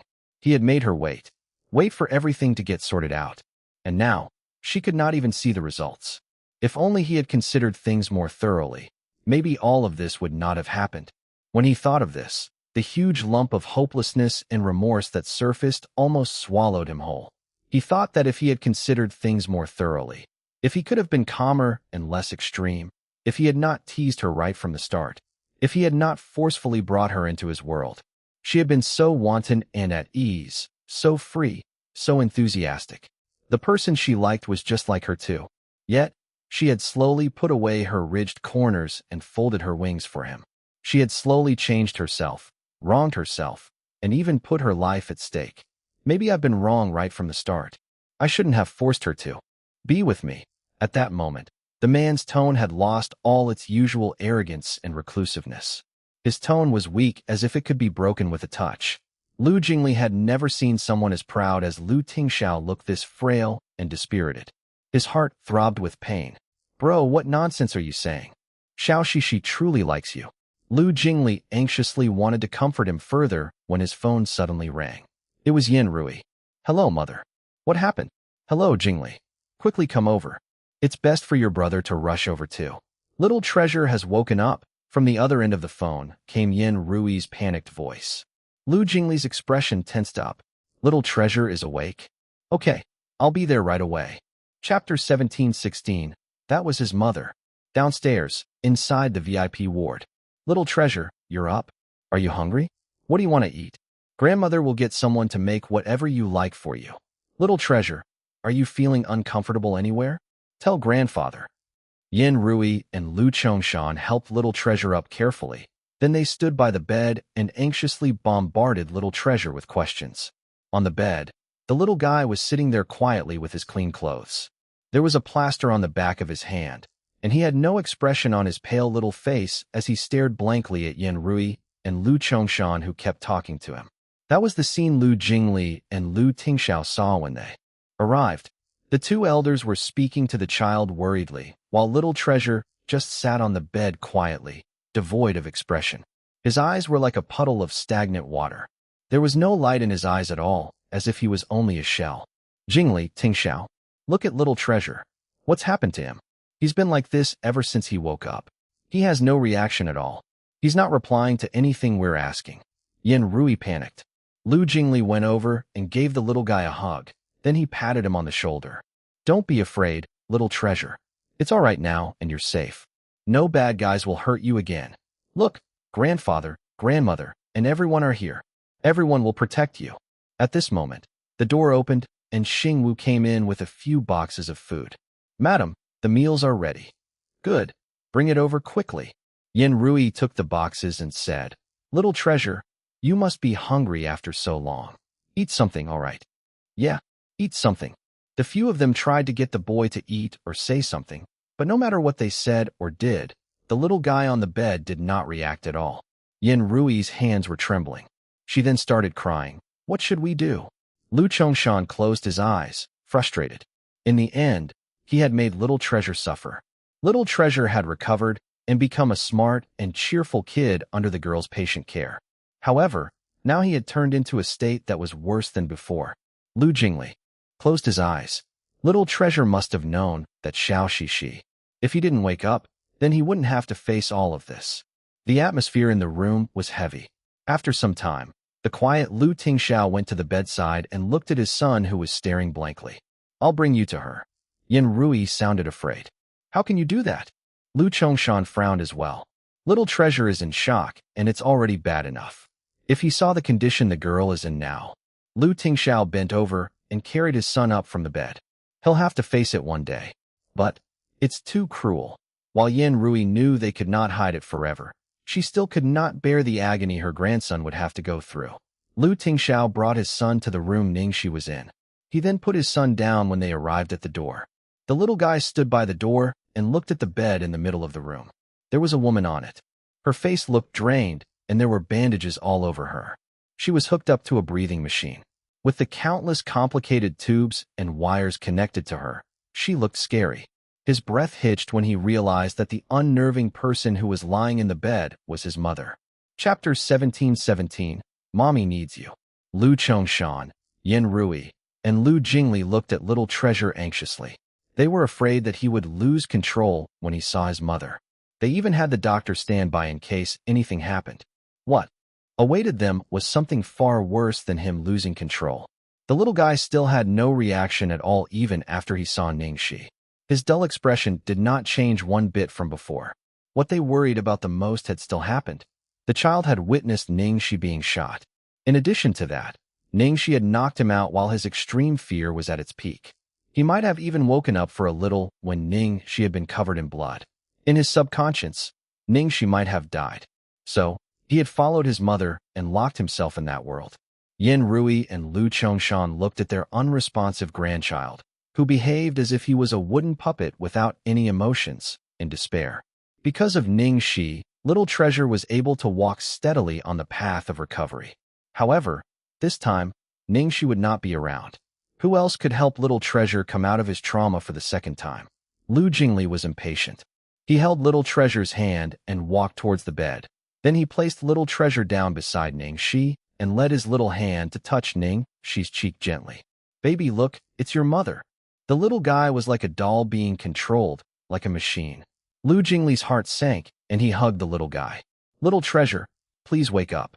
Lu Tingxiao's cold voice echoed in the room. Her arms, her torso, and her feet were shot. She also had a scapula fracture plus 3 broken ribs. Yin Rui and Lu Chongshan were apprehensive when they heard Lu Tingxiao's words. They did not understand why their son would say these words to trigger Little Treasure, and they tried to stop him. Still, Lu Tingxiao continued without hesitation. She's in a PVS state now, which means she'll remain in a vegetative state. Because she was injured too severely, she might not wake up forever even if her life isn't in danger anymore. Lu Tingxiao looked at his son whose back was tense. He knew his words were heard. Of course, she might suddenly wake up one day. She'll then need someone who cares and loves her to be by her side, calling her, and taking care of her. Your mother did her very best to protect you. If you want her to stay like that forever, if you're willing to let her sacrifice to go to waste, then you can continue to be like this. Lu Tingxiao paused, then continued in a voice that broke everyone's hearts. Little Treasure, Mommy needs you. The little guy's blank eyes finally changed after he heard Lu Tingxiao. His little hand on Ning Xi's cheek fidgeted a little. Yin Rui quickly went over when she saw Little Treasure looking at the food she was holding. Little Treasure, do you want to eat? Little Treasure stared blankly at the food Yin Rui had and nodded slowly. Yin Rui was overjoyed when Little Treasure reacted. Lu Chongshan and Lu Jingli were relieved as well. Come, Little Treasure, let's have some porridge. This porridge smells really nice. Little Treasure took the bowl and slurped the porridge down quickly as if he was really hungry. Take your time. There's still a lot. Little Treasure only stopped after finishing 2 bowls. He turned around and went beside Ning Xi, taking his mother's hands and putting them on his round tummy. Mommy, look. Little Treasure is doing well. Little Treasure is good. Chapter 1718. Things might go wrong. At the Guan residence. How is it? Did you find out anything? What's the situation? Mother Guan asked nervously when she saw her son return. Guan Xiao looked over tensely. Brother, how are little treasure and that woman? Mother Guan rolled her eyes. How fortunate of them to come back alive from that situation. Guan Rui sat there, relaxed. Why are you so impatient? Listen to Zihao carefully. Guan Zihao took off his coat and drank some tea. Then he said, Mother, Xiao, don't worry. While they did rescue them, the results aren't really that different. The two of them don't pose a threat to us anymore. No? You mean, they've broken down? I heard that those people are especially good at torture. Mother Guan commented. It's way worse. The vixen is in a coma. As for Lu Tingxiao's child, I asked around and heard that he stopped talking and eating because of the shock. He's now like a wooden puppet, and it's much more severe than before. Basically, he's useless now. Guan Zihao explained to them in detail. His parents looked gleeful when they heard the news. Are you sure? Is your source reliable? Of course. You guys can start preparing for a visit soon. Guan Zihao said with certainty. Guan Xiao's expression softened, but she was still slightly worried. If she's in a coma, it means there's still a chance for her to wake up, right? Mother Guan fretted. That's right. What if the woman wakes up? That which isn't simple to handle. If she wakes up and makes little treasure well again, then our efforts will go to waste. Guan Zihao said in a carefree tone. It's not so easy for a person in a coma to wake up, and that woman suffered grave injuries. It'll probably take her 8 or even 10 years if she's lucky. Lu Tingxiao isn't an idiot. He wouldn't waste so much time waiting for a person in a vegetative state. Even if he wanted to, Lu Chongshan and Yin Rui wouldn't allow it. I'm just afraid things might go wrong if we leave it be for too long, Guan Rui mumbled. Then he looked at his wife and Guan Xiao. Xiao, pay a visit to the hospital now with your mother. Take a better look at the situation and get an idea of what they're thinking about.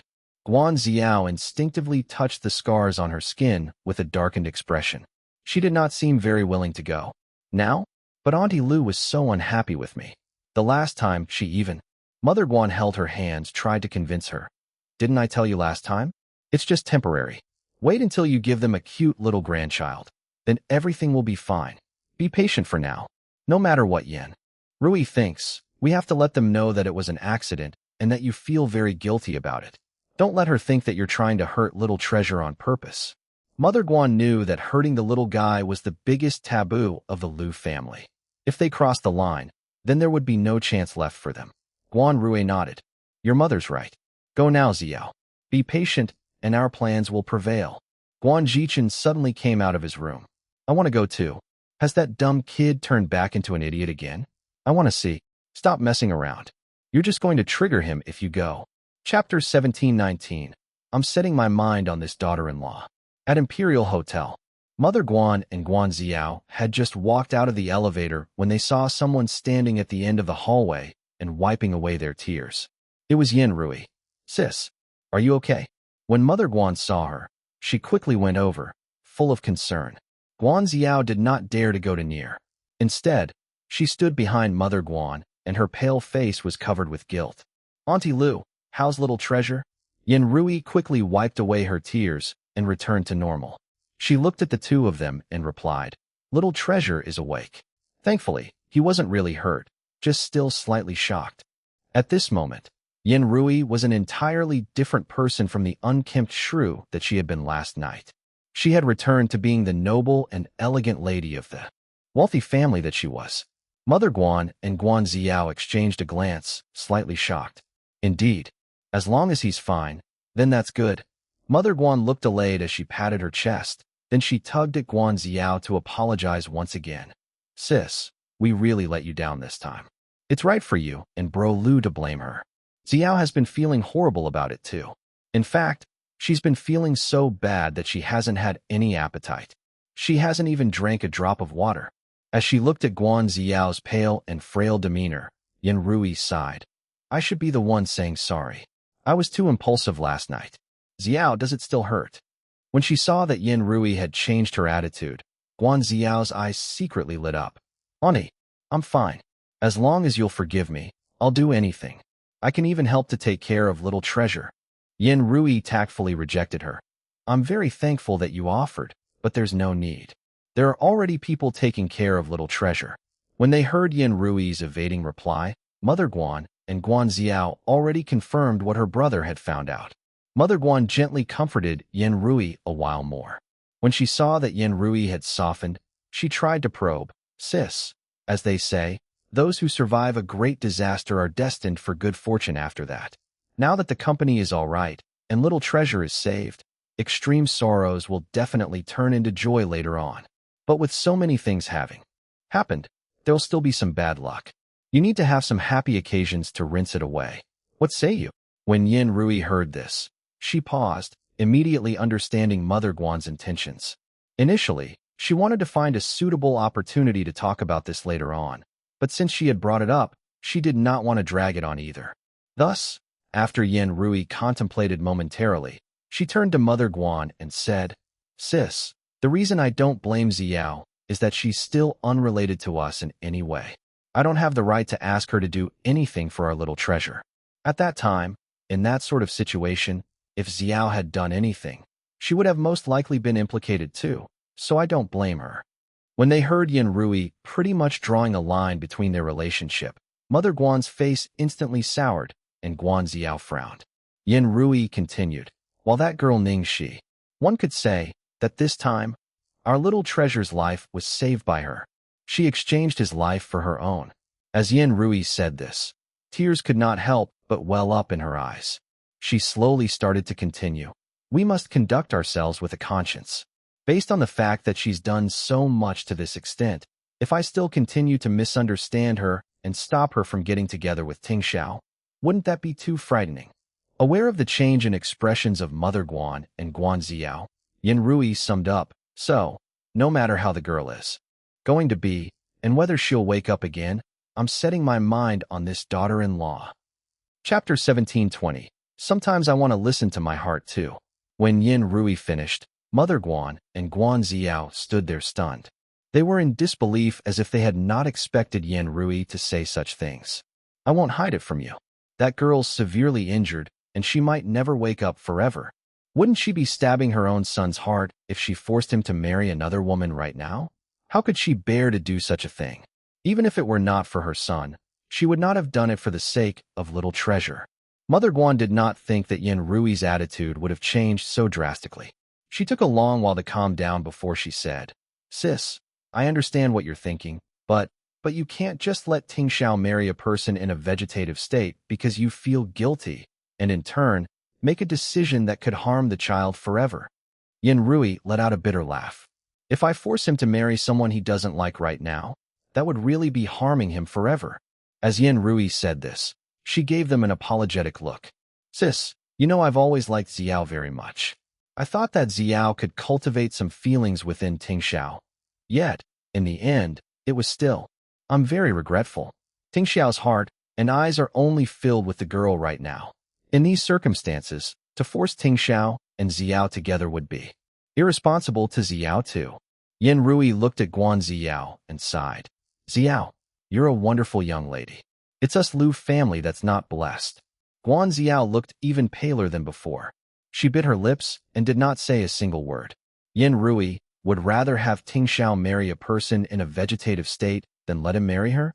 Ning Xi had already become like this, and she had still lost to her, just because that woman had saved little treasure? Since Yen Rui had already put it that way, Mother Guan was obviously uneasy. Sis, there are some things I think you can't just rashly come to a conclusion about. How do you know that little treasure was definitely saved by that woman? What could she do as a woman herself? It'd be good enough if she didn't become a hindrance after she forcefully followed them. When she heard Mother Guan's doubts, Yen Rui's gentle expression suddenly hardened. Sis, you can be very assured that I've obviously investigated this matter clearly. When Yen Rui finished, she laughed at herself on the inside. Right now, she was unhappy with other people's doubts about Ning Xi. Yet back then, the person who had been dubious all along was herself. Mother Guan suddenly could not find any else to refute. She only frowned and said, Sis, I think it's best if you consider this matter properly. After all, this is related to the children's lifetime happiness. The child's headstrong, but you can be headstrong with him too. Yen Rui laughed. I've been rational my whole life. Sometimes I want to listen to my heart too. Sis, Xiao, thank you for coming over with concerns. I still have to go and take care of little treasure, I won't accompany you longer then. It was only when Yin Rui had tactfully asked them to leave did Mother Guan unwillingly bring Guan Xiao out of the hospital unhappily. After she sent Mother Guan and Guan Xiao off, she turned around and saw Lu Chongshan standing not too far away from her. Yin Rui was startled. Did you hear everything? Lu Chongshan did not say anything, implying that he did. Yin Rui's expression suddenly turned cold. She glared at him defensively. Why? Want to criticize me? Lu Chongshan looked at his wife's rare fierce stance, even though she was soft on the inside, and sighed. Am I really that unreasonable in your eyes? Chapter 1721. Did not want to be wrong a second time. Rui, you and I are the same. We only didn't trust this girl back then because of her identity as an actress. We were worried that she would be just like that woman from years ago, that everything she did for Little Treasure would be a fake pretense and acting. As Lu Chongshan said this, he shook his head and laughed bitterly. I've lived for so long, yet I still can't see through people as well as Tingxiao. That child was right. In the end, the person who hurt Little Treasure was no one but I, who was overprotective of Little Treasure in the name of love. The old man who kept living in the shadow of the past and couldn't walk out of it. Yin Rui closed her eyes. How was she any different? Then, you agree to the two children? Yin Rui asked. Lu Chongshan kept quiet and did not answer immediately. Yin Rui looked like she expected this. She straightforwardly said, I don't care what you think. Whatever you need to consider or however much you need to worry. This time, I only want to stand on my son's side as his mother. Lu Chongshan stared blankly at the direction of the ward, a pained expression crossing his face. For his entire life, he had been the heir, the director, the head of the family. He had always done things for the bigger picture, for the company, for all of the family members, yet he had never done anything for him. Until he had helplessly watched Little Treasure die, in the video before him, did he realize how many things he had missed out on in his life. This was his inherent mission. Even if he was given another chance, he could only make the same choices.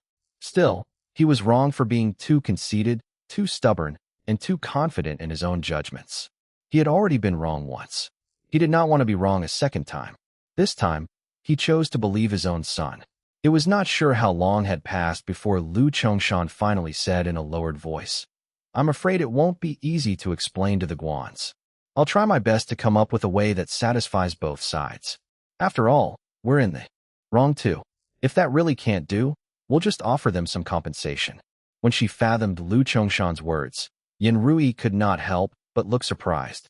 Who would have thought that this man, who had been stubborn his whole life, would see the day that he gave in and compromised? At the Guan residence. What did you say? When he finished listening to his wife explaining the whole scenario, Guan Rui slammed the table and stood up. On the sofa, Guan Xiao looked incredibly gloomy. Who does he think we Guans are? They want us to always be at their beck and call. Don't forget that it was them who came knocking on our door first. Now that the company is fine, they're just going to abandon us upon achieving their goals. Nothing's that good. Mother Guan was furious. Exactly. When I heard Yin Rui, I almost couldn't hold back and scolded her. What does she mean now? My perfect daughter can't even compare to an actress that's lying on the sickbed and handicapped? The Lu family is such a bully. No matter what, I want justice. Old Guan, say something. Guan Rui said coldly. Obviously we can't just let this go, but it hasn't reached that stage yet. Don't get into a mess just yet. Now, it's just Yin Rui's one-sided statement. It's normal for women to be short-sighted and credulous. Besides, her words won't take much effect. We still need to see Lu Chongshan's opinion about this. Guan Xiao frowned.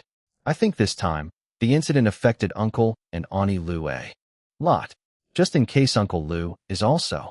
Guan Rui immediately picked up his phone and made a call. I'll give Lu Chongshan a call now and invite both families out for a talk. I'd like to ask Lu Chongshan the meaning of all of this myself. Chapter 1722. A proper explanation. At Imperial Hospital, Lu Tingxiao finally walked out of the ward. Yin Rui felt her heart ache when she saw her son looking so haggard. Don't be too sad, Tingxiao. Weren't you the one who convinced Little Treasure before? You have to be well on your own. The modern healthcare system is really advanced now. There's still a big chance Xiaoxi will wake up. As for your father and I, we know that it's too late. I know we've been wrong. We misunderstood this child. Yin Rui feared that he might not believe her, so she continued, the Guan family came by just now, and I've already told them about it. Your father shares the same thoughts as mine too. While we have been doing a lot of things behind your back all these years and given Xiao much false hope, it's our fault, but you don't have to care about this. Your father and I will take care of it and try to not affect the relationship between our families. Lu Chongshan understood that his son would never accept any other woman with that girl in this condition. Even if time could heal him and he might one day open his heart again, it would take a ridiculous amount of time. It was regretful that they were not able to become in-laws with the Guans. But under such circumstances, he could not just let them be and had to give them a proper response. We shouldn't become enemies even if we can't become in-laws, Lu Chongshan sighed. As he was about to say something again, his phone rang. Lu Chongshan frowned when he saw who was calling. It's the Guans. Speak nicely, please, Yin Rui reminded him. Lu Chongshan nodded and answered the call. Brother Guan. There was a muted anger beneath Guan Rui's voice. Brother Lu, I understand that the Lu family has suffered a great disaster this time. I, too, sympathize with that girl's condition, but there are a lot of ways to make up to a person. You can't sacrifice the happiness of the two children. By the two children, Guan Rui apparently meant Lu Tingxiao and Guan Xiao. Lu Chongshan already expected Guan Rui to call him. He explained helplessly, listen to me, Brother Guan. We lose the girl. We can't have Tingxiao marry someone else when the girl has become like this. It's too much of an act of betrayal. We can't do this. Moreover, Tingxiao won't give up on her, and we don't want to waste any more of Xiao's time. Guan Rui did not expect Lu Chongshan to behave this way. His wrath grew stronger. Waste Xiao's time? You've already wasted lots. Brother Lu, you told me that Tingxiao was just fooling around with that woman and nothing would affect Xiao. You were the one who wanted them to get closer too. So many outstanding guys came over and proposed after we returned to the country, yet we rejected all of them because you promised me. Then what happened? We waited and waited, and now you're telling me that you're breaking the promise because of some lowly peasant woman. Brother Lu, Xiao is my precious daughter. I've been taking care of her dearly since she was born. Because of her love towards Tingxiao and our family's relationship, we've been lenient about the matter of Tingxiao with that woman. We even treated little Treasure as our own grandchild. But what about your family? What does the Lu family take us for? Something you can just manipulate at your will? You have to give us a proper explanation. Chapter 1723. Wait and see. Lu Chongshan knew he was in the wrong. He said in a lowered tone, Brother Guan, it's inappropriate of the Lu family to handle it this way, but it's not related to Tingxiao at all. It's my fault as a father. I'll bear all the consequences and am willing to make up. Lu Chongshan was suddenly interrupted by his son behind him. Let me speak to Chairman Guan, Lu Tingxiao said. Lu Chongshan hesitated, but he still passed the phone over to his son. Lu Tingxiao took the phone and addressed coldly, Chairman Guan. Guan Rui chuckled when he heard Lu Tingxiao's voice and that distant title. Tingxiao, what an obedient child. You're not even calling me uncle anymore. Lu Tingxiao's expression did not change even when Guan Rui was ridiculing him. Meet me at the guest room on the top floor of the Imperial Hospital. I'll give you a proper explanation there, Chairman Guan. Guan Rui sneered. How sincere of you. You're going to give me an explanation and you're not coming to me. Instead, you want this old man to visit you at the hospital? Sure, I'll go. I'll see what explanation the Lu family is going to give me. Yin Rui went over worriedly after the phone call ended. Tingxiao, what are you going to do? Lu Jingli came out of the room and patted his mother's shoulders. Mother, don't worry. You have two handsome and intelligent sons. Would you really have to worry? Just wait and see later. Yin Rui pouted at him. What do you mean wait and see? Don't mess around. Since when did I mess around before? Even if you don't trust me, have some faith in my brother. Both of you don't have to do anything. Just be there. Lu Jingli said with certainty. Yin Rui and Lu Chongshan looked at each other. They had no idea what the two of them had prepared. However, they were relieved that Tingxiao was not overly depressed and had offered to handle matters.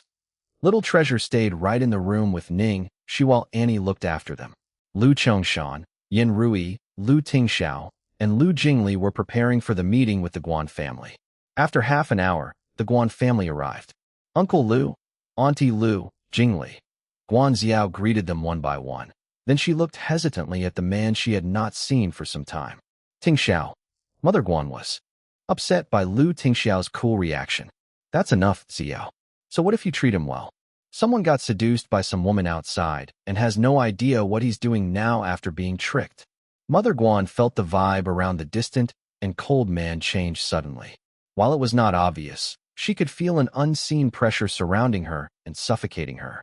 Mother Guan coughed lightly and changed her tone. Tingxiao, take my word of advice. Ani has lived much longer than you and has seen more than you, which is why I can see things from a clearer perspective. Look at that woman, and then look at Xiao. Xiao is our princess, and there are no flaws in her personality and talents. She's pure and kind, and your parents have been known her since she was a child. They understand. Putting Mother Guan's comments about Ning Xi aside, Yin Rui and Lu Chongshan were really satisfied with Guan Xiao. At the moment, they could not hide the guilt on their faces. Chapter 1724, Being Used. Guan Rui retorted when he saw the guilty expressions on Lu Chongshan and Yin Rui. That woman saved little treasure by coincidence. I understand that you'd like to make up to her, which is why I said over the phone just now that there are a lot of ways to make up to someone. But for Tingxiao to marry someone like her, and by someone like her, I don't mean the girl for being in a vegetative state now. I mean that she has a very bad reputation. Like the scandal last time, the videos were spread everywhere on the net. It's such a shameful thing. How can the head lady of the Lu family be a woman like her? Yin Rui frowned. I searched online a little on that matter. Things were clarified afterward. The girl was being framed. Another celebrity had gone under the knife to look the same as her. Guan Zihao also spoke up. Auntie Lu, there's no smoke without fire. That woman must have had some issues of her own. You might not always notice news about the entertainment industry, but this woman always had a very bad reputation. A scandal occurred every few days, and she has haters everywhere. For men with an important status like us, sure, we can have some fun with women like her, but it's inappropriate to marry someone like her. You're lucky if you just receive some criticisms here and there. Worst case is that the company's stocks might be affected severely. Lu Chongshan and Yin Rui looked solemn. Although Guan Zihao's words were unpleasant and mostly true, Ning Xi had saved little treasure, so they were prepared to bear the consequences. Mother Guan was very pleased with Yin Rui and Lu Chongshan's reactions. She went on, Our Xiao really loves and respects Tingxiao, which is why she doesn't mind even if he has an illegitimate child. In fact, she cares a lot about the child. Do you really think she learned all about psychology and early childhood education out of interest? It was all for little treasure. But how did Tingxiao treat her? He trampled all her efforts and humiliated her by being with a small-time actress. What is he going to do with Xiao and the relationship between us two families? And now even both you and Brother Lu want to hurt us. Really. As Mother Guan was running her mouth and declaring how hurt she was, and how they were being betrayed, Lu Jingli picked his ear with a ridiculing expression. Lu Tingxiao did not interrupt anyone from the Guan family since the start, but now he said expressionlessly, Are you done? Guan Rui remarked rudely, What now? Is there anything we said that's wrong? Our whole family is here now. Where's your explanation? Lu Tingxiao made a phone call. He simply said 2 words over the phone. Come in. The next second, 2 stony bodyguards came in and threw a man in. The Guan family saw and recognized who it was. It was the cook of the Lu family. Elder Master, Elder Madam, First Master. I know I'm wrong. I really do. I was being used. The cook was crying and sobbing as he knelt before Lu Tingxiao. Please forgive me, First Master. Please forgive me. Little Master isn't really hurt this time. They asked me to put double the dosage, but I didn't. I only put a dab on the food container. I really didn't plan to hurt Little Master. Chapter 1725, Couldn't Resist Temptation. Based on the cook's words, he was referring to the last time Little Treasure had food poisoning. Yin Rui and Lu Chongshan's expressions suddenly changed. They had always thought that it was Ning Xi. They would never have thought that the issue was from their end. It was none other than the cook who had put poison on Little Treasure's dedicated food box. Guan Rui drank his tea unhurriedly. Then he commented, So, it was the cook who did something the last time Little Treasure was poisoned. Guan Zihao squinted. Now, we're talking about matters between our families. Why did you pull this person out for? Lu Jingli smiled as he said, Master Guan, What are you rushing for? Just watch. Yin Rui glared at the cook and was suddenly so furious that she trembled. Master Chun, you've been working for our Lu family for more than 10 years now. We have treated you with nothing but kindness. Who was it that gave you whatever advantages that made you do something as cruel as this? You know that little treasure is my life. Elder Madam, I'm sorry. I let you down. I'm sorry, Elder Master. I was possessed. It was that Ning Xi. That Ning Xi. She slept with me for a night and gave me a huge sum of money. She coaxed me to do all of this. She said no one will definitely find out that it was me. I couldn't resist the temptation. That's why I took the risk. What are you saying? Yin Rui's expression suddenly changed. Lu Chongshan looked grim too, but he did not react much. He just sat there quietly. Since Tingxiao had especially gotten Master Chen over, then the matter must not be as simple as this. Elder Madam, Elder Master, and first. Master, I'm telling the absolute truth. I daren't lie. It really was that Ning Xi who told me to do this. If I lie, then I will be struck by lightning. Even if you give me 100 guts, I wouldn't dare lie anymore. Master Chen made a solemn vow. When Mother Guan heard him, she instantly shook her head mockingly. Forget the fact that to achieve her goals, she wouldn't spare hurting a child. She actually even slept with a cook. This is really... Right at that moment, the door was flung open once again. A woman walked in. Is that her? Lu Tingxiao asked. The cook stared at the woman at the door and immediately nodded. Yes, it's her. The celebrity, Ning Xi. When they saw who the woman at the door was, Yin Rui and Lu Chongshan looked shocked. Ning Xi? How could this be? Ning Xi was clearly still in a coma and lying on the sick bed. Then, this woman was. Yin Rui recalled. Is this woman who had plastic surgery to look like Ning Xi, Su Yimo? That's right, it's her. Lu Jingli nodded. Now, Yin Rui patted her chest in fright. No wonder I felt like this woman's gaze is odd. Mother, you have discerning eyes. Lu Jingli praised. Don't be garrulous. So, you're saying, the person who directed this cook to put the poison was actually Su Yimo? Yin Rui clarified. At this moment, Guan Xiao said faintly, you can't be sure. Since the two look exactly the same, who could differentiate who it was? Who knows if CEO Lu didn't frame this woman to clear Ning Xi's name? Mother Guan agreed. With one call, you asked us over, and you didn't talk about the main things, letting us watch all this nonsense instead. What is the meaning of this? Lu Tingxiao looked at Lu Jingli, and when Lu Jingli received his brother's hint, he picked up his phone and clicked on a voice recording. The following recording might not be suitable for children, but thankfully, we aren't adults yet.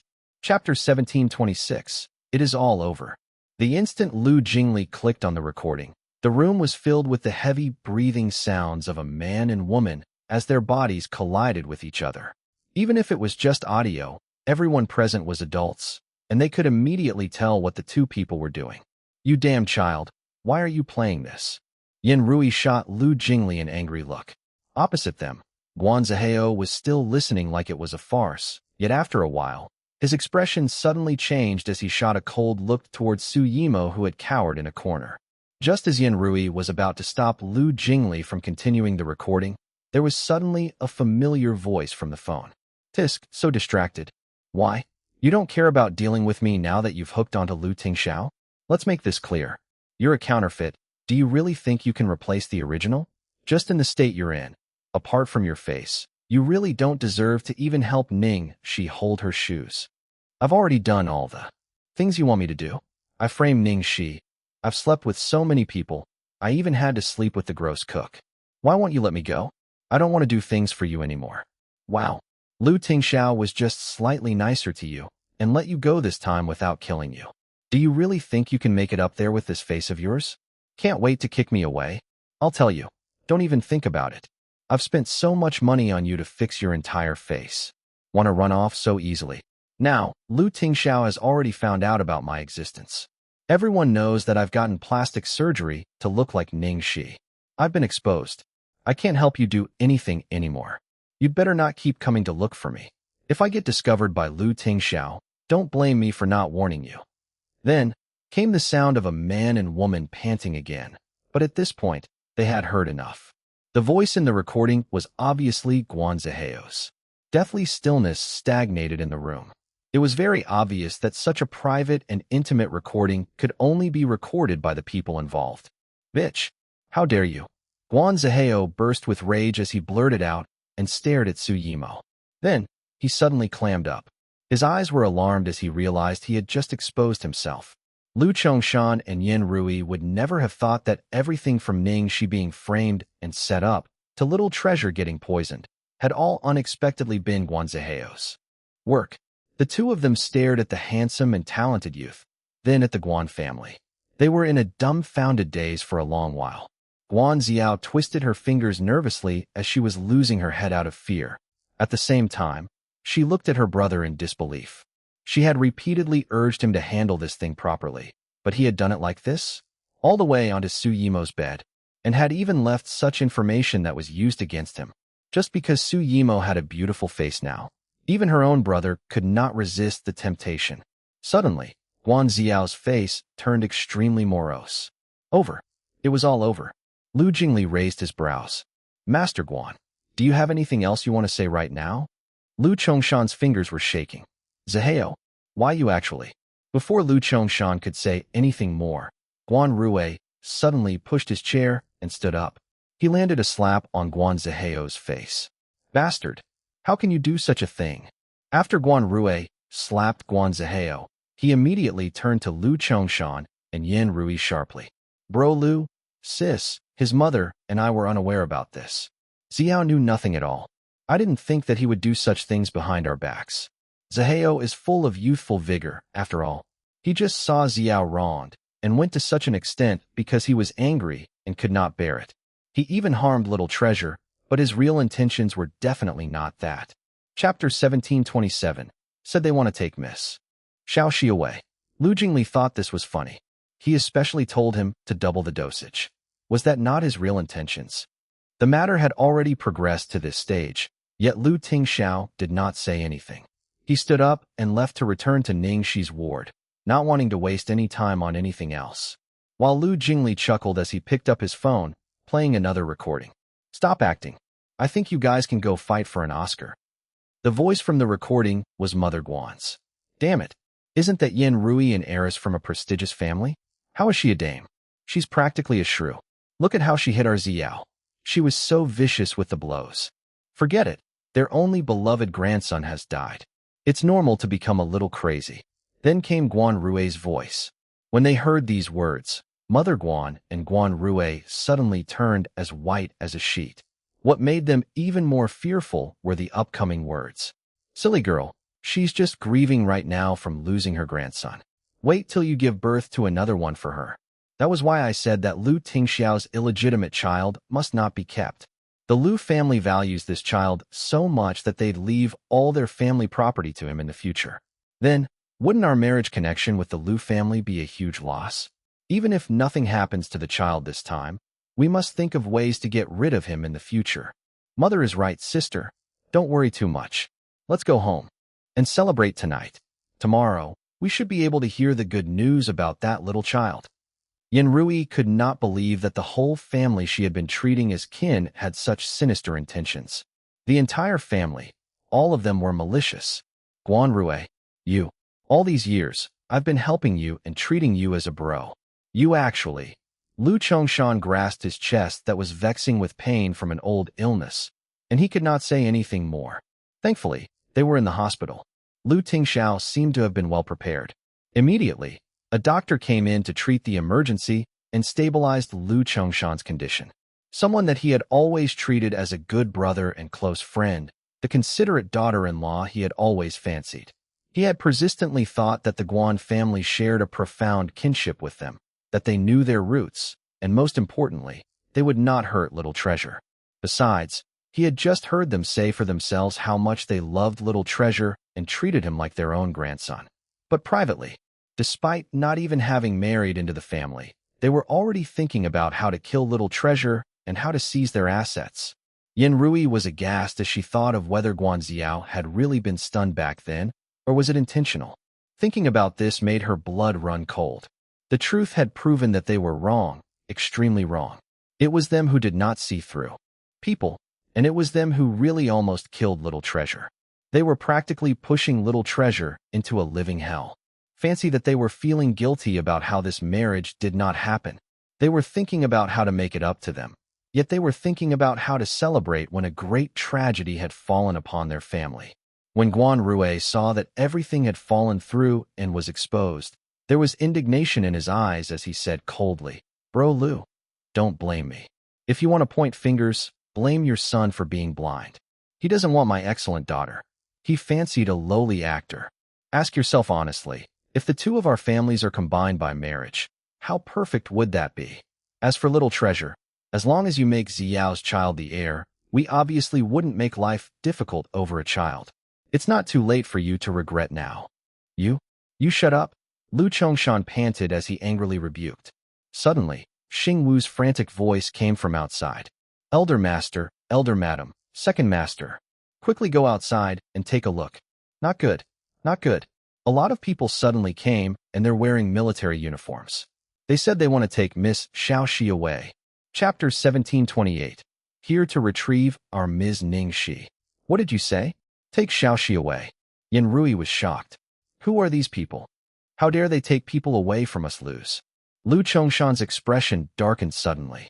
Lu Chongshan and Yan Rui ignored the Guans and took a look at what was happening outside.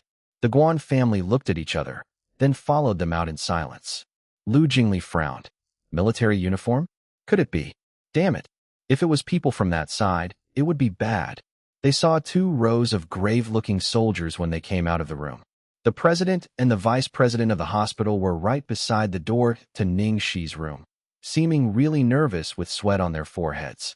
"Mr. Lu, Madam Lu, look at this. These people just suddenly rushed in. They even said they have orders to take Ms. Ning away. I can't stop them." The president looked at the people in fear. They had experience seeing people like these, and of course, they realized that these were not regular people, or people someone should make enemies with. "Who are you people? On whose orders did you come?" Lu Chongshan glared at them coldly and asked with a stern tone. The young leading officer went up to Lu Chongshan and Yan Rui and spoke without any expression on his face. "I'm here on Chief Zhuang's orders to retrieve our Ms. Ning Xi." Lu Chongshan and Yan Rui were stunned by the young officer's words. "Chief Zhuang." Yan Rui looked at her husband, confused. Lu Chongshan's expression turned complicated. So he was right. They were people sent by the Zhuang family after all. Only people from the Zhuang family. Who else would make such a scene and was daring enough to take people from the Lu family? With an army of soldiers? Lu Jingli stomped his foot and cursed. Damn it, it's all over. They're really people from the Zhuang family. In a corner, the Guan family were shocked as they hid behind the guest room door. "Chief Zhuang? Which Chief Zhuang?" Mother Guan asked quietly.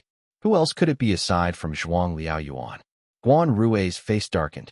Guan Xiao frowned. What did the officer mean? Did he say to take back their Ms. Ning Xi? Does he mean Ning Xi?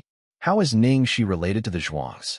Father, didn't you investigate that Ning Xi's real identity is the daughter of the Ning family, the daughter of Ning Yaohua? Yes, I did. There's no mistake about it. Wasn't that matter made public soon after? Guan Rui grimaced as well. Guan Zihao had a twisted expression. How is that cheap woman related to the Zhuang family? TSK, maybe she's in a dirty relationship with Zhuang Liaoyuan. Mother Guan nodded firmly. That must be it. What else could it be? Or maybe she violated the law. After Lu Chongshan listened to the officer's reply and realized it was people from the Zhuang family, he pleaded, Officer, please send a word to Chief Zhuang for me. The Lu family will take full responsibility for Ms. Ning Xi. Suddenly, there was an old but strong voice from the back. You Lu family will take full responsibility? Who are you Lu's, and on what grounds are you going to be responsible for my granddaughter? Zhuang Zongren's granddaughter. Chapter 1729, Top Family. A old man full of white hair came hobbling from the end of the corridor. He ambled over with the help of his clutch and Zhuang Liaoyuan. There was also another tall young man beside him who stared at the Lu family in ire with his bright eyes. Not only Zhuang Liaoyuan, even the elder chief Zhuang Zongren was there. Lu Chongshan kept his stern and impatient expression in check. Elder Chief Zhuang, why are you here? At this moment, the few people from the Guan family were all frozen when they heard Zhuang Zongren say granddaughter. Granddaughter? What granddaughter? Ning Xi, is Zhuang Zhongren's granddaughter. Mother Guan was mumbling unbelievably. Guan Ziyao's face went pale. Impossible. How could Ning Xi be Zhuang Zhongren's? She was suddenly reminded of something. She paused for a bit, then turned to her father. Father, in the information you found before, Ning Xi's mother. What's her name? Is her surname? Guan Rui was horrified. That's right. Her surname is Zhuang.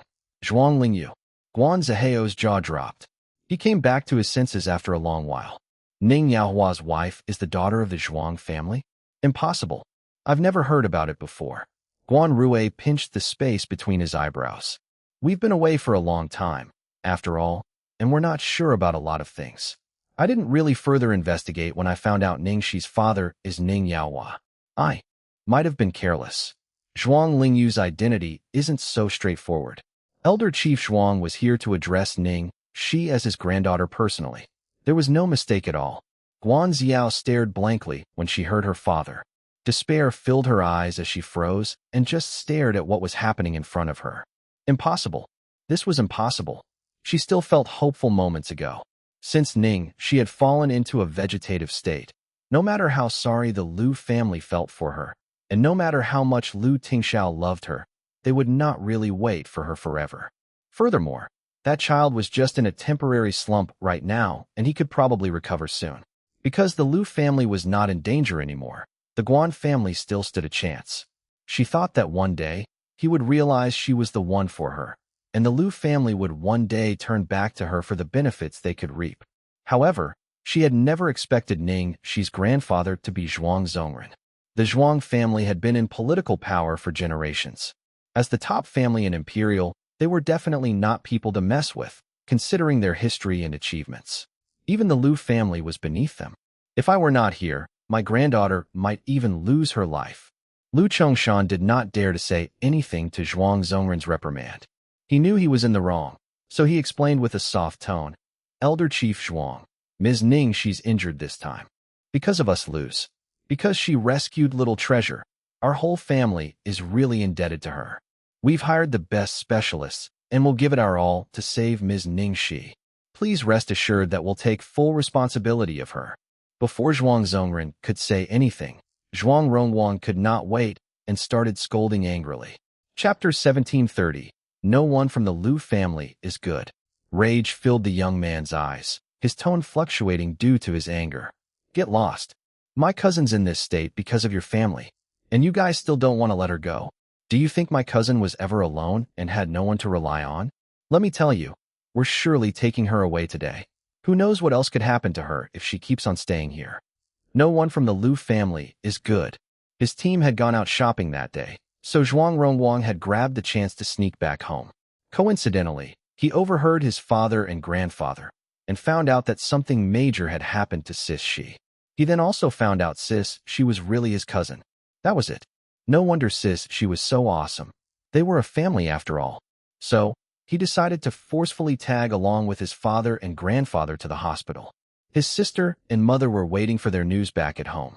He would get Sis Shi out of this mess no matter what happened. Since there was something his grandfather could not say due to his position, then he would say it. He had the image of a delinquent after all. Without Bro Shi, he would have still been wandering around somewhere aimlessly. Zhuang Liaoyuan only shot his son a cold stare after the outburst, but there was no intention of stopping him. Apparently, he was very dissatisfied with the Lu family as well. Lu Chongshan's expression looked terrible after he was criticized, but he could only take them head-on. He continued with a humble attitude. I've had a lot of misunderstandings towards Miss Ning. It's my fault and I apologize. Miss Ning saved little treasure this time, and she's our savior. I'll give it my all to make up to her. Why would I harm her? Please, Elder Chief Zhuang and Chief Zhuang. Believe me that we're going to make amends. We'll never know what you really think. Zhuang Rongwang scoffed. The quiet Zhuang Liaoyuan finally spoke up. President Lu, you don't have to. Xiaoxi has always been kind, and I believe she willingly wanted to save the child. It's not related to anyone, and we don't need anything. As Xiaoxi's family, we just want to get her back, and we don't need outsiders to take care of her. I believe there shouldn't be any problems with this request. Zhuang Liaoyuan's words caused Lu Chongshan to feel at a loss. They did not need anything, and just wanted to take Ning Xi back as her family. Of course, There was no issue at all. Lu Chongshan and Yin Rui looked at each other, not knowing what to do. With the Zhuang family's current attitude, it was obvious that they would forbid anyone from the Lu family to be in contact with Ning Xi after they took her. Lu Tingxiao had totally fallen for this girl, and little treasure could never leave her side. If they really took Ning Xi away, what would happen?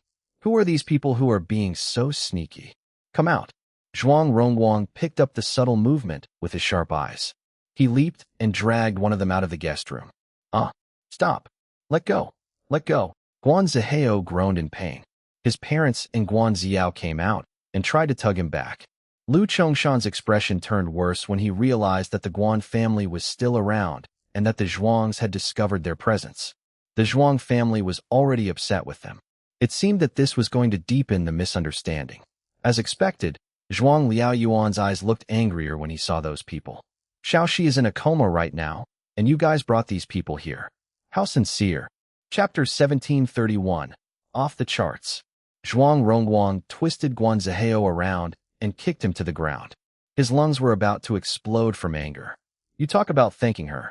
About sincerely making amends. All that is bullshit. My cousin isn't dead yet. You're already rushing to find another one for your son. Later on, are you going to also have the wedding ceremony in front of her ward? Guan Zihao's wrist was about to break from getting twisted. He shouted painfully, No, it's got nothing to do with us. The Lu family has betrayed us and called our entire family over to get rid of the wedding contract. What? Get rid of the wedding contract?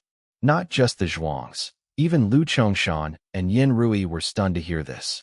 Guan Rui intentionally looked at the Zhuang family and revealed a disappointed expression. He said mockingly, I was just saying, why did bro Lu suddenly act so heartlessly? It turns out, Mother Guan took advantage of the situation and started to shout with her shrill voice. Well, Lu Chongshan, I'm saying you initially swore and everything was going well. Why did you suddenly want to cancel the wedding contract with our family? It turns out you've climbed on a taller branch. Imperial's Zhuang family's granddaughter. Of course, it's not something our family of a lower status can compare to. Lu Chongshan, you've really calculated well. When she saw that the Guan family was blurting without thinking and inverting right and wrong, Guan Xiao stood there with a hurt expression as if the Lu family had really been heartless. Lu Chongshan was so infuriated that his illness was almost provoked again. At that moment, he had really seen this family through and through. Yin Rui had immediately stood out and slapped Mother Guan on the face. This slap is on behalf of my little treasure. When she finished, another slap came. This slap is on behalf of the girl. Chongshan and I have been treating you Guans as longtime friends of the family in vain. We believed in your family's moral character and upbringing. We didn't even care that Tingxiao already had someone he liked and repeatedly wanted to matchmake Tingxiao with your daughter. Yet, you people, until today, until Tingxiao brought out the evidence and exposed everything I didn't know all these years. The people Chongshan and I had trusted and treated as family was a pack of ravenous wolves. You keep saying that you're pure and good, yet behind our backs, you have done everything dirty and vile, from framing Xiaoxi, hurting little treasure, and even scheming how to steal our assets before even marrying into the family. Now, you're still trying to slander us by saying that we have a wedding contract with you Guans? At that time, the Lu family met with trouble, and indeed I hoped that the two families could be combined through marriage as soon as possible. Not only did I try to offer Tingxiao all kinds of girls behind his back, I even knocked on your door to probe your family's intentions. Yet now, what kind of attitude are you having? When you saw that the Lu family's circumstances weren't positive, you then kept making excuses. Now that the company's matters have been settled, and Xiaoxi has even sacrificed her life to save little treasure, you guys were really thinking about reaping where you haven't sown? You really think our Lu family is a family of fools? I'm telling you, forget about that girl being in a coma right now. Even if she doesn't wake up forever, I, Yin Rui, will acknowledge only her as my daughter-in-law. Yin Rui's words echoed in the corridor. They echoed for a long time. On the side, Lu Jingli was flabbergasted. He even gasped in amazement. Whoa, my mother is off the charts today? One must know that his mother cared most about image. Her personality was delicate and gentle. Usually, she would not speak loudly much, but now she was unexpectedly so ferocious. Indeed, It complied with that saying. While women are vulnerable, the mother is strong. Do you still want me to play your family's filthy evidence in front of Chief Zhuang and Elder Chief Zhuang? Yin Rui shouted coldly. Then she looked to her younger son. Jingli. Chapter 1732. Only one with better judgment. Lu Jingli acknowledged the order and immediately clicked on the recording. Once the recording played, the Guan family's expressions immediately changed. Before the Zhuangs could react, they quickly pulled Guan Zihao away from Zhuang Rongguang and ran off swiftly without even daring to fart. When Zhuang Rongguang heard the contents of the recording, he instantly erupted. These pieces of shit. They were the ones behind the incident that had gotten Sis she framed previously. Zhuang Rongguang was about to chase after them when he remembered that he had something more important to do that day, so he temporarily held himself back. Forget it. There's no rush.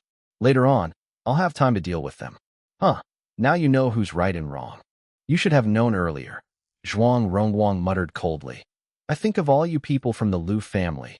Only that guy my cousin likes has better judgment. Lu Jingli quickly raised his brows and pointed at himself. Here. There's still one more person with good judgment. I've always supported my brother and my sister-in-law. Please call me Godly Assist number 2. After the misunderstanding was clarified, Zhuang Liaoyuan's expression softened. As for what the Guan family had said about the Lu family wanting to climb the social ladder, Zhuang Liaoyuan himself knew that this was impossible. Previously, his father still could not resolve the matter with Lingyu, so he had only been keeping watch of Xiaoxi in private, but he did not officially recognize the child. On the other hand, due to his own prejudice towards Lu Tingxiao, he did not want Xiaoxi to be with that fellow. So even when he clearly knew about the Lu family situation and knew that Xiaoxi was faced with a difficult situation, he did not step in. Indeed, he had hoped she would back out from the awkward situation herself. In the end, this was the consequence. They played a huge responsibility in this matter too. That child Xiaoxi had helped them so many times, yet they could not do anything for her. After the Guan family ran off, Yin Rui walked up to Zhuang Liaoyuan and Zhuang Zongren. With a sincere attitude, she said, Elder Chief Zhuang, General Zhuang, as parents, we were the ones in the wrong. It was us who did not see the true colors of people, and we kept misunderstanding Xiaoxi. We repeatedly stopped Tingxiao from being with that girl. But our Tingxiao is true to Xiaoxi. This child is stubborn. One glance, and he had his eyes set on that girl. No matter how much we advised him, his feelings towards Xiaoxi never wavered. No matter if it was the blind date banquet previously or the intentions for marriage with the Guan family, they were all his father and my personal decisions against his will. Lu Chongshan closed his eyes and sighed. At the start, I was determined about objecting to their relationship. I told Tingxiao that as the company leader and the entire family head, his choice for a wife wasn't his matter alone. Then, Tingxiao said something to me. He said apart from me and his mother, no one else can affect his decision. When he heard this, something in Zhuang Liaoyuan's eyes shifted. Zhuang Zongren's solemn expression looked deeply moved too. Actually, now that they recalled it calmly, they had met Lu Tingxiao a few times.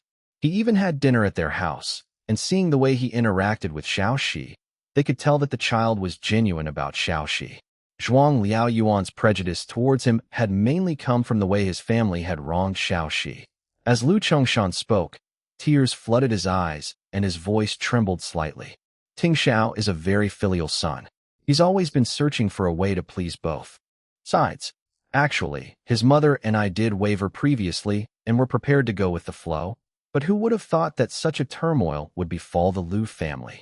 Just 7 days ago, Tingxiao told me that they could solve everything and had set a 7-day pact with me, but I didn't believe him. It was my fault. Chapter 1733. Today we must take her away.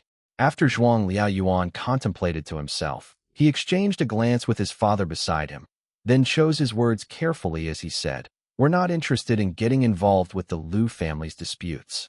The main point is now that the matter has developed to this. Whatever you say won't change the fact that Xiaoxi is in a coma. We just want to take Xiaoxi home now.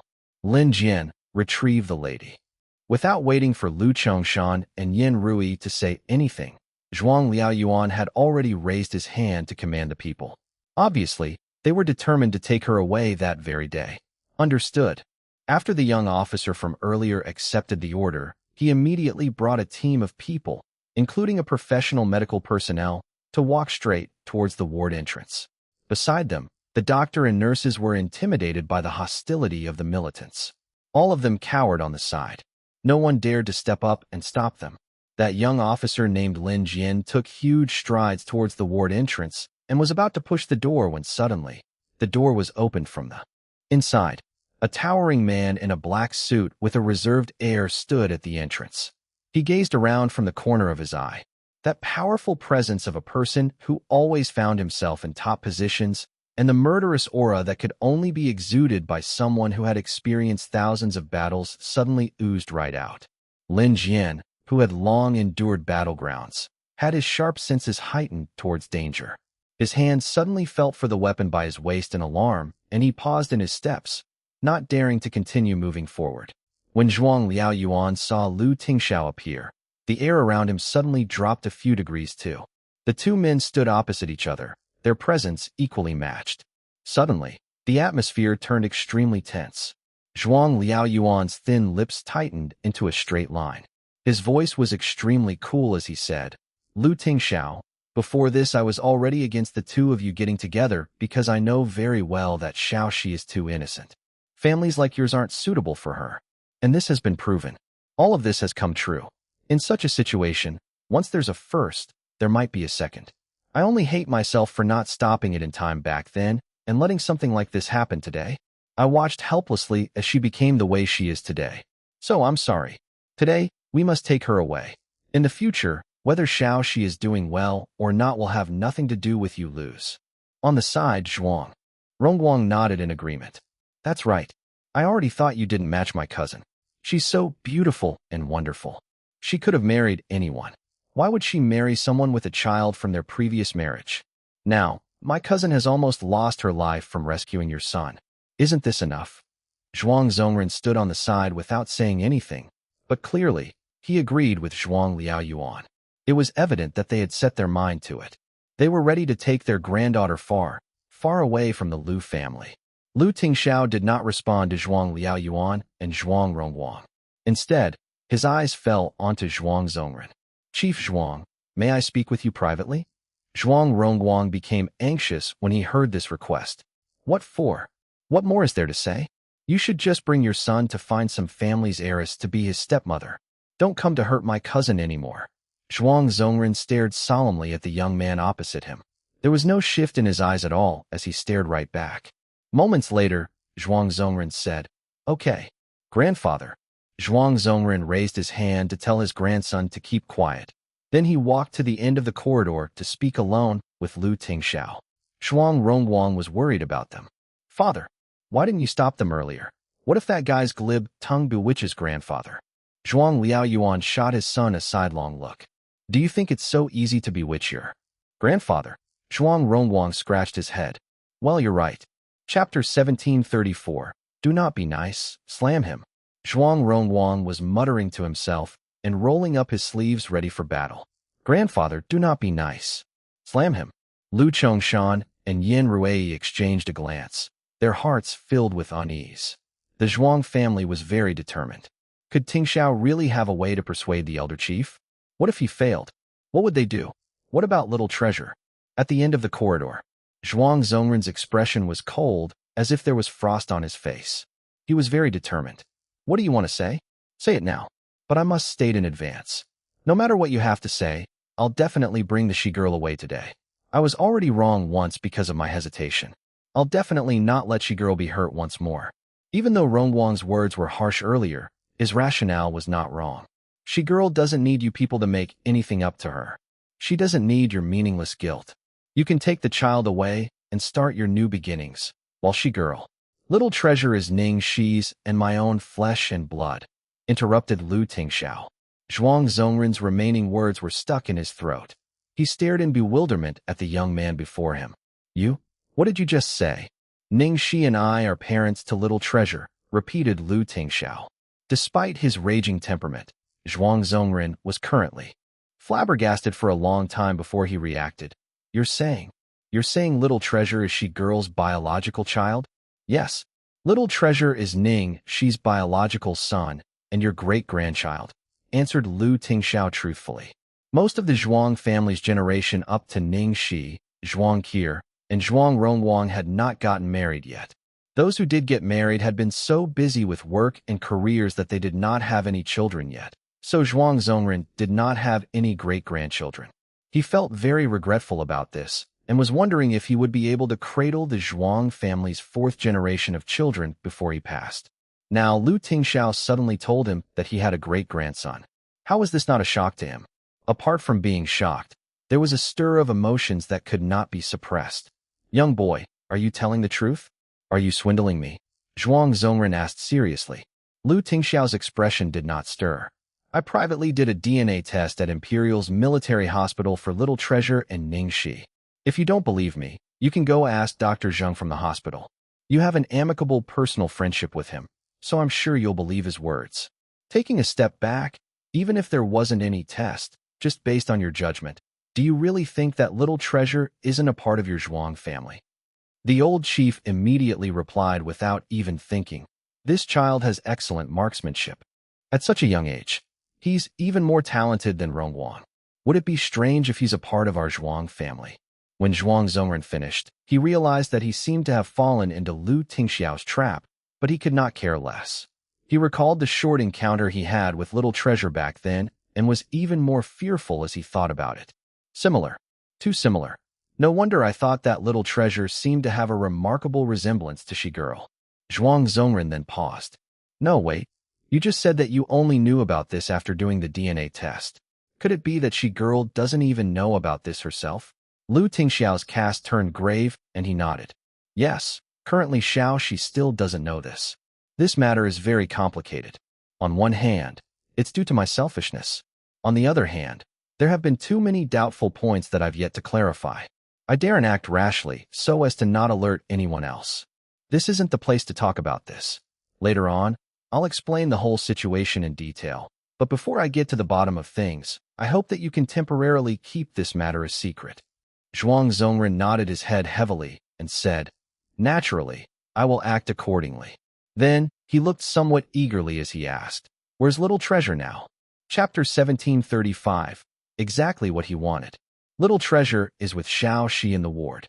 Lu Tingxiao then continued. The incident this time has caused a massive trauma to the child because he's feeling overly guilty. He can't face the fact that Xiao Shi might have died to save him.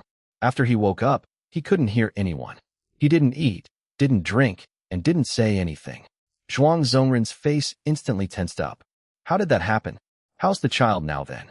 Later on, I told him that Xiao Shi's in a coma right now and that his mother needs him. Then, he started to slowly recover and he's been guarding closely by her side. Little Treasure can't leave his mother right now, and I believe that with the joined hearts of mother and son, Little Treasure is the person who could most possibly awaken Xiao Shi. Zhuang Zongren, who had treated Lu Tingxiao with disdain earlier, was now nodding at everything he was saying. "That's right, you make a lot of sense. We definitely can't separate Little Treasure and she-girl now." Zhuang Zongren turned to Lu Tingxiao and asked, "What do you think?" Lu Tingxiao paused before he suggested, "With Elder Zhuang's connections, you can obviously get better medical treatments than me, so I support you taking Xiao Shi away." When Zhuang Zongren heard Lu Tingxiao's opinion was not like his parents who had wanted to blindly keep Xiao Shi, the remaining anger in his heart dissipated and he revealed a satisfied expression. "At least, you know what's good and what's bad. But Little Treasure definitely can't be separated from Xiao Shi. So how about we let Little Treasure go with you?" When Zhuang Zongren heard this, he was overjoyed as that was exactly what he wanted. "Let Little Treasure come with me? That would obviously be the best. But are you sure you can make the decision about this?" Lu Tingxiao nodded. "My parents would agree. Don't you worry." Zhuang Zongren immediately clapped his hands in delight. "That's fantastic. Let's decide on that then." Not too far away, when Zhuang Rongwang saw that his grandfather was still talking to the man for such a long time, he could not help but start to worry. The two of them had their backs facing them, so they could neither hear anything nor see their expressions. They did not know what they were talking about for so long.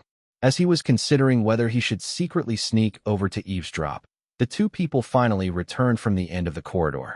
Grandfather, you're back. You definitely didn't listen to this guy's cheating wheedling, did you?" Zhuang Rongwang quickly walked right up to his grandfather with an anticipating expression. Zhuang Zongren shot his grandson a look. What nonsense are you spewing? Zhuang Rongwang quickly massaged his shoulders to curry favor with him. I knew that grandfather definitely wouldn't. Now, we can take cousin away, can't we? Zhuang Zongren responded. Naturally we need to take her. Zhuang Rongwang's was instantly thrilled, while Lu Chongshan and Yin Rui revealed anxious expressions opposite them. Lin Jian, Zhuang Liaoyuan was about to order his people to go in and retrieve her when Zhuang Zongren unhappily interrupted him. Hold on. Don't move. Everyone, back away. There are so many of you. What if you frighten them? I'll go myself. Zhuang Liaoyuan frowned. Zhuang Rongwang was confused. Frightened? Sis, she is in a coma. Who is going to be frightened? Zhuang Zongren personally walked over, and naturally, no one dared to stop him. Thus, the crowd could only watch as Zhuang Zongren walked towards Ning Xi's ward with a grave expression. After he entered, he saw a tender little guy lying by Ning Xi's bed.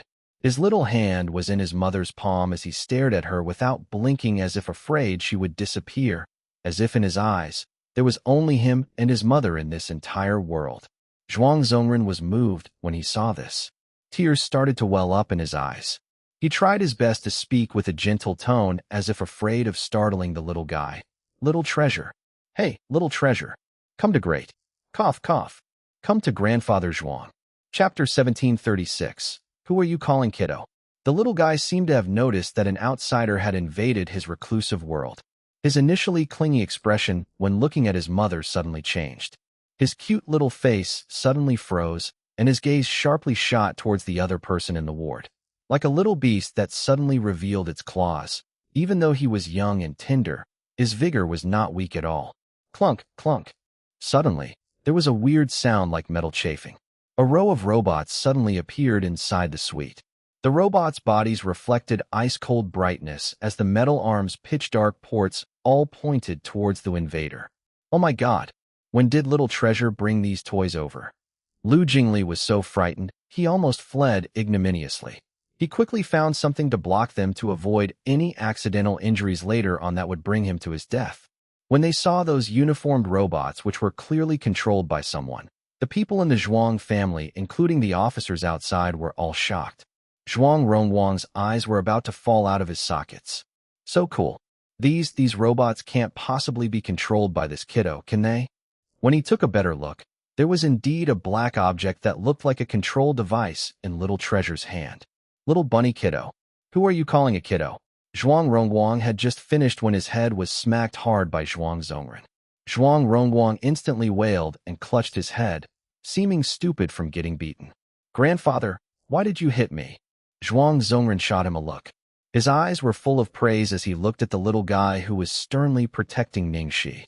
His tone was even gentler and more loving now. Little treasure, don't be nervous. Don't be afraid. We won't hurt her. We're here to help her. Little treasure's expression did not change at all. He was on high alert as he used his little body to block Ning Xi from the front. Those robots of his remained in their standby mode too. Zhuang Zongren revealed a helpless expression. At this moment, Lu Tingxiao walked past the robots and right up to Little Treasure. He squatted down and said to him, "Want to let mommy get better sooner?" The little guy's attention was immediately attracted by this sentence, and he looked hopefully at Lu Tingxiao. Lu Tingxiao continued, "You've met grandfather Zhuang before. Mommy was there too. Do you remember?" When he heard mommy, the little bun started to consider seriously, then he nodded. After Zhuang Zongren saw that the little guy still remembered him, he seemed instantly gratified. Grandfather Zhuang is mommy's friend. He can send mommy to a better hospital, said Lu Tingxiao. When the little guy heard this, even though he had relaxed a little, he still did not have any intentions of yielding. You stay with mommy. Go with grandfather Zhuang, okay? It was only when Lu Tingxiao said this did Little Treasure completely relax, and he nodded. At the same, the robots that had blocked the sickbed all put away the weapons on their arms and retreated in 2 rows, making a pathway. When Lu Jingli saw this, he patted his chest and walked out from behind the door in confusion. What was going on? His brother was not only letting the Zhuang family take Xiao Shishi away, he even let them take Little Treasure too? Was this not giving away his bride and losing his son too? At this moment, Zhuang Zhongren took a deep breath and tried to probe again. Little treasure, come. Come to grandfather Zhuang.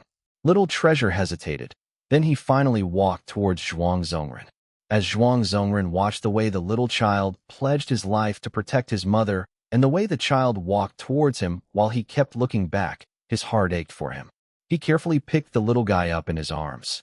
After he consoled little treasure, Zhuang Zhongren then ordered the entourage of medical personnel to transfer the patient out.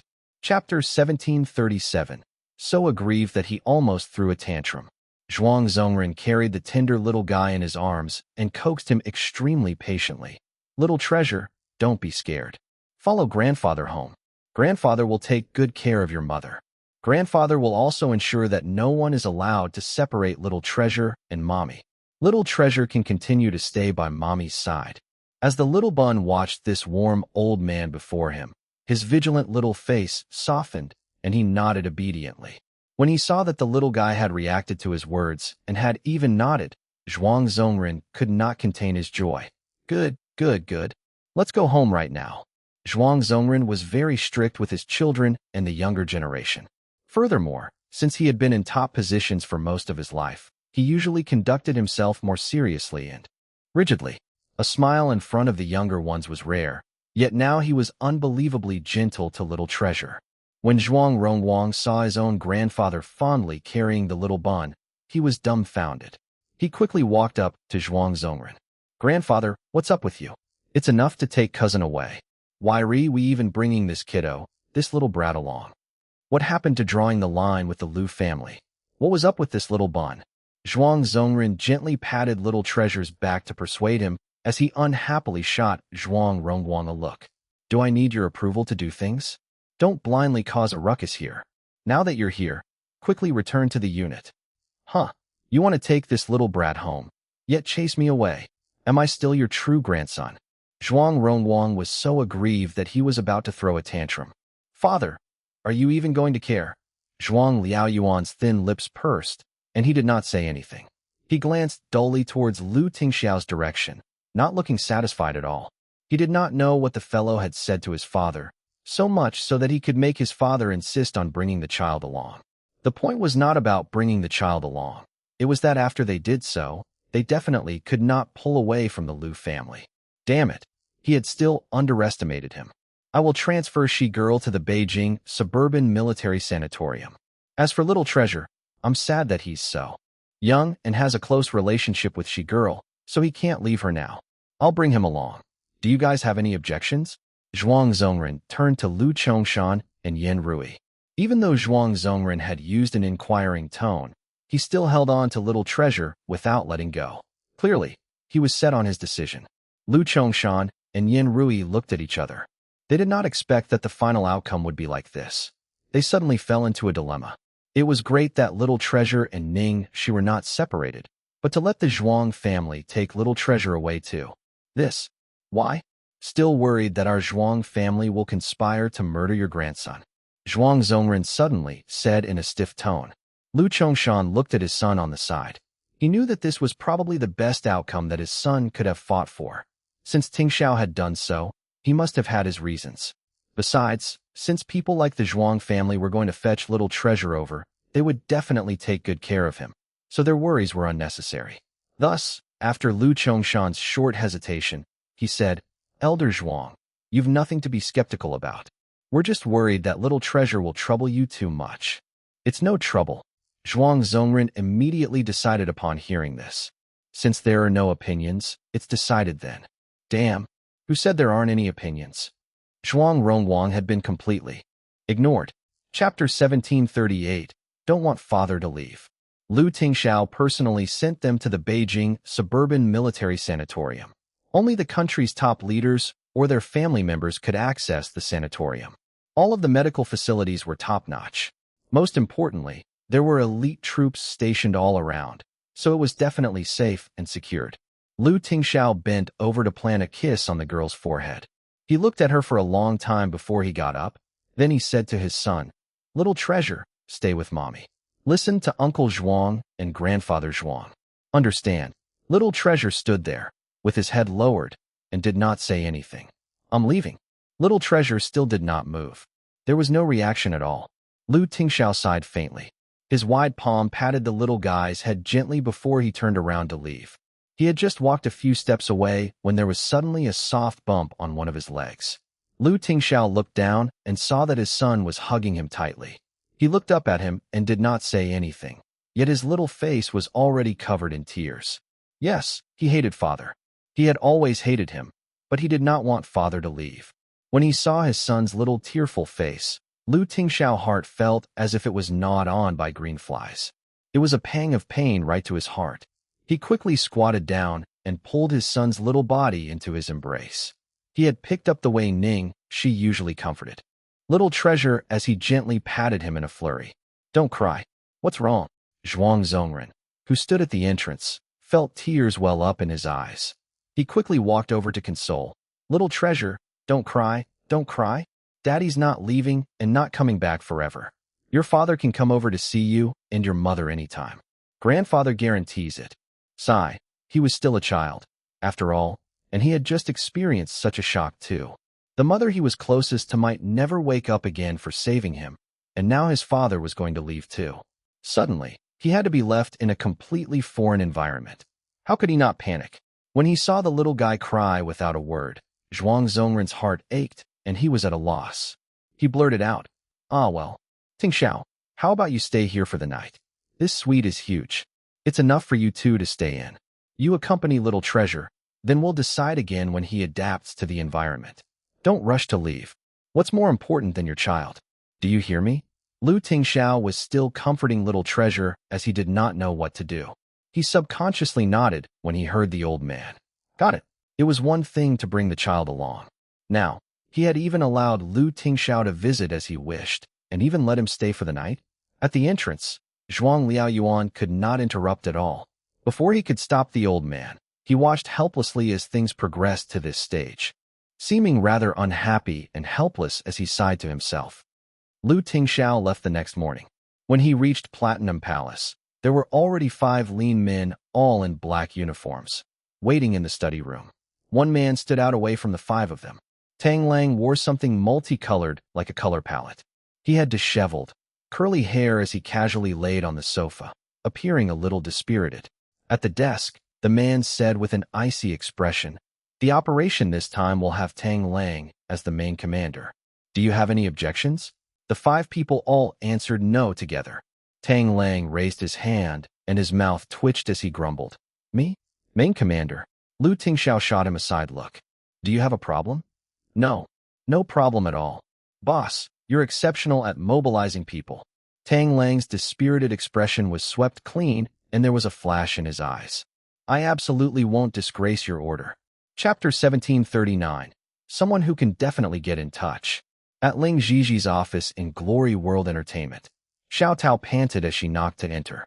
"Sis Gigi, Bro Shi's house, and all of the places that Bro Shi might have gone. I've searched them all, but I still can't find her. She's not at any of those places?" Ning Xi's expression sunk when she heard her.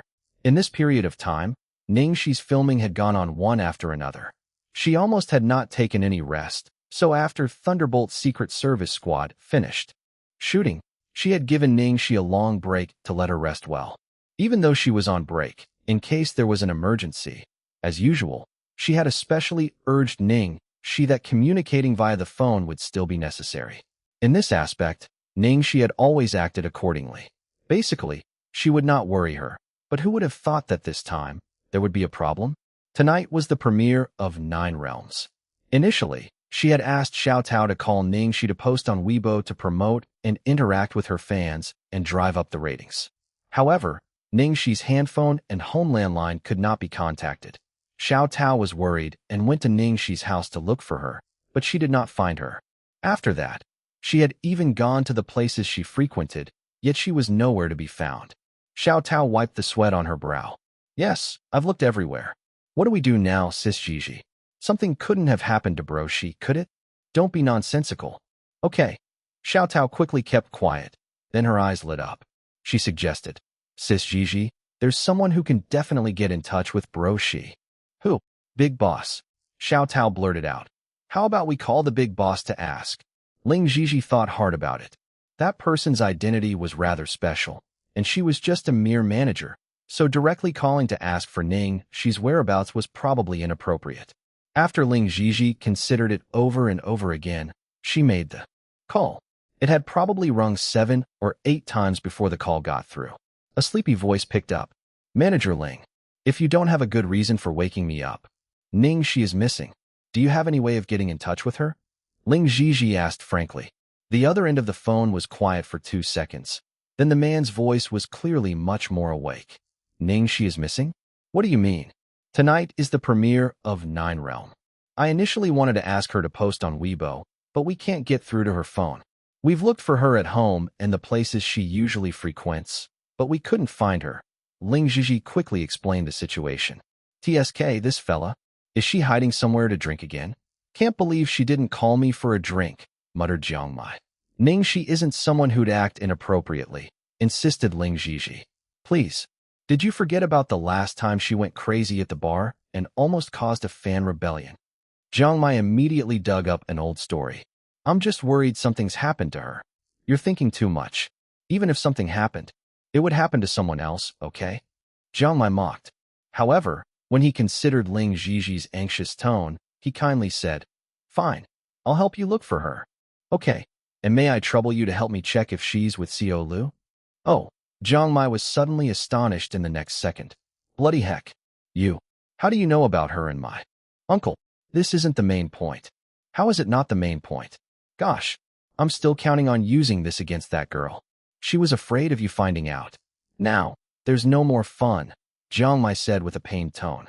Ling Xi fell into a speechless silence. Chapter 1740. I'm here for Ning Xi. After Jiang Mai hung up on the call with Ling Xi, he went outside in just his pajamas. Where else could the girl be? Apart from filming, she would just be showering her affection all over her man. When he arrived at the door to Lu Tingxiao's villa, a person suddenly rushed over, and they both clashed. Oh, second uncle. What are you doing? Why are you in such a hurry? Lu Jingli picked up the documents from the floor one by one and quickly asked, I'm here for my brother. Why are you here? I'm here for Ning Xi. Ling Xi called me and said that she couldn't get in touch with her. Jiang Mai replied. Lu Jingli's expression changed, and he froze when he heard Ning Xi's name. Jiang Mai frowned when he saw the change in Lu Jingli's expression. What happened? Lu Jingli pinched the space between his eyebrows. He was not sure where he should begin. Too many things had happened lately, and the whole Lu family was in a mess right now. Everyone was at a loss about what to do. They were just done with the Zhuang family. A lot of other things still had to be handled. Handling Ning Xi's career would be extremely difficult. No one knew when Ning Xi would wake up, so what could they do with her career? How should they tell the media and her fans? Jiang Mai had never seen such a serious expression on Lu Jingli's face before. He became nervous and he asked, Second uncle, what's wrong? Could it be that she wants to break up with uncle? Lu Jingli took a deep breath and said, Xiao Shi. Something happened to her. Little Treasure was kidnapped. She was injured gravely from rescuing Little Treasure. She's still unconscious after the surgery. Jiang Mai's face went blank. He did not expect that something bad would have really happened to Ning Xi. What? What do you mean she's still unconscious? Jiang Mai's voice trembled. She's in a coma, a vegetative state. She needs to rely on a breathing machine to survive at the moment. How could it be? How could it be like this? When did this happen? Jiang Mai still could not believe it. We brought her back the night before yesterday. The surgery was completed yesterday morning, and she's now being sent to the military sanatorium in the suburbs. Jiang Mai was stunned. His jaw went slack, but no words came out. The Lu family had locked down the news, so nothing had leaked out despite it being such a severe matter.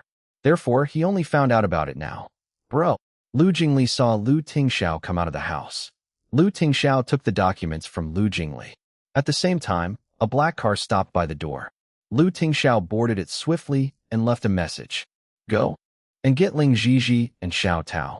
Send them to the sanatorium. I'll be there soon. Jiang Mai then offered. Uncle, let me get them. Lu Tingxiao contemplated his offer. Lu Jingli gave Jiang Mai a pat on the shoulder. Thank you then, Mai. Remember to keep this a secret. We have to discuss how to work this out from now on. We're trying not to affect Xiao Shi's career. Jiang Mai nodded. After the car left, Jiang Mai stood there for some time before he called Ning Xi. Hello, Xi. Where are you and Xiao Tao? I'll go and get you guys. Chapter 1741. I can't keep the pretense up for very long. At the military sanatorium in the suburbs of Beijing, a black Maybach and a silver Ferrari came to a stop near the entrance at the same time. Uncle, I got them here. CEO Lu. Boss. After they greeted one another, everyone went towards the sanatorium. Xiao Tao's eyes flew wide open when she saw the place in front of her. There were armed soldiers guarding the entrance and a tall sentry box with guards. Was this not the legendary military sanatorium? It was said that only important officers or family members could stay here. Why was Broshi here? Could CEO Lu have arranged it? As they arrived at the entrance, Lu Tingxiao made a call. I've brought a few people, hoping to see Xiao Xi. They are Xiao Xi's manager and assistant. We have to handle Xiao Xi's career carefully, so they need to know about this. Soon, someone came out from the inside. It was a young officer. The guard by the door saluted the officer. Colonel Lin. Open the door and let them in. Yes. Please, CEO Lu. Lin Xian brought the group into the care center. On the first floor, they walked for about 10 minutes and went past several sentry posts, before finally reaching a small, red-bricked building hidden within a forest. If not for Lin Xian's guide, regular people would not make it there. It was not advisable for too many people to go in at once, so Ling Xi's group stood outside and looked in through the glass window. Once upon a time, there was a beautiful girl who was liked by everyone. The person who liked her the most was her grandmother. She would give her everything she wanted. Once, the grandmother gave the girl a small red hat made of velvet. It fit just right on the girl's head. Ever since, the soft and gentle voice echoed in the room. Lu Tingxiao's expression softened as he looked at Little Treasure and the girl in silence. Lu Jingli was touched as well. Little Treasure spoke. Under the warm sunlight, the little boy was sitting by the bed with a book in his hand. He was reading the book with his gentle voice, like an angel. The girl beside him was lying on the bed quietly. Bandages were all over her with complex-looking machines beside her, and numerous tubes were hooked up to her body. Jiang Mai could not stand it anymore. After just a glance, he covered his eyes in denial and rushed out. Ling Xi looked on in pain. Jiang Mai had only told her about the situation vaguely in the car, but she did not expect it to be this terrible after she saw it for herself. Xiao Tao stood beside Ling Xi with a pale face. Her body started shaking. Broshi. Ms. Ling, how long can you delay the news? Lu Tingxiao asked straightforwardly. Ling Xi took a deep breath to calm herself down. Then she replied, to be honest, I'm not sure. It would depend on the reaction of her fans. The 3 projects Ning Xi was involved in will be airing soon. 9 Realms, Mother, and Thunderbolt Secret Service Squad. Ning Xi's popularity will reach its peak, and at this period of time, it should be her most active period. She would have to attend all the promotional events since she's part of the main cast. It would still be alright if Ning Xi doesn't show up once or twice, but people will start to be suspicious if the frequency of her not appearing grows. Ling Xi then said with a troubled expression, I'm afraid. I can't keep the pretense up for very long. Chapter 1742. I'm sorry, it's my fault. The atmosphere became heavy after Ling Xi's reply. Everyone looked tense. They understood how much Ning Xi loved her career and how much effort she had invested in it. They would try their best to protect what she held dear. Lu Tingxiao quietly observed the girl behind the glass window. After a short moment of silence, he grimly said, if Xiao Xi is still unconscious after 3 months, announce her actual situation. Ling Xi nodded. The deadline Lu Tingxiao had given was somewhat similar to the estimation of the tenure she could handle. During this period of time, I'll manage Ning Xi's social media accounts and try my best to drag on in order to maintain Ning Xi's popularity. It'd be best if Ning Xi wakes up, but if things go out of control, I'll hold a press conference and prepare a suitable explanation to tell Ning Xi's fans. Ling Xi understood that the chances of Ning Xi's recovery were low, but she wanted to try as long as there was hope. Fortunately, Ning Xi was staying in the military sanatorium. There was nowhere else that could offer more privacy, so they could avoid any news from leaking. However, just what had happened for Ning Xi to be injured this badly? Ling Xi could sense that there was a lot of secrets within the Lu family involved, so she did not pry into it. She was Ning Xi's manager. All she had to know was that she would give her all to protect Ning Xi's career. Tingxiao nodded and agreed to Ling Xi's plan. He then gave Ling Xi his personal number. Call me directly if there's anything about Xiaoxi. Okay. Ling Xi nodded. Now, she understood why Ning Xi, the freedom-loving girl, would choose this man in front of her. With Tingxiao's position and identity, he could have built a wall around her, given her everything she wanted, and made her follow his will. Ning Xi had been in a relationship with Tingxiao behind her back, and she had never noticed it. Ning Xi had even told her that Mingyu was Tingxiao. This man loved her, yet he had never forced her to do anything. He stayed by her side, respected her, and protected her everything. As Ling Xi was discussing the details with Tingxiao, Xiao Tao was staring at Ning Xi behind the glass window with a pale face. Bro Xi, is there any chance of her waking up? When will she wake up? In 3 months. Xiao Tao asked desperately. Lu Jingli replied with an awkward tone. Not sure. Even the doctors don't know when she'll wake up. She might never wake up. You mean bro she might stay like this her whole life? Xiao Tao's trembling got even worse. Lu Jingli put on a bitter smile. It's not impossible. Lu Jingli's words flipped a switch inside her. Xiao Tao seemed to break down. She covered her face and cried, kneeling on the floor and wailing loudly. Bro Xi, I'm sorry. It's my fault. It's all my fault. I'm sorry. Ling Xi was taken aback when she saw Xiao Tao crying out loud on the ground. She turned around to ask, Xiao Tao, what's wrong? Chapter 1743, Betrayal. When they saw Xiao Tao's reaction, Lu Jingli exchanged a look with Tingxiao. They did not say anything.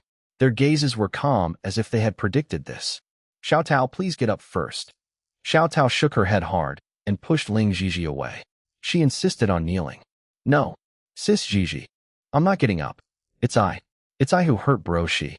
It's I who caused Bro Xi to become like this. Bro Xi has been so good to me, yet I made her this way. Xiao Tao, please calm down. What's going on? Ling Xi's expression was even more solemn now. Xiao Tao remained very emotional, and she kept repeating, It's all my fault. Ling Xi consoled her for a very long time before Xiao Tao finally calmed down slightly and knelt there blankly. She said in a shaky voice, I already knew, that someone wanted to hurt Bro Xi in secret. They wanted to kill Bro Xi. They wanted Bro Xi's life. What? Someone wants to hurt Ning Xi? How do you know? Ling Xi quickly asked. Xiao Tao choked on her sobs as she admitted. Because those people already came looking for me. When we were filming in Sichuan City, that gun. I switched the gun. It was I who switched the fake gun for a real one. What did you say? When she heard Xiao Tao's words, Ling Xi stood there stunned. She would never have thought that the culprit they had not discovered up till now was actually Xiao Tao. Lu Jingli looked at Xiao Tao, who kneeled on the ground, and sighed softly.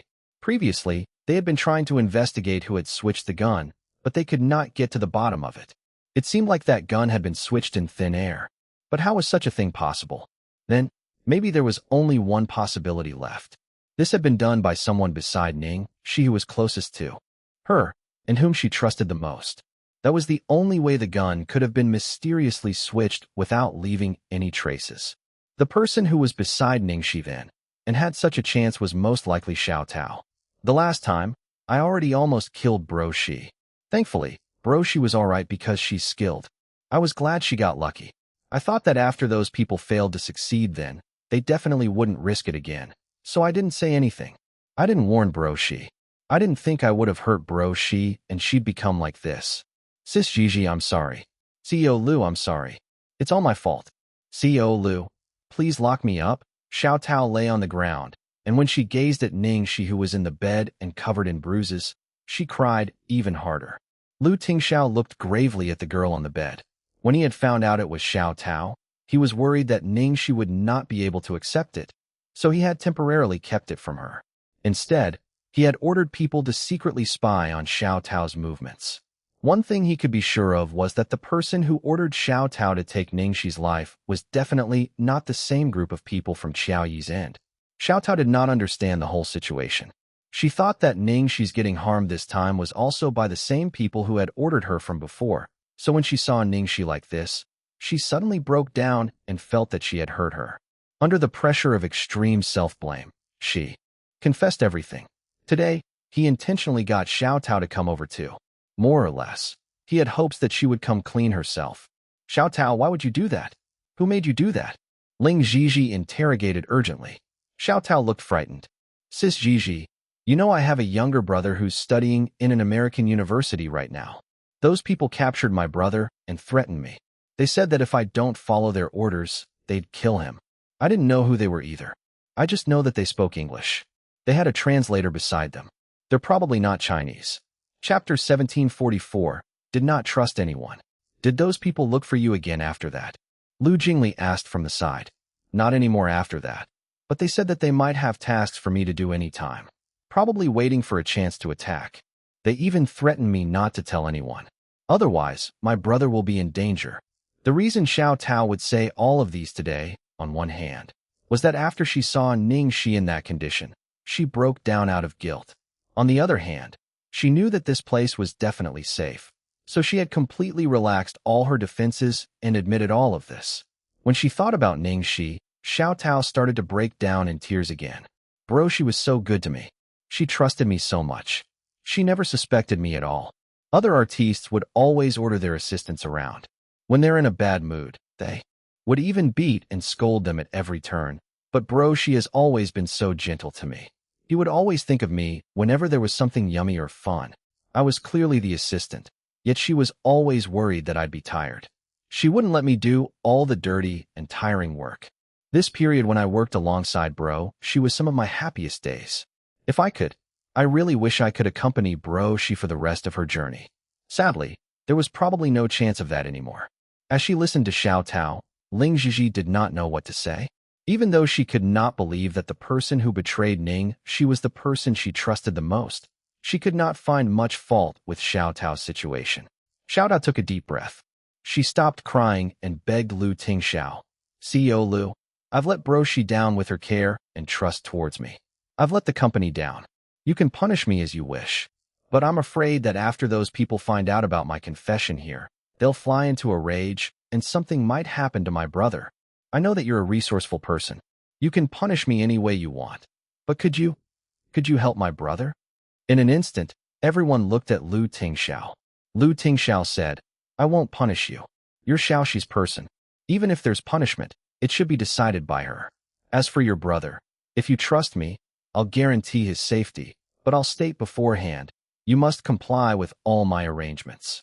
On the side, Lu Jingli explained, he means just pretend that today didn't happen. Continue to keep in touch with their end and be our spy. If they have any movements, you must tell us right away.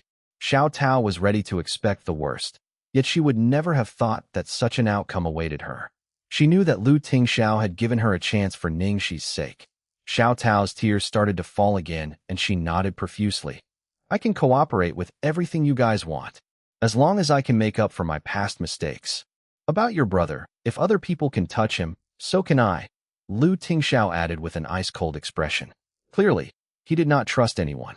Xiao Tao suddenly felt her spine shiver. Her body trembled like a sift chaff. I understand.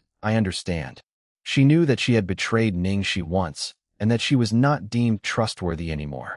She could completely understand CEO Lu's actions. Instead of being on edge every day, she might as well trust CEO Lu. Even if she was exploited by CEO Lu, it would be better than being threatened by those people. Ling Xi looked at the way Lu Tingxiao handled things and let out a breath of relief. It seemed like the best course of action. Ning Xi was currently in an unusual phase. If they suddenly changed the assistant that had worked by her side for so long, this would alert the enemy. If they got another person, forget about not being able to explain the situation to the new person, she would not feel at ease using them either. Chapter 1745. Mother Protecting Dragon Little Treasure. When he saw that the atmosphere had taken such a terrifying turn, Lu Jingli cleared his throat and tried to smooth things over.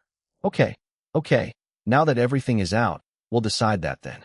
Bro, you shouldn't keep putting on a poker face. Do you know that even I'm frightened by the way you look until I'm about to pee my pants? You're so near to sis-in-law. Your aura will affect her. When he heard the last sentence, Lu Tingxiao's expression softened. After they left the ward, they walked to the courtyard and saw that Jiang Mai was squatting underneath a huge tree. His eyes were bloodshot and he looked like he had just cried. When he saw them come out, Jiang Mai stood up and walked over. He stood in front of Lu Tingxiao grimly. May I talk to her alone for a while? Behind them, Lu Jingli's mouth twitched. Impossible. You can't. Indeed, just as he thought, Lu Jingli heard his brother's answer.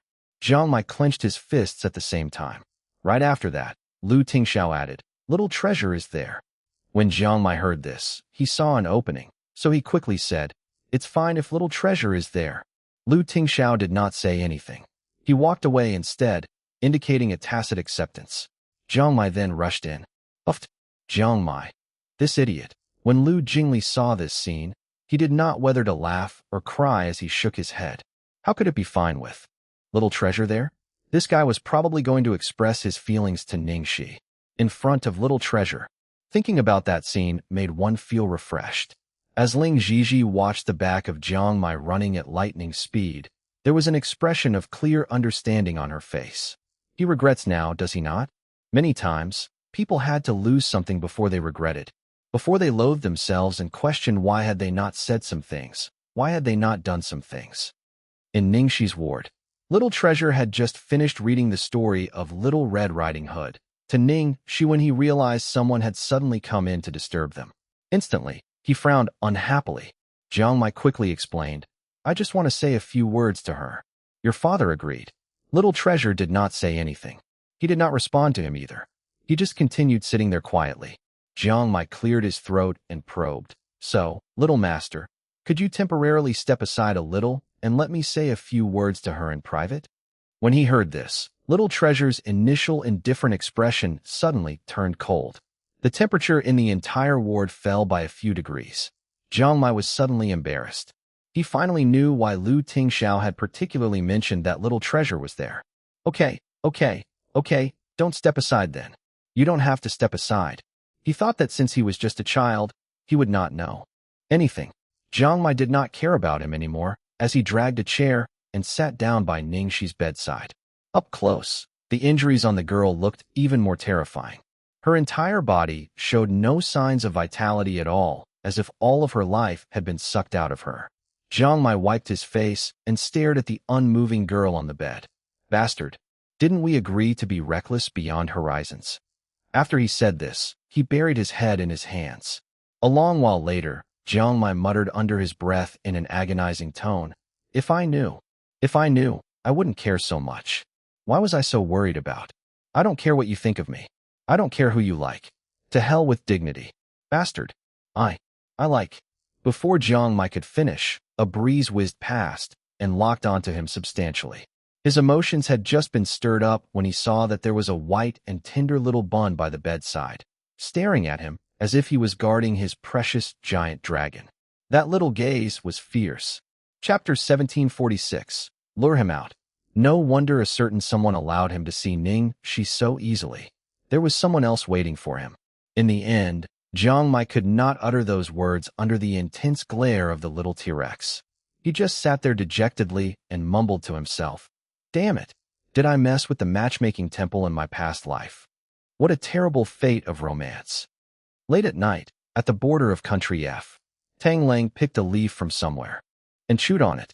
He turned around and told the person beside him, The guard around the target is at its weakest now. You only have to be mindful of a guy with glasses. I'll seduce that guy. No, I mean lure him out. The person in the black suit was speechless. Was there any difference between seducing and luring? He asked in a doubtful tone. Are you sure we have enough people? I think we're taking a big risk. They are arms dealers, after all.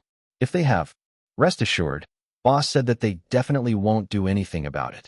Don't chicken out and just go for it. Tang Lang reaffirmed. He had been pretty worried himself at first, but since Lu Tingxiao said it would be all right, then he had no issues with it. He was not just blindly trusting Lu Tingxiao. He was just like a miracle. The last time, no one expected Lu Tingxiao to call Satan at such a crucial time. Then, Satan had actually told him the exact location and listened to him. He totally believed in Lu Tingxiao's understanding of Satan. Tang Lang slowly took out his phone and sent a text to Tang Yi. I'm in the forest 800 m away in your 10 o'clock. I can tell you the answer to your question last time. Want to come over? Tang Yi replied to him almost immediately after he sent the text. Okay. The trap was laid. When he saw a familiar silhouette came out of the house, Tang Lang flashed the person behind him an OK sign. Done, do it. A group of people closed in on the building slowly through the night. In the forest, Tang Lang was sitting on a thick tree branch when Tang Yi came over. He leaped down when he saw Tang Yi. Hey, that was fast. Answer. Tang Yi looked at the man expressionlessly. Tang Lang shrugged. TSK, you already know it. Why do you want to ask me again? I want to hear you say it. Tang Yi gazed at him sharply. Fine, I can do that. But let's fight. I'll tell you after you win. Tang Lang then took the offense. Tang Lang's expression did not change. He shifted slightly and avoided the first attack. They then clashed with each other. After 10 blows, Tang Lang looked at his opponent's gold-framed glasses and a fire lit up in his eyes. Are you going to leave your glasses on? Looking down on me now. He then started unleashing even more fervent attacks. After about 100 exchanges, Tang Lang yelled, Damn it! Tang Yi, you madman. Tang Yi had the odd and crazy ability to get stronger when he met a stronger opponent. They fought neck to neck even when he still had his glasses on and he had not gone berserk. Tang Yi would not be distracted if he went into battle mode. He would not realize what was happening around him. It was precisely what Tang Lang wanted. After some time, Tang Lang relaxed a little when he saw the signal of the operation having gone successfully. At that very moment, Tang Yi grabbed his vein. Tang Lang suddenly closed in, but he did not attack. Astonishingly, he hugged his opponent and muttered, Senior brother, I'm sorry. Tang Yi suddenly snapped out of his battle mode. He looked at the building nearby in terror. Tang Lang, you. Tang Lang said in a cold voice when he saw Tang Yi was about to rush over. You don't have to go. We've already taken him. Don't blame me for this, senior brother. I said before that I don't want to make you my enemy. This is the only way I can think of. Chapter 1747. Do whatever you want. In a villa on the outskirts of Beijing, Feng Jin covered the gunshot wound on his body and went inside a dark room. Satan, Uncle Xiao has been kidnapped by Lu Tingxiao's people. Hurry, quickly send some people to get him.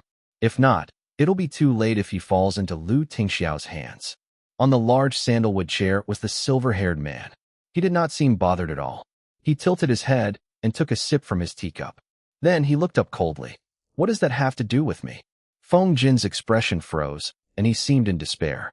Satan, I know it's Uncle Xiao's fault that he did that behind your back, but everything he did was for your sake. No matter how angry you are, you can't just let him die. He's your... Feng Jin's face went pale when the man glared at him with his striking cold gaze.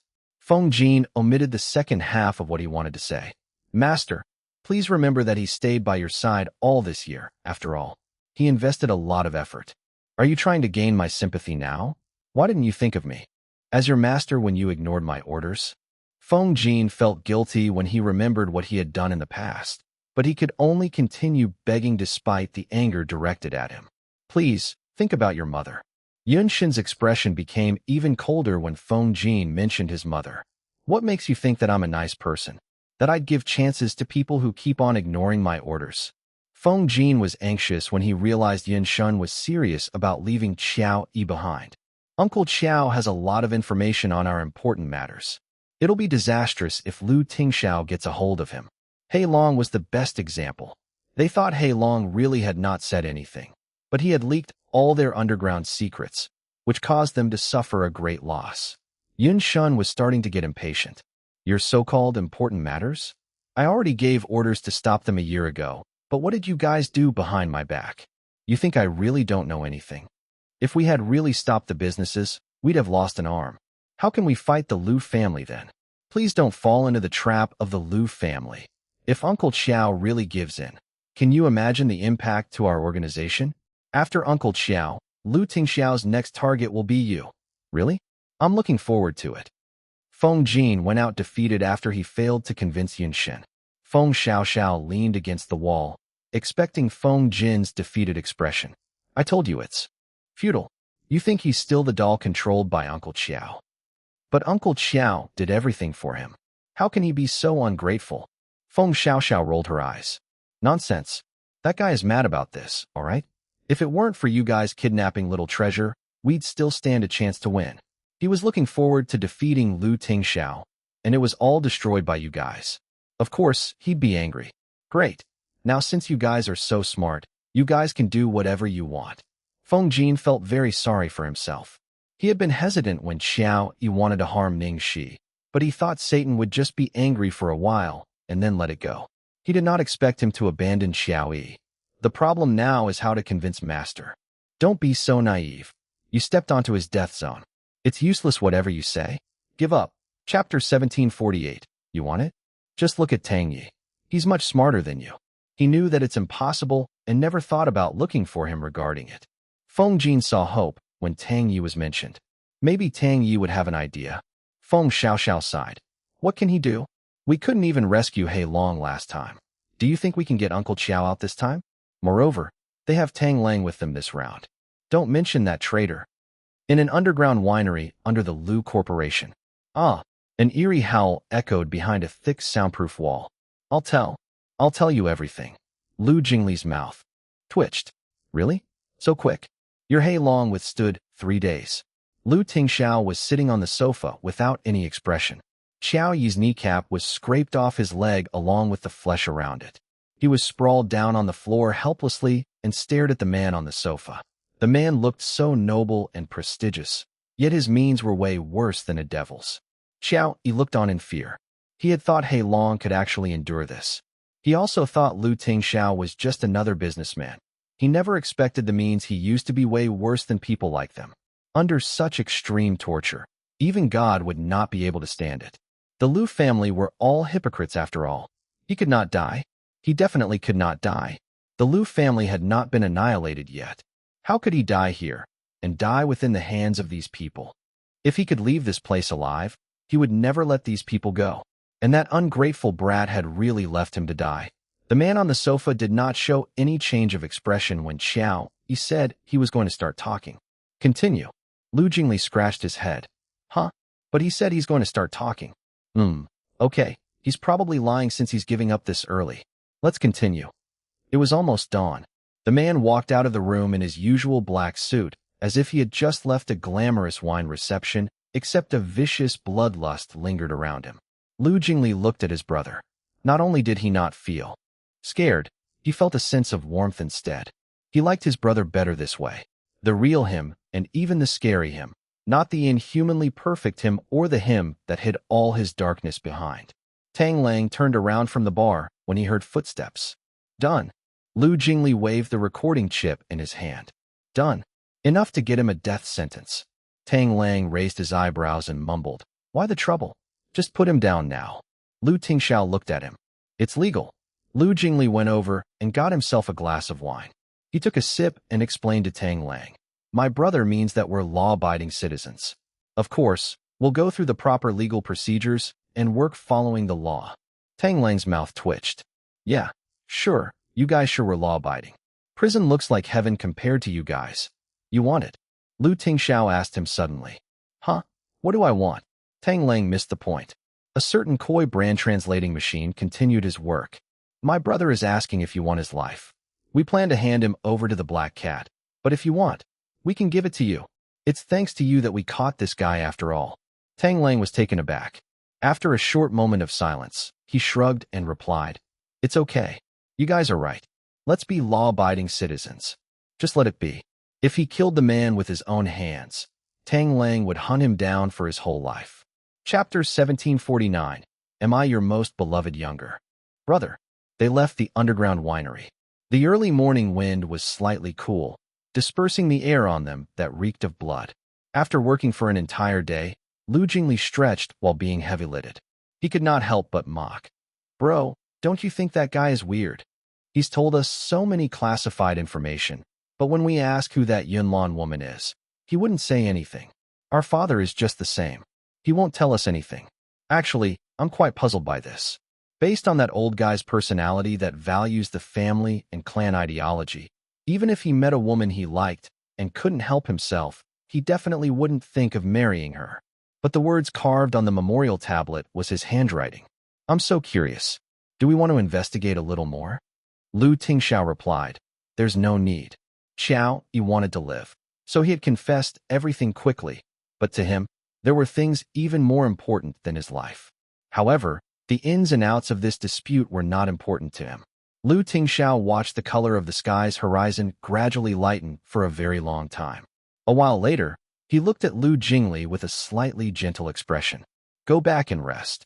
Lu Jingli rubbed his eyes that could not stay open much longer and nodded. Oh, what about you?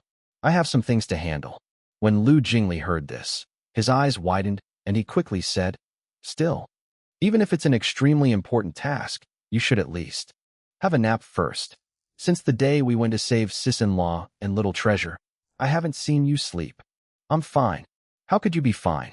You. At that moment, Lu Tingxiao's phone rang. So he raised his hand to interrupt Lu Jingli and picked up the call. Hello? Today.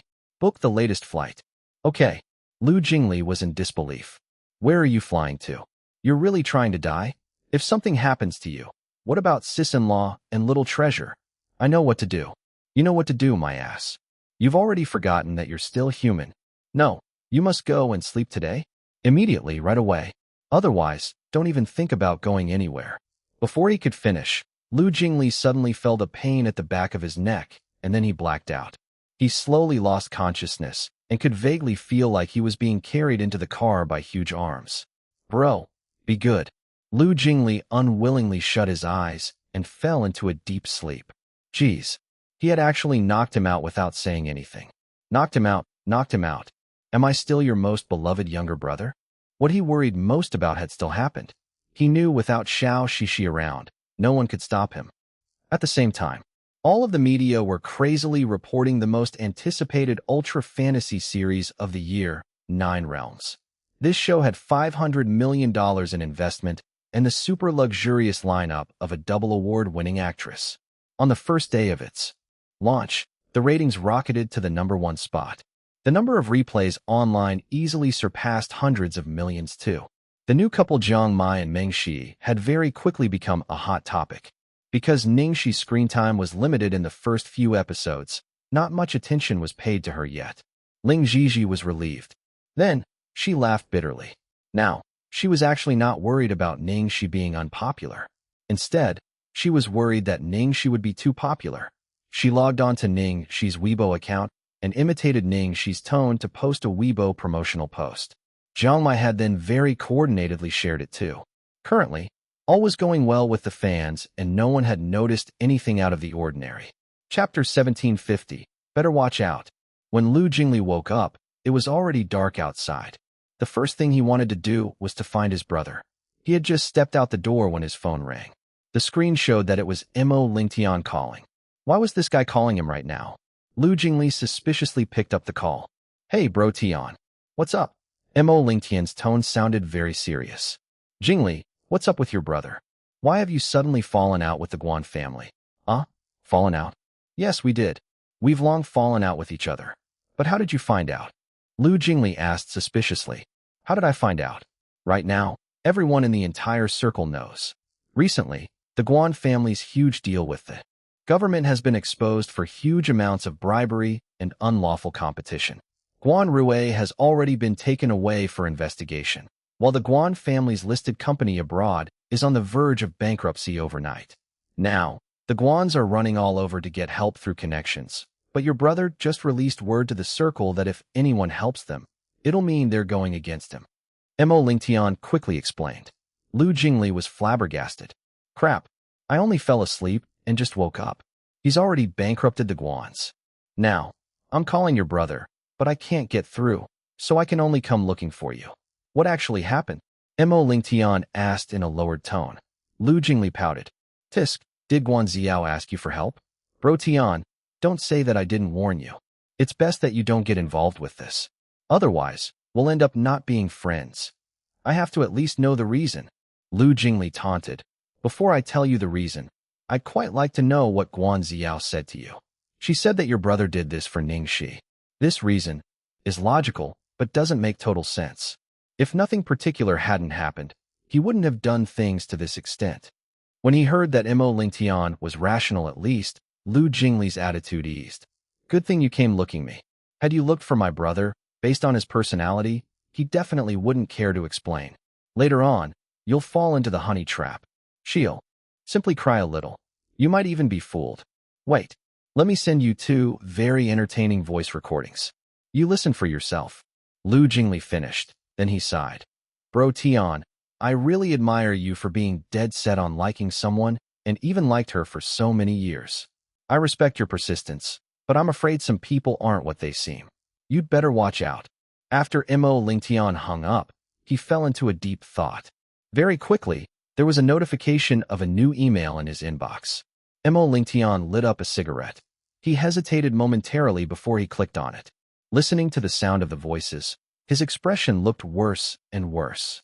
It was not sure how long had passed before Mo Lingtian finally returned to the private room. Inside the room, when Guan Xiao saw him, she quickly asked nervously, Lingtian, what did Tingxiao say?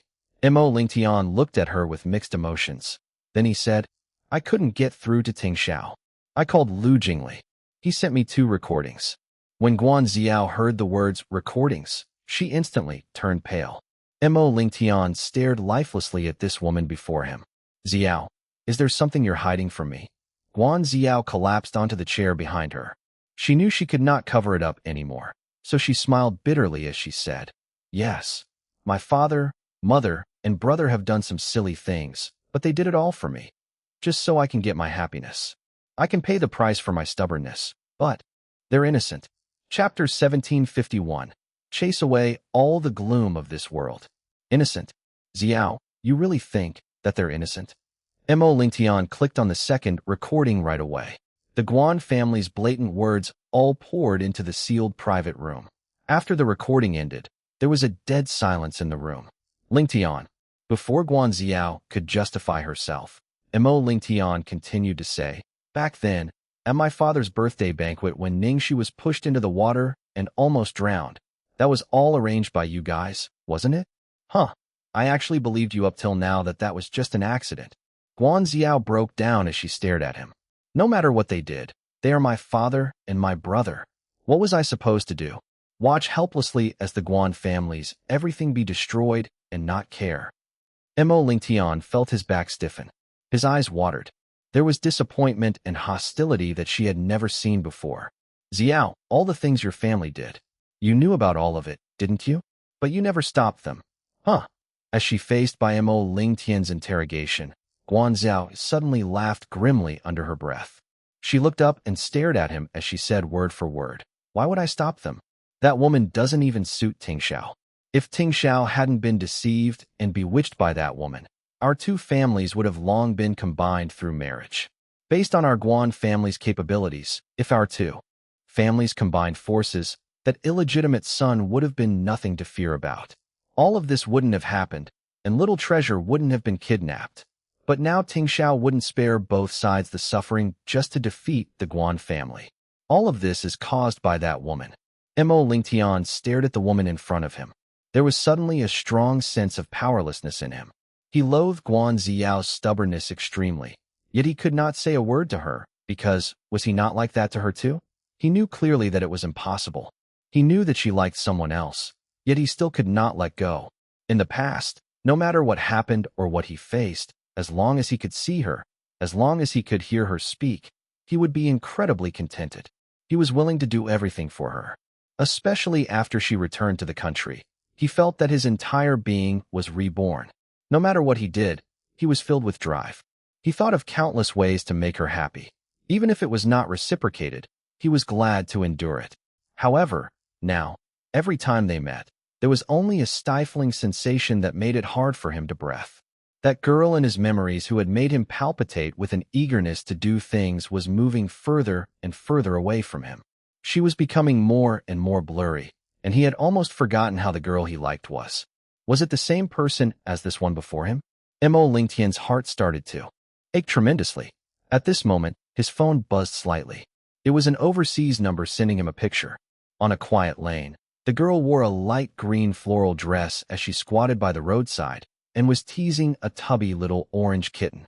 The expression on her was so gentle, as if it could chase away all the gloom of this world. Even the suffocating sensation that nagged him at this moment had suddenly faded away. Tianxin, Tianxin. When he realized that this name suddenly flashed across his mind repeatedly, Mo Lingtian's expression suddenly changed, and he hurriedly put his phone away. He liked Xiao. He loved Xiao. He swore that he would only like this woman in his entire life. But now, what was he doing? This feeling as if he had betrayed himself made him suffer even more. Tingxiao, we're indeed wrong in this. No matter what my brother did, he shouldn't have touched Little Treasure, but at least he never thought of hurting Little Treasure. Little Treasure was all right then, and that woman had always had Tingxiao protecting her. We didn't do any damage to her, did we? The fact that she's now hurt has nothing to do with us Guans. Tingxiao's trying to take his anger out on us has gone rather excessive. Tingxiao took a deep breath and interrupted her. Xiao, for your father, I can help you find someone to lighten the sentence as much as possible, but about the company, I'm sorry, I can't get involved. Chapter 1752, I'm done as. Well, Guan Xiao could not believe it when Tingxiao said he could not get involved. This man was always willing to do anything for her. Moreover, she was in a critical period now. Tingxiao, since Tingxiao released those words, I can only ask you of this. Only you can help me to speak a few words to him for me. I'd never come and trouble you if I had other choices left. Tingxiao numbly said. Xiao, the three of us grew up together. You're my friend. Tingxiao is my brother. The Guan family is at fault this time, and this is as far as I can help you. It's also the last time I'm doing anything for you. Moreover, Ning Xi was not just Tingxiao's lover. She was also Qianxin's cousin. Guan Xiao clenched her fists. What do you mean? Tingxiao closed his eyes and told her. Xiao, I understand how strongly you feel for Tingxiao because it's the same for me towards you. Tingxiao, I just know that you'd understand me. Tingxiao ignored her words and interrupted her. But, Xiao, I love you. I make advances properly and have never hurt you or anyone beside you. I've also never forced you to do anything. As for you and Tingxiao, it's not love anymore. Loving someone doesn't mean you have to be with them or even use underhanded tactics. Do you understand? Tingxiao was not sure if he was saying those words to Guan Xiao or to himself. Still, he felt somewhat relieved after saying those words. He remembered what Lu Jingli told him. Some people were not who they seemed to be. He thought the person he loved was the most special one, that she was different from all the other girls, shining ever so brightly. He trusted that she could really let it go. He thought that she was the one he had in mind. He kept on living in his memory, submerging himself in his own fantasy. He should have realized it a long time ago. She always said that she would let it go, but she would grab onto any chance to be near Tingxiao. The whole time, his only value to her was being Lu Tingxiao's buddy. She probably did not even see him as a friend. However, he did not want to see the girl he loved in such a negative light. He also did not want to believe that the girl he liked for so long had become someone he hated. After Tingxiao was done, he stood up and left. Guan Xiao sat there in shock. She looked at the direction the man was leaving. At that moment, she realized that she had lost something. The next moment, she stood up quickly and chased Tingxiao. She held onto his arm and said in a trembling voice, Tingxiao, I'm sorry. I know I've disappointed you. I know I've lied to you. I've never given up on him, but I don't have a choice. I can't help it. I love him. I really can't let the Guan family to get destroyed in my hands. Please, just one more time, okay? I'm really done this time. I won't bother him anymore. Tingxiao looked at the girl's hand without saying anything. After a short while, he shook the girl's hand off his arm. Xiao, I'm done as well. Guan Xiao's face went pale. I've made too many mistakes for you. I've also hurt a lot of people. So I'm sorry. Chapter 1753. Might have went to look for Tianxin. A week later, there were blisters all over Lu Jingli's mouth all because he had been talking his brother out of it, but nothing worked. He really missed the times when Xiao Shishi was around. He would do anything as long as she said it. He was on the verge of crying just remembering it. As Lu Jingli was sighing, his phone rang. He took a glance and noticed it was from the Mo family. Helly, Auntie Mo? Kong Shuhui's anxious voice came through the moment the call connected. Jingli, have you seen Tingxiao for the past few days? Bro Tian? Nope. What's wrong? We haven't seen Tingxiao for a week. We can get through to his phone, but no one's picking up. I've been asking around, but no one knows where he is. I'm worried sick. What? Gone. Lu Jingli's expression changed. A week ago. Was it not the day he told Bro Tian the truth? Could something have happened to him? Lu Jingli mumbled mindlessly. Kong Shui almost went crazy. Jingli, what did you say? What happened? Do you know something? You have to tell Auntie about it. Ling Tian. Ever since the incident with Tianxin last time, he has been very obedient. He comes back on time. But now he's disappeared for such a long time. Lu Jingli was worried something had happened, so he told her the truth. A week ago, Bro Tian came to ask me about what happened between my brother and the Guan family. Then, I knew it'd be related to that woman again. He'd only behave this way whenever she's involved. People from the Guan family came over and begged Ling Tian's father, but we didn't do anything since we're not sure what happened. Then, I just told him the truth, mainly about how the Guans have been playing dirty tricks behind our backs and have been trying to harm my brother's girlfriend. They even almost harmed Little Treasure. I think Bro Tian wasn't really involved this time. He probably just needed some time to accept it. Lu Jingli then comforted her. Don't worry, Auntie. He won't be in trouble so easily. He probably just felt depressed and wanted to be alone. I'm always like this when I'm not happy myself. Really, don't worry. I'll help you look for him as well. Okay. Thank you, Jingli. Kong Shui told Mo Jianzhong about it after she hung up. Mo Jianzhong then said, just let him cool down for a few days. Why are you so anxious? How can I not be? You know just how crazy your son is towards that woman. What if he can't take the shock? It's been 7 days. We've lost our grandchild. Do you want to lose your son too? Mo Jianzhong realized his wife was getting overly worried. We've already sent people to look for him. Be patient, all right? I wonder where that brat went to. Even I can't find him. Suddenly, Kong Shui thought of something. Do you think Ling Tian might have gone to look for Tianxin?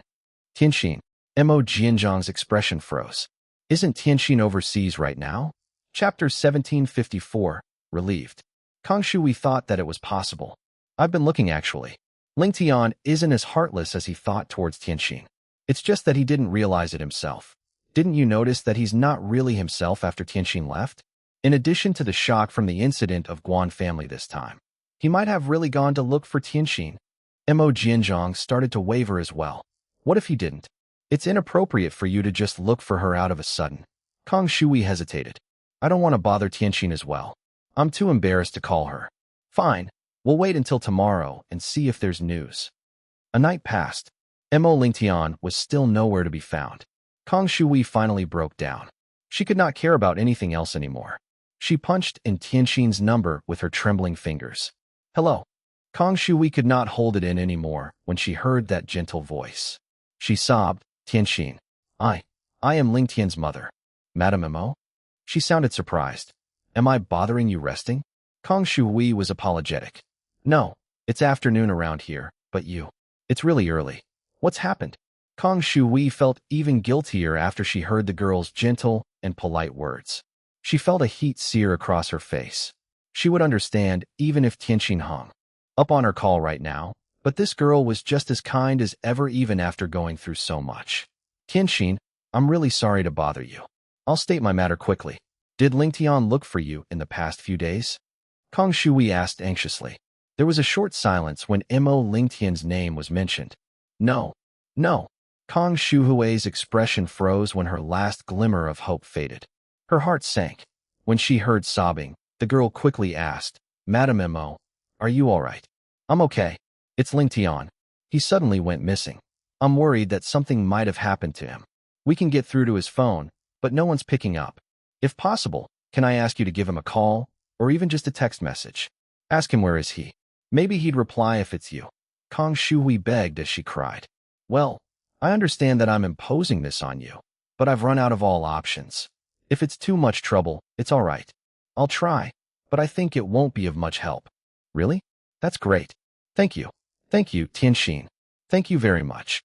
In Los Angeles, America, Ning Tianxin sat on the bench in her campus quietly after she hung up.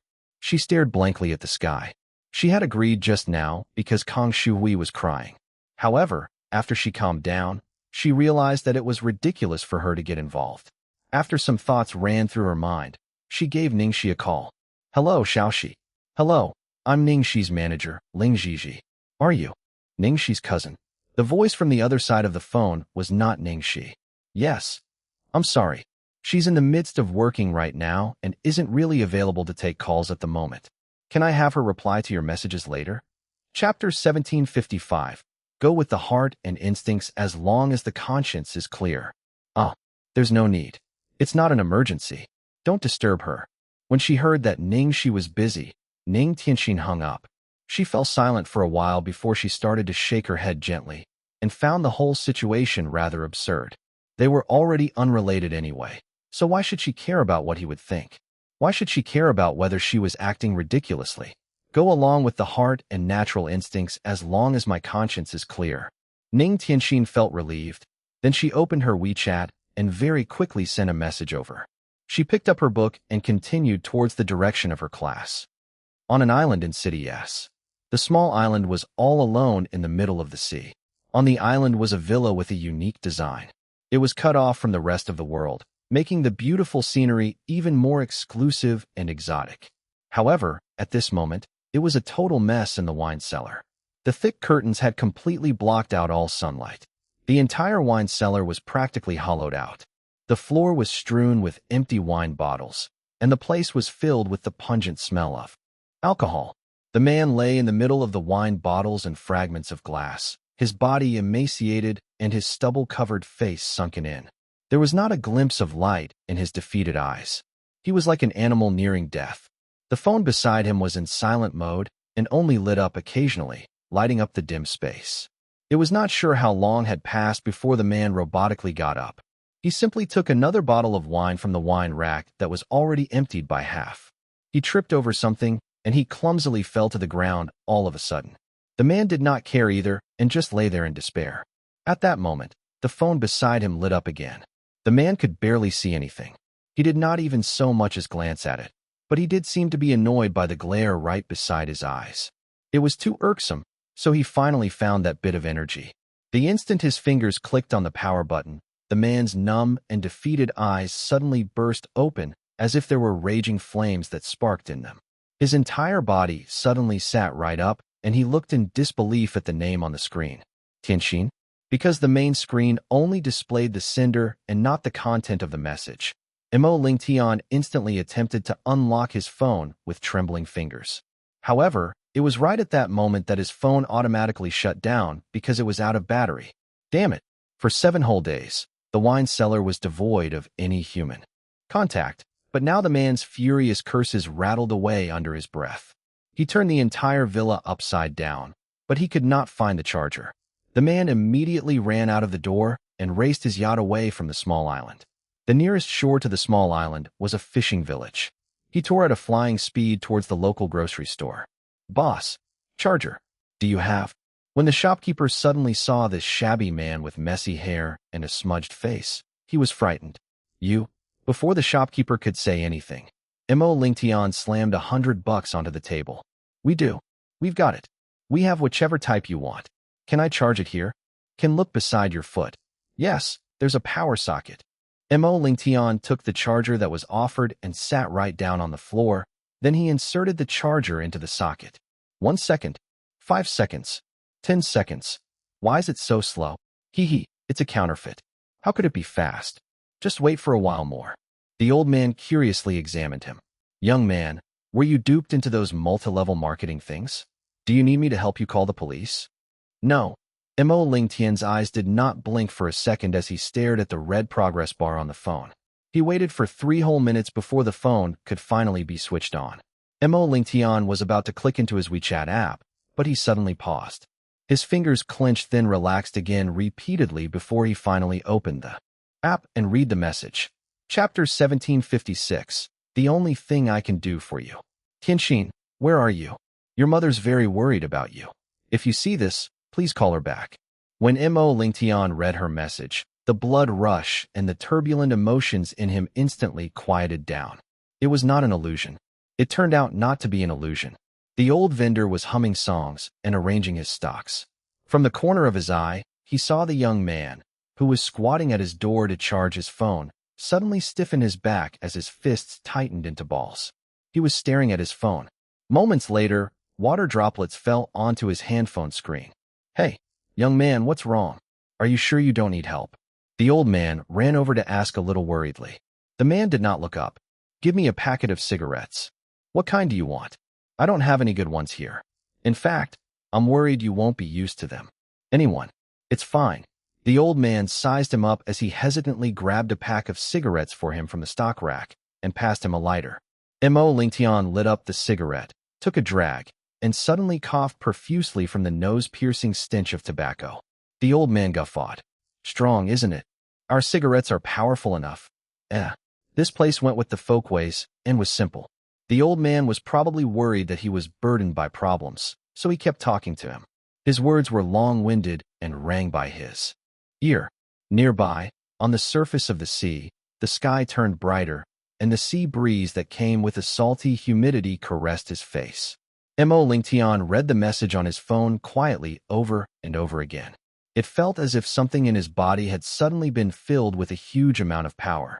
All of a sudden, this power broke through from underneath the soil that had been dark and lonely without any daylight. Time passed quietly. The man did not move as he stared at the message. His finger fell onto the reply button, yet in the end, he still did not do anything.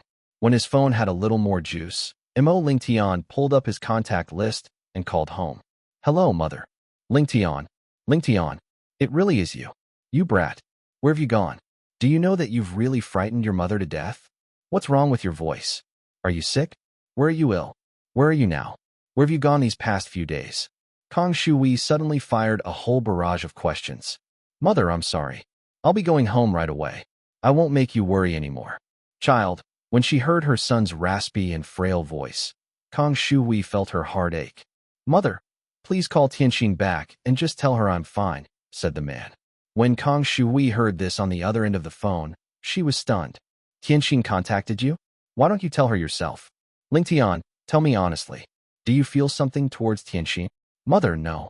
The man's voice held no hesitation. Then he added, please help me reply her. My phone is running out of battery. Kang Shui did not doubt him. Plus, she wanted to see her son sooner, so she quickly replied, Oh, okay. Then quickly come home, all right? After he finished the cigarette, the man slowly stood up. Thanks, the cigarette's pretty good. The old man chuckled. Isn't it? Those who've tried my cigarettes say they're good indeed. Young man, have you run into some problems? The man gazed quietly at the sea not too far away. I just suddenly understood some things. He finally understood and was willing to admit that in those long years in companionship, he had fallen for another girl. Only, when he finally realized this, it was already impossible between them. The only thing I can do for you is one thing. To not disturb you. Chapter 1757. Call Xiaoxi to. At the Ning residence. Madam, the lady is home. When she heard the servant's announcement, Zhuang Lingyu, who was on the sofa, was instantly overjoyed as she got up to receive her daughter.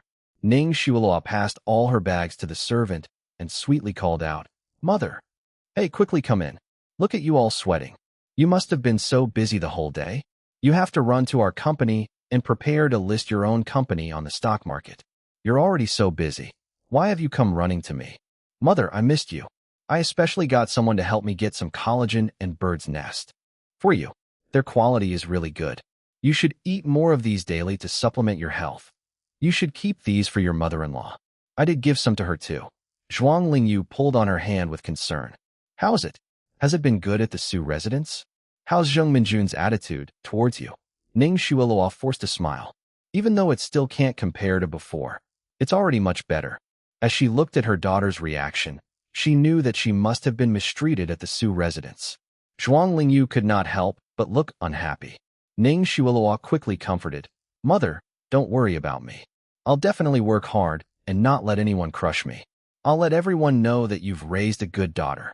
Ning Xiao's words completely hit Zhuang Lingyu in the right spot. She was instantly calmer and she praised. Good. Xiaoluo, you're already amazing. It's just those self-interested ones who can't see things clearly. Ning Xiaoluo was about to say something when she saw Ning Ziyuan walk in from a distance with a walking stick. She quickly stood up and greeted, Grandfather. Ning Ziyuan nodded slightly and did not say much. He was about to continue to his room when he suddenly thought of something. He paused in his steps and said, Tomorrow night, Winnow is returning to the country. The whole family should get together. Call Xiaoxi to come over too. Zhuang Lingyu's expression sank. Father, you know that girl. Did you? Forget what she said before.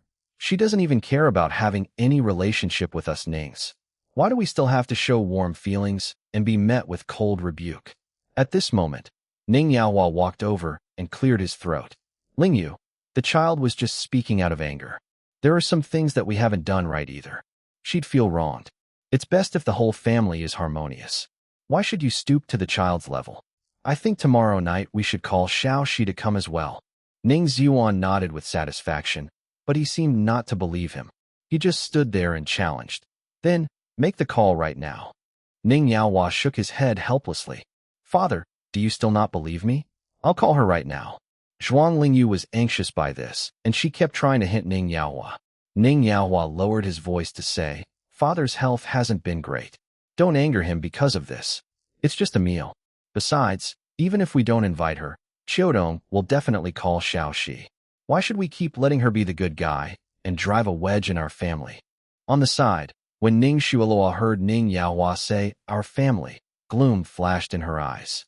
In front of the elder, Zhuang Lingyu could not say much, and Ning Yaohua was quite determined too, so she could only let him make the call. Hello, Xiao Shi. Tomorrow night. When Ning Yaohua got through to Ning Xi's handphone, he was about to act like a loving father when he was disrupted by the formal robotic voice on the other end. Hello, may I know who's this? I'm Ning Xi's manager. She's currently working and can't come to the phone right now. Ning Yaohua was stunned for a moment. Then he said arrogantly, I'm her father. Tell her that she will pick up. Chapter 1758, Tempted. Are you her foster father, Mr. Tangshan? Foster father? I'm her biological father. Sir, as far as I know, Ning Xi has broken off contact with her biological parents. Ning Yaohua stormed away and spoke quietly. You're her manager. How can you listen to that nonsense? Get Xiao Shi on the phone right now. I'm sorry, sir. Everyone around her knows that Ning Xi won't take private calls when she's working. Ning Yaohua was enraged when the line went dead. Ning Xuelua saw a light of hope when she noticed the darkened expression on Ning Yaohua. Father, what's wrong? Nothing. Ning Yaohua would never reveal how a little manager had just talked back to him over the phone. He changed the topic quickly. Xiao Shi's not free to pick up my call right now. Ning Xuelua acted like she understood. Sister's really popular now. It's not odd that she's busy. It'd probably be difficult for her to join us. Zhuang Lingyu let out a cold laugh. She's acting all high and mighty after starring in just a few movies. She was still a nobody when Xuelua was famous. Now, she's forced you out of the industry and taken over all your resources. How dare she do this to us? Ning Xuan stared at them unhappily. It's fine. Just let it be if Xiao Shi's busy. Why the fuss? If you lot told everyone about Xuelua's matter from the very beginning instead of lying, Xuelua wouldn't have ended up this way. Things would have turned out vastly different if you guys had nurtured the relationship with the Tang family properly. What a shame to the Ning family. You lot brought these consequences upon yourself. Don't blame everything on Xiao Shi. Ning Yaohua comforted him. Please don't be angry, father. We won't mention the past again. As for the family gathering tomorrow, I think she won't be coming because of some tiny misunderstanding, but I also think that she might come along together with Qiudong and Wenba. Zhuang Lingyu was already upset that the elder was on Ning Xi's side, and she got even angrier when Ning Yaohua was speaking for Ning Xi as well. She knew what was happening. Ning Yaohua was not concerned about the elder's health at all. He was thinking that he might be able to get something good out of Ning Xi since she was affiliated with the Zhuang family now, and his greed tempted him. The Zhuang family was terribly selfish. They were willing to abandon their own child out of reputation. How could they pick up that girl? Even if the Zhuang family really took her in, that girl would have told the whole world about it already instead of keeping quiet all this time. The next night, in the banquet room, Ning Yaohua, Ning Yaobang, and Ning Qiudong were present. Beside Ning Qiudong was her husband Guo Wenba, who had just come back from abroad. Ning Xuelua and Su Yin were there as well. When they were about to start, Ning Xuelua asked with a concerned tone, acting natural, Are we not waiting for Xiao Shi? Su Yin was taken aback when he heard Ning Xuelua's question. He unconsciously looked over at the door. Except on TV and newspaper, he had not seen her since the Golden Film Award. Ning Qiudong replied, Xiao Shi's busy today. She won't be coming. Chapter 1759. Who else is an outsider? Oh, Ning Xuelua put on a surprised expression. Father called her, but her manager said she's busy. I thought if Aunt called, she would surely come. Zhuang Lingyu smiled. That girl's busy crawling her way up. She'll forget about the Ning family very soon. Ning Xiaotong looked at her coldly. I'm happy that Xiaoxi is doing well on her own. Who wouldn't tell me that my niece is pretty and capable wherever I go? Every day, so many people come to me and ask for her autograph, or even to visit her at work. Ning Xiueluo's expression tightened as her fingernails dug deep into her palm. Zhuang Lingyu hid her anger. Ning Xiaotong had been on her toes, and every time she aimed, it hit wherever it hurt the most. She knew that Xiueluo had left the entertainment industry, and she was saying all these to trigger her. All right, let's eat. The elder coughed lightly, and the heavy atmosphere dissipated. Forcefully, Wenba, how long are you going to stay for this time? The elder made some small talk. Guo Wenba put his chopsticks down and replied gently, not for long. I'm mainly here to meet a client and to settle some matters for Chiodo. Settle some matters? Ning Yaohua squinted his eyes sensitively. As expected, Ning Xiaotong spoke up. Isn't Chun from the financial department going to retire soon? We'll need a person to fill in the CFO role. I've asked Wenba to help hire a person from abroad. Before Ning Yaohua could say anything, Zhuang Lingyu could not hold it in anymore. Hire? You're just putting your people inside, aren't you? Yaohua has already left the position of CFO to Xiueluo. She can fill the position after a short probation period, so you don't have to worry too much. Ning Xiaotong replied. I'm worrying too much? Don't you forget, sister-in-law, while I don't have a position in the company, I'm the largest stakeholder of the company. Ning Xiueluo had not gotten any shares. Even after Ning Yaohua transferred all his shares over to her, she only held 15% of shares. As for Ning Xiaotong, she had 10% on her own, and with the addition of the 10% Ning she had given her, she had 20% of shares in total, making her the largest stakeholder of the company at the moment. Zhuang Lingyu was antsy. You don't have that authority to make that decision on your own.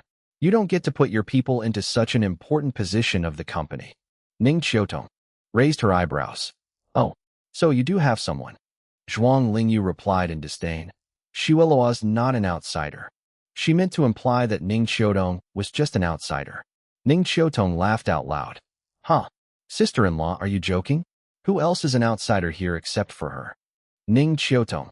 That's too much. Ning Yaohua's expression darkened. Xiaotong, you've overstepped your boundaries. Yes, you have the most shares, but I'm the president. You don't get to decide the human resources in the company. Ning Xiaotong sternly retorted. I see, president. What a fancy title. A president without any shares? Let me tell you, I have the right to put Ning Xi in that position if she's willing to. Try me if you don't believe me. Chapter 1760, Fair Competition. She had to take up the responsibility since Xiaoxi had transferred the shares to her. She would never allow these people to mess up the company. You, Ning Yaohua fumed. Ning Yaobang was watching the show happily as he enjoyed the alcohol. Su Yin felt a little awkward, but he was here today for some other reason anyway. He was obviously not focused the whole time. Su Yin would usually back her up under circumstances like this, but the man beside her did not say anything at all. Ning Xiueluo bit her lips aggrievedly, but he did not even notice it. For quite some time, he had been giving less and less attention to her. Of course, she realized what Su Yin was thinking about. It was that which who seduced him. Thud. Ning Xuan hit the ground loudly with his walking stick. Enough, shut up. Do you guys want to destroy the home before I die? There was silence across the room. Ning Xuan was panting. After a while, he took a deep breath and started talking. Xiueluo was still inexperienced. It is indeed inappropriate for her to take on this role. It'd be difficult for the other employees to obey her too. Xiaodong, no matter how amazing the person you hire is, it'd be useless if that person doesn't understand the status of Ning International. So, what do you mean, father? Ning Yaobang asked as he gleefully hoped for more chaos to ensue. The elder glared at Ning Yaobang. Then he continued. Xiaotong, it's okay for the person you hire to join the company, but he has to start from the bottom, like Xiueluo. They'd then have a fair chance at competing. After judging their performance, we'll hold a poll in the next stakeholder meeting. While both parties were unhappy about the decision, they could not do anything about it. Ning Yaohua and Ning Xiaodong did not say anything, and agreed tacitly to the elder's idea. The dinner was finally over. Zhuang Lingyu was still grumbling on the way back. Fair competition? Father was obviously biased towards Ning Xiaodong. Not only does she have more shares than us, she also has Wenba to help her. How can Shuelua fight against her? It's all that damned brat's fault for giving Ning Xiaodong all the shares out of her hatred towards us. We wouldn't be in such an awkward state otherwise. Ning Shuelua comforted. Don't get angry, mother. Bro Yin will be helping me, right, Bro Yin? Su Yin finally nodded and said something after a whole night of keeping mum. Of course. Zhuang Lingyu's expression softened. She put both their hands together. You are both great. It'd be better if you guys have a child soon. Then, the elder will focus on you guys more. What are you talking about, mother? Ning Shuelua looked embarrassed. Zhuang Lingyu urged her. It's an important matter. Listen to me, the both of you. Su Yin, isn't your mother longing for a grandchild? Su Yin coughed lightly. My mother is all right. She's respecting our wishes. His mother was actually longing for a grandchild way before his marriage to Shuo, but after they got married, his mother suddenly stopped looking forward to it and did not really say anything about it afterward. Chapter 1761. This is what I got you. At midnight in Platinum Palace, the light in the study room was still on. Lu Jingli looked at the documents in his hand with his bleary eyes that could barely open, while a certain someone was still handling the complicated-looking documents. He had been on guard for the past few days. Since he was not able to convince him, he just stayed by to make sure that everything would be all right. Bro, I know. You want to show sister-in-law a peaceful world when she wakes up, and to tell her, look, this is what I got. You. How damned romantic. But you have to be alive when the time comes, don't you? Lu Tingxiao stared at Lu Jingli, who was now lying weakly on the sofa. Lu Jingli then cowered unconsciously. What now? Do you want to hit me again? Fine, I know. I'll shut up. I need to keep myself alive to look after you on Xiao Shixi's behalf. Suddenly, Lu Tingxiao's phone rang. The man picked it up. CEO Lu, the media and her fans are still all right for now, but recently, Ning Xi's cousin called for something. Today, Ning Yaohua and Ning Xi's aunt Ning Xiaotong also called. It seems like Ning Xi's uncle came back, and they had a family gathering. I made up an excuse for her, and they didn't suspect a thing. Ling Zhizhi reported everything regarding Ning Xi to Lu Tingxiao, then asked for further directions. Do we hide from all of them too? It's better if fewer people know about it. Ling Zhizhi nodded. All right, noted. Xiao Tao's incident was just a warning. The fewer people knew about Ning Xi's condition, the better. After Lu Tingxiao hung up, someone rushed into the room. Tang Lang was panting as he bent over. Damn it. Xiao Yi got rescued by someone. He was sent into the prison already and still managed to make it out. Is that guy really human? What? Prison break. Is it the same person who rescued He Long last time? Lu Jingli was suddenly roused. Tang Lang caught his breath. From the modus operandi, I think it's the same person. People from Qiao Yi's end thought that we released He Long on our own, yet he was snatched away from us. Then now this guy has reappeared again. Lu Jingli was confused. Just who is that person? Even Xiao Yi doesn't know? So, they aren't working together. Tang Lang scratched his head and was annoyed. But I've never known about such a person even after being in the organization for so many years. If there is, being a fighting maniac, Tang Yi would surely know him. Lu Jingli nodded in agreement. Unfortunately, I didn't have the chance to deal with the person. Otherwise, we could do a deeper investigation. Tang Lang then turned to the cold-looking man in front of the table. Boss, what should we do now? The man leaned back in his chair, his eyes like a never-ending abyss. Wait. Huh? What do you mean? Tang Lang was taken aback. Lu Jingli smilingly went over to Tang Lang and said in a quiet voice, when that guy was unconscious, my brother put something interesting inside his body. Tang Lang gasped. You guys put a tracker inside Xiao Yi. Chapter 1762, Peak Popularity. Then, can we know where they are now? Tang Lang did not think much and asked straightforwardly. Lu Jingli explained, don't be so impatient. He isn't your everyday thug after all. He might have figured it out, and our efforts would be in vain if he found out about the tracker. So, we haven't activated it yet. We'll track him once he lets his guard down. Also, that thing has both voice and visual recording functions. It'll send over all the information the moment we activate it. If it were forcefully destroyed, it'll still send over the information first. Tang Lang's mouth twitched. As expected of them brothers. Both of them were crazy. Xiao Yi was definitely not a threat to them anymore under his condition, yet they had still prepared something beforehand. Could they expect the person from last time to appear again? Actually, Xiao Yi can't do much anymore. He can't really do anything even after he's escaped. Satan cut him off completely and took over all his resources. Tang Lang looked at the man before the table questionably. Now that they had settled Xiao Yi, would his next target then be that guy?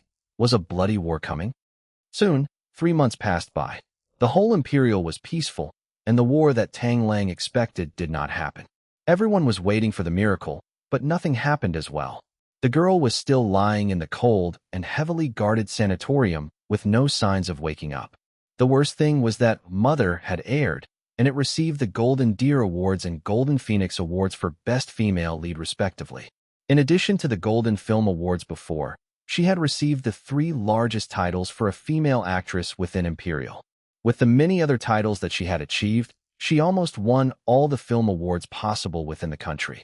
Tingxiao also delivered the news that Mother had made into the Lorraine Film Festival. At the same time, Ning Xi's popularity had been on a steady rise with the airing of 9 Realms. The bedroom scene of Ning Xi and Ku Mingyu even broke the record for view counts of Imperial Channel in the past 10 years. The replay count on the web was refreshed again and again.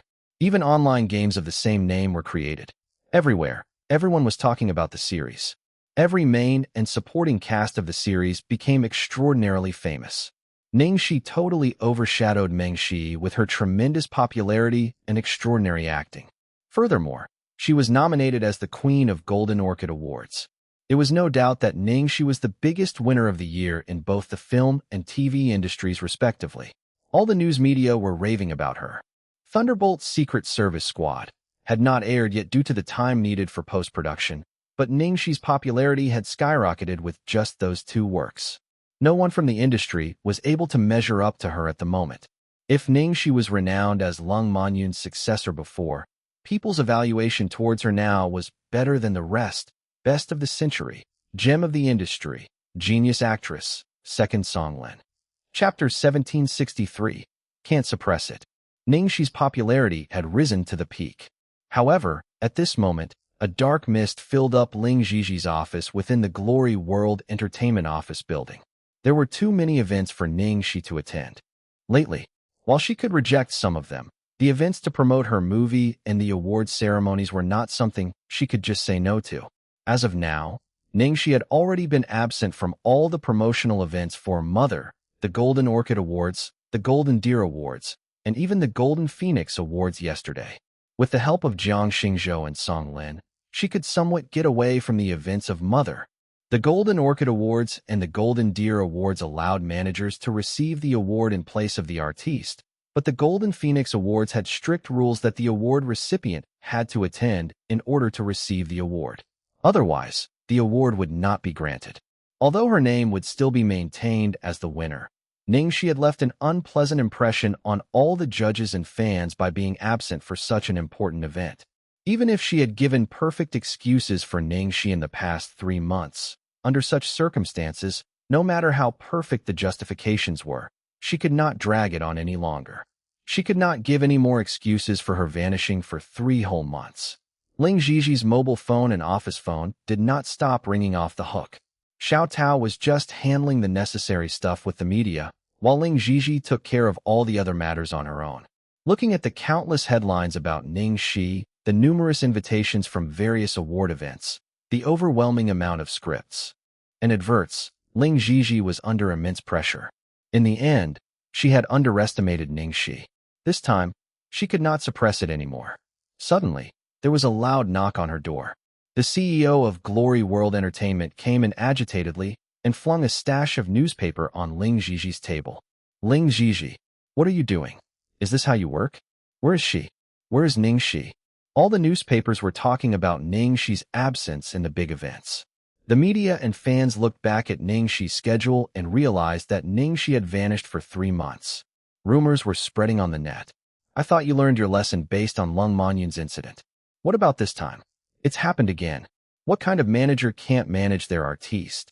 Yi Sudong was extremely enraged. However, he was not to be blamed. With Ning Xi's current popularity, 90% of the company's profits came from Ning Xi alone, yet at this very crucial moment, she had gone missing. Not only did she miss all the important events, she had also skipped all the important advertorial collaboration.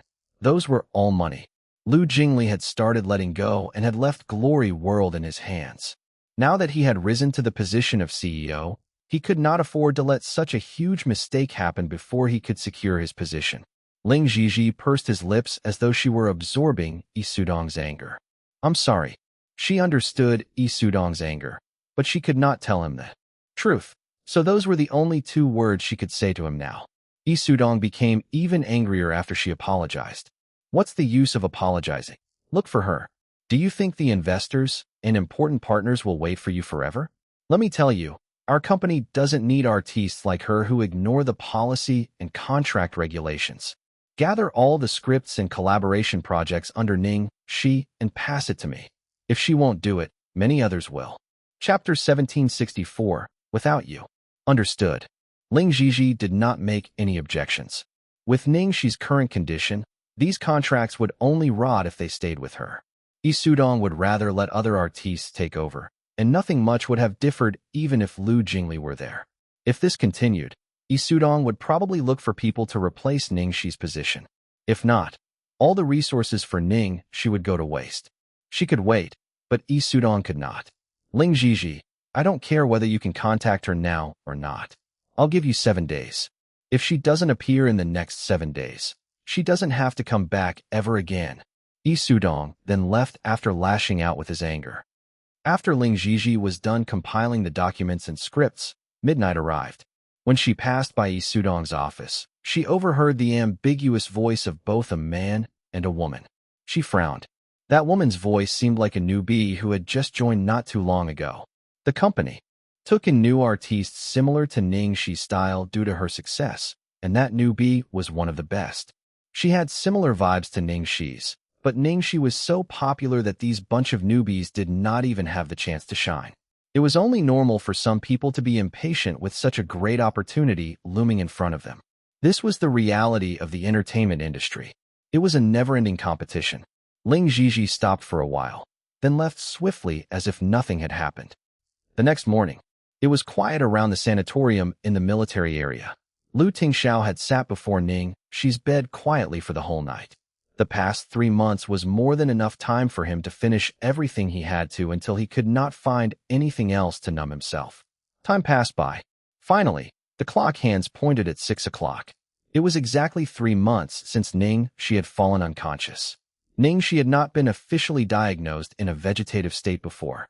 A person in a vegetative state was meant for people who were still unconscious after 3 months. The biggest chance for the patient to wake up was within the first 3 months. After that, the chances would be miraculously low. The girl was lying quietly on the bed as if she was just asleep. Little Treasure was sleeping right beside her. Everything looked just like before at home, like the world around them was still at peace. Sadly, the reality was cruel. The girl he loved might never speak again.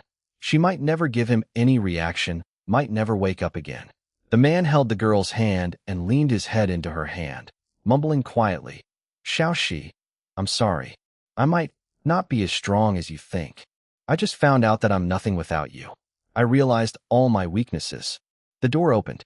Lu Jingli came in. I knew you'd be here. Bro, were you here for the whole night again? I bought some breakfast. Come and eat. Lu Tingxiao let go of the girl's fingers.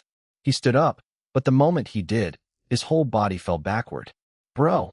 Lu Jingli freaked out and rushed over. Little Treasure woke up in shock. He peered at the man on the floor in fear. Chapter 1765, Can't be solved by normal means. Someone. Quick. Doctor. After much ruckus, Lu Tingxiao was put on a bed and the Zhuangs were notified of what happened as well. The doctor frowned as he checked up on Lu Tingxiao. Lu Jingli was extremely anxious. How's my brother? What's wrong with him? The old specialist took off the stethoscope and scolded. This is nonsense. How can he torture his body this way? You should ask which part of him is still okay. He has a hole in his stomach, and it's been that way for at least 2 months. He hasn't sought help and has been treating himself poorly. If this continues for another few months, he wouldn't be any better off than the girl. Lu Jingli's face went pale, and he almost cried. Ever since Xiaoxi went unconscious, my brother has rarely slept. I've tried my best to look after him every day. I'm afraid that something might happen to him. But I can't help. I know no one can help him anyway. He can't control himself. The old specialist and Zhuang Zhongren let out a sigh after they heard Lu Jingli's lament. Zhuang Liaoyuan still had his usual stern face on, but there was a worry in his eyes, especially when he saw the anxious little treasure staying by his father's bedside. He was definitely biased towards the father-son duo from the beginning. He could not understand his father's decision, but after some time, he could see how little treasure was treating Ning Xi, and how while Lu Tingxiao did not change much, his figure had become thinner every day. Now, he had even collapsed. The tiny bit of dissatisfaction within him disappeared. At least, Xiaoxi did not fall for the wrong person. He claimed to be her family, but in the end, he did not really do anything for her. He did not have the right to criticize her choice. Lu Jingli sobbed. I actually knew it all along. Although he looked all right, he'd probably fall if a strong gust came by. He can't hold it any longer. Yet, he forced himself. Up until the last day of the 3 months, his final sliver of hope had collapsed as well. During this time, it was not only about Ning Xi being unconscious. Even more damaging were his self-blame and regrets. Everything was corroding his heart and mind. Lu Jingli clenched his fists tightly as he stood up and bowed. Please take care of my brother. I'll be back soon. He knew this could not be solved by normal means. He needed to think of something. If this continued, his brother would go down even before Xiaoxi could regain consciousness. Lu Tingxiao woke up soon after Lu Jingli left. The first thing he did was check the time on his watch. The old doctor glared at him when he saw Lu Tingxiao suddenly sit up. Lie down. This old doctor was Dr. Zhao, who had done the DNA analysis for Ning Xi and Little Treasure. Lu Tingxiao frowned. He did not think about his body condition and did not even ask why was he there. Instead, he said, I've made an appointment with a specialist team to do a full body checkup for Xiaoxi today. Dr. Zhao sternly scolded him. Lie down. Do you think they don't know how to do the checkup without you? I'm sorry. Lu Tingxiao did not argue. To the doctor's horror, he took the intravenous drip and walked out of the room. Chapter 1766, Diagnosis Results. You. I've never met such a troublesome patient like you. Do you still want to live? Dr. Zhao frustratedly huffed as he followed his patient, who ran away to the other room. It was a special day today. The Zhuang family had made an exception and allowed both Lu Chongshan and Yan Rui to come.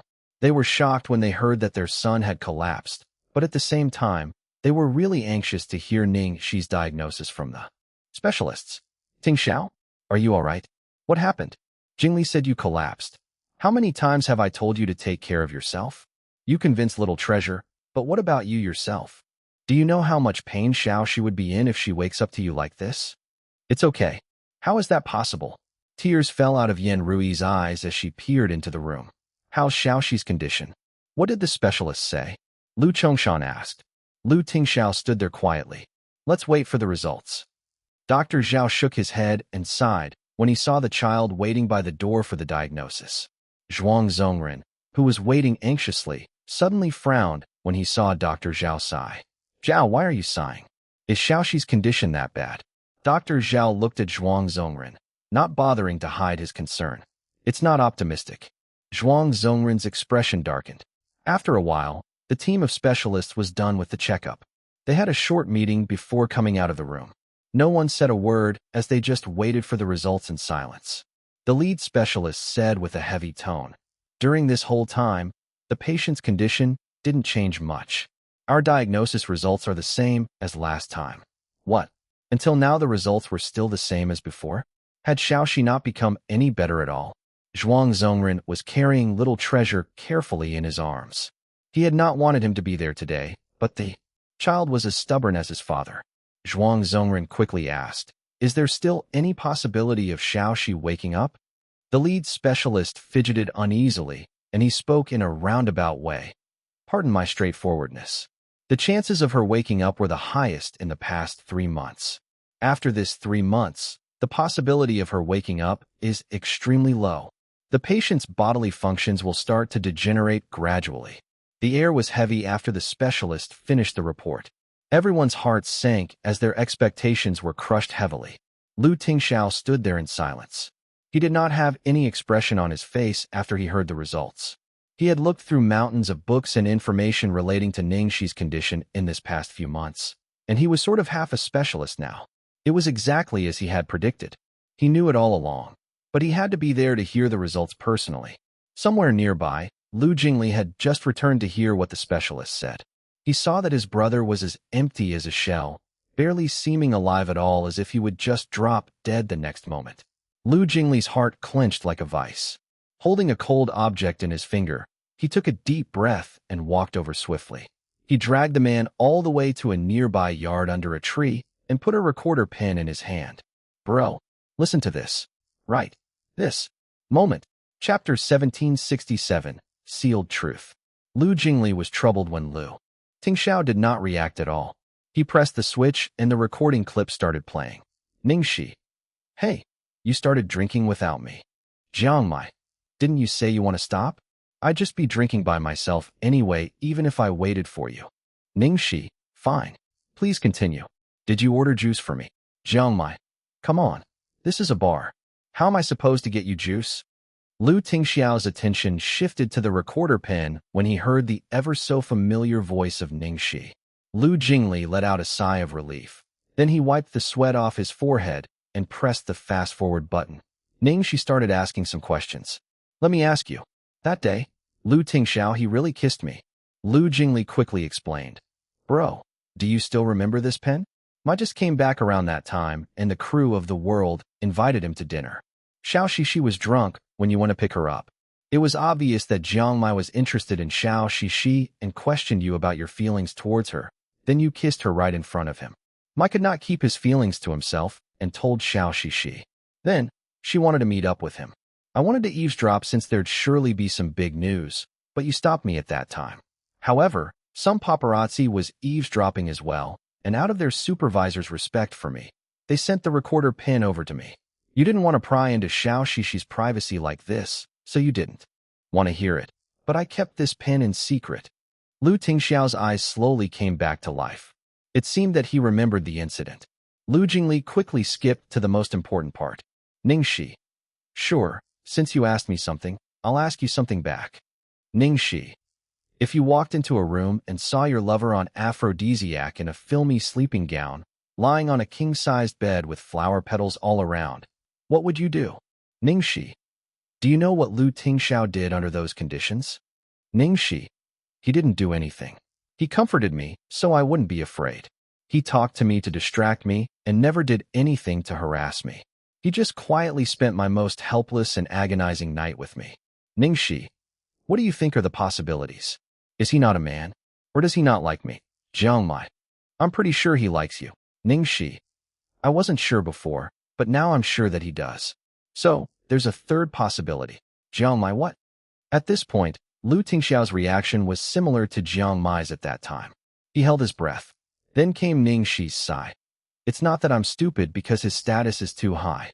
It isn't weird for me to fall for him. I'm not disappointed. Tingxiao's expression changed when he heard that line.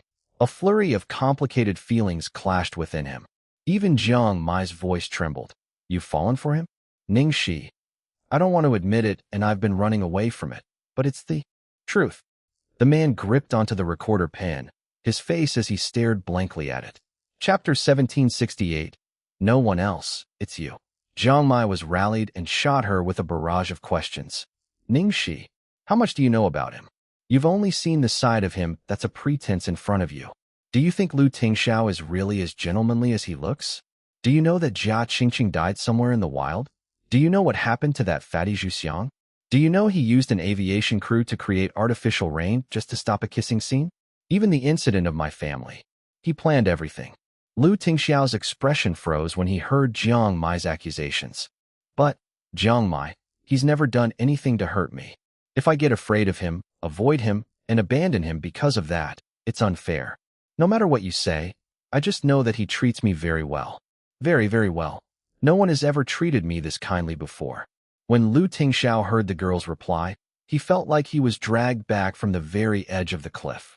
She said that no one had ever treated her this kindly before. The girl continued, Ning Xi, I know what I am. I've fallen for him, but it doesn't mean that I've lost my mind. I know what I'm doing and what I should do. Ning Xi, let me quote you back. How well do you know me? What you see now is just the side I'm showing you. Do you think that this is truly me? The recording stopped there. Tingxiao had mixed feelings in his heart. His face was still blank as he stood frozen under the big tree. Finally, the whole matter was clear. Her rejection towards him from the beginning was all about the incident that had happened back then, and the so-called person that she liked was just an excuse. Lu Jingli's eyes were a little sour as he saw the expression on his brother's face. Bro, did you hear that? No ifs. No one else. Xiao Shi liked you from the beginning. Only you. Tingxiao closed his eyes and held onto the recorder pen tightly. An infinite number of flashbacks came back to him, flooding his brain. He remembered back when Ning Xi had said proudly, "The person I like? He's cool and talented in all areas, gentle and romantic and smart and reliable and rare and unpredictable and beautiful and just amazing. If you knew who he is, you'd never think that I'm exaggerating." He also recalled that she had told him firmly, Tingxiao, "I've already told you from the start, there is already someone that I like very, very much. Even though there are reasons that I can't be with him, he will live in my heart forever, filling it to the brim so much so that no one else can replace him. There just isn't any more space for anyone else. Even if that person was more wonderful and even more perfect, it would still be a no. Do you understand?" He also remembered that one night after she had rejected him, he heard her singing in the room, "I miss you, really miss you, but I'm lying to myself. I miss you, really miss you. I'll keep it as a secret. I miss you, really miss you, deep in my heart." There was also a status that she had posted before. "I can accept the darkness if I've never seen the sun. However, the sun has magnified my loneliness." Once, she had told him that he was her son, that person that he had thought she loved, that he thought was a person that suited her more. In the end, it was himself. There were so many flaws, so many hints. Why did he only realize it now? The man sat on a wooden chair nearby with his head down, and he did not move at all. Lu Jingli did not disturb him and walked away to let him be alone for a while. After some time, the man stared at the recorder pen blankly. Then he took out his phone and made a phone call in his hoarse voice. "Hello, Ms. Ling. Please help me prepare Ning Xi's signature. I'll get my assistant to get it from you later." He then made another call. "Go to my office right now and get something for me." In the last desk, and Lu Jingli watched the man make a few calls as he just sat there quietly. Inside Ning Xi's room, the atmosphere was unbelievably heavy. Even Zhuang Qi and Zhuang Rongguang had arrived. Zhuang Qi was sobbing by Ning Xi's bedside, while Zhuang Rongguang looked really dismal. Yin Rui could not bring herself to look at the girl on the bed. "It's all the fault of us Lus. We made this child suffer." Master Xianjing said she had a blissful life. She probably used it all up and exchanged it for little treasure's life. Lu Chongshan knew that it was useless no matter what he said, so he just stood there in silence. Zhuang Zongren sighed. This girl had yet to know that little treasure was her real child, yet she was willing to sacrifice herself for him. Zhuang Liaoyuan's expression darkened. "Since it has come to this state, it's futile no matter what we say. We don't care what will become of Xiao Shi. We will take care of her forever." He then looked at Yin Rui and Lu Chongshan. "You can see Xiao Shi's condition for yourself. We get that you feel guilty, but it's all right now. Just forget about it. In Xiao Shi's condition, she probably would never wake up again. So what was the point of guilt-tripping the Lu family and tying Lu Tingxiao down to a person in a vegetative state forever? It had just happened. While they might indeed be guilty of it, what could make a person stay forever?" As everyone was silent in their thoughts, there was the sound of footsteps behind them. Lu Tingxiao and Lu Jingli had returned together. Behind them were Ling Xi and Lu Tingxiao's special assistant, Cheng Feng. For some reason, Lu Tingxiao seemed kind of different than before. Lu Tingxiao went into the room and gazed at everyone. "Since everyone's here today, I'd like everyone to witness something for me." Witness? What was it? Everyone exchanged looks with no idea what Lu Tingxiao had in store. Even Lu Jingli was not sure what he had prepared, but he could somewhat guess a little. "Cheng Feng," Lu Tingxiao called his assistant. Cheng Feng quickly went up to him and took out a small, black, square box from his bag. He handed it over to Lu Tingxiao carefully. Everyone then gaped as Lu Tingxiao went before Ning Xi's bedside with that little black velvet box. Chapter 1770, My One and Only Wife. The man opened the box, revealing a pair of rings with a very simple design inside. The letters XX could be vaguely seen engraved on the inner surface of the ring. With everyone's shocked gazes, Tingxiao knelt down on one knee and slid the thicker ring onto the ring finger of his left hand. Then he put the other ring onto Ning Xi's ring finger gently. This was. Zhuang Liaoyuan and Zhuang Zhongren were astonished. Zhuang Qi and Zhuang Rongwang just stared at him blankly, while Yan Rui and Lu Chongshan watched silently.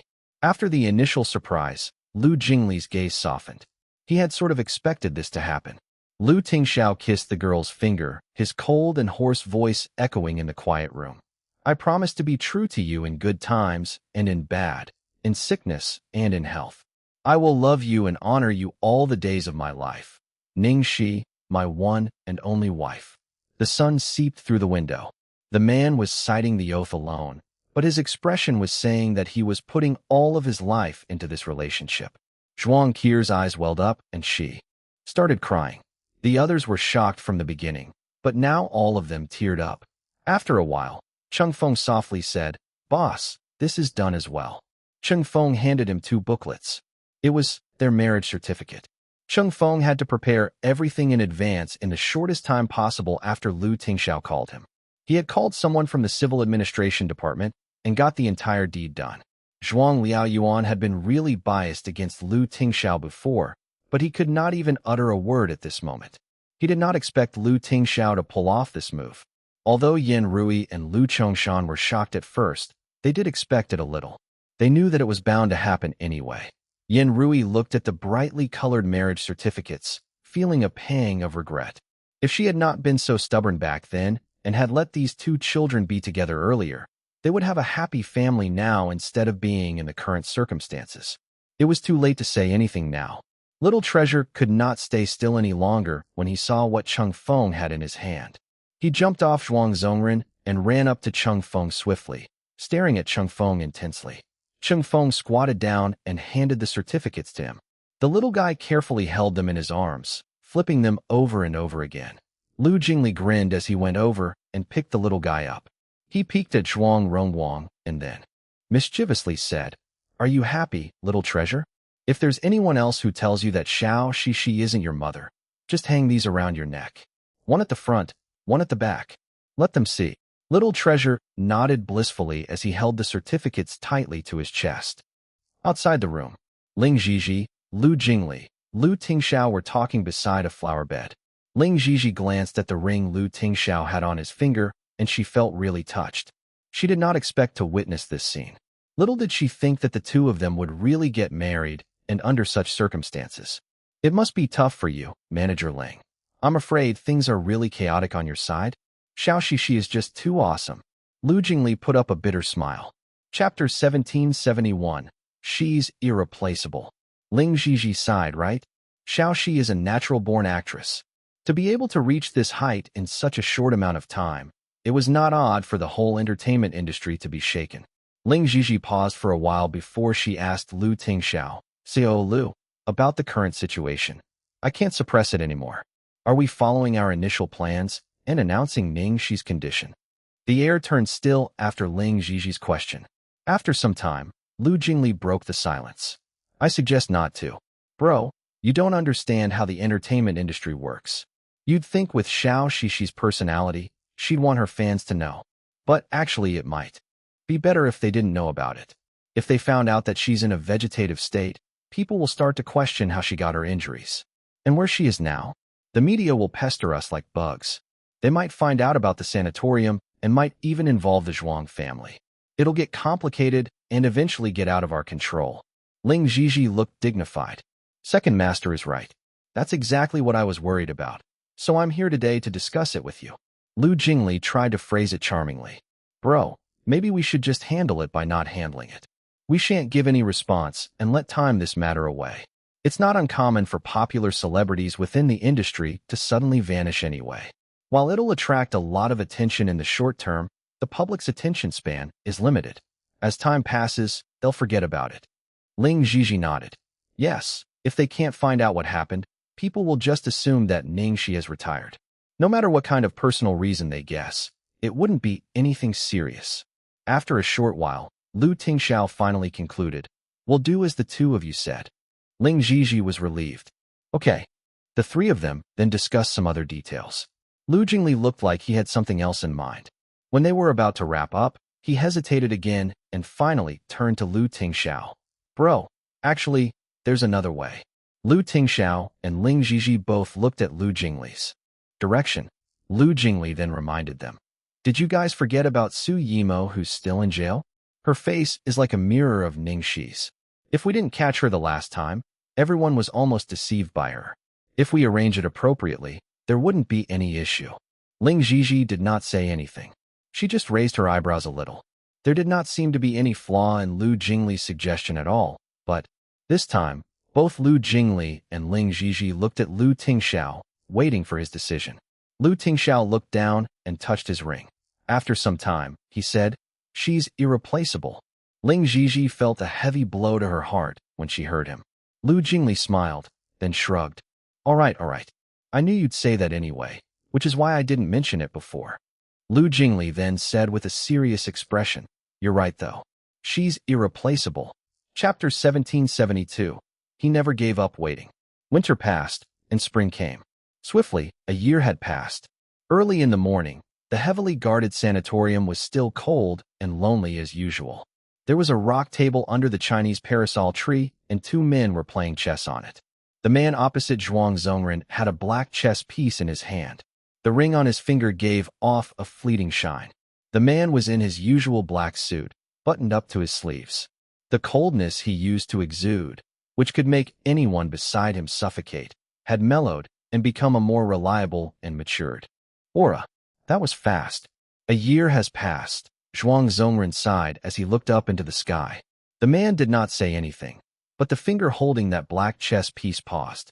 After some time, Zhuang Zongren put his chess piece down and asked the man opposite him, "Tell me, what is it that you want from me this time?" The man replied swiftly, "I want to bring Xiaoxi away." Zhuang Zongren frowned. After a long silence, he replied, "Fine, go then. The girl must be bored staying in a lonely place like this." A year was enough for everything to settle down. The public and media were crazy and furious at first, but now no one was looking at her anymore. No one would even mention her name again. She would not be bothered by anyone as she was long forgotten. Zhuang Zongren looked at the man. In the past year, this man did not stop accompanying Xiaoxi. There was not a day that he stopped thinking about ways to make her wake up. He never gave up waiting, even if it was just false hope. Zhuang Zongren opened his mouth and wanted to say something, but in the end, he just sighed. In the outskirts of Imperial, in a town spared from human pollution, an exquisite little house was located in the east corner of the town. There was a garden in the backyard by the mountains, and beside it was a big lake which looked like crystals under the sunlight. Little deer and wild bunnies visited frequently to take a stroll and have a drink. Because there was a lot of deer around, people called it Deer Town. The town was pretty like it had come straight out of a fairy tale. Jingli brought Tingxiao around. "Bro, you have an excellent memory. You even remembered that I have a house here. I almost forgot about it myself. The people in this town are pretty nice, and there are no tourists around. It's a quiet place. If there's no jam, it's about an hour's drive to the city. You'll never find another place like this in Imperial. It's really the best place to recuperate. Fortunately, I have some maids over here to maintain. It's pretty spacious and enough for the medical staff and nurses, so if there's no issue, you can transfer sister-in-law here anytime." Jingli loved to play around, and had gathered quite an amount of properties when he had gone wild back then. Tingxiao nodded after looking around. "All right, deal. Here's the key." Jingli tossed a bunch of keys over. It had been a year since Xiaoxi went unconscious. Everyone actually knew that this seemingly unbreakable man was clinging onto that tiny little glimmer of hope. Jingli wanted to comfort him, but words just did not come out. He had heard way too many comforting words. Chapter 1773. All good today.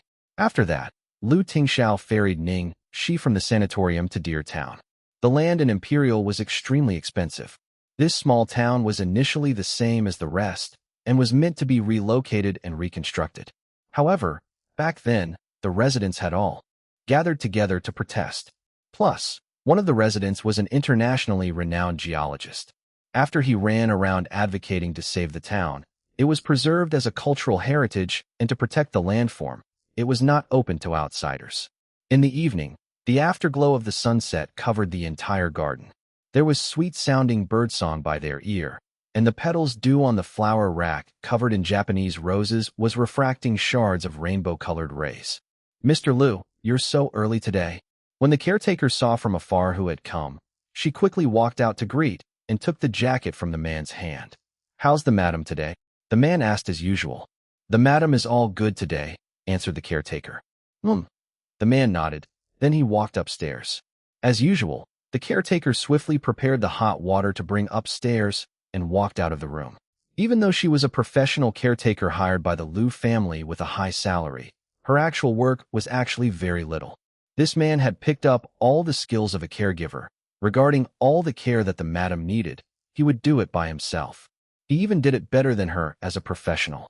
For an entire year, whether rain or shine, he never stopped. She had been a caretaker for many years and had seen too many forms of cold and warmth on earth. The saying went that there were no dutiful children at the bedside. This line was commonly used between husband and wives too. Most people might grieve at the start and personally take care of the patient for a few days, but once the days got longer, those who accompanied these patients would usually only be left with caretakers themselves. This was the first time she had seen a man go to this extent for his wife. In the room, Tingxiao casually rolled the sleeves of his blouse up and soaked the towel in hot water before he started to wipe the body of the girl on the bed.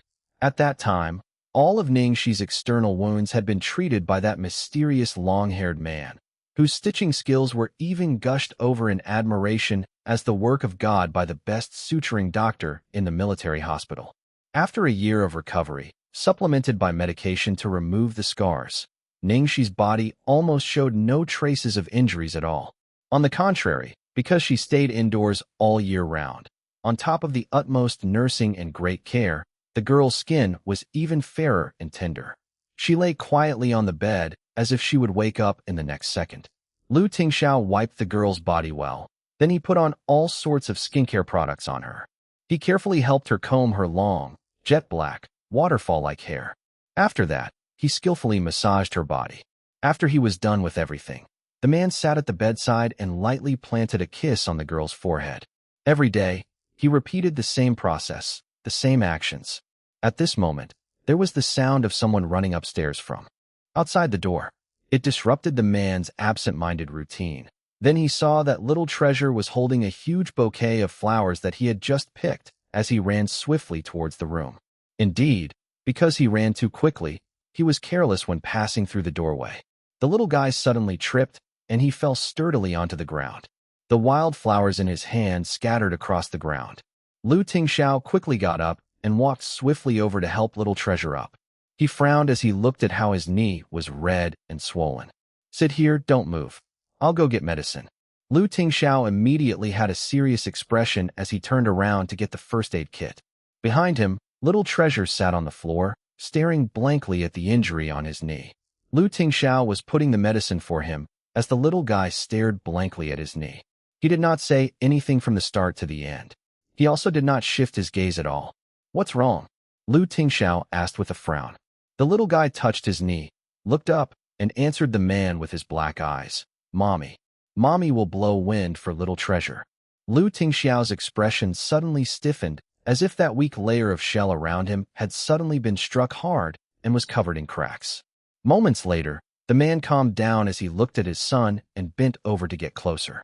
He blew clumsily at the part of his son's knee where it had been hurt. "Does it still hurt?" Little treasure rubbed his eyes, then he shook his head. "I'm not a 5-year-old child anymore. Mommy, little treasure is already 6 years old. In fact, there is still a few more months before little treasure will turn 7. Mommy, when I turn 7 years old, can you wake up? Mommy, I know I am not a child anymore. But, Mommy, I really miss you." Chapter 1774. House is not a home. Not long after dinner, Tingxiao's phone suddenly rang urgently. "Hello." Tingxiao picked up the call. "Hello? Bro. Not good. Father. Father fainted at home. Now, he's been sent to the hospital. The doctor says, this time, he might not make it." From the other end of the phone came Lu Jingli stammering, clearly at a loss. The man's expression instantly sank deeply. I'll be there right away. Hold on. Bro, bring little treasure along too. What if father, Lu Jingli still could not bring himself to utter the possibility. The man paused. Understood. At night, at Imperial Hospital, Lu Chongshan had just been rescued and was lying in the intensive care ward. Doctor? How's my husband? The attending doctor looked solemn. In this period of time, Mr. Lu's health hasn't been too good. This time was an especially dangerous situation. I'm afraid it'll be very hard for him to make it. Yin Rui's body trembled. She could not stand upright anymore, and she fell into Lu Jingli's embrace. Weeping. Chongshan. Mother, don't cry. Nothing's happened to father yet. Didn't he make it through all those times? It was also a dangerous case 6 years ago, but didn't he make it too? Father's experienced so much. This time, he'll definitely make it through. Lu Jingli comforted with a firm tone. The doctor encouraged. On our side, we'll definitely do our very best. Little Treasure stared blankly at the old man in the intensive care ward through the glass window. He lightly tugged onto his grandmother's hand and held it tightly. Yin Rui squatted down and hugged Little Treasure in her arms, as if she was hugging onto a last floating log down the river. On the side, the silent Lu Tingxiao glanced at the doctor, then asked him to go to a spot far away in a lowered voice. I want to hear the truth, Lu Tingxiao said frankly. The doctor forced a smile and answered. Actually, the main thing will depend on the patient's will to live. You've seen the elder's health situation in this 1 year for yourself. He suffers from a mental knot. Not being able to untie the knot and facing this result right now was something that was bound to happen. His illness is affected too much by his emotions. Actually, they had indeed predicted this. Since the beginning of the meeting of the clans and the blow from the stream of events that had happened, in the past year, Lu Chongshan's body had gradually deteriorated and weakened. On our side, we'll definitely do our best. As family members, you can't do much now either. Try your best to comfort him. Have him to not take things too hard. Maybe things will take a turn for the better. Even though the doctor said this, he did not hold much hope either. It had been a year after all, and if there was any mental block that could be resolved, it would have long been resolved. How could it improve overnight? Got it, thank you. Yin Rui was tired from crying. She sat in a daze on the bench and muttered to herself. Your father, even though he usually doesn't say it, he knows that hurting you guys was all of his fault. Hurt Xiaoxi, hurt you, and hurt Little Treasure too. Now she will be bedridden for the rest of her life. As for you and Little Treasure, your lives are considered ruined too. Our entire family is ruined too. The house is not a home. Lu Jingli and Lu Tingxiao stood there in silence as no one said anything. In the quiet corridor, only the sound of Yin Rui's mournful sobs was heard. Gloomy clouds hovered over everyone's heads. After that, Lu Chongshan had to be closely monitored in the hospital. Only when Little Treasure was around would Lu Chongshan's situation improve a little. He could force himself to take a few bites of food. In this period of time, Little Treasure had been obediently accompanying him in the hospital. The news of Lu Chongshan being critically ill was leaked. All the family clans had rushed from all over to Imperial to find out about it. Suddenly, all the people in the entire family clan and the Lu Corporation were anxious. Again, Chapter 1775. Early morning's first beam of sun. Darkness. Boundless. As if it was a darkness that would not come to an end. She did not know how long she had been walking for, nor did she know how far she had walked. She only knew that this road did not seem to have an end. So tired. Just like that. Just lay down here like that. Her consciousness was gradually stripped away, swallowed bit by the darkness. However, every time she was about to be swallowed by that swamp-like darkness, there would always be a weak beam of light shining ahead weakly yet persistently. There seemed to be a gentle and beautiful voice by her ears too. It had never stopped injecting her body with energy in a steady flow. She got up again and continued to walk.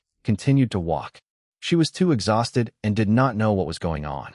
She could not think about anything, but she still remembered one thing, that at the end of that weak light was something very important waiting for her. The tug-of-war kept repeating like that. She was not sure how long it had persisted, how many times. Finally, that light was becoming brighter and brighter, as if it was closer to her now, much closer. She fought hard with her last bit of strength, running against the direction of that light with all her might. Boom! There was an explosion. The glaring white light engulfed her entire being, her entire world turning from the extreme darkness to extreme brightness. Inside this room that was filled with a floral fragrance, on a simple bed with exquisite wooden carvings that was designed to be exceptionally cozy, there was a girl dressed in a white sleeping gown. Her eyes that had not reacted the slightest for a long time were now trembling.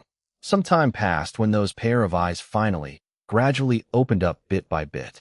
Her eyelashes were like the wings of a butterfly that started to unfold. The early morning's first beam of sunlight filled those pair of crystal-clear eyes. It was unfathomably beautiful. Her sight was saturated with the glaring white light. After a long while, her vision slowly recovered, and she could see everything before her clearly. Above her were a lace canopy and a ceiling with a classic design. It was a clean and elegant room that was decorated tastefully. On the table was an enameled vase with a bunch of beautiful wildflowers. The wind chimes at the door were making tinkling sounds in the breeze. Outside the window, the gem-like surface of the lake was overflowing with light and colors, reflecting the sky and the morning sun above them. It was a fairy tale-like place. Had she just come from a nightmare to a sweet dream? Ning Xi looked around. After she finished examining her surroundings, she then used her arms to push herself up slowly. Her initially nimble body had, for some reason, become extremely stiff. Although she had just tried to sit up, she had done it with much difficulty. Also, the breathing mask on her face, plus all sorts of instruments and wirings attached to her, made her unhappy. Ning Xi did as she wished.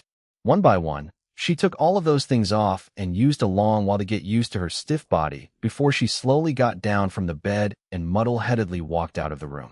Ning Xi's entire body felt like she was stepping on clouds. She felt like she was floating about, and unconsciously, she found herself walking downstairs past the garden. She drifted further away aimlessly. If this was still a dream, she liked this dream. It had been too long. She was done with the darkness. Now in this dream, at least she could see, hear, and move. This dream was great.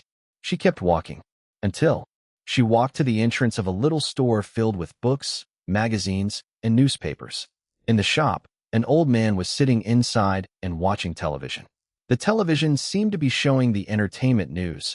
Then came the regretful voice of a female host. Sigh, the rookies seem to be getting worse with each generation. It looks like Han Zixuan's job hopping had a huge impact on Glory World Entertainment. Once the leader of the entertainment industry, it is now rapidly waning. I'm afraid they're about to withdraw from the history of entertainment. Chapter 1776. After a night's sleep. Sigh, the rookies seem to be getting worse with each generation. It looks like Han Zixuan's job hopping had a huge impact on Glory World Entertainment. Once the leader of the entertainment industry, it is now rapidly waning. I'm afraid they're about to withdraw from the history of entertainment. Ning Xi's wandering thoughts came back when she saw this news. She looked blankly at herself, then observed the town. Was she dreaming? Where was this? Why was she here after she woke up? Where was Lu Tingxiao and Little Treasure? Was Little Treasure not kidnapped by Qiaoyi? However, it did not feel real. She could not understand the entertainment news from the television at all. Who was Han Zixuan? Was Glory World Entertainment dwindling? She looked up at the television, but the news had ended. The old man changed the channel and was enjoying his soap opera. Ning Xi's eyes were set on the newspapers in front of the stall as she said gently, "Bo." Her voice was hoarse like sandpaper rubbing together. Were her vocal cords injured as well? "Boss." Ning Xi tried again. It went much smoother this time. It did not feel like she was injured, more like she had not spoken for a long time and had not adapted to it. "I'm here. What do you need?" The uncle peeled his eyes off the television and looked at the girl in front of his stall. The next moment, the owner was stunned. He did not even realize the cup was overflowing while he kept pouring alcohol into it, as he just stared at Ning Xi. The girl did not put on any makeup or accessories. She had waist-long black hair and was wearing a white skirt with some little flowers on it. The immense flower bed behind her was not able to steal the highlight away from her. Simply too beautiful. She was like an angel that had fallen from the sky. "Boss." Ning Xi called him a few times before he came back to his senses. "Ah, you. What do you need?" "I'm sorry. I didn't bring any money out. May I have a look at these newspapers?" "Sure." Of course. Feel free to look around. Thank you. Ning Xi took up the nearest paper and flipped to the entertainment news. The headline consisted of a picture from a scene. The woman in the picture was wearing an ancient, red oriental dress. She sat on the yellow sand with a big earthen jar of Chinese wine beside her. With her bright red lips, elegant eyebrows, she was a rampant beauty. The title of the headline was Guo Qixing directing the TV series of The World. Han Zixuan confirmed to take up the role of Meng Chang'e. Han Zixuan. This name again. Was Guo Qixing making a TV series of The World? How is that possible? She never heard about it before. Ning Xi flipped through several other newspapers and realized that the name Han Zixuan appeared frequently. Most of the newspapers and magazines were talking about her. She even saw an ambiguous photo of her and Jiang Mai. The two of them were kissing in a dark bar. While the image was unclear, it was obvious that the man in the picture was Jiang Mai. What had happened? After a night's sleep, the whole world had changed so much. Chapter 1777, Unreal Feeling. As the information from the newspapers and magazines flowed into her mind, she felt confused and chaotic. Until she saw another headline. It was also about Guo Qixing initiating the TV series of The World, but the title this time was After 2 years, Guo Qixing is making the TV series of The World. Ning Xi's eyes locked onto the word, after 2 years. 2 years? How is that possible? A year had not even passed yet since she had completed filming. Was it the editor's mistake? Suddenly she realized that all the dates on these newspapers were 201X. The editor might be mistaken, but it was impossible for all these newspapers to be wrong, wasn't it? Ning Xi's voice trembled slightly. Boss. Miss, do you need anything else? The owner's eyes had not strayed from the girl in front of him the whole time. He swiftly replied when she called out to him. I'd like to know what year is it now? The owner's expression turned from impressed to stunned. He was thinking that maybe this beautiful girl was actually mentally challenged. Miss, are you all right? It's 201X year now. By the way, I think I've never seen you in town before. Are you from? Ning Xi could not hear what the owner said at the end. She could not believe what she had just heard. Had she slept for a whole year? No wonder. No wonder everything had changed. Many new faces had appeared in the entertainment news. The entertainment industry moved on quickly. New artistes would pop up every now and then. What more after a year? There were 2 high school girls behind Ning Xi when she was talking to the owner, and they were staring at Ning Xi's direction. One of them dragged her friend closer. Gosh, look at that lady. Why? Why does she look so much like Ning Xi? Ning Xi? Who? Her friend was confused. That Ning Xi. The artiste I really liked before. The student almost screamed. After some time, she managed to recognize her. Oh, you seemed pretty into female celebrities last year, but you must be mistaken. Didn't you say she retired? But she really looks like it. Wait, her aura. Something seems different after all. She gives off an unreal feeling. Stop messing around. You must have made a mistake. Okay. Thank you. Ning Xi went back to the house she came out from after she thanked the owner. It seemed like she would need to ask someone to know more. At the same time, by the room door on the 2nd floor of the house, Lu Jingli was like a cornered lion. He was going crazy. Missing? What do you mean missing? How can a person suddenly vanish? The caretaker was dumbfounded. She replied as her whole body trembled. Second master, I really don't know. Ms. Annie's ointment is meant to be applied every 3 hours. I'm just here on time to apply it on madam. But she was gone. Chapter 1778, Long Time No See. A vegetative state person in bed could not walk or jump on her own. The caretaker had no idea how Ning Xi had vanished. A man in a black suit came into the room with a defeated expression. Second master, I've contacted everyone and no one has reported anything odd, and I've checked around. There's no sign of anyone breaking in. Lu Jingli stared at the empty bed and the machines that had been obviously yanked around. He did not want to hear anything else as he held his head in despair and kept on repeating the same phrase. It's over. It's over. Xiao Shishi was now his brother's life. If something went wrong, his brother, little treasure, even the whole Lu family might not be able to take this blow. The sanatorium was so heavily guarded and lacked human contact due to the tight security, so they wanted to switch places for Xiao Shishi and hopefully, it would help her a little. There was no overly complicated security in the house like there was in the sanatorium. A year passed, and Ning Xi's name was nowhere to be seen in the entertainment industry. No one tracked her news anymore. As for other possibilities, the people in town were pretty simple. They had even set up a security perimeter around the town, so they would have noticed if anyone suspicious entered. Then, just who could have brought Xiao Shishi away? Who else could move a person away without anyone noticing? Could it be the mysterious man from before? Unlimited possibilities were running through his mind. Lu Jingli fisted his hair in frustration. She's gone. She's gone. She's gone. How can she be gone? How can there be no traces at all? Is it even possible that she got down from the bed and walked out on her own? If someone brought her away, they must still be in the town. Go and look around. Get everybody on it. No matter what, we need to find her before my brother finds out. Quick! Lu Jingli was yelling, and his voice echoed through the house. A flock of birds nearby were scared off. At that moment, there was a lazy and hoarse voice behind him. Who are you looking for? Me. Suddenly, the air froze. Lu Jingli seemed petrified. His whole body turned into a rock. Only after some time, he turned around slowly. He then saw a girl with long black hair in a white dress. Her hair was rippling in the wind. The caretaker and the man in the black suit were stunned when they saw the girl who had suddenly appeared. Lu Jingli just stared at the girl in front of him. His mouth was wide open and his mind went out of control. He did not know how to react. Ning Xi smiled gently at the awkward man. Second master, long time no see. Lu Jingli's eyes went watery as tears rolled down his face. Xiao Shishi, Chapter 1779, Evil Spirit That Could Remove Seals. Lu Jingli's head was about to explode. He already did not know whether to laugh or to cry. This can't be real. I'm dreaming. I must be dreaming. Lu Jingli mumbled as he reached out towards Ning Xi with a faltering hand. But very quickly, he pulled back. Oh no, my brother will beat me up. I'd better just pinch myself. Then, he pinched his thigh as hard as he could. Ow! He cried out in pain as his tears fell down even harder. He was practically bawling like an idiot. Sis-in-law, you woke up. You've woken up. You're up. You really woke up. I'm not dreaming. Oh my God. I'm about to go crazy. Lu Jingli darted around the room emotionally. When he was done, he suddenly came to a sudden halt and ran up to Ning Xi.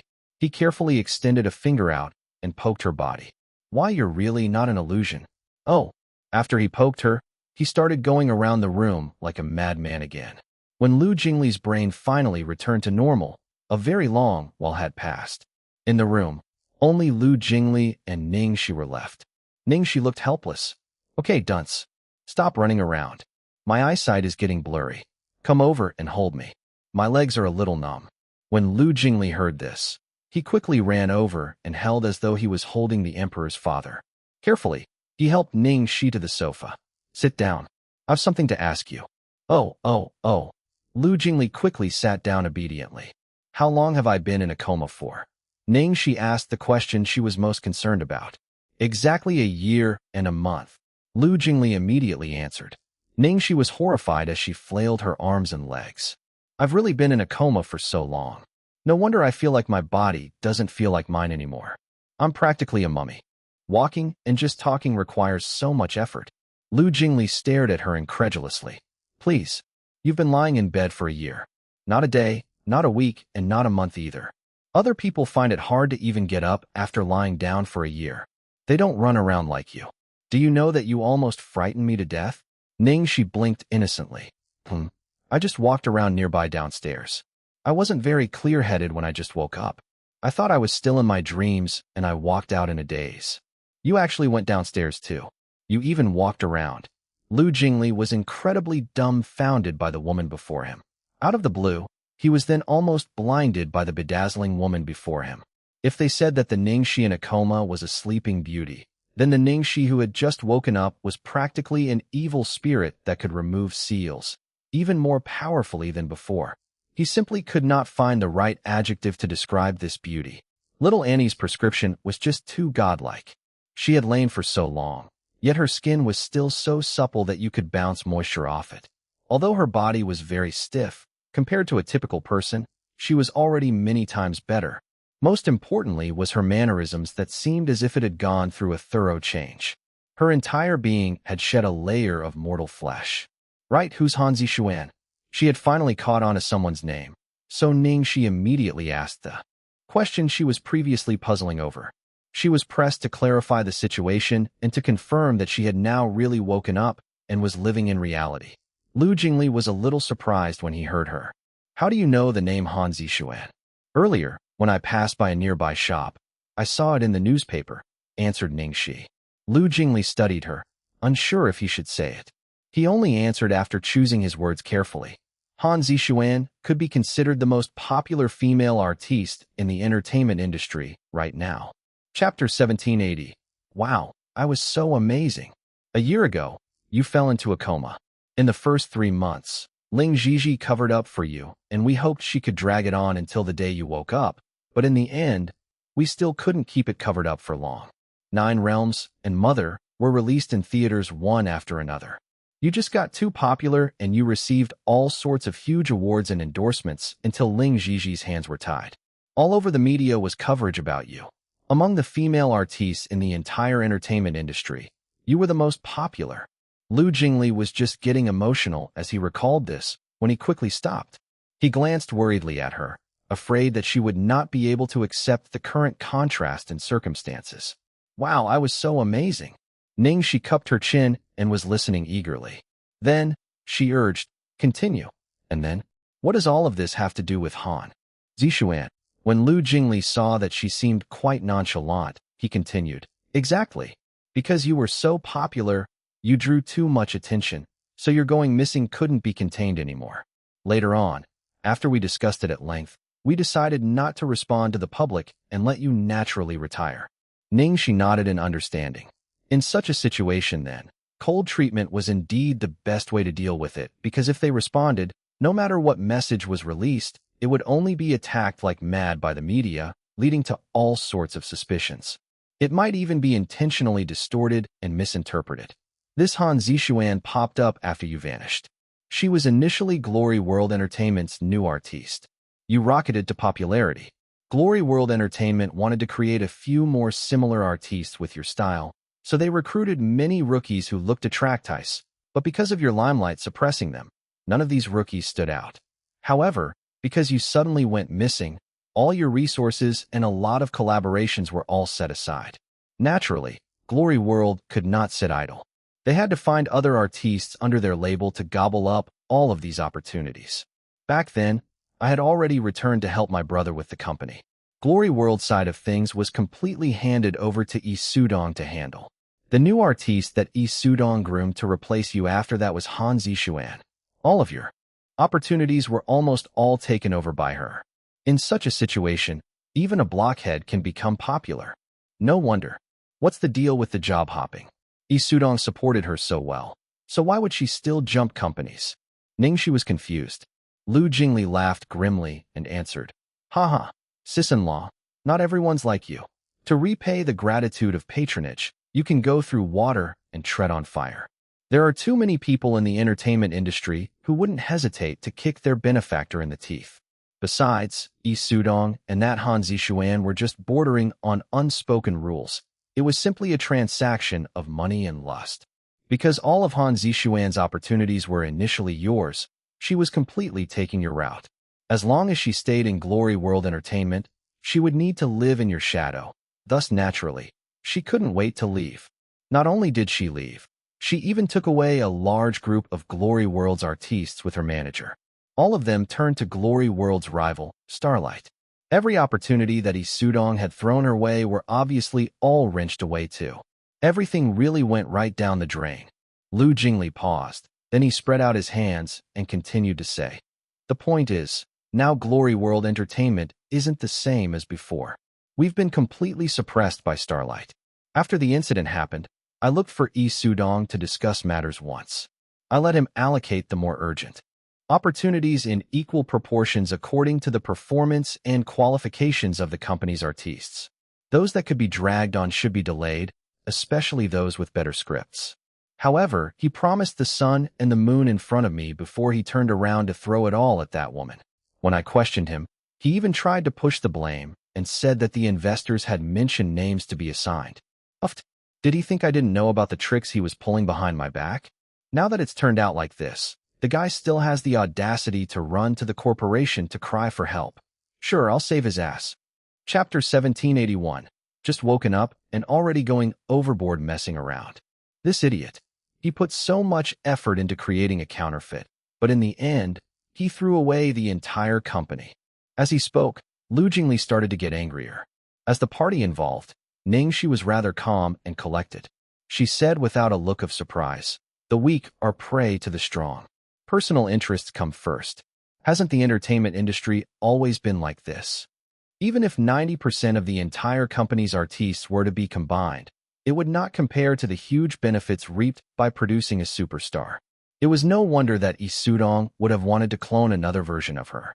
She had listened so far when Ning Xi's heart that had been floating listlessly finally firmly landed onto the ground. That endless darkness was finally over. She was finally awake. "Where's your brother? And little treasure? How are they?" Ning Xi's voice trembled slightly as she asked.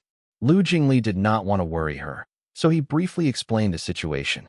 When little treasure just woke up, he was in shock, but later on he recovered because he knew that you needed him.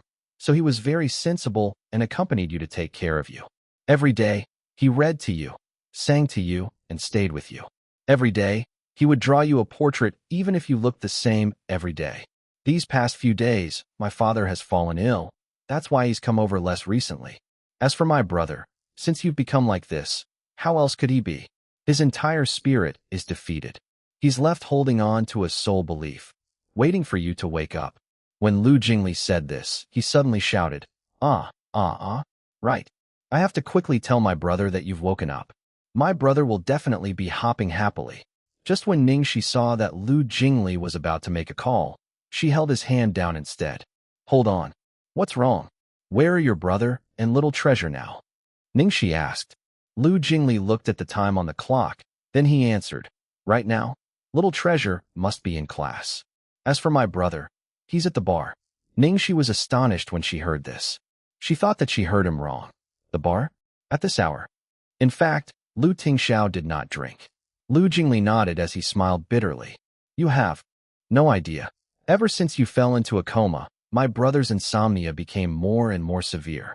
Only every night when he becomes pissed drunk in that chaotic and noisy bar does it become slightly better. I know that if things continue like this, his body won't be able to take it, but if I don't let him vent it out and temporarily numb his pain, he wouldn't be able to hold on. Thankfully, sis-in-law, you're finally awake." "Second master." Lu Jingli blinked and said, "Sis-in-law, call me Jingli. Call me Jingli. We're a family. That sounds like you're regarding me as an outsider." Ning Xi did not notice any problem with Lu Jingli's sentence. After all, he had always straight up called her sister-in-law back then, so she changed her mind and said, "Okay, Jingli, little treasure is in school. Let's not disturb him first. Bring me to look for your brother first." Lu Jingli was slightly shocked. You want to immediately go look for my brother? You mean? I want to surprise him," Ning Xi said with a little cunning light in her eyes. Lu Jingli's mouth instantly twitched. "Ahem. Are you sure it's a surprise? Why do I feel like my brother will be frightened to death by you? Sis-in-law, shouldn't we take it easier?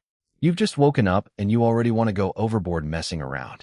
That can't be too good an idea, can it?" Ning Xi's glittering eyes narrowed. "I've already been lying down for a year. Now that I've finally woken up, can't I mess around for a while?" Earlier, Ning Xi had given him a surreal feeling, but now when he noticed the girl's familiar tone and mannerisms, Lu Jingli nodded like a rattle drum. Sure, you can. Super can. Whatever you say goes." Chapter 1782. You think I'll eat him alive? At the bar. The music was very loud and bright lights were dancing everywhere to the tempo of the music. Lu Jingli led Ning Xi into the bar through a special entry, carefully shielding her. When they reached the entrance, Lu Jingli suddenly stopped and had a serious expression on his face. Wait, sister-in-law, let's get something to cover your face. It's attracting too much attention." He then grabbed a silver mask that was able to cover half her face from the bar top and put it on Ning Xi, feeling much safer. Ning Xi looked around the noisy environment. Then she understood why Lu Tingxiao would go there to get himself drunk. Only places like this made him feel alive.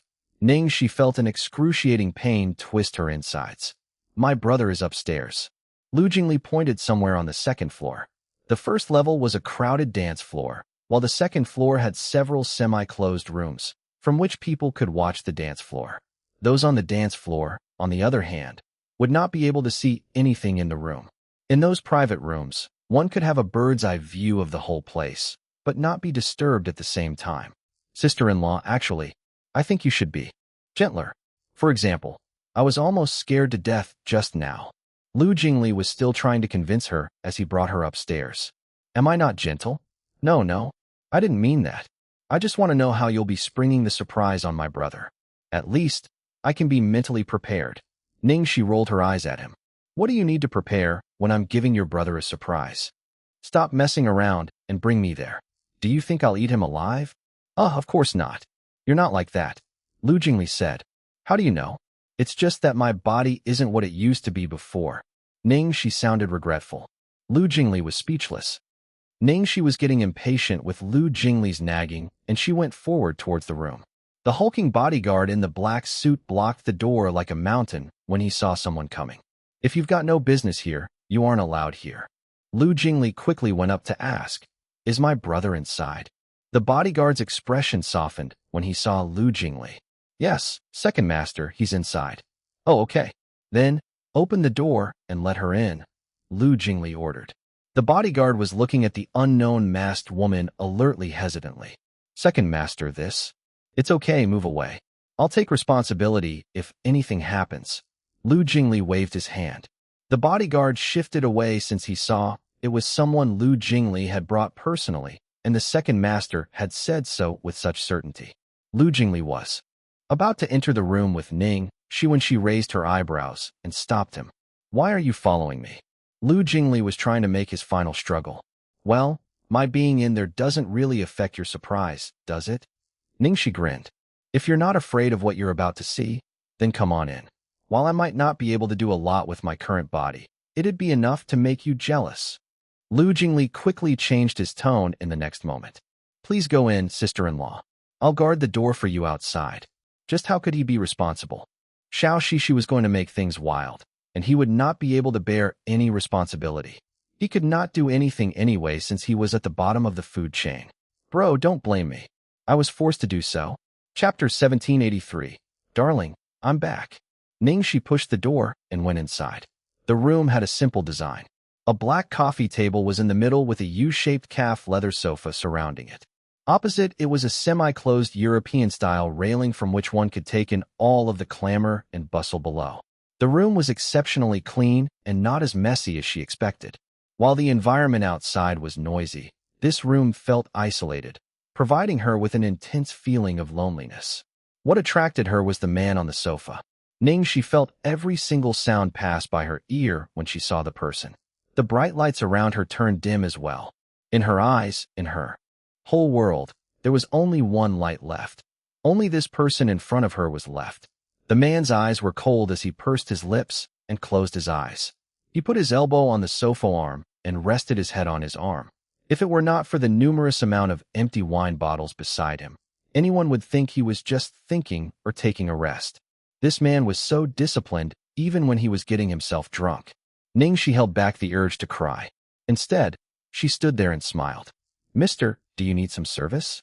The girl's dry and hoarse voice joined the noisy music. Get lost. The next moment, a wine glass smashed to the floor beside her feet.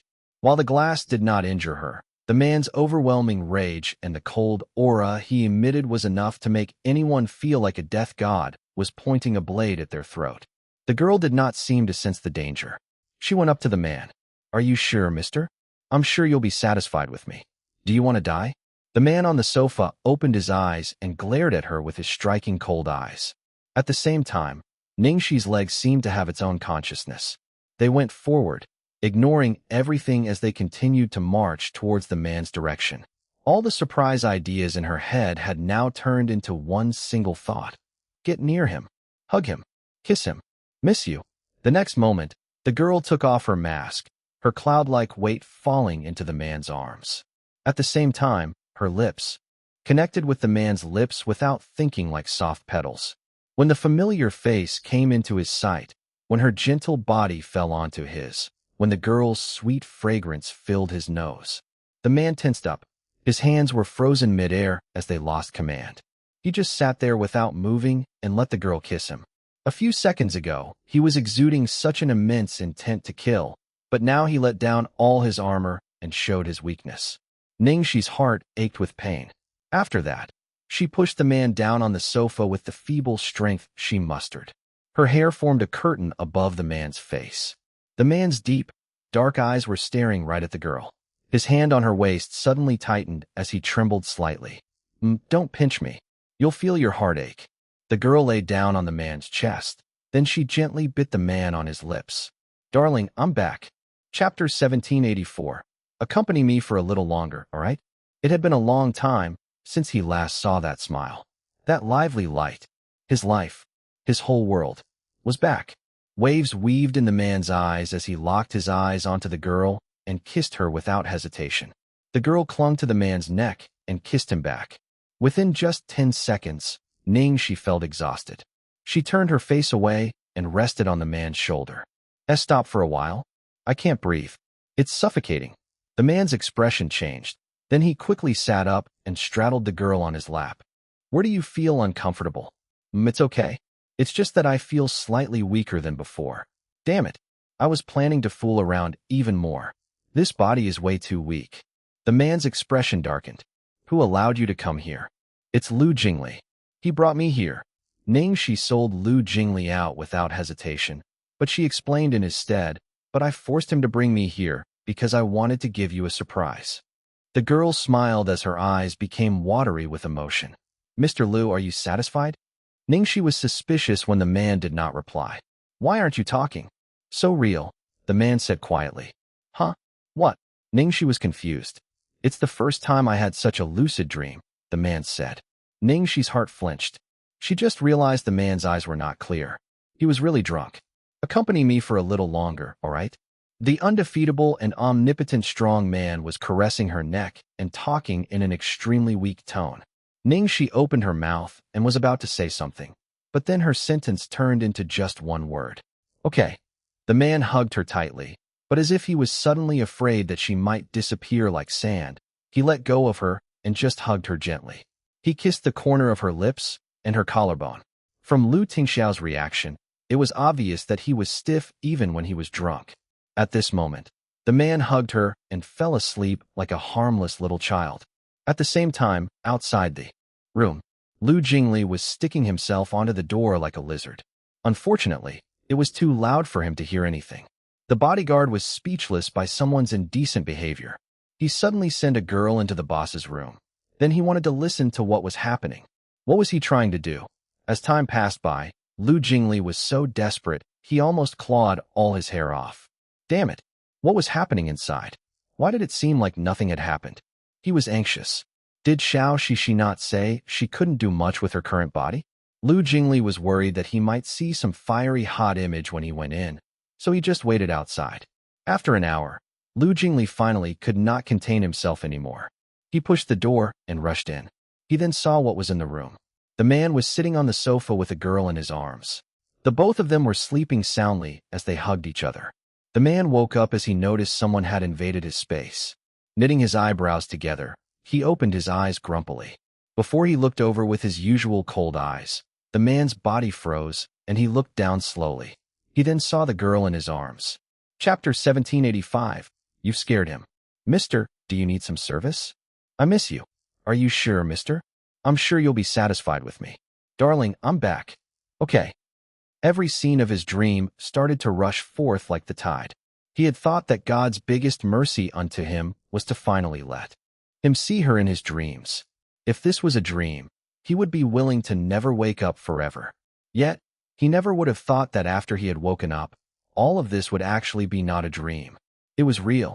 When he saw his own brother's stunned expression, Lu Jingli cleared his throat and looked away. Bro, don't ask me, ask her. At this moment, the girl in his embrace rubbed against him like a cat with her shaggy head. Then she yawned as she opened her eyes in a daze. She kissed the corner of the man's lips. Darling, you've woken up. Did you sleep well? When he saw that Ning Xi had woken up, Lu Jingli immediately could not help but start to mock. Sis-in-law, you've frightened me. You didn't come out for so long. I thought you did something to him. Did you actually get to speak to my brother properly? Ning Xi sat on Lu Tingxiao's and rocked her legs. She held onto his neck and rubbed against him lovingly as she rolled her eyes at Lu Jingli. Do you think I'm stupid? Of course I did. Lu Jingli was dumbfounded. If you did, why's my brother still looking utterly confused? I already told you not to frighten him, yet you had to give him a surprise. Great. Now you've scared him. He was drunk, so he thought he was dreaming. I saw that he was extremely tired, so I just let him have a decent nap first. How did I frighten him? Darling, did I scare you? I was gentle. Darling wanted me to accompany him, so I did. Darling wanted me to smile, so I smiled for him. Darling wanted me to sing, so I sang. Ning Xi looked like an obedient little bunny. Lu Jingli expressed that he did not believe a single word. I don't believe you. Moments later, the two noisy people sat down on the sofa, seeming well-behaved. Strictly speaking, it was Lu Jingli who was sitting on the sofa being well-behaved. Ning Xi grumbled about how the sofa was uncomfortable, and immediately she was carefully carried back to sit on a certain someone's lap. Furthermore, a layer of blanket appeared to create padding for her. Lu Tingxiao's expression was incredibly serious. What's going on? Ning Xi went along. Fool, Darling is asking you to explain. Lu Jingli shrugged helplessly. Why is it me? This thing was clearly started by you. It was you who wanted to mess around. Ning Xi simply said, Darling, my throat hurts. Lu Tingxiao replied, Jingli, speak. Lu Jingli was tortured by this display of affection that he almost wanted to slam his head on the ground. It was his misfortune that he could only accept his fate and explain the entire process about Ning Xi waking up without leaving out a single detail to Lu Tingxiao. Lu Tingxiao instantly frowned. She was messing around, and you played along? I know I'm wrong. Lu Jingli lowered his head and admitted his fault. He had indeed been wrong in this incident. He should not have let this person mess around. Previously, he had already regretted it. Immediately have all the doctors wait at Dear Town. Also, contact Annie. Lu Tingxiao instantly ordered rapidly, as if they had to be on guard against all threats. Okay. Ning Xi mumbled softly on the side, feeling wronged. I didn't mess around. Obviously, the first thing I want to do after waking up is to see you. Lu Jingli was speechless. She had slept for a year, yet this skill of brown nosing had not deteriorated at all. Lu Tingxiao's body trembled as he pulled the girl into his arms. Xiaoxi, I can't lose you a second time. Chapter 1786. Can't move around vigorously. In a building in Deer Town. After all of the doctors received their orders, they got all ready in order and were on alert. When Ning Xi suddenly noticed that the room was slowly filling with people in white garments and complex instruments, she instantly felt the entire situation getting on her nerves. Lu Tingxiao immediately sensed her restlessness. Be good. Your body must go through a complete checkup. It'll be quick. Ning Xi nodded obediently. After a thorough checkup. How's it? Lu Tingxiao's thin lips tensed into a line. Beside him, Lu Jingli looked nervous too. The chief doctor fixed the spectacles on the bridge of his nose and looked emotionally, yet happily, at Lu Tingxiao. All of Madame Lu's indicators of health are normal. If I may even say it, for her to be able to maintain such a condition is a miracle. All of this can be credited towards Madame Lu's impeccable body foundations, appropriate nursing, and, most importantly, that ointment concocted by that young, highly skilled doctor. Indeed, it has magical effects. This expert, who was older than all of them, expressed a genuine exclamation in his tone. At the start, Lu Tingxiao had insisted on trusting that young lady to let the patient use those medications of unknown origins. The doctor had objected many times, and had even felt that his authority was being challenged. At this moment, he really could not help but lament that there were no boundaries in medicine. There were still too many mysteries and experts among people that he did not know about in this world. Now, she feels that her body is stiff, weak in strength, her breath is impeded, and her throat is uncomfortable. Are all these normal? Lu Tingxiao asked one by one seriously. He did not dare lower his guard at all. When the doctor heard the symptoms, he consoled him with a relaxed tone. Mr. Lu, I've checked thoroughly. There aren't any huge issues. After all, she's been lying down for so long. All of these are perfectly normal. Later on, I'll arrange for a complete rehabilitation plan for Madam. I believe that with her foundation, she'll be able to recover very quickly. Only, Be sure to take it step by step. You can't be impatient in order to avoid hurting her fundamentals. This body of hers needs to properly recuperate. Lu Tingxiao took note of everything. Thank you, bro Xi. At this moment, there came a girl's voice that was trembling slightly, and in disbelief from the door. Annie, when she heard the girl's familiar voice, Ning Xi immediately hopped down the bed and shuffled towards the door. Bro Xi, slow down. You can't move around vigorously right now. Annie panicked as she went up to greet and hold her. In the next second, her eyes filled with tears. Bro Xi, you've really woken up. When second master called me, I thought I was dreaming. Ning Xi lightly patted the girl's back as she choked on her sobs. Don't cry. Am I not up right now? Annie, thanks for your trouble during this period. The doctor said that the ointment you concocted for me was very useful. Annie quickly shook her head. Bro Xi, it's no trouble at all. Actually, I didn't do anything. When you were severely ill and in a coma, I couldn't help with anything. The only thing I could do was to try my best to slow down the degeneration of your bodily functions. The gathering of the herbal ingredients and your nursing was all taken care of by Mr. Lu's end. Annie, could I trouble you to take Ning Xi's pulse? Beside them, Lu Tingxiao requested. At this moment, Annie remembered the most important thing. She quickly helped Ning Xi to take a seat. Bro Xi, come over and sit down. Let me take a look. Okay. Ning Xi sat down by the table and held out her hand. Annie put her fingers on Ning Xi's pulse, her face full of concentration. Everyone held their breaths as they watched Annie, waiting for her diagnosis. Chapter 1787. Always. Be by your side. A good while later, Annie repeatedly verified her pulse quite a few times before she retrieved her hand. She smiled as she repeated the same diagnosis results as the expert did. Apart from slight lethargy and weakness in Bro Xi's pulse, all else is normal. Now, some of her bodily functions might still not be able to adapt, but this is just a question of time. Just recuperate properly, and she can completely recover to the way she was before. It was only at this moment that the final tensed cord in Lu Tingxiao's head finally completely relaxed. His girl had really returned to his side. In the next second, Lu Tingxiao reached out both hands and pulled the girl hard into his embrace. Lu Jingli signaled everyone else, and immediately they slowly went out of the room. Suddenly, only the two of them embracing each other were left in the room. Ning Xi returned the hug to the emaciated man. She felt her heart ache. Darling, are you still sleepy? Do you want to sleep for a while more? The man quietly fixed his gaze on her. I'm not sleepy. From the instant he woke up clear-headed, the man's gaze had never left the girl in his arms. He could not bear to miss her every word, expression, and even the up and down movements of her body every time she breathed. Next time, don't drink so much anymore. Okay. Eat your meals properly too. That fool brother of yours said that you already had gastritis quite a few times. Ning Xi frowned. Okay. Also, no smoking. Okay. Also, Ning Xi initially had a lot of things to nag him about. Yet in the end, she kept it all in. She just ended with a sentence that she murmured with a faint smile. Forget it. I'll always be by your side from now on anyway. Okay. The man suddenly tightened his arms around the girl. His head was buried deep into the hollow of her neck. Ning Xi felt the man's burning hot and moist tears on her neck, and her heart felt as if it had been tightly gripped by a huge palm. I'm sorry for worrying you. She could not imagine that in this entire past year, which must have felt like forever, he had held on to an absurd weight. How had he gotten through every day? How had he endured every late night? Lu Tingxiao was worried about Ning Xi's health, and very soon he carefully helped her to sit on the bed. Has Jingli told you about what has happened in the past year or so? Ning Xi nodded. I roughly understood, but I didn't ask in detail. I only know that I seemed to have become pretty popular in the entertainment industry at the time. Lu Tingxiao responded. No one could fight with your splendor.